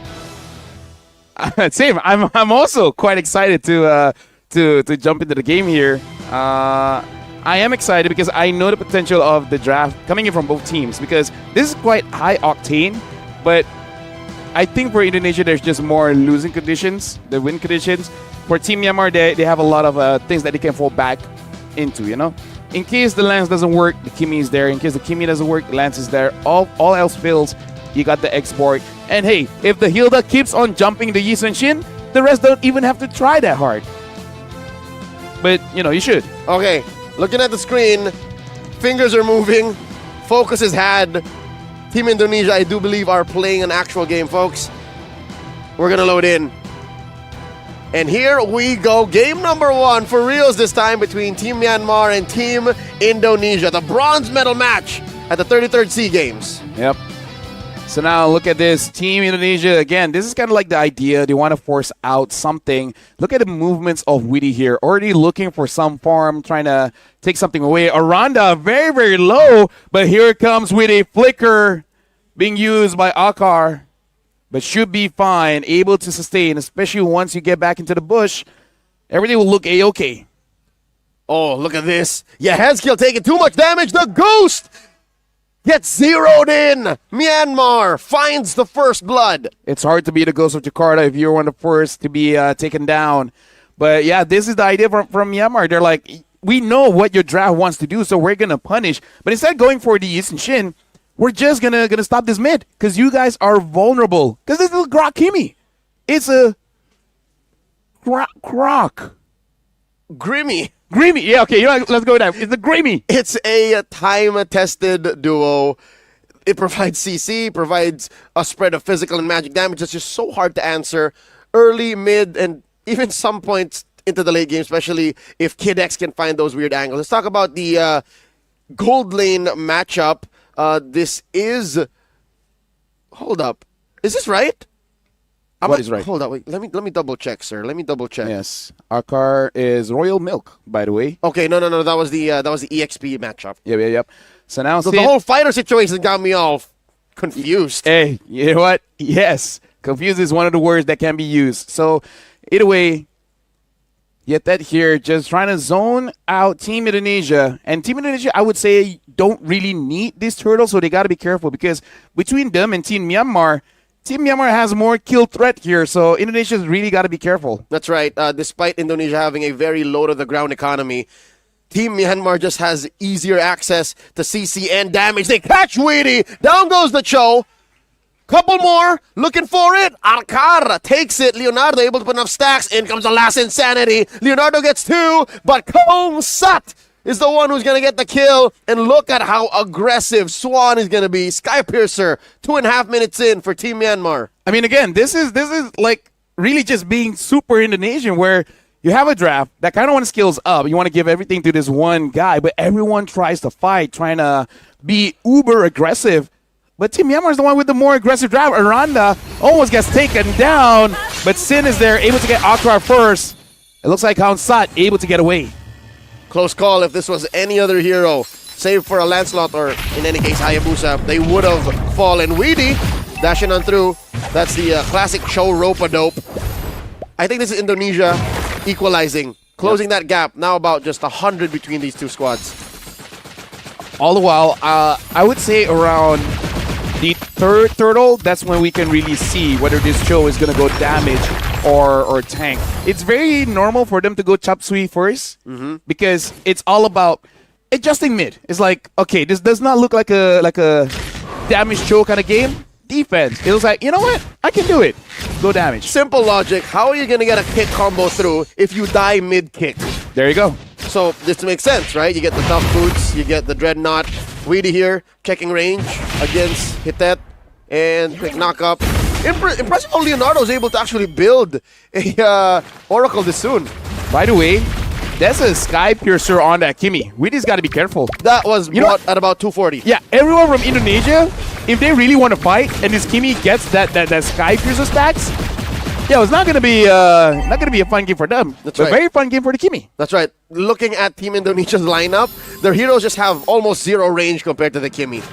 So every single hit will matter, and they're finding the kick, popping the Faraga armor on Ong, and the flicker. Is he gonna save him? Oh, the tech charge does, but only for a second longer. Leonardo still slays the X-Borg. That was so close. And Team Indonesia are actually getting trades all across the board. Sin here going for this turtle. Akrar not going for him just yet. Yetet is there. Picks up the wall. Kausad gets the kill and the turtle. And Aranda is all alone here. You cannot give a kill over to the Kimi. Oh no! Flickers out. Nothing that you really can do. And they don't give the kill to Kimi. Aran was really trying to get away. That is just but a consolation prize. The fact that they did not give the stack over to the Kimi, but still they died. How about a silver lining for Team Indonesia? Leonardo has been dominating Lin Ung and was able to push up, but I guess they didn't check down bottom. Aranda was getting too much damage on him, didn't get to protect that turret. So now Akrar is out of lane, so this is going to be a three-man squad coming in from Myanmar. Yetet, Konswan, as well as Akrar, just moving about. They haven't really slowed down Yisun Shin though, so all the while, Indonesia, when the goal lead is like about 1,000 for Myanmar, they are relatively comfortable because eventually this Yisun Shin will stack up, and then it's their time to shine. Yep, that's interesting fact about many good Yisun Shins in the current metagame. They can die once or twice and still focus on the farm and still get there eventually. So the whole wormhole economy approach by Team Indonesia, basically folding the early game and the mid game into getting an economical advantage on the Yisun Shin, is still ongoing. They are on track.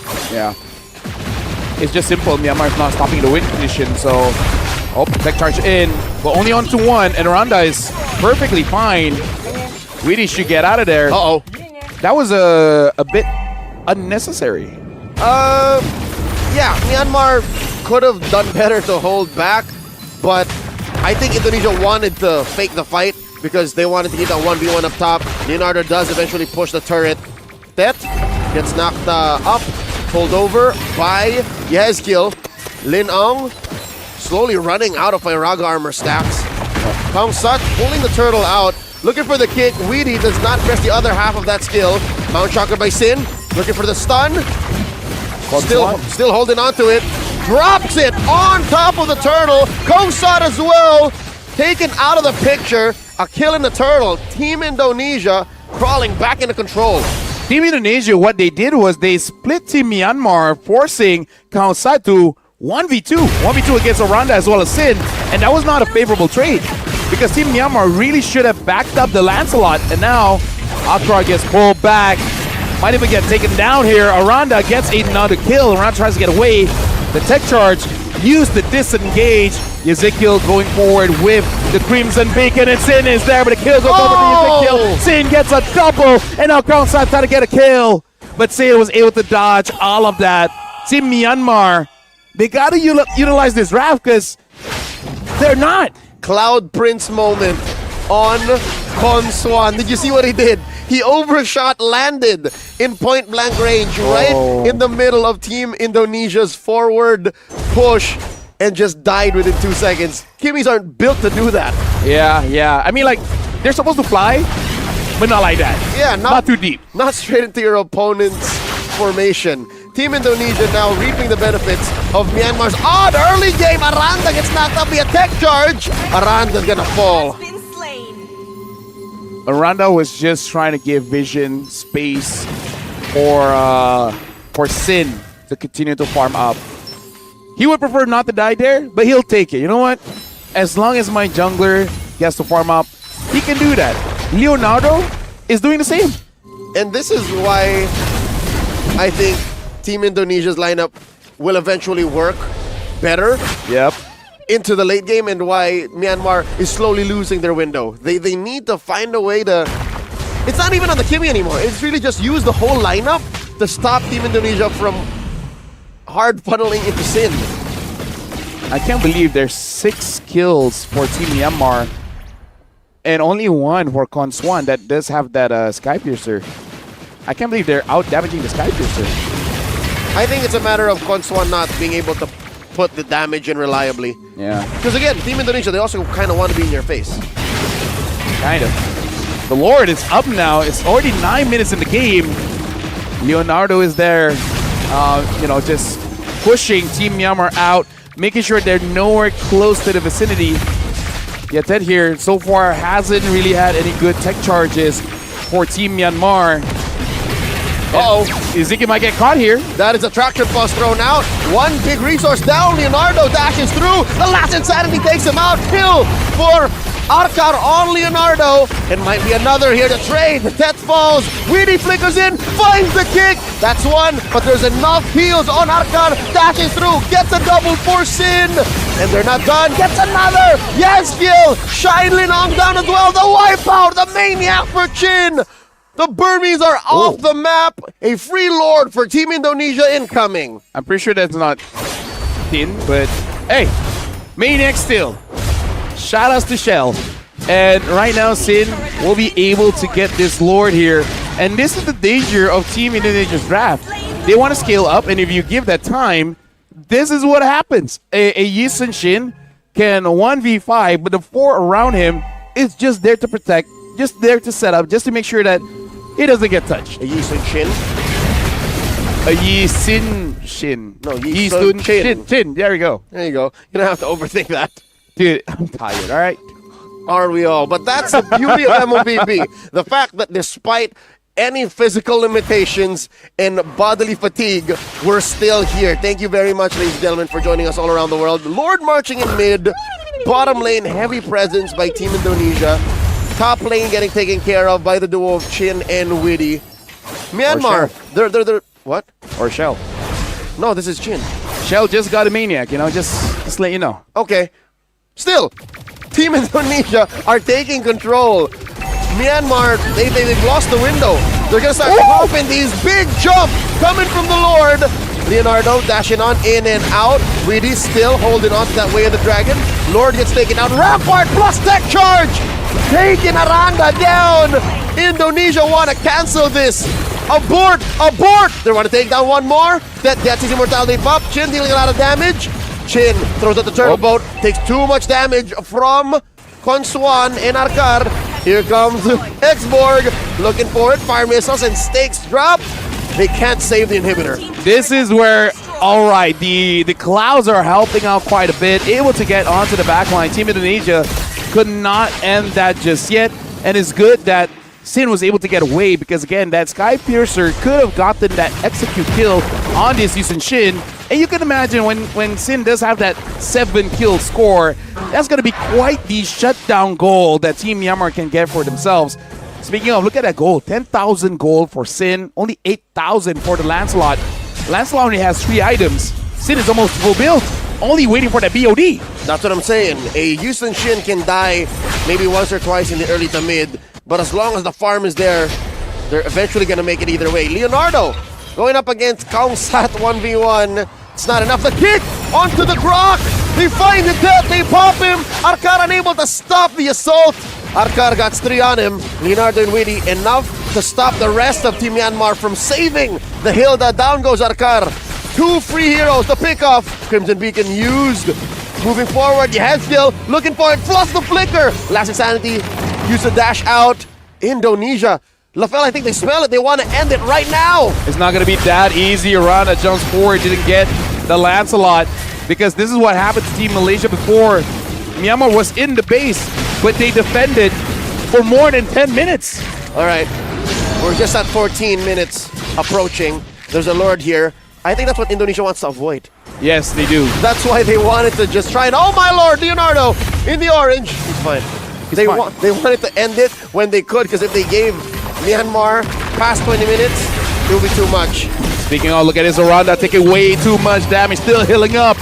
And the last Insanity gets onto Aranda. All the while, Leonardo is waiting at the back. Tech charge! Here's the rest of Indonesia gets in! Yeah, head gets in there. And now Indonesia, they're in trouble. The main damage dealer is out. Cross one, shoot to the back, don't know what's going on.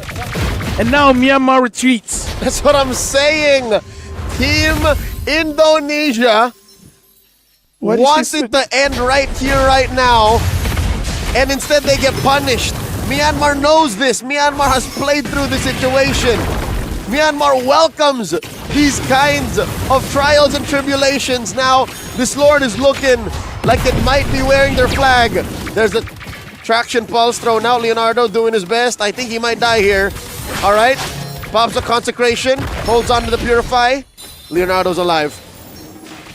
Team Myanmar still able to wait things out because Sin is basically at max potential. All the items are built level 15, so this is as strong as Indonesia can get. Myanmar may be able to get just a bit stronger now. The Holy Crystal has been built by Konswan. Aranda gets hit by a lot and now gets taken down by Yetet. Sin to the side, wants to kill onto that Grok, and all the while Witty has been taken down. Sin coming in from the flanks and now gets Yonkwa and Konswan! Double kill for Jin! Yonkwa has to get away. Ezekiel uses the Crimson Beacon, gives a kill over. Never mind. Sin focuses on the Lord. And all this while, Witty actually survived. Witty walks away. Witty takes care of the top lane, the long lane. Leonardo double timing it to the bottom lane, pushing in with a big fat wave. Leonardo in trouble. Leonardo just relying on stacks. And the consecration actually saves him. Yezkiel flickers back. A messy sequence of events, all still leading to Team Indonesia securing a Lord. So, okay. Team Myanmar, what they gotta do is as they defend, either Lin Ang or Kong Sat gets onto Sin, and then Konswan kills everyone else, right? Just pew, pew, pew, pew, pew. Shoot, and eventually you get it. Because Myanmar, they can defend. They just, it's hard for them to get the right targets to kill the one who's killing them. You see the Mount Shocker used by Chin, compromising the defense by Ong down bottom. They penetrate through that lower lane inhibitor. That uses the tech charge and the flicker, no one home. The passive pushes back the rest of Team Indonesia. Lord still standing. Witty looking to get one. The pull, I'm offended by Aranda. And the defense succeeds. Aranda used to flicker back. Myanmar does it again. Like I said, man, they did this against Malaysia. They have this fighting spirit. They know the game is not over. All they need is time. And they can buy themselves time. They're rich in this kind of way. Because you can't buy time, but they can. This is a special kind of skill. An attribute to have. To know when you can force a push. To know how much longer you can extend your life. Despite being down about 6,000, 7,000 gold. Having 2 of your 3 inhibitors pierce through. And this is going to be difficult for Myanmar. Their long lane is actually out. This is a dance they cannot participate in. Oh, look at that. Actually quite a bit of damage coming in from the Kimi. Leonardo as well is approaching to the point the Uranus isn't going to be all that tanky because the damage from the X-Borg and the Kimi is going to be a bit too much, especially once the Kimi has the Wishing Lantern. I can see it already. About 3 minutes ago, I felt like Leonardo was already counting the seconds that he can get consecration again. He really needs his ult to be able to do what he's been doing for the past 15 minutes. Yeah. 18 minutes in. And about 24 minutes, 26 minutes is where the team fight is going to be very important. If Team Indonesia, hot lacking, dies at around 24 or 25 minute mark, even with all this turret still alive, Team Myanmar could end the game. All the Burmese need is a singular punish. A beneficial trade. I'm looking at a 1 for 3, 2 for 4 even, and that could end the game in favor of Team Myanmar. Lord spawns upper quarter. This is an evolved Lord, ladies and gentlemen. A Lord that will help in team fights. A Lord that will amplify the damage that either team could bring to the table. Aranda clearing this lane. Bottom lane slowly should be checked in by one of the members of Team Indonesia to possibly feign a split push as Indonesia pull the Lord over to their side. And it looks like Witty is going for a tank show because no real flanks here. Leonardo is just staying inside the base of Myanmar, forcing Kimi to stay there. And I guess someone's got to protect the base, but this is not entirely great for Myanmar. Ezekiel has to get away with the Crimson Beacon. Myanmar has to play around Xborg here because Xborg's the main bane for Indonesia, but he's not able to get the fires onto Team Indonesia. And all the while, Upro gets caught, and now Tekchar hits onto Tree. Aranda tries to get away. Downside goes to the back, finds Sin. Sin half HP. And Myanmar has the favorable trade. Even Leonardo taking way too much damage from this Lancelot. That's what I'm saying. Even a Uranus cannot stand their ground to what Myanmar is putting to the table. Now suddenly, it's Myanmar who's in control of the dance floor. The Lord Dance favors the Burmese. Save for the long lane. Leonardo pulling them away. Leonardo, where are you going? He already used a Purify. Pops immortality. Could be a man down. He's alive, but just barely the kick to deny the finish. Lord, secured by Chin. Leonardo's sacrifice pays off. They know they gotta end this soon. Aranda uses the Flicker, and Flicker used by the Xborg as well, but not gonna be in trouble there. Indonesia, they made the call. Someone's gotta go down. Leonardo raises his hand, was like, let it be me. Let it be me. Yep, that's veteran wisdom. Kabuki saying, I can afford it. They will take so much time to kill me. Let me do it. He's off the map for about 20 more seconds.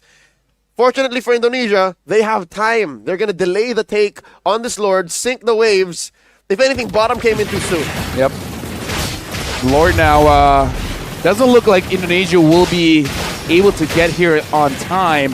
With the Xborg as well as the Kimi, they're able to deal with this 20-minute Lord.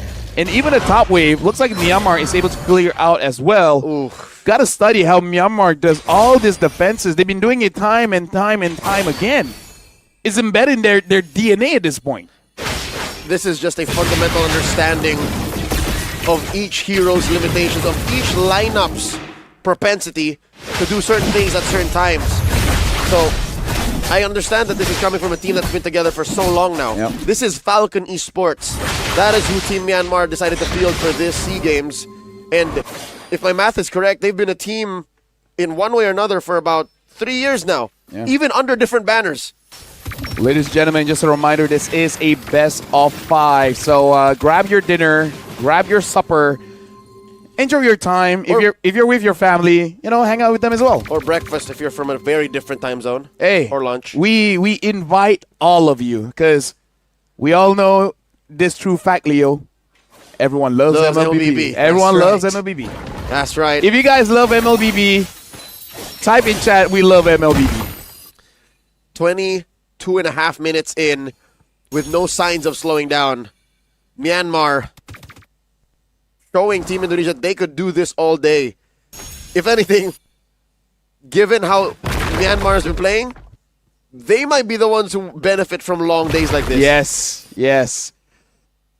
I mean, hey, they're telling Indonesia like, hey, we can do this all day, like Superman did. That's not Superman. And it doesn't matter. More or less same. Talking about Thor. Oh, my bad. You know what? You're right. Thor said that. Indonesia now on the Lord. Hey, look at bottom. Team Indonesia might want to go for a backdoor. Finds Con Swan all alone as this Kimi. killing spree. Sin gets the kill, and now Grok, as well as Hilda, trying to stop them.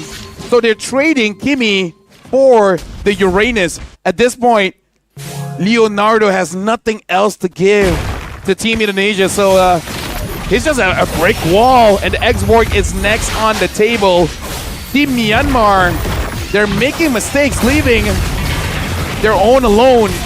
But all the while, Kongsat gets the easy kill. Kongsat finds him, and there's a big tech charge. A lot of ults being spent, and I'd say in the right spots. Team Indonesia lost more than they gained here. There is a huge wave coming through mid and bottom. They send back Shine Lin Ang to take care of that. But still, Team Indonesia, again, as you mentioned, some lapses in judgment. Okay, let me give you a crazy idea, right? Okay. Aranda, Sin, Ezekiel, and Leonardo, player on the Lord.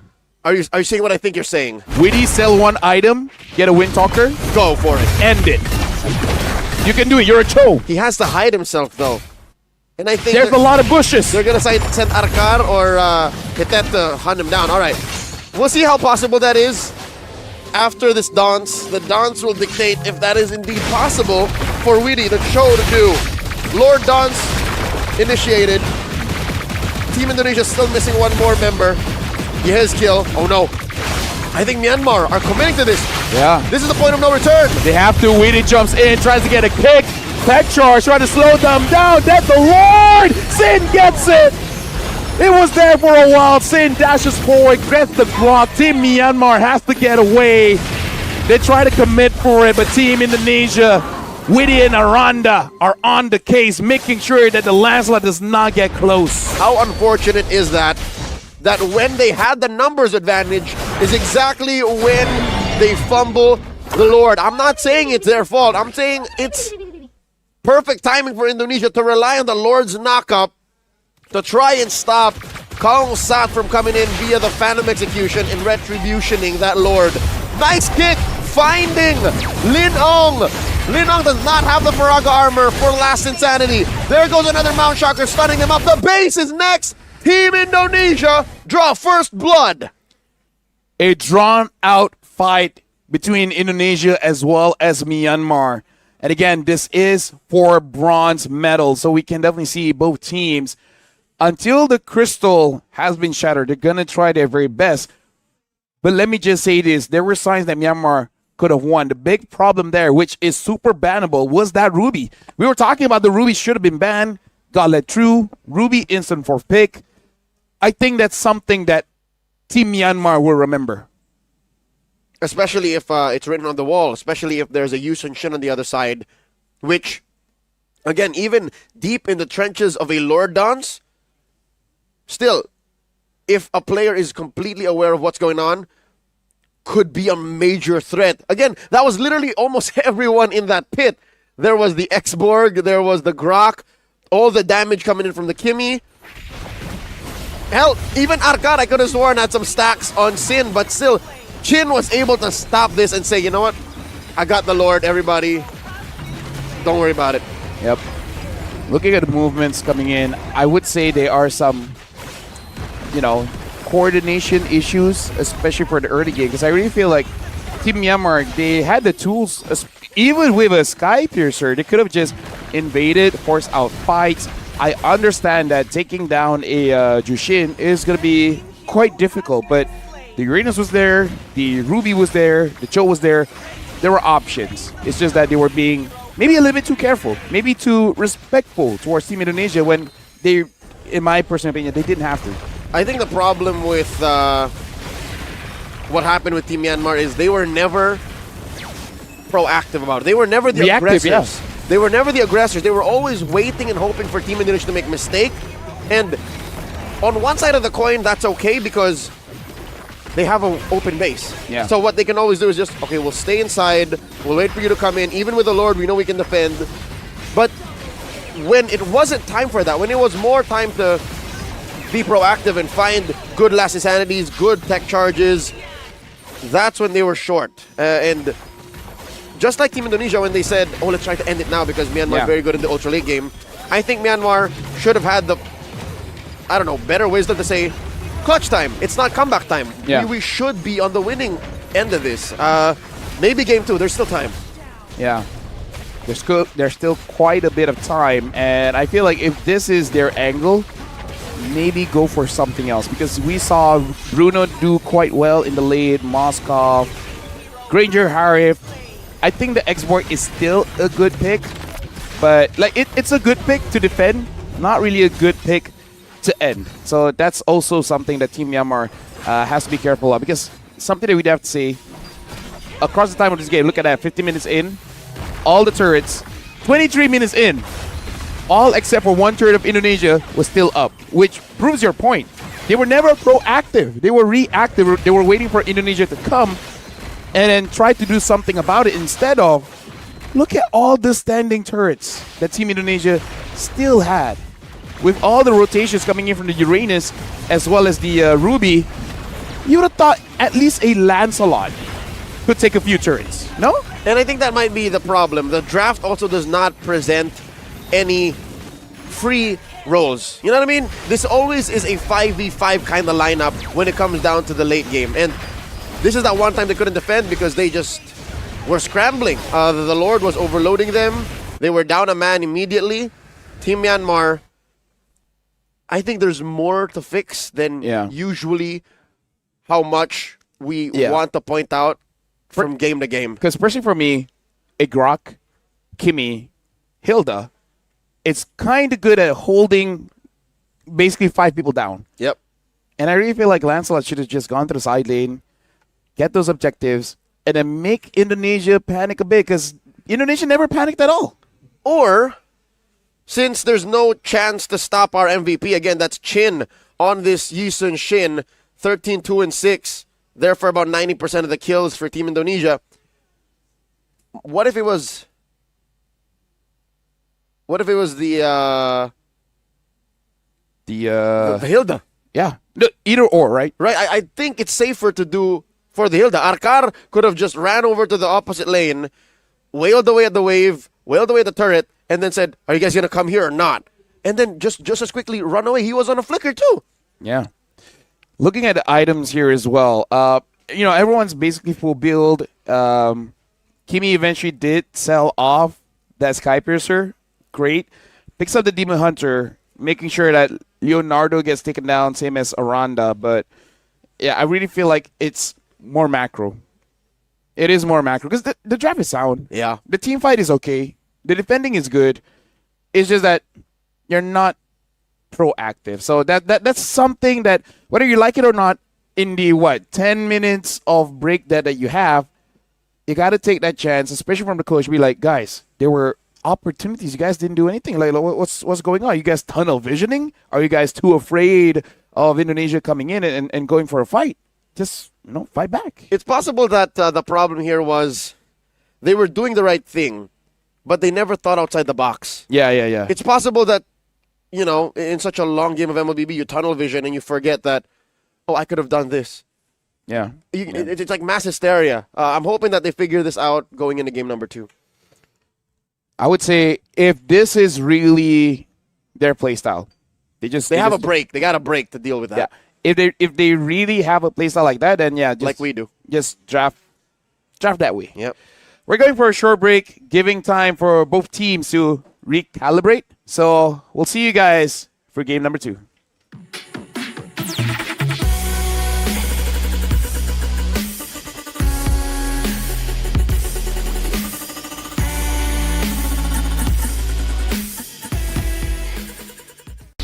The shape, the speed, the precision. Built with pros, made for esports.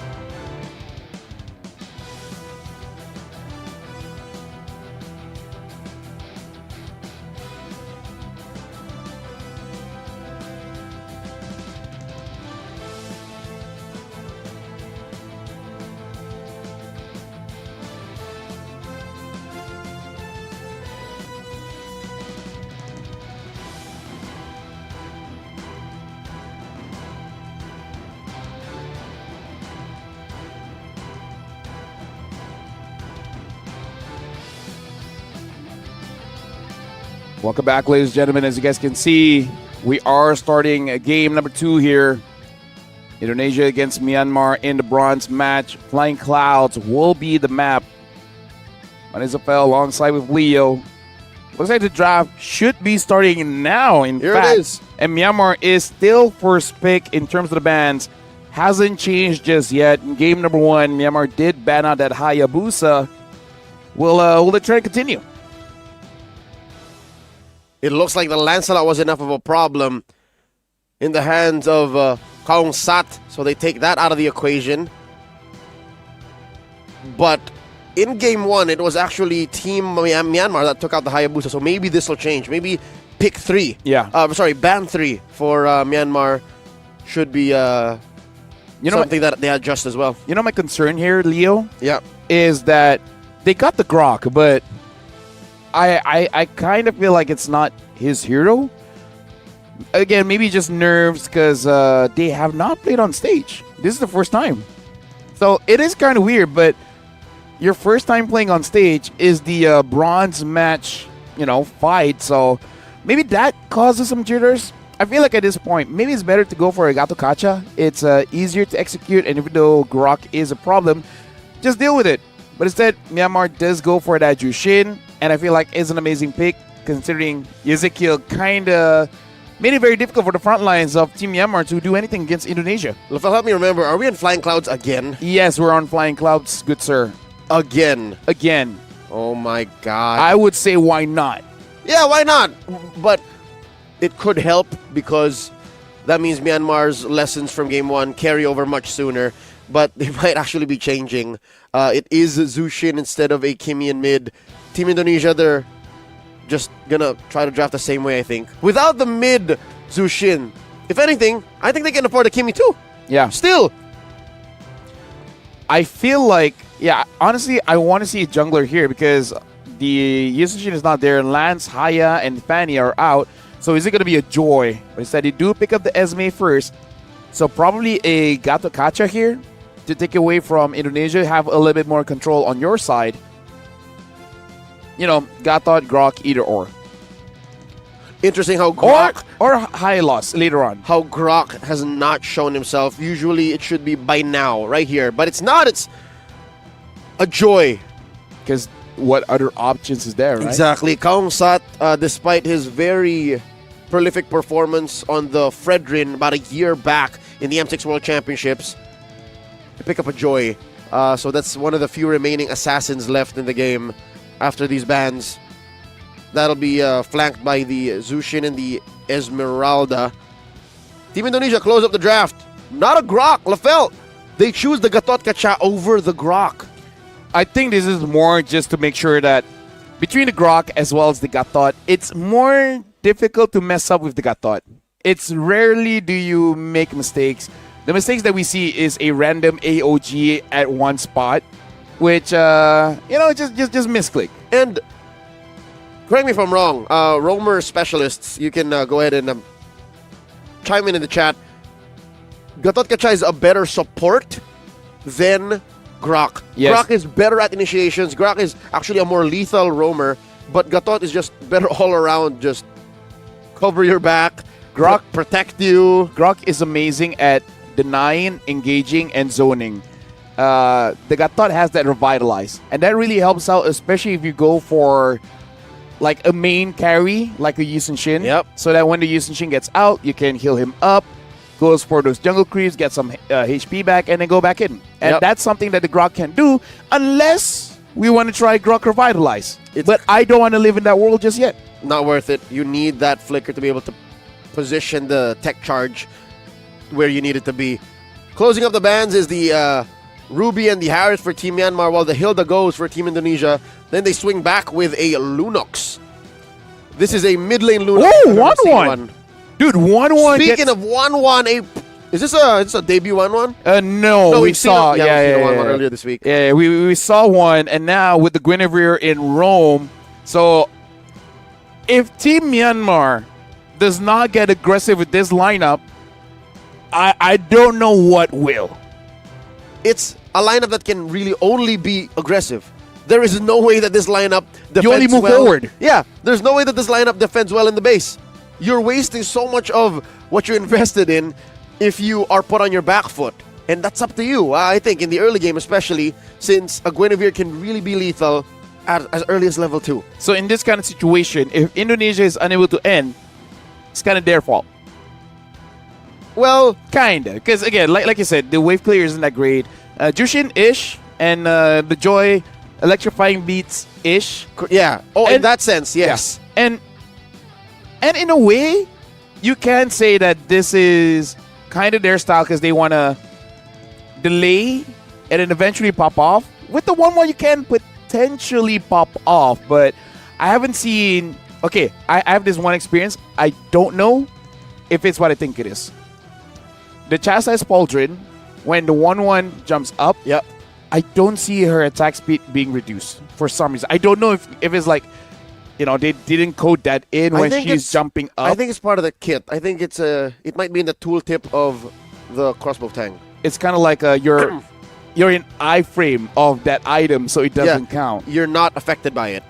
Yeah, like when I saw the interaction, I felt like, wait, I fought against a few attack speed heroes. This does not feel like your attack speed is reduced. And in that sense, if you're a really good 1-1 player, then 1-1 might be the only real legit attack speed hero just because the item doesn't affect her. But again, that's kind of like when I play kind of feel, I don't know about coding, so I don't know if I'm correct. I think there's a possibility that what you are feeling was legit. Yeah. Because she's literally off the map. Yeah. It makes sense for the item not to... Yeah, for that interaction to have been there. Ladies and gentlemen, one more look at the lineup between Team Myanmar and Team Indonesia. Talking about the 1-1, besides just people building Winter Crown, Yazkiel is on a Lunox, which has a built-in defense against the 1-1. And finally, dear God, thank you, finally, a Uranus in the EXP and a CC in gold. I like that because the CC can actually trade with the 1-1, and I need to see the battle spell on the CC. I want to know what Leonardo's rocking. It should be a Vengeance, considering there's a 1-1 and a Joy there. But I can see a world you pick up a Purify just to make sure that you don't get caught by a random Guinevere jumping in. But either or, looks like we are taking a bit of time going into the game here. Aranda does have to be careful, as well as Weedy, not to give free weakness tags over to the 1-1. Because, again, this is one of the situations as the roamer and the EXP laner, you kind of have to be careful of your positioning where you might accidentally, let her jump up and survive when your jungler tries to get a kill. We have a pause, as you can see, on our players' screens, in addition to what we have on overlay. I do hope that our lobby is intact. I hope the integrity of the lobby is intact so that we can begin the match shortly. Ladies and gentlemen, just to remind everyone that the right now is the bronze match. The gold medal match will be happening on 17 December. And for tomorrow, it will be the female division semifinals, where, just like today, we'll have knockout stages, semifinals, and the bronze match for the female division for tomorrow. So looking forward to that one. Personally for me, seeing Malaysia doing quite well, I want to see if they're able to get to the gold medal match tomorrow. But for now, it is going to be the men's Indonesian team going up against Myanmar. Ezekiel just staying still, make sure he doesn't lose his focus. He's pensive. He's pensive? Yes. What's that mean? It's a state of melancholy calm. Oh, melancholy calm. Melancholy calm. Melancholy calm. Yep. But also, it's a state of trance. You see how he doesn't take his eyes off his screen? He's both in the game and not in the game. I'm not taking my eyes off the screen. Neither am I. Yeah.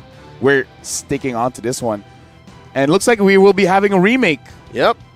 Seeing the crystal and I think pop off. I think that's what our technical liaison officers are saying to our athletes is we need to change it. There must have been something.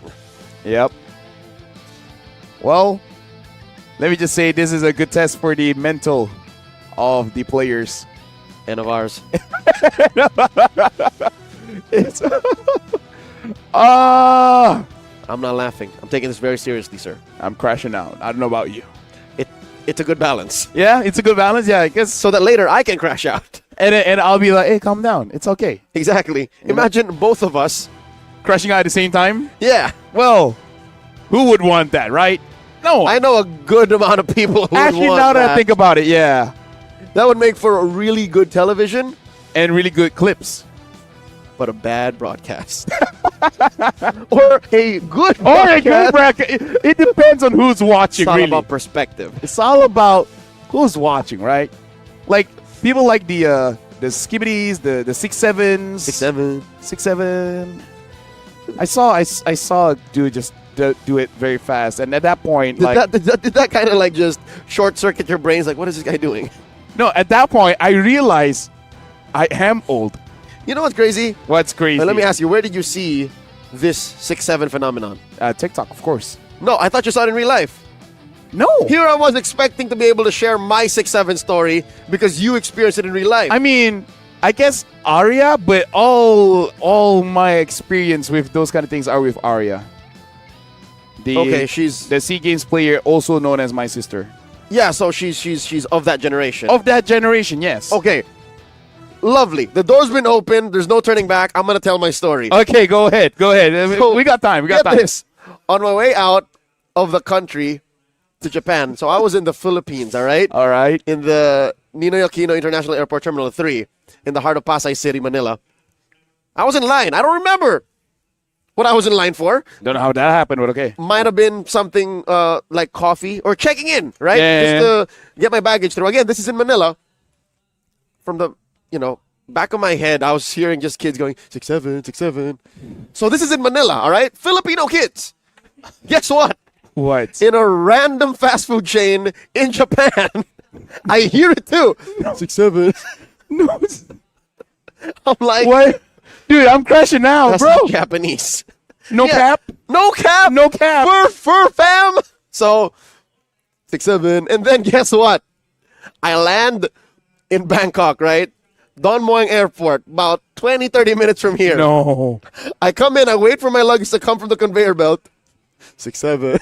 It is a global phenomenon, all right? Is it big here in Thailand for people to just be like, 6'7"? Hey, Paul, you hear that? 6'7". Yeah? Oh, my God. It's not him. It's not him, though. No, not him. He's Not defensive about it. Yeah, It's okay. like, not me. Yeah, so I do other stuff. So, but yeah, it's a global phenomenon. Ladies and gentlemen, we'd like to pull the attention of the masses back to the match. It's a draft that I think Myanmar did well to adjust with. But they're still introducing new things, all right? The past 2 minutes was all about this. No, I know. But side quest. I appreciate what you went through. Yeah. I don't know. Because I feel old. Because part of me is disappointed, but part of me is like, I'm disappointed about me being disappointed. Because I'm sure there's something about, our generation. It's just that we didn't have the internet. Well, we did, but it's not for everyone. I think it is just the way these kids grew up on the internet. Fortunately, we're back in the game. Ladies and gentlemen, it's game number 2. Can Indonesia lock in match point, or will Myanmar take us the distance and equalize? Welcome to the bronze medal match.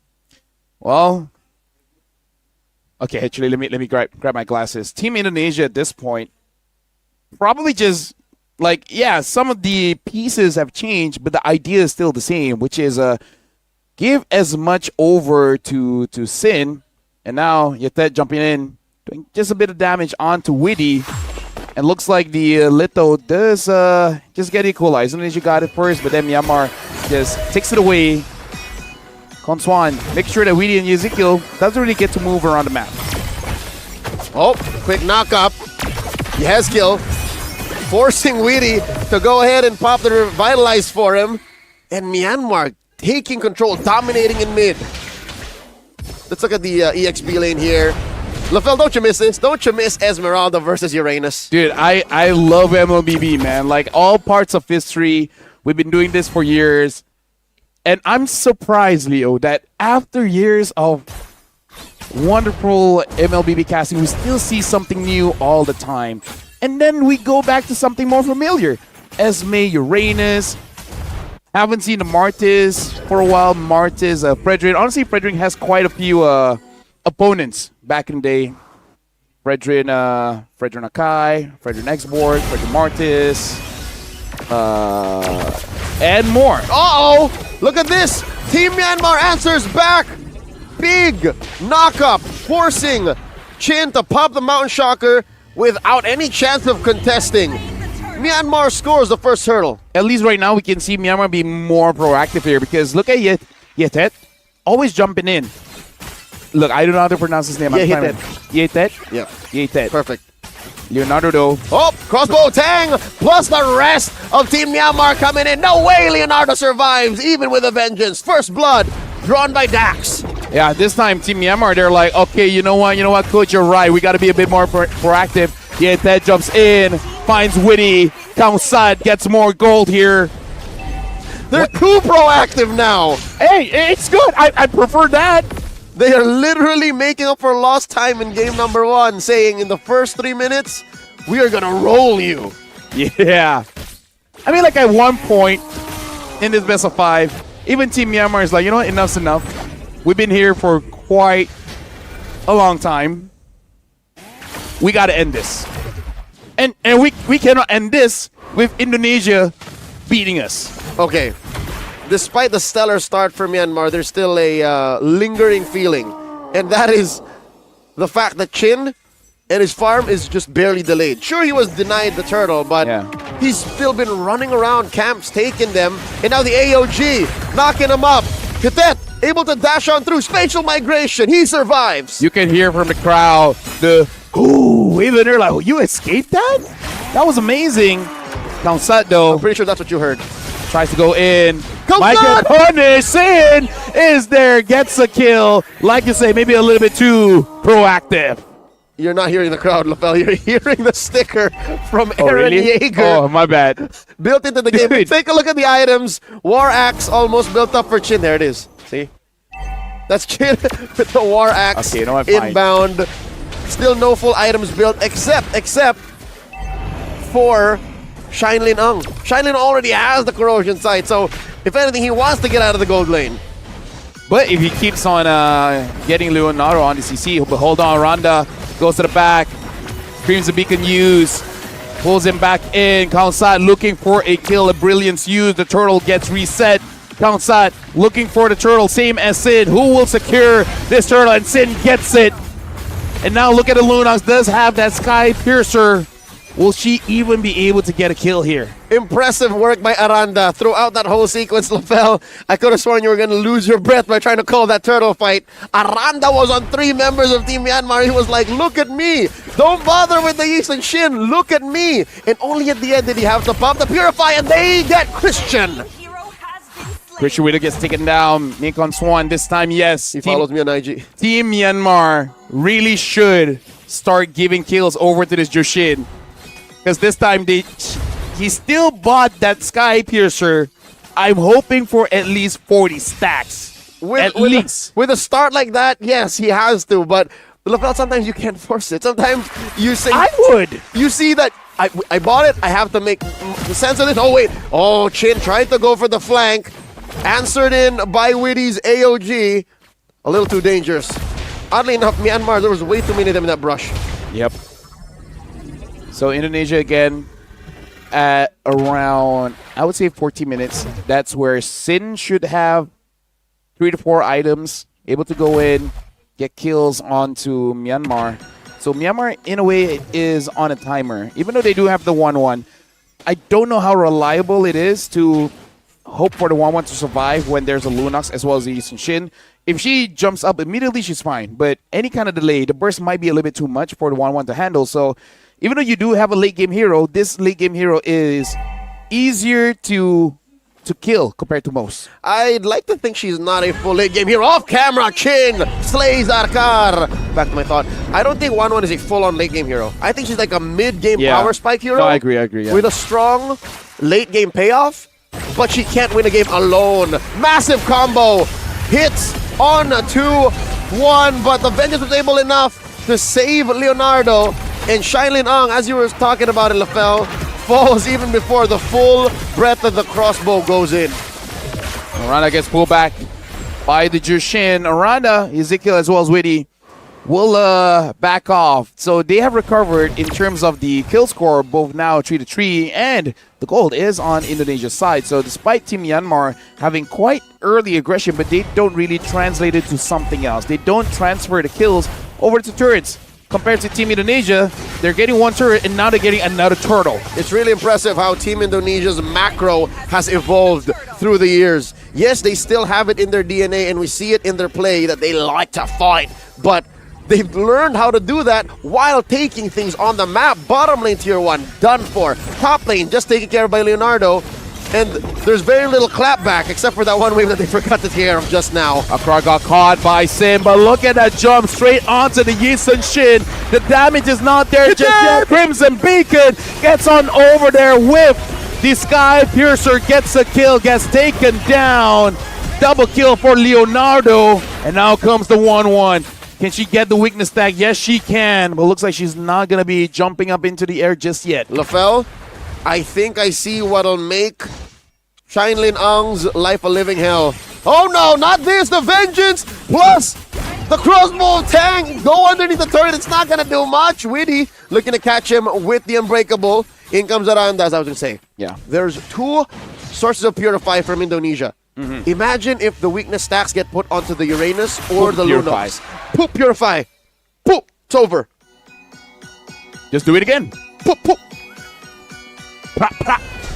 Aranda is there to clear the minions, and yeah. Now with the Oracle as well as the Radiant Armor, I think Aranda's set. After this, maybe just a Chassis Pauldron, and then gonna be pretty tanky for a while until the penetration items are in. But you'll think about that later, like 6 minutes later. Yep. Team Myanmar able to equalize the map. That is Lin Ong taking care of that tier 1 up top. About 10 seconds until the Lord spawns. The farm is very, very good for both squads. Crimson Beacon used defensively. In comes Leonardo and Chin. No Mount Shocker just yet. Lin Ong gets hit. Cleanses it. And he's fine. Yeah, and that was a clutch cleanse. If not, might have been taken down even by the passive damage from the boat. Oh, yeah. Indonesia now probably looking at the Lord. And I feel like for Team Myanmar, don't even try to contest for this Lord, because I kind of feel like it is quite difficult to deal with the heavy front line of Team Indonesia. So try to get a pick off, get a kill, rinse and repeat. And then eventually Council can go for the Lord, because I don't know, I just feel like Indonesia does have that advantage. Yeah. Say what you will about the relatively honest Uranus, but sometimes it's all you need. They did it with the turtle. In comes Witty with a concealed play. AOG does not knock up anyone. Arkar trying to find people to put shields on and take him away. Swan looking to choke up. Finds Aranda. One hell of a dance, this one. Yeah, look at this. Akrar jumps in. Witty now having the Chassis Pauldron Vengeance used, hoping Leonardo to survive, but can't knock on. Swan gets the kill, pulls someone back in, and it's Witty. Crimson Beacon used to prolong the fight, but Team Indonesia, they're hiding in the bush to make sure that they don't get caught by Team Myanmar. Whoa. Yet that didn't catch anyone. Randa tries to go back in. Witty might get caught, and he will, jumping in. Swan gets the other kill. Sin gets onto 3.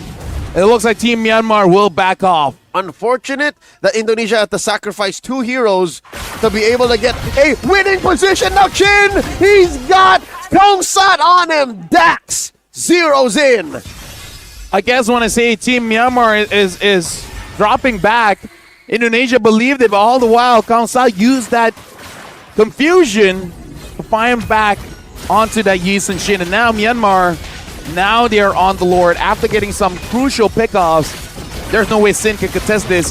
Team Myanmar is on the board here with them getting 2 turrets from Team Indonesia. I feel like if they can get tier 2s, that'd be great. They do find one. Another knock-up and some stacks put onto Witty. I think Witty's done for. AOG out. That's what saves him. Yep. Team Myanmar, the sieging power is actually pretty good when they do have the this Jushin. But I guess Indonesia, they can always just trade bodies, right? Moving forward here, moving forward there. So they're going to be delaying it. The Lord will be marching up top. So probably a good idea for Team Myanmar just to get a few down bot. Yep. That's the long lane for Team Indonesia. They're protecting this tier 1 with their life. The back line here, threatened by Yehitet. And of course, Konswan. I think this is a decent amount of stacks on this Zushin. 4-1-4. I mean, it was cut in half at 2, but a little extra coming in. Myanmar is in a great shape. Yep. They're able to get the top as well. Okay, not really. Just a little bit more, but down by Kamsat able to get the tier 2 and now having that concentrated energy as well with all the sustain from Team Indonesia. This Joy does have to stay inside the fight for a while, especially if you want to buy time for the 1-1 to be able to use the crossbow of Tang. Indonesia, now they're in just a little bit of trouble. In terms of the wave clear, they're not bad, but they're definitely not great. About 4,000 go between them. 13 minutes in. They didn't make much of that Lord. If anything, it did push through mid. Those tier 2s as well. Team Indonesia, what kind of power spike are they waiting for? Have we really felt much of Yehezkiel? I think he's the one. He's the missing piece. I feel like the problem is he's worried about this Guinevere. And I feel like that's kind of what Team Indonesia is being careful of. And I would say, yeah, because that does have that crucial, like, that clutch catch. I think Aranda has to really, like, you know, open up the map. At least find where the Guinevere is. And then they feel just slightly bit more safe. Or you know what? Make it simple. Kill Konswan and then you're good. That's the main person that makes you celebrate jumping up and down. Easier said than done, though. Konswan has a flicker. Konswan has the Crimson Beacon. And you try to hunt him down, he'll feed you over to his teammates. Do you want to win or not? I do. Then do it. It's easy. Just go. That's what I would say if I was the captain. Fortunately, neither of us are, yeah. Yep. Probably for good reason. Probably for good reason. MLBB has changed over the years. Yep. Aranda, I'd say, is the best man to... Again, let's rewind it back maybe 2 points, right? To play man-to-man defense on Yehitet. Yeah. Hunt down the Guinevere so that Yehezkiel isn't as scared. And I kind of feel like it should be Aranda because I feel like Weedy is a pretty good counter-engage for Team Indonesia. And Leonardo as well. Aranda kind of has to do what Leonardo did in game number 1 and just be the sacrifice. Yep. Lord here at about half health gets that soft reset. Mount Shocker used by Chin already. Holding on to the stun portion. Traceless out. Yehitet gets the jump in. Arkar in the flank. And I think we're approaching the point of no return. Lord gets thrown. That Mount Shocker. In comes Dax. Chin still secures. But look at that. Kausa almost got a kill on this Yisun Shin. Indonesia, they still want to fight back. And Team Myanmar, they move forward 1-1. Has to be careful though. Speaking of which, that was pretty brave coming in from Sin because a Yisun Shin against a Joy, that is Joy favorite. The fact that he's able to get that Lord and able to get out, that was good because I thought he would have died. I believe you. We saw it about 7-8 minutes ago. We're in Dax. Kamsat found Chin right about here in this spot near the river and killed him. So I think Chin does not let old ghosts haunt him. He literally went and said to Kamsat in his face, "This is my Lord." I don't feel he has the rose gold, but maybe eventually he might have to invest in that just in case if Kamsat is able to get onto him, which honestly Kamsat hasn't been able to that much. Uh-oh. AOG by Witty, helping this Lord secure the push, crashing into that tier 2 up top. You were saying? I was. Indonesia is getting that mid lane, and basically at this point just trying to get any easy objectives on the board because it looks like it's quite difficult for Indonesia to jump in when the Jushin is there. We might see a Jushin ban in game number 3. Like even if Indonesia wins, they're like, okay, you know what? That Jushin is too much. This is not worth it. Yep. It's 7:30. This is not what I want to go through right now. That's right. LaFell, you called it. Chin picks up the Rose Gold Meteor now rather than later. Yehitet playing with the range here. Aranda down to about half health. Now to a fourth. The back line gets compromised. Kunsuan falls. Aranda traded out for though. But that's already Lin Ang using the crossbow of Tang on the Uranus alone. Yeah. Rarely do I see Uranus guarding from behind from the 1-1. But yeah, Ling Ang might have been better off just to escape Aranda and go find someone else. But that's neither here or there. It's 70 minutes in the game. AOG jumps in. No one's there. Leonardo able to get outside, but all the while killing spree for the 1-1. Yet that gets chased by Sin. Our car is there just to protect. And now with the 1-1 here, Team Indonesia looks like they're going to retreat for now. That's an interesting tango that these trios have gone through. I could have sworn they were going to go all in to try and take down Hitet, but we're forgetting that Arcar is here. Arcar deals a respectable amount of damage. I'm waiting for the next item check because I want to see exactly how painful this Esmeralda has become and how fast she can dance around low HP targets from Team Indonesia.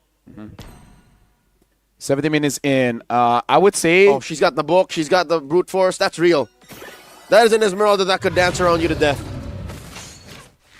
And I don't know about the damage because Ezekiel so far has the items, but hasn't done the, what you call it. He hasn't really jumped forward. Yep. Oh no! Aranda gets displaced, gets hit. The crossbow tang, the winner crown. Down goes Kaungsat. Kaungsat looking for more revenge. Down goes Lin Ang. And I'd say that's it. AOG trying to pin down Yang Hitet. 2 for none. Team Indonesia. They got this Lord in their sights, but first they'll take down Tier 2. I gotta say, that was kind of all Leonardo as well as Aranda because Aranda was the bait. Oh, Leonardo no. actually gets on the outside. They're trying to end it now. They know if they go late, it's gonna be trouble. Team Indonesia ends it, and now is at match point. The podium finish within arm's reach. Team Indonesia don't want to spend a long night here in the Salafrakyao Hall here in Chulalongkorn University. 2-0, just like that. But hey, why not? The night's still young. 7:39. GMT +7. We can be here until 10. Can we? Maybe not. I don't know when this place close. It will eventually. But looking at the highlights here, I think Myanmar, they had a good start, but then after that, it's kind of like, what next? I feel like that's the biggest problem. It's always like, what next? I'll do you one better. Okay. I think they had a great start. Okay. They really put Team Indonesia in their place. And it's that ramp up from early to mid that had the problem. Because even in mid, Team Indonesia was already showing signs of, okay, we're getting it. And we didn't really see Yehezkiel go ham. Yeah. I think Yehezkiel playing it close to the chest and protecting him. I'm wondering did he even die? The fact that I think he kept himself so scarce. Oh, he died. The fact that he was so hard to find might have been the problem that even Myanmar had to face. Because look, if Shin is afraid of Kaungsat, there has to be some part of the rotations on Team Myanmar that also reflects how afraid they are of Yehezkiel's promise. It's kind of like just Ezekiel using the Lunox. Team Myanmar always looks at every bush as a death bush. Exactly, because you can Ruby DD. They know. It was their countrymen who did that. It's like, we got hit by that like every Tuesday. Today's a Monday, so that's more of a tomorrow kind of thing. But we're not trying to, Yeah, it could have happened today, right? So let's not go into the bush. And yeah, like you said, that might have slowed down the rotation just a little bit. But legit, Leo, I kind of feel like for game number 3, this Jushin might have to get banned because the game slowed down because of her. I think it's the Jushin, specifically for, well, both of them. Both of them, yeah. And the Gatot Kacha in the hands of Witty. Yeah. This man just knows how to play the Gatot, and you're right. And they were right in deciding to prioritize this over the Grok. So going into game number 2, Myanmar, I don't know, assume that Indonesia would like to ban the Jushin. Given that opening, you ban the Gatot. Yeah, I feel like it really is like, who's going to be the first pick, right? Because that's also going to be pretty crucial because Jushin is a very first pickable hero. I wonder because, it's quite late, 7:42. What if someone just has a lapse of judgment and accidentally lets go of either the Hayabusa, the Lance, or the Eve? Because I feel like these three strong picks at first it will really change the dynamics of the game. I would say especially a Lance and an Eve. How about the Yisun Chin in the hands of our MVP? Two-time MVP, mind you, in the bronze medal match. Chin of Indonesia. Is this something that Myanmar should start putting their foot down on? I like and dislike. Do you want to know why? Why? I like the pick. Is a good hero. What I don't like is the funneling. You see what I'm saying? You like the product, you hate the process. Yeah, because it's like, it's a good strat. And when you want to win a bronze medal match, you need a good strat. But it's also quite volatile. It slows down the game just a little bit. And as you're slowing down the game, it kind of works in Team Myanmar's pace and not really for Team Indonesia's That's right. pace. That's why it always goes past 16 minutes. At least. If it was up to Indonesia, this would have ended at 14. 11. I was being conservative, but yeah. No, trust me. Like, they ended the game with Philippines at 11. So that's kind of like where they want to finish off, but it's too difficult. That's their timing. That's their timing. A quick look at the items about a couple of screens back. We saw 2 chastised pauldrons. From Indonesia? Yep. One on Witty and another on Aranda. Yep. So, again, this is the bronze medal match. This is match point for Team Indonesia. One more, and they will get the medal. The podium finish. For the pride of Indonesia. Myanmar is sweating bullets, I would assume. Yeah. Start off at the semifinals, topping the groups, back in Group A. And yeah, it's getting pretty tough for them going up against Indonesia, despite basically playing Myanmar's pace.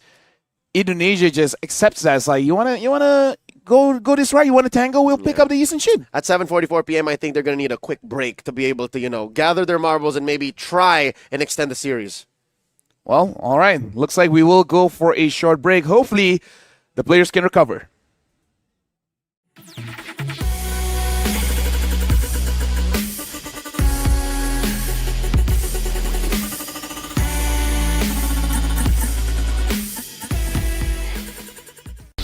The shape, the speed, the precision. Both with pros, made for esports.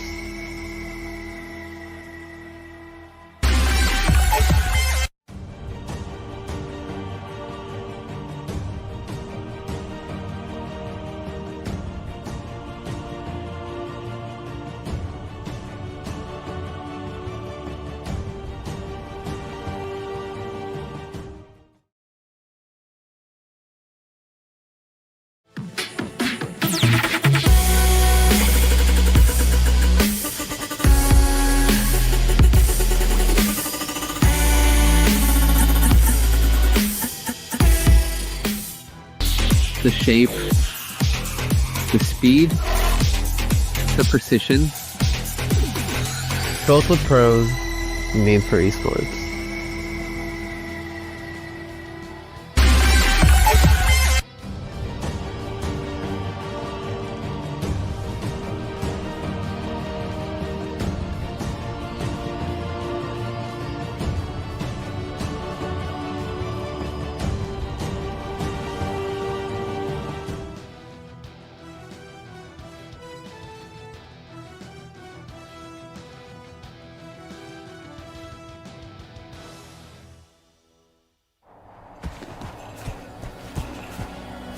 Shifting clouds flow through gallant youth pursuit.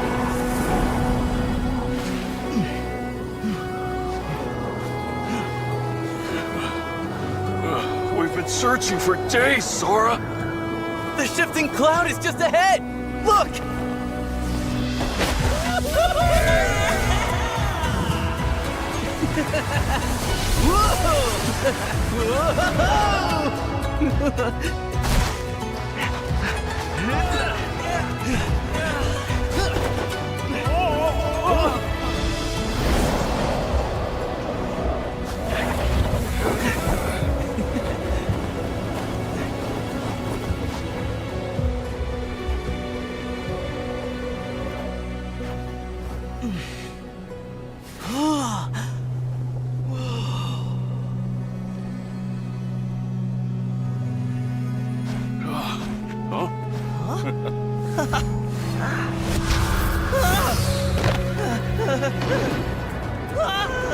Oh, that's no cloud! That's a sandstorm!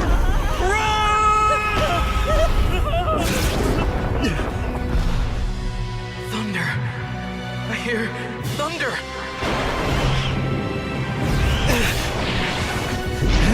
It's here! I know it!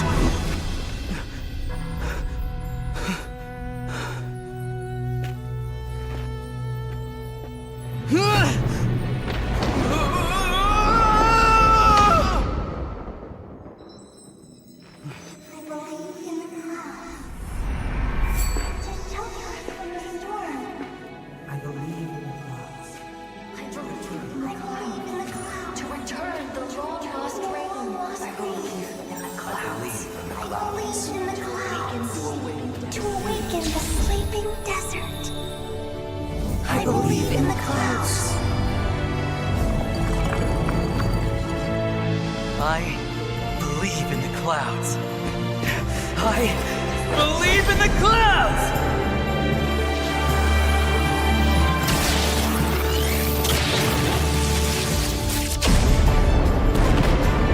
Whoa! Hey! Whoa!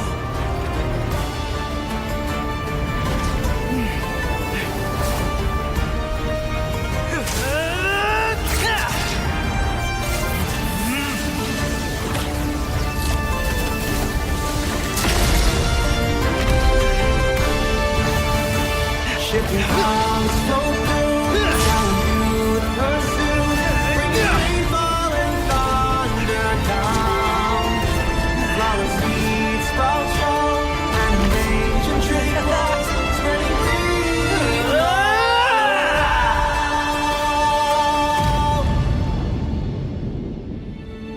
See? There's our shifting cloud.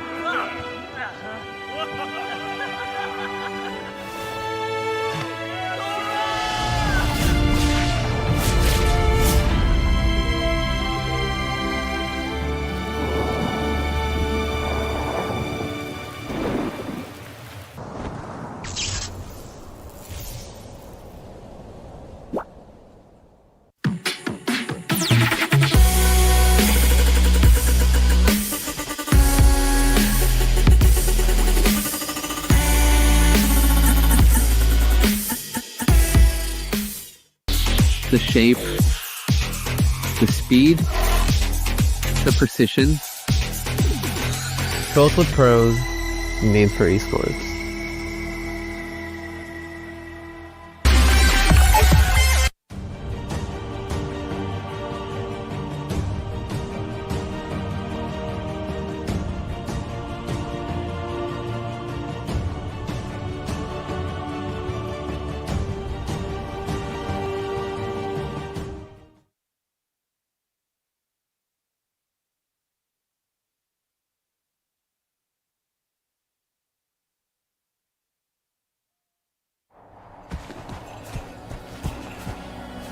Shifting clouds flow through, gallant youth pursue.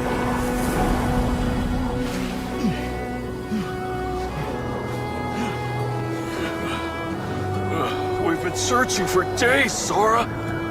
The shifting cloud is just ahead! Look!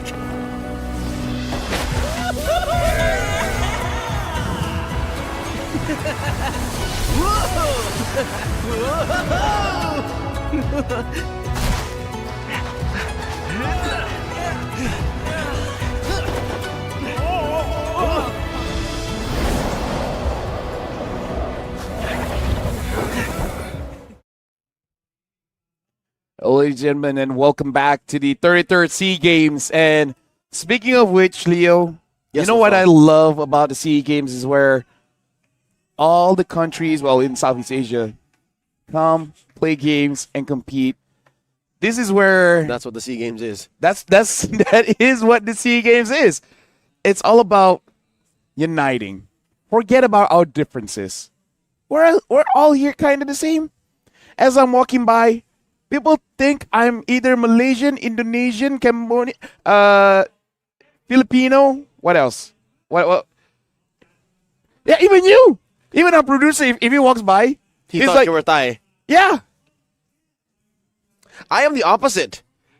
Back home, people don't believe I'm Filipino. Oh, really? I still get the random every now and then. I didn't know Leo was Filipino. Really? Whenever they would see a video of me speaking Tagalog. Wow. Yeah. But you do look Filipino. Thank you. People think Gideon is Singaporean. I see that. I don't know Adeline Joy, or, whatever she is. You can't say that. Yeah, but I'm pretty sure. I think she doesn't Let's get into She doesn't like getting. Luckily, I'm pretty sure she's Filipino. No, I don't think people can put two and two together as to who we're talking about. That's good. Because she doesn't like that. You see how I had to load? No. You see how I had to load and think about who that was? Because my brain just doesn't connect that name with who they are. I'm checking my phone. If she says something, we know she's watching. You know what? Shout out to her. She's It's about 8:54 from where we're from. No. I think she's doing 54. other things. 8:54. Yeah, that's what I said. 8:54. That is what you said. Exactly. We are one step closer to glory.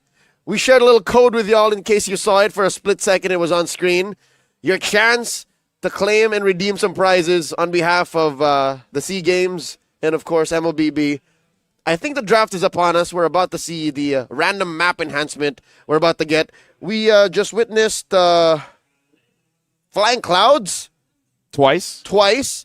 What could this one be? What do you want to see, LaFell? Broken walls. Why not? I want river expansion. You want river expansion? Because I think these teams play better on river expansion. Oh, we're my getting God! flying clouds. Twice, thrice. Hey, consistency, man. Consistency. There you go. If we're talking about consistency, do you think we're going to see Myanmar on the blue again? Consistency, of course. Oh, my God. Are we going to play the same game over and over again? Hold on. Did the draft change? Yes. Okay, you know what? CC. Yes, it did. Myanmar, take the gatot. This is where you take the gatot kacha. What is accent? No, I'm just speaking normally. Okay. You're making me second guess. Boxia, though. Now we got a Boxia and a Lapu. You know what? It's weird that the Boxia I forgot about it. Was it at all touched in the first two games and then like... The crazy thing is there's the CC on the other side. And now the Grok. This is a testament to how open the metagame is. It is. I would like to go ahead and see our developers. Does Skyhawk still work with us? Does what? Does Skyhawk still work with us? Skyhook? Yeah, I think that's the name of one of the well-known... Like, he's the guy with the mascot in-game, you know what I mean? Yeah. The one who talks to people. I know what you mean. I just unsure. If he's still around. I think we met him in M5. Yeah. We shook his hand, for sure. So Helker gets banned for sure. Oh, yeah, there it is. I'd like to shake his hand and say thank you. Whatever you guys did in the last patch really cracked the game wide open. And now the Kimi gets banned by Team Myanmar, which... I think they could have let go considering they do have the Boxia. But again, probably just to be careful. Look at a couple just there. They were close. And then they noticed the camera and then they just separated just a little bit. Hey, I think now they know they're on. Look at the support they're bringing. I believe this is a pair of young Burmese people who've come to Thailand to support their team. And now 1-1 gets banned out as well from Team Indonesia. Hey, respect to that 1-1 from Game 2. I want Myanmar to pick up Granger, actually, if it's open. The Lunas gets picked up by Team Indonesia. Keep your lips moisturized right there. Yep. How often are you on camera for the SEA Games. I haven't done that entire day for today, but thanks for reminding me. Thanks to our audience. But it's nice that my lips is not chapped just yet. A lot of hydration really helps. Oh, yeah. It really helps. Make sure you drink your 6 to 8 glasses of water every day, ladies and gentlemen. Actually, more depending on your weight, as I've learned. Yeah. More is better than less. Just make sure you don't get water poisoning. That's a thing. You know that? Granger. All right, here we go. I'm Burmese. One more, and we need to see if this Gator is there. is indeed going to be a jungler, or it is a jungler. A Rome Cho. Kid X. Yehitet will be playing the Cho. You know what? They're like, okay, this Yisun Shin has to be stopped somehow. So now with the Cho. And actually, Choju Shin is actually very dangerous. Shout outs to the guy with the Indonesian flag. Do we see an Esmeralda? Maybe a bit dangerous against the Baxia. Oh, hey. What? Where's this X-Borg going? Gold lane? Wait. Yeah, gold lane. CC, EXP, Ludog Smith, Isuchi Jungle. What has the world come to? That X-Borg is more of a gold laner than CC. You know what? Maybe they can switch it up. I'd rather have the other way because X-Borg is going into the Granger. Yeah. The CC's better. Hold on. We'll see. It is going to be... Nope. Aranda is still on the CC. Leonardo is on the X-Borg. LaFell? No, Indonesia just keeps ganking Granger nonstop. The X-Borg is fine. Or, I'll do you one better. Sure. Dodge.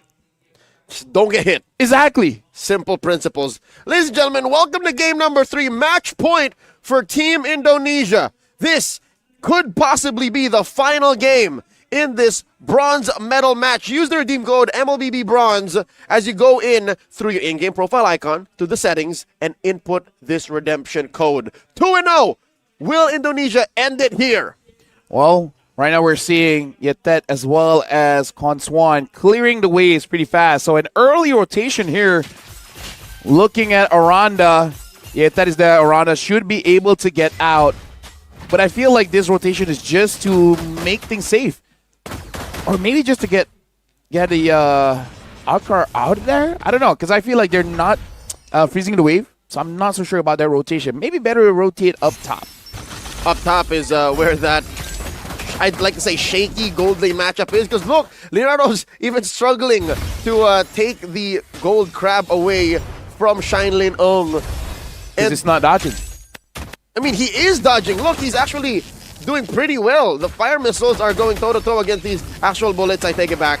It's hard because, look, he only put the fire stakes right on when he hit the overheat to get the extra shield, but the Faraga armor isn't close to getting filled. My observation, LaFell, yes, for Team Indonesia is they trust Leonardo so much. Kabuki, he's been playing with this team, this franchise, his country for so long now that I think he's the equivalent of Idrin for Malaysia. If that's the case, I would trust him too. He's the one who's just like, whatever you guys need. Hard job, give it to good old Kabuki. Yep. Looking at the rotation here, Sin is staying up top, understanding that Leonardo needs a bit of help clearing the wave, and now it looks like it's going to be a 5-man Indonesia trying to go for the turtle. Myanmar's not even going to let them come by. And Weedy could not stop them. Nope. All Weedy could do is throw out a rampart and hope for the best. Myanmar gets the first major objective. In all consideration, again, knowing what happened in game 1 and 2, I'm not sweating for Indonesia. I think this is fine. I think they're still on schedule. Look at this. The jump by Yehitet forces Weedy to flicker. Actually, quite an early level 4 by Yehitet here. This might be a damaged Cho because I feel like he's been taking away some jungle creeps away. I mean, I could be wrong, but he did get level 4 just a bit fast, even though, yes, I know they got the turtle, but... Uh-oh. Gets the kick onto Leonardo, forcing him to use the last sanity. Only about a second on it. Here's a Mount Shocker. The flicker from Lin Ong. The Mount Shocker thrown out. Turtle boat stuns him. Not enough of closure to finish the job. In comes Conswan, disincentivizing any further movements from Indonesia. Good swing by Witty, just to make sure that Kongsat doesn't get close, because if not, that Baxia could have been trouble for Team Indonesia. As of right now, Team Myanmar is about 500 goal difference. it's nice that we have that now. Now we don't actually have to do quick maths. The evolution of broadcast. There you go, man. Technology here in 2025. The advancements is astonishing. Team Indonesia, like I said, they are comfortable with this kind of pace because, again, the idea going out against Myanmar never changed because the Yisun Shin was never taken away. That's right. So they've been solving the same problem since game 1. It looks like Team Myanmar, they're just playing at a pace like, yes, we know. It's like fighting a final boss, right? You can't change the final boss, but you can change your own approach. Go again. Go again. They literally said, I'm going to go back to my campfire. A rematch. I'm going to go again. I'm going to go back to my campfire, set it all up, and try again. To be fair, Indonesia's not actually showing any tells. It's not like there's an attack pattern for Indonesia that you memorize. Yeah. Which just shows the depth of their strategy. Nice kick on the Yazkill. Answers with a brilliance. Team Myanmar still on him. Khun Suan finds him. That's a kill, plus a turtle off camera, and they might crush Witty. They break down the rock. Yay Hitet compromising Chin's farm. Chin holding on. Gets the retribution. Orange secured. Does it though? It looks like Sin does not get it. Leonardo. Wait. All the way back. No. Khun Suan moving forward. Crimson Beacon gets it. Paul. Sin though does still get a kill, but Hitet gets a kill onto Sin. All the while, this is what Myanmar want. Akrar has to get out of there. You cannot give a little bit more to Ananda and able to. And yes, I believe Myanmar was actually the one that got the orange. You believe and you are right. To be honest, there was like, 5-6 different bodies in that little pit. I'm colorblind, so I'm never really sure. It's not even a matter of color. I am fully capable of seeing the full spectrum of the RGB, and I did not see that it was on. Kaungsat, retribution the hell out of that orange. And I'll say now, Chin's farm is compromised. He's just 100 away from the Baksha. Witty gets cracked one more time. Last insanity, not enough damage. Leonardo's gonna fall here. Flickers back. He's fine. Yeah, Ezekiel though has to get away. Yet that on this show is really showing up, which always makes you think, where was this? When your show is this good, this proactive, really providing quite a lot of support for your team. This is amazing. Aranda now looks like able to protect his turret and is eventually going to be a threat. But this time, Team Myanmar, you can say that, okay, Sin is going to carry, but same can be said by an Aung. We saw earlier from Team Philippines how dangerous a Granger can be. Chin will be carrying, sure, but you don't even know that. You're not sure. You can say the sun will rise tomorrow, but that's not till tomorrow. Yeah. That is the same situation that Team Indonesia is in now. They have to work for that future. Exactly. You can pull a horse to a river, but the horse doesn't have to drink from the river. That's right. Yeah. I live my life by that proverb. Never let fate decide. Always. I can see the production dying a bit, but I don't know what they're dying for. Always do what you can. And what Indonesia can do is just to protect what's left on the map. It's already a painful truth that their real estate is shrinking. There's less space for Chin to farm, and yay, Hitet, I'll say now, Lafell is an MVP in compromising the Yisun Shin's movements. 3,000 gold up, Team Myanmar. They need to translate a little bit more. Once this mid tower gets taken down, all the more difficult for Sin to really get that farm. But look at this, he's already on the side lanes, getting some minions over. Kangsat, can he get there? Not in time. Sin gets back, uses the cloud to get back into the purple buff pit. Team Myanmar, they are playing catch up here. Wherever Sin is, trying to get there, but just a little bit too fast on this Yisun Shin. And maybe that's why Indonesia is able to do it, because of that flying clouds. Right? And that's what we've been playing over and over again. They're not wrong to do that. Witty here might be in too deep. Goes for the reverse tech charge. Just to survive. A little too tricksy for my taste. Yeah. So Team Indonesia at this point, not the kind of pace I thought that they would have, but at the same time, they chose the X-Borg. I mean, like, yes, for the Baxia, but it's not a Granger. Okay, you know what? All things considered, if the Granger's the only natural predator to the X-Borg, I think they're fine. The math checks out. One will kill one, but there's three he's trying to kill. The Zushin, the Lapu-Lapu, and the Baksha. So just kill more. kill more. Oh my god, it's so bad right now for Chin. Kongsat and Yehitet are sharing his buff. The Baksha decided to not take the buff to give it over to the Cho in the process of denying it. That's how bad it's come. So that might be damage Cho. We might see a War Axe or Endless Battle soon. Or a ball. Or a ball, yeah. That gets a kick onto Witty. Witty taking quite a bit of damage. Look at the damage it's taking. This Granger is a bit out of control. Sin is all the way up top. Team Indonesia, they're not going to be contesting for this one. Team Myanmar might get a game here. Lafel, fortunately, Team Indonesia are built to defend. Team Indonesia have better wave clear on paper than Team Myanmar. So it's Team Indonesia's turn to show us their base defending chops. Well, Indonesia, they're going to be seeing at least the tier 2s from the side lanes. Gets taken down. And yeah, look at this. The Cho is taking the farm away from Sin. So yeah, he has to share with everyone. I don't think he wants to. I think it's like, excuse me, that's mine. And then they're like, cool story. Taking it over. Now I do want to look at the items. Because I'm convinced there's some kind of damage that Cho is building up. Items, please. Thank you very much. At least one damage item now. Given the massive lead that they have. Oh, Leonardo here.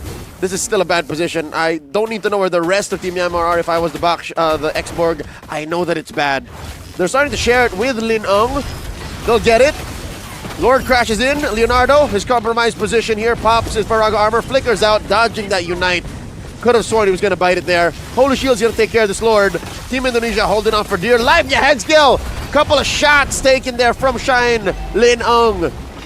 And all the while, Team Myanmar, they're letting the minions deal with the turret down mid. And this is good because you're denying so much farm from Team Indonesia. At this point, Myanmar is not about farming faster. It's about making sure that Indonesia is farming less. And Indonesia is farming really less. Huge gold lead here for Team Myanmar. 6,000 gold. It's palpable. I can feel the economical gap between these two. But there's a slow push down bottom. Team Indonesia, great way of taking care of that wave. Fortunately for Myanmar, Konswan actually cut it, and it'll have to stop there, tier 1. Speaking of, Team Myanmar has a lot of flickers still available. If they find an opening, they might go for it, because look at Yetet. Akar is basically just trying to be a bait, waiting for someone to contest against this Lapu for Yetet to get onto Sin. Like, that's surely the primary target. Witty's going to check it out. Sees Yetet, so now Team Indonesia are a little bit more careful around that area. This is how desperate it is now for Team Indonesia. They're sending 5 members to try and just get some space for Chin to get farm. And it's not even guaranteed farm. Look at this now. Arkar coming in with the bravest fighter. Witty sacrificing himself. Mount Shocker just to confirm what they already know. Team Myanmar are choking us. Team Myanmar are denying us farm. Chin is way behind. He hasn't died as much, but it's not looking good. Yehitet, look at that. Oh, Aura farming. His dominance, looks maxing, mugging the whole squad of Team Indonesia. 6-7. 6-7. Although this is more like 6-2. 6 kills to 2. Oh, yeah. Just jumping forward and then standing still. Lafel, there is a casual axe and hammer. It looks like he's building up to the endless battle. Nope, he's building up to the bow. The bow. He's got the bow. So he's like, I don't know who I'm going to kick, but I know I'm going to get a kill. Yeah, whoever it is has like an 80% chance of dying. Yeah. Honestly, even Witty 0-4-0. And I got to say, I've not seen a tech charge. I've seen a tech charge. He's used it to like retreat from mid, from the river. It was always defensive. Well, he's got to use it to defend his base right now because Team Myanmar, they're charging in, doing quite a bit of damage. And look at that. Even the last insanity is already used. Leonardo using it to clear that wave in mid. Lord already inside. Team Myanmar cracking open that top lane inhibitor. Team Indonesia, they have to tend to this turret. Permanent damage done to their base. Myanmar's not done. Another last insanity here for Leonardo. Helping clear that wave. Down goes Faraga armor. They succeed. They're okay. Yep. Down bottom is next. And up top as well. Tech chart comes in. Downside taking a bit of damage from the CEC. Ezekiel secures the kill. Crimson Beacon just to zone away Team Indonesia. Myanmar got what they wanted. They got the inhibitors. This game has come to a full-on halt.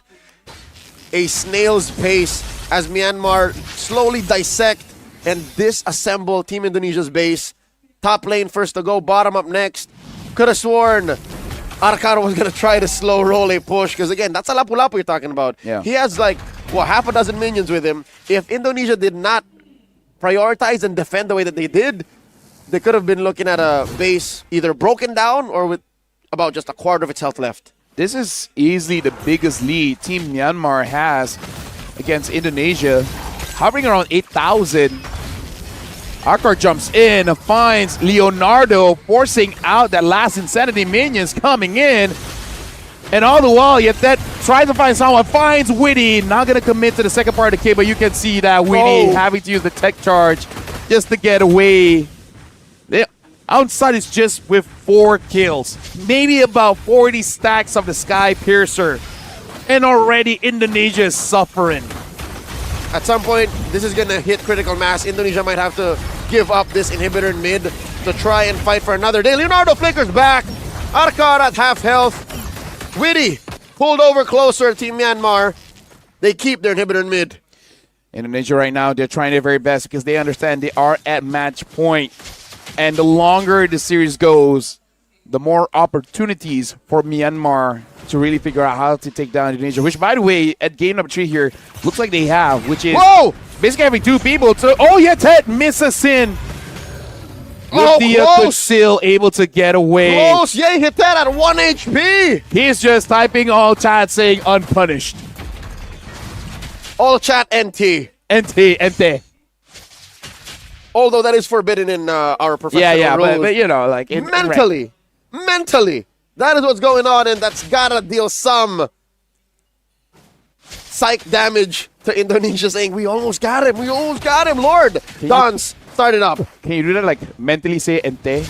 Like just hoping your opponents know what you're thinking. Unless your opponents are psychics. Well, Indonesia now, they are starting up the lore. Look at that positioning from Sin as well as Witty. Trying to come in from the flanks. Downside is there. Myanmar, they can just block this Yisun Shin from coming in. Downside gets the Lord. Leonardo is taken down, unstoppable for the Granger. Ezekiel having to use the Brilliance, but now Downside gets Sin. Sin gets pulled back. Damage in. Double kill for the Granger. Witty, triple. This is it. Myanmar able to get a game. Gets a Maniac. Aranda is not going to give over the Savage. Myanmar extend the series. Trying to get a Savage, but not going to be done. 10,000 gold lead. This bronze match is not over.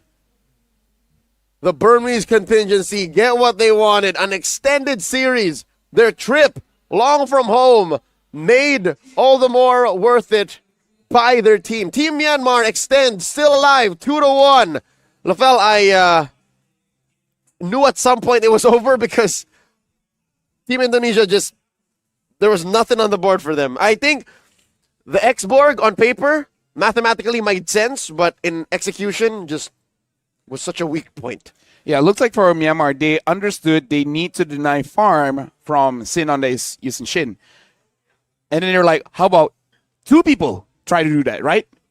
Let the Cho as well as the Boxia. So they're kind of like divide and conquer in that sense. You know, like you handle top, I handle bottom, and then switch. And this would be okay if the side lanes were winning. There would be some clapback from Indonesia if the side lanes were winning. I think, in all fairness, Aranda was doing fine.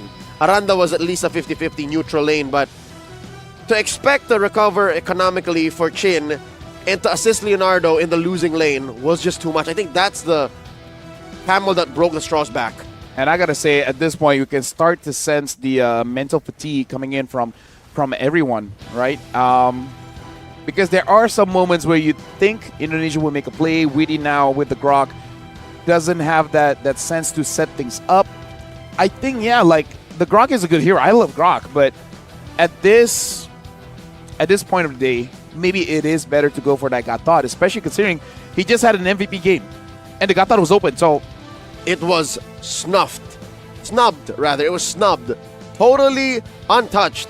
The Gatot Kacha should be revisited by Team Indonesia, but our MVP in Game 1, not a single death. You're looking at Myanmar's own Shine Lin Ung, also known as Sanji from where he's from. It's a different Sanji. Yeah, and that's why I asked for the Granger, because looking at draft, it was very Grangerable, and he made it work. 8-0-0, 80% kill participation. Would have been just a bit nicer if it's like 800 GPM, just to make everything. No, but this is impressive. Again, 909 gold. This is the upper echelons. Again, it's too much to ask for 1,000 per minute, but 909, very good. This young man, he's Granger's. I'll take that. You know what? I was ready to be disappointed, but I'll give that a 7. That was pretty solid. Thanks. 16 minutes in, Team Indonesia. I wonder if they will change up the plan a little bit, because again, it's like this is a very solid idea. It's a very solid idea, but you know, what? Look at Yehitet's build. How about both?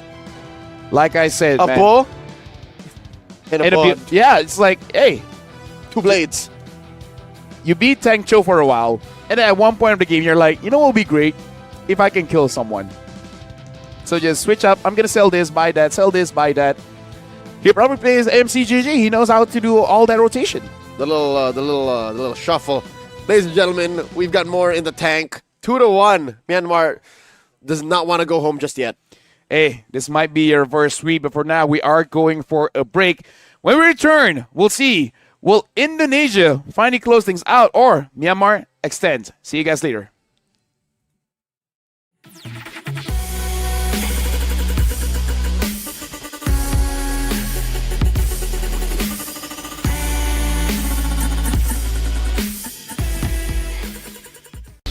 The shape, the speed, the precision. Built with pros, made for esports.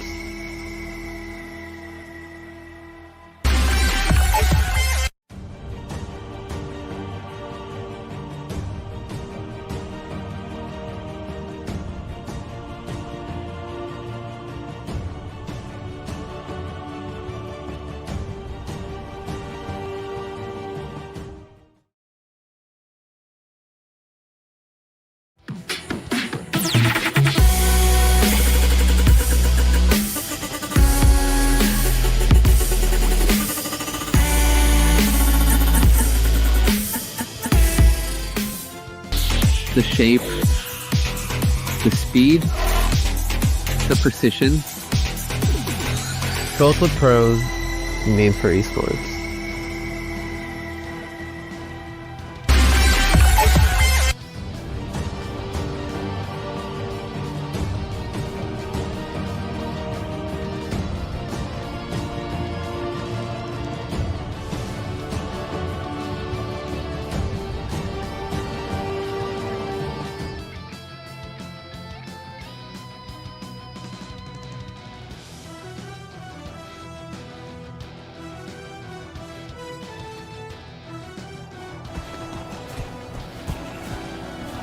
Shifting clouds flow through, gallant youth pursue.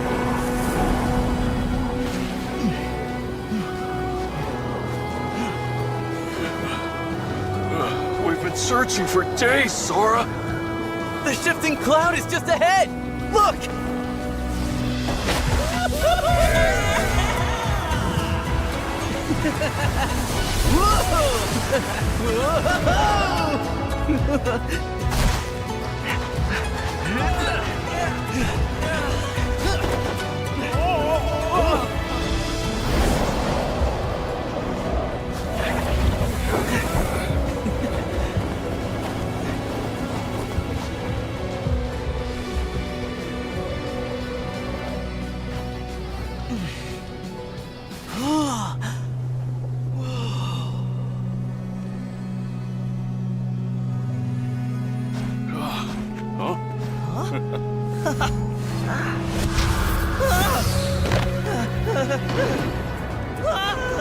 Oh, that's no cloud!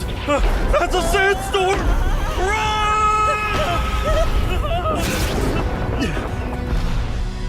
Thunder! I hear thunder!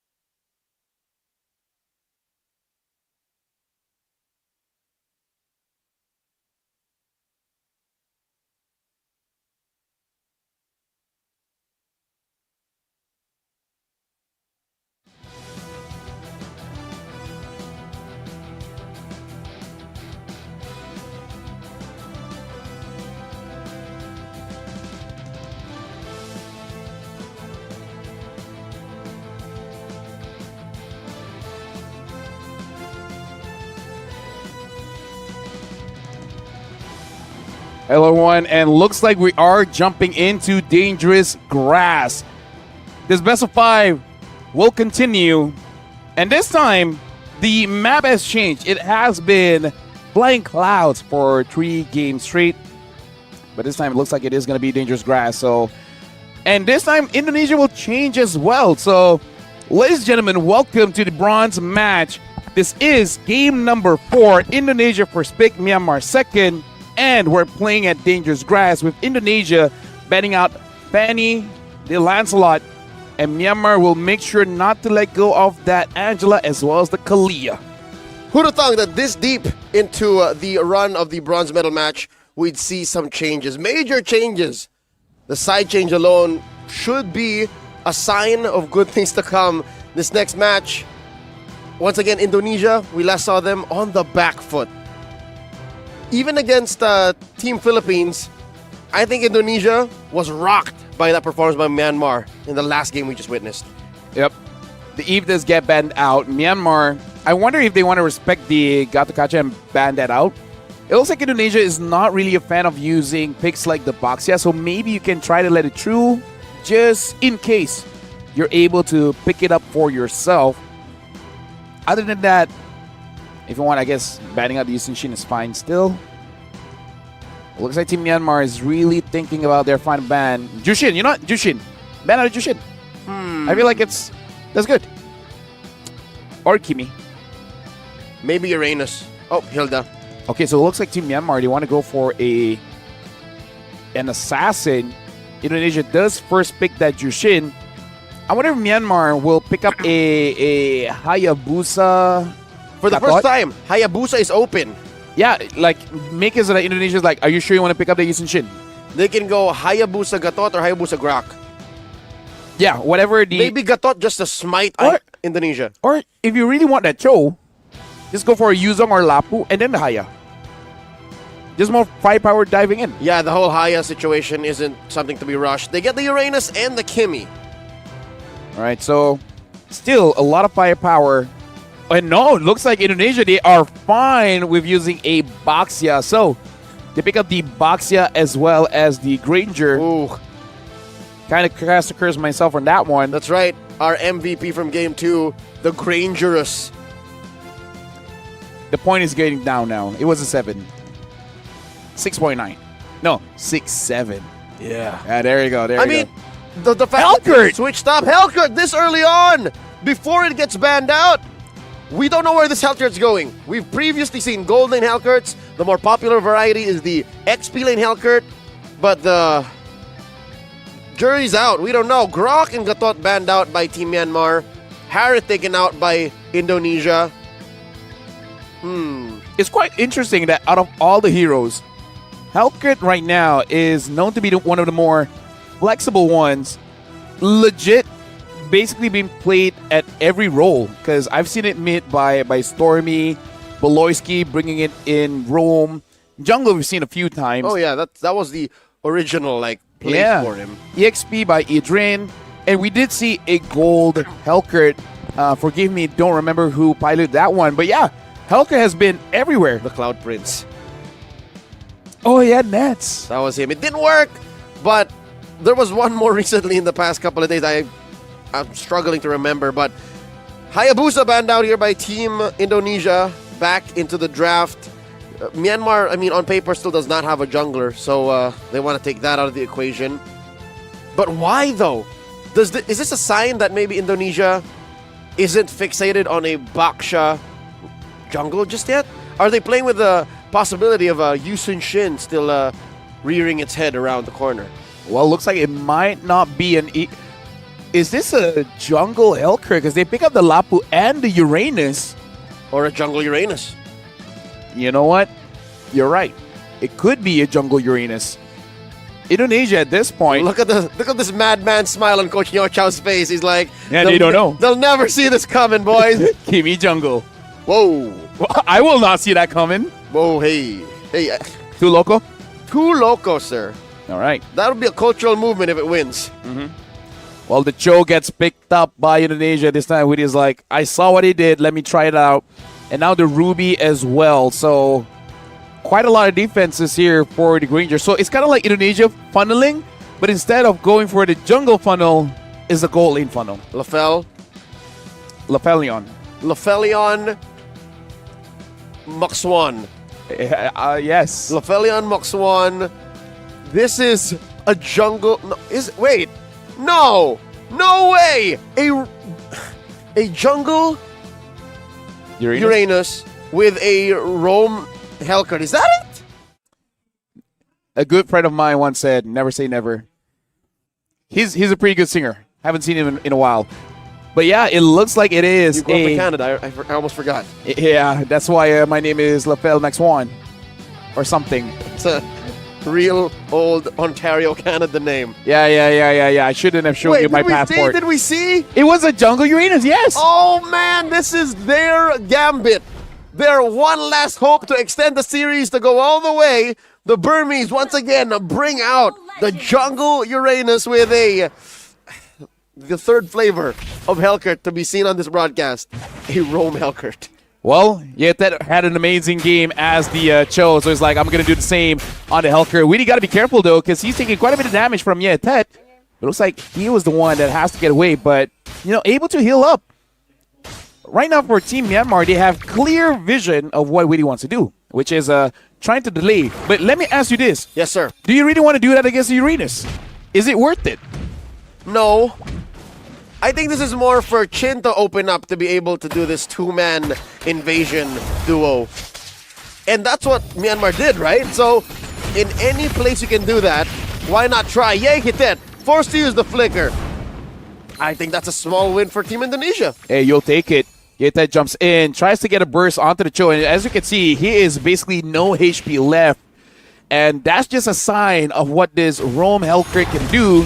Ezekiel, though, forced out that flicker. So, hey, a win now for Myanmar. So, hey, how about tradesies? Good read. Almost anime-like sequences. If that jump by Ye that landed on Yezkiel before he pressed the flicker this early on, could have been first blood. Yeah, for sure. Akar doing quite well here. That has to get away, gets pulled back in. First blood onto Witty. And now the Kimi has to get away.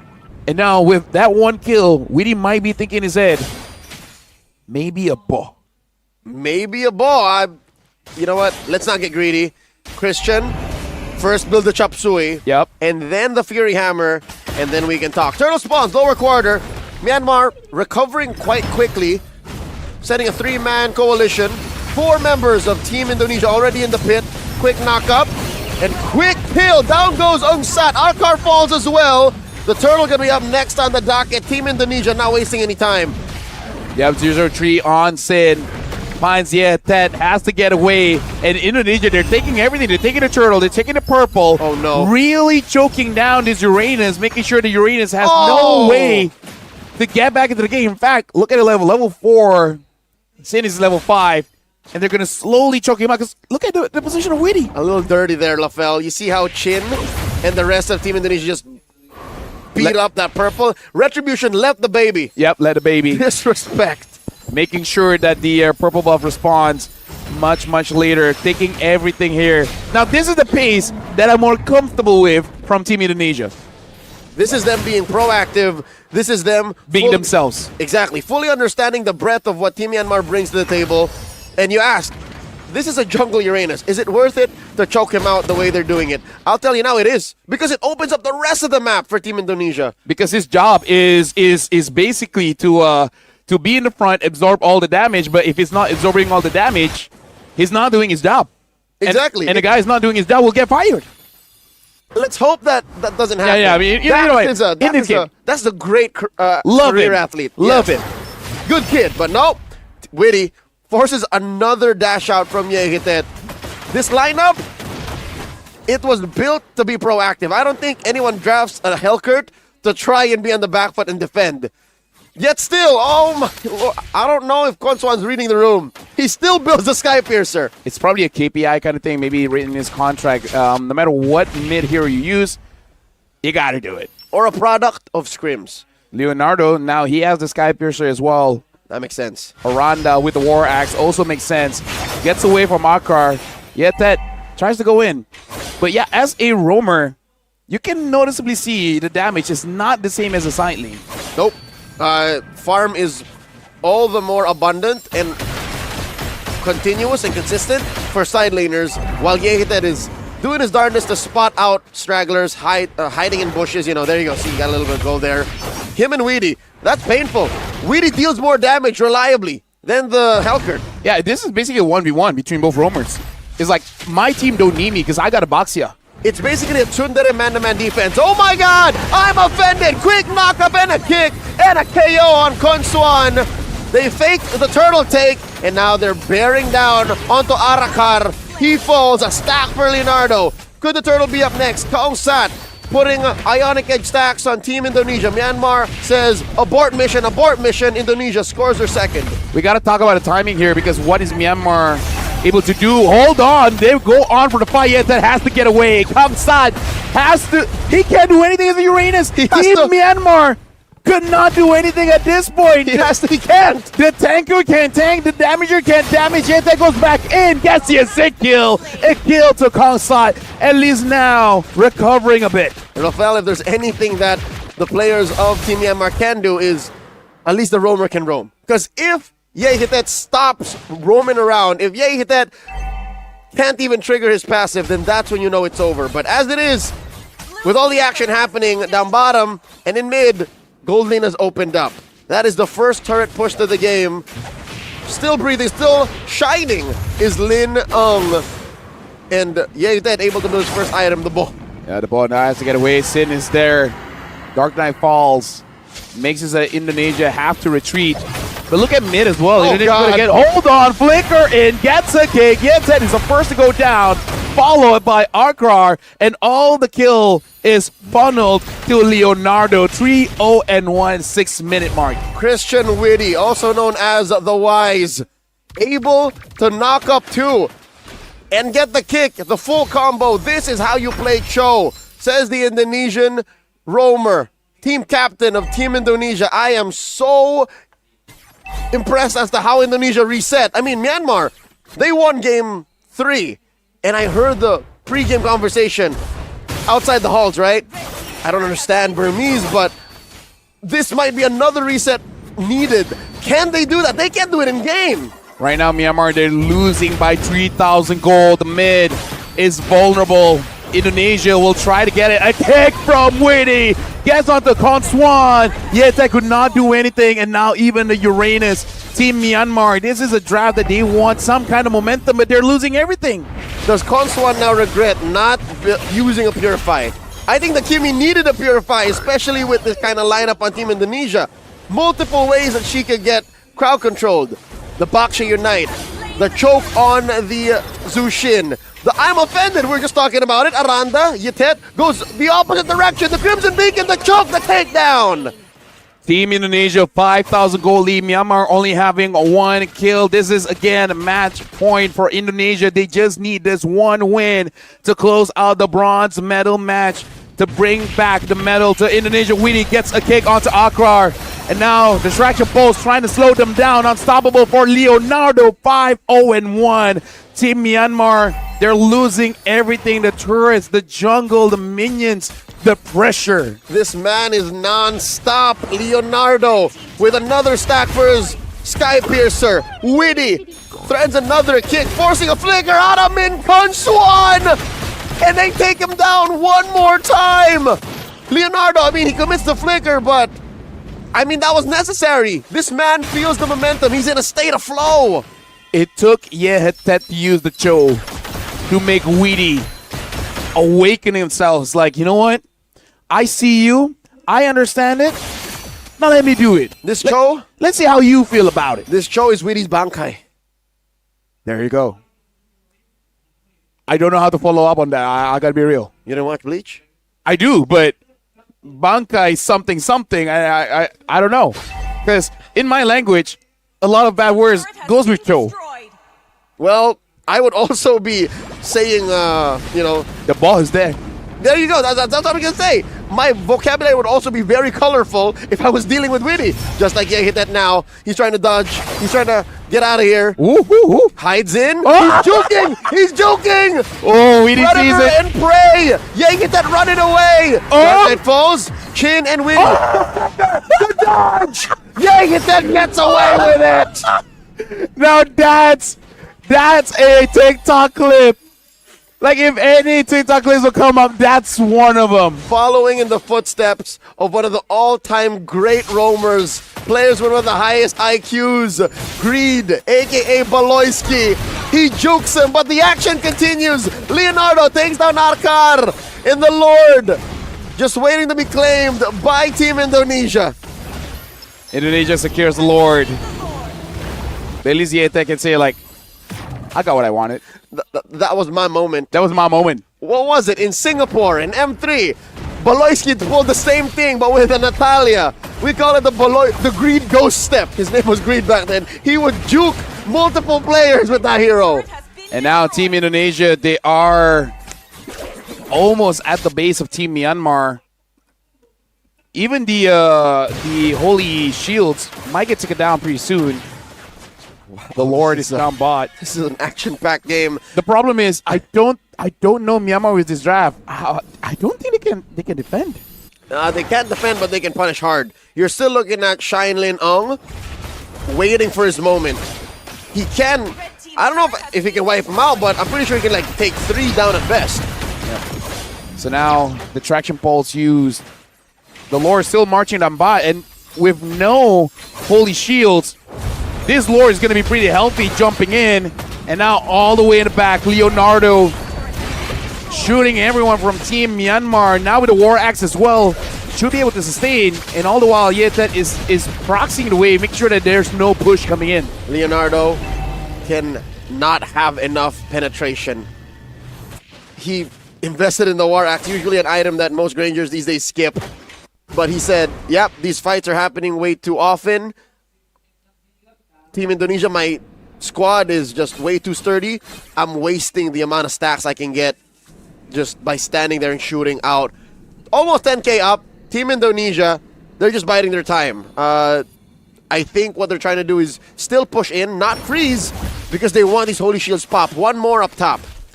The question is, Myanmar wants to play the timing of like 20-ish minutes. Even if they get, oh, hold on, a good hook coming in. And looks like Kaunsat gets taken down. Aranda was the one that started off that fight, and now without the Uranus, it is going to be quite difficult for Myanmar to have someone. Oh, hold on, Winnie jumps in, gets Akrar, legendary for Leonardo. Yete coming in from behind. Dark Knight falls. The minion has just spawned for Team Myanmar. Indonesia could not close it out, but look at his 10,000 gold. It doesn't even really matter. It's not over just yet. Myanmar's still in it, but oh no, I may have spoken too soon. I'm offended. Takes down Shine Lin Ung.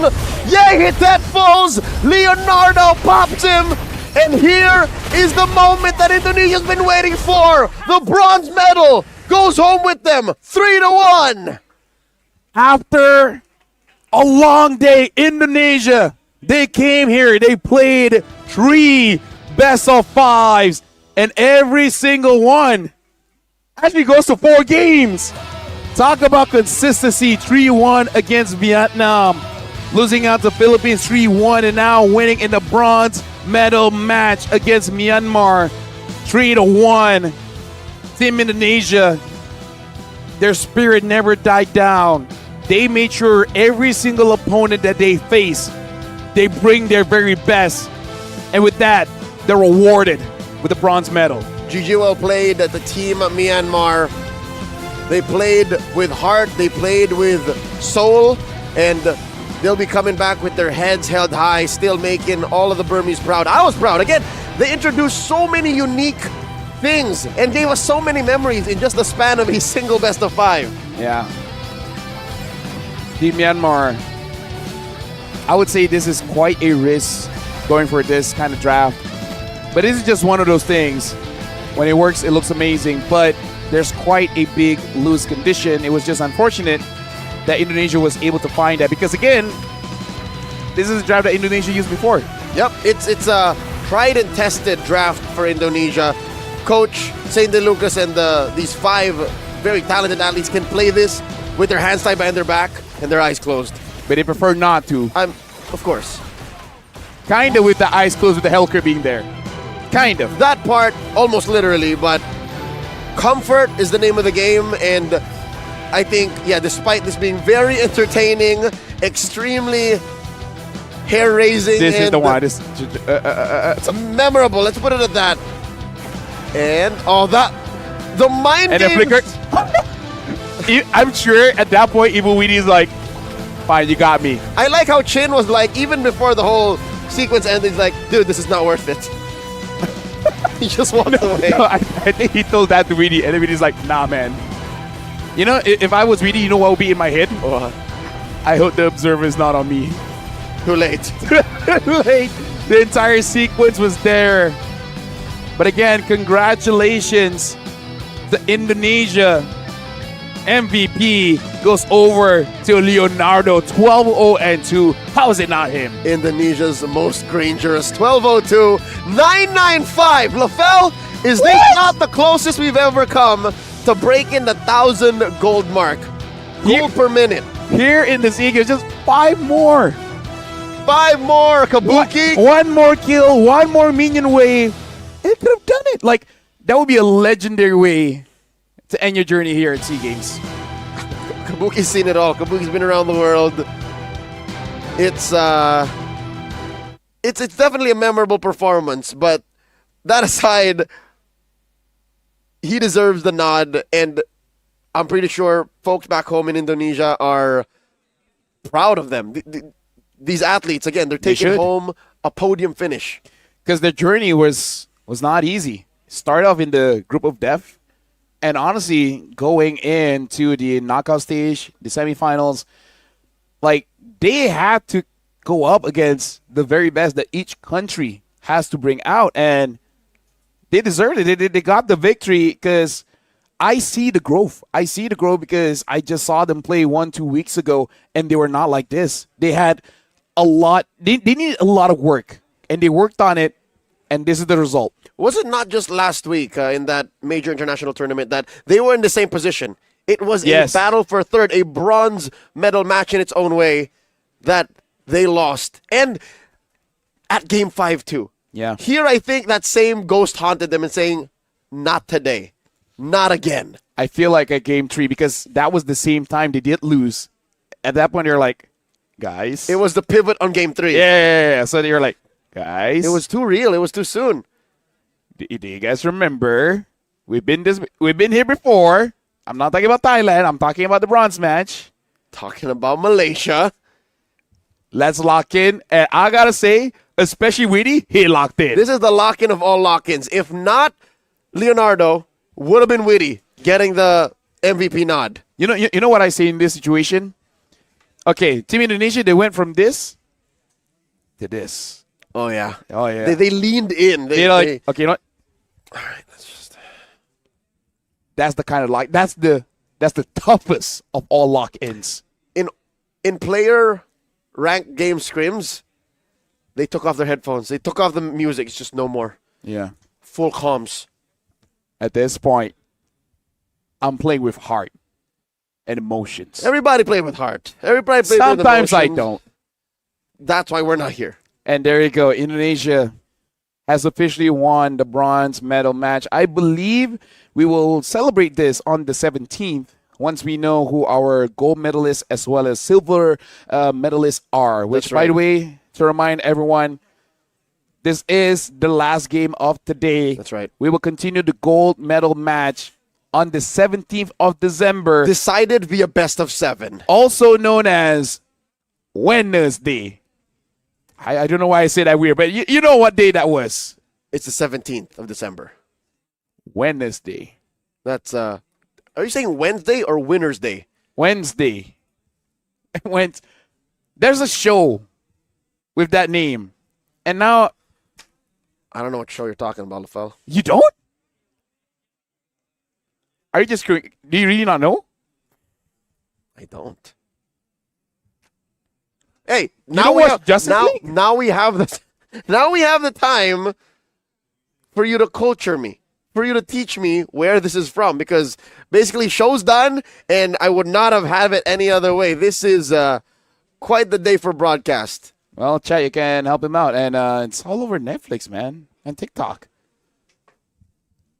Either ways, for tomorrow, let me just let everyone know. For tomorrow, we do have the females division knockout stage into semifinals, into the bronze match. So a lot more MLBB action for us, Leo. That's right. That's tomorrow, and Wednesday is the gold medal match. So I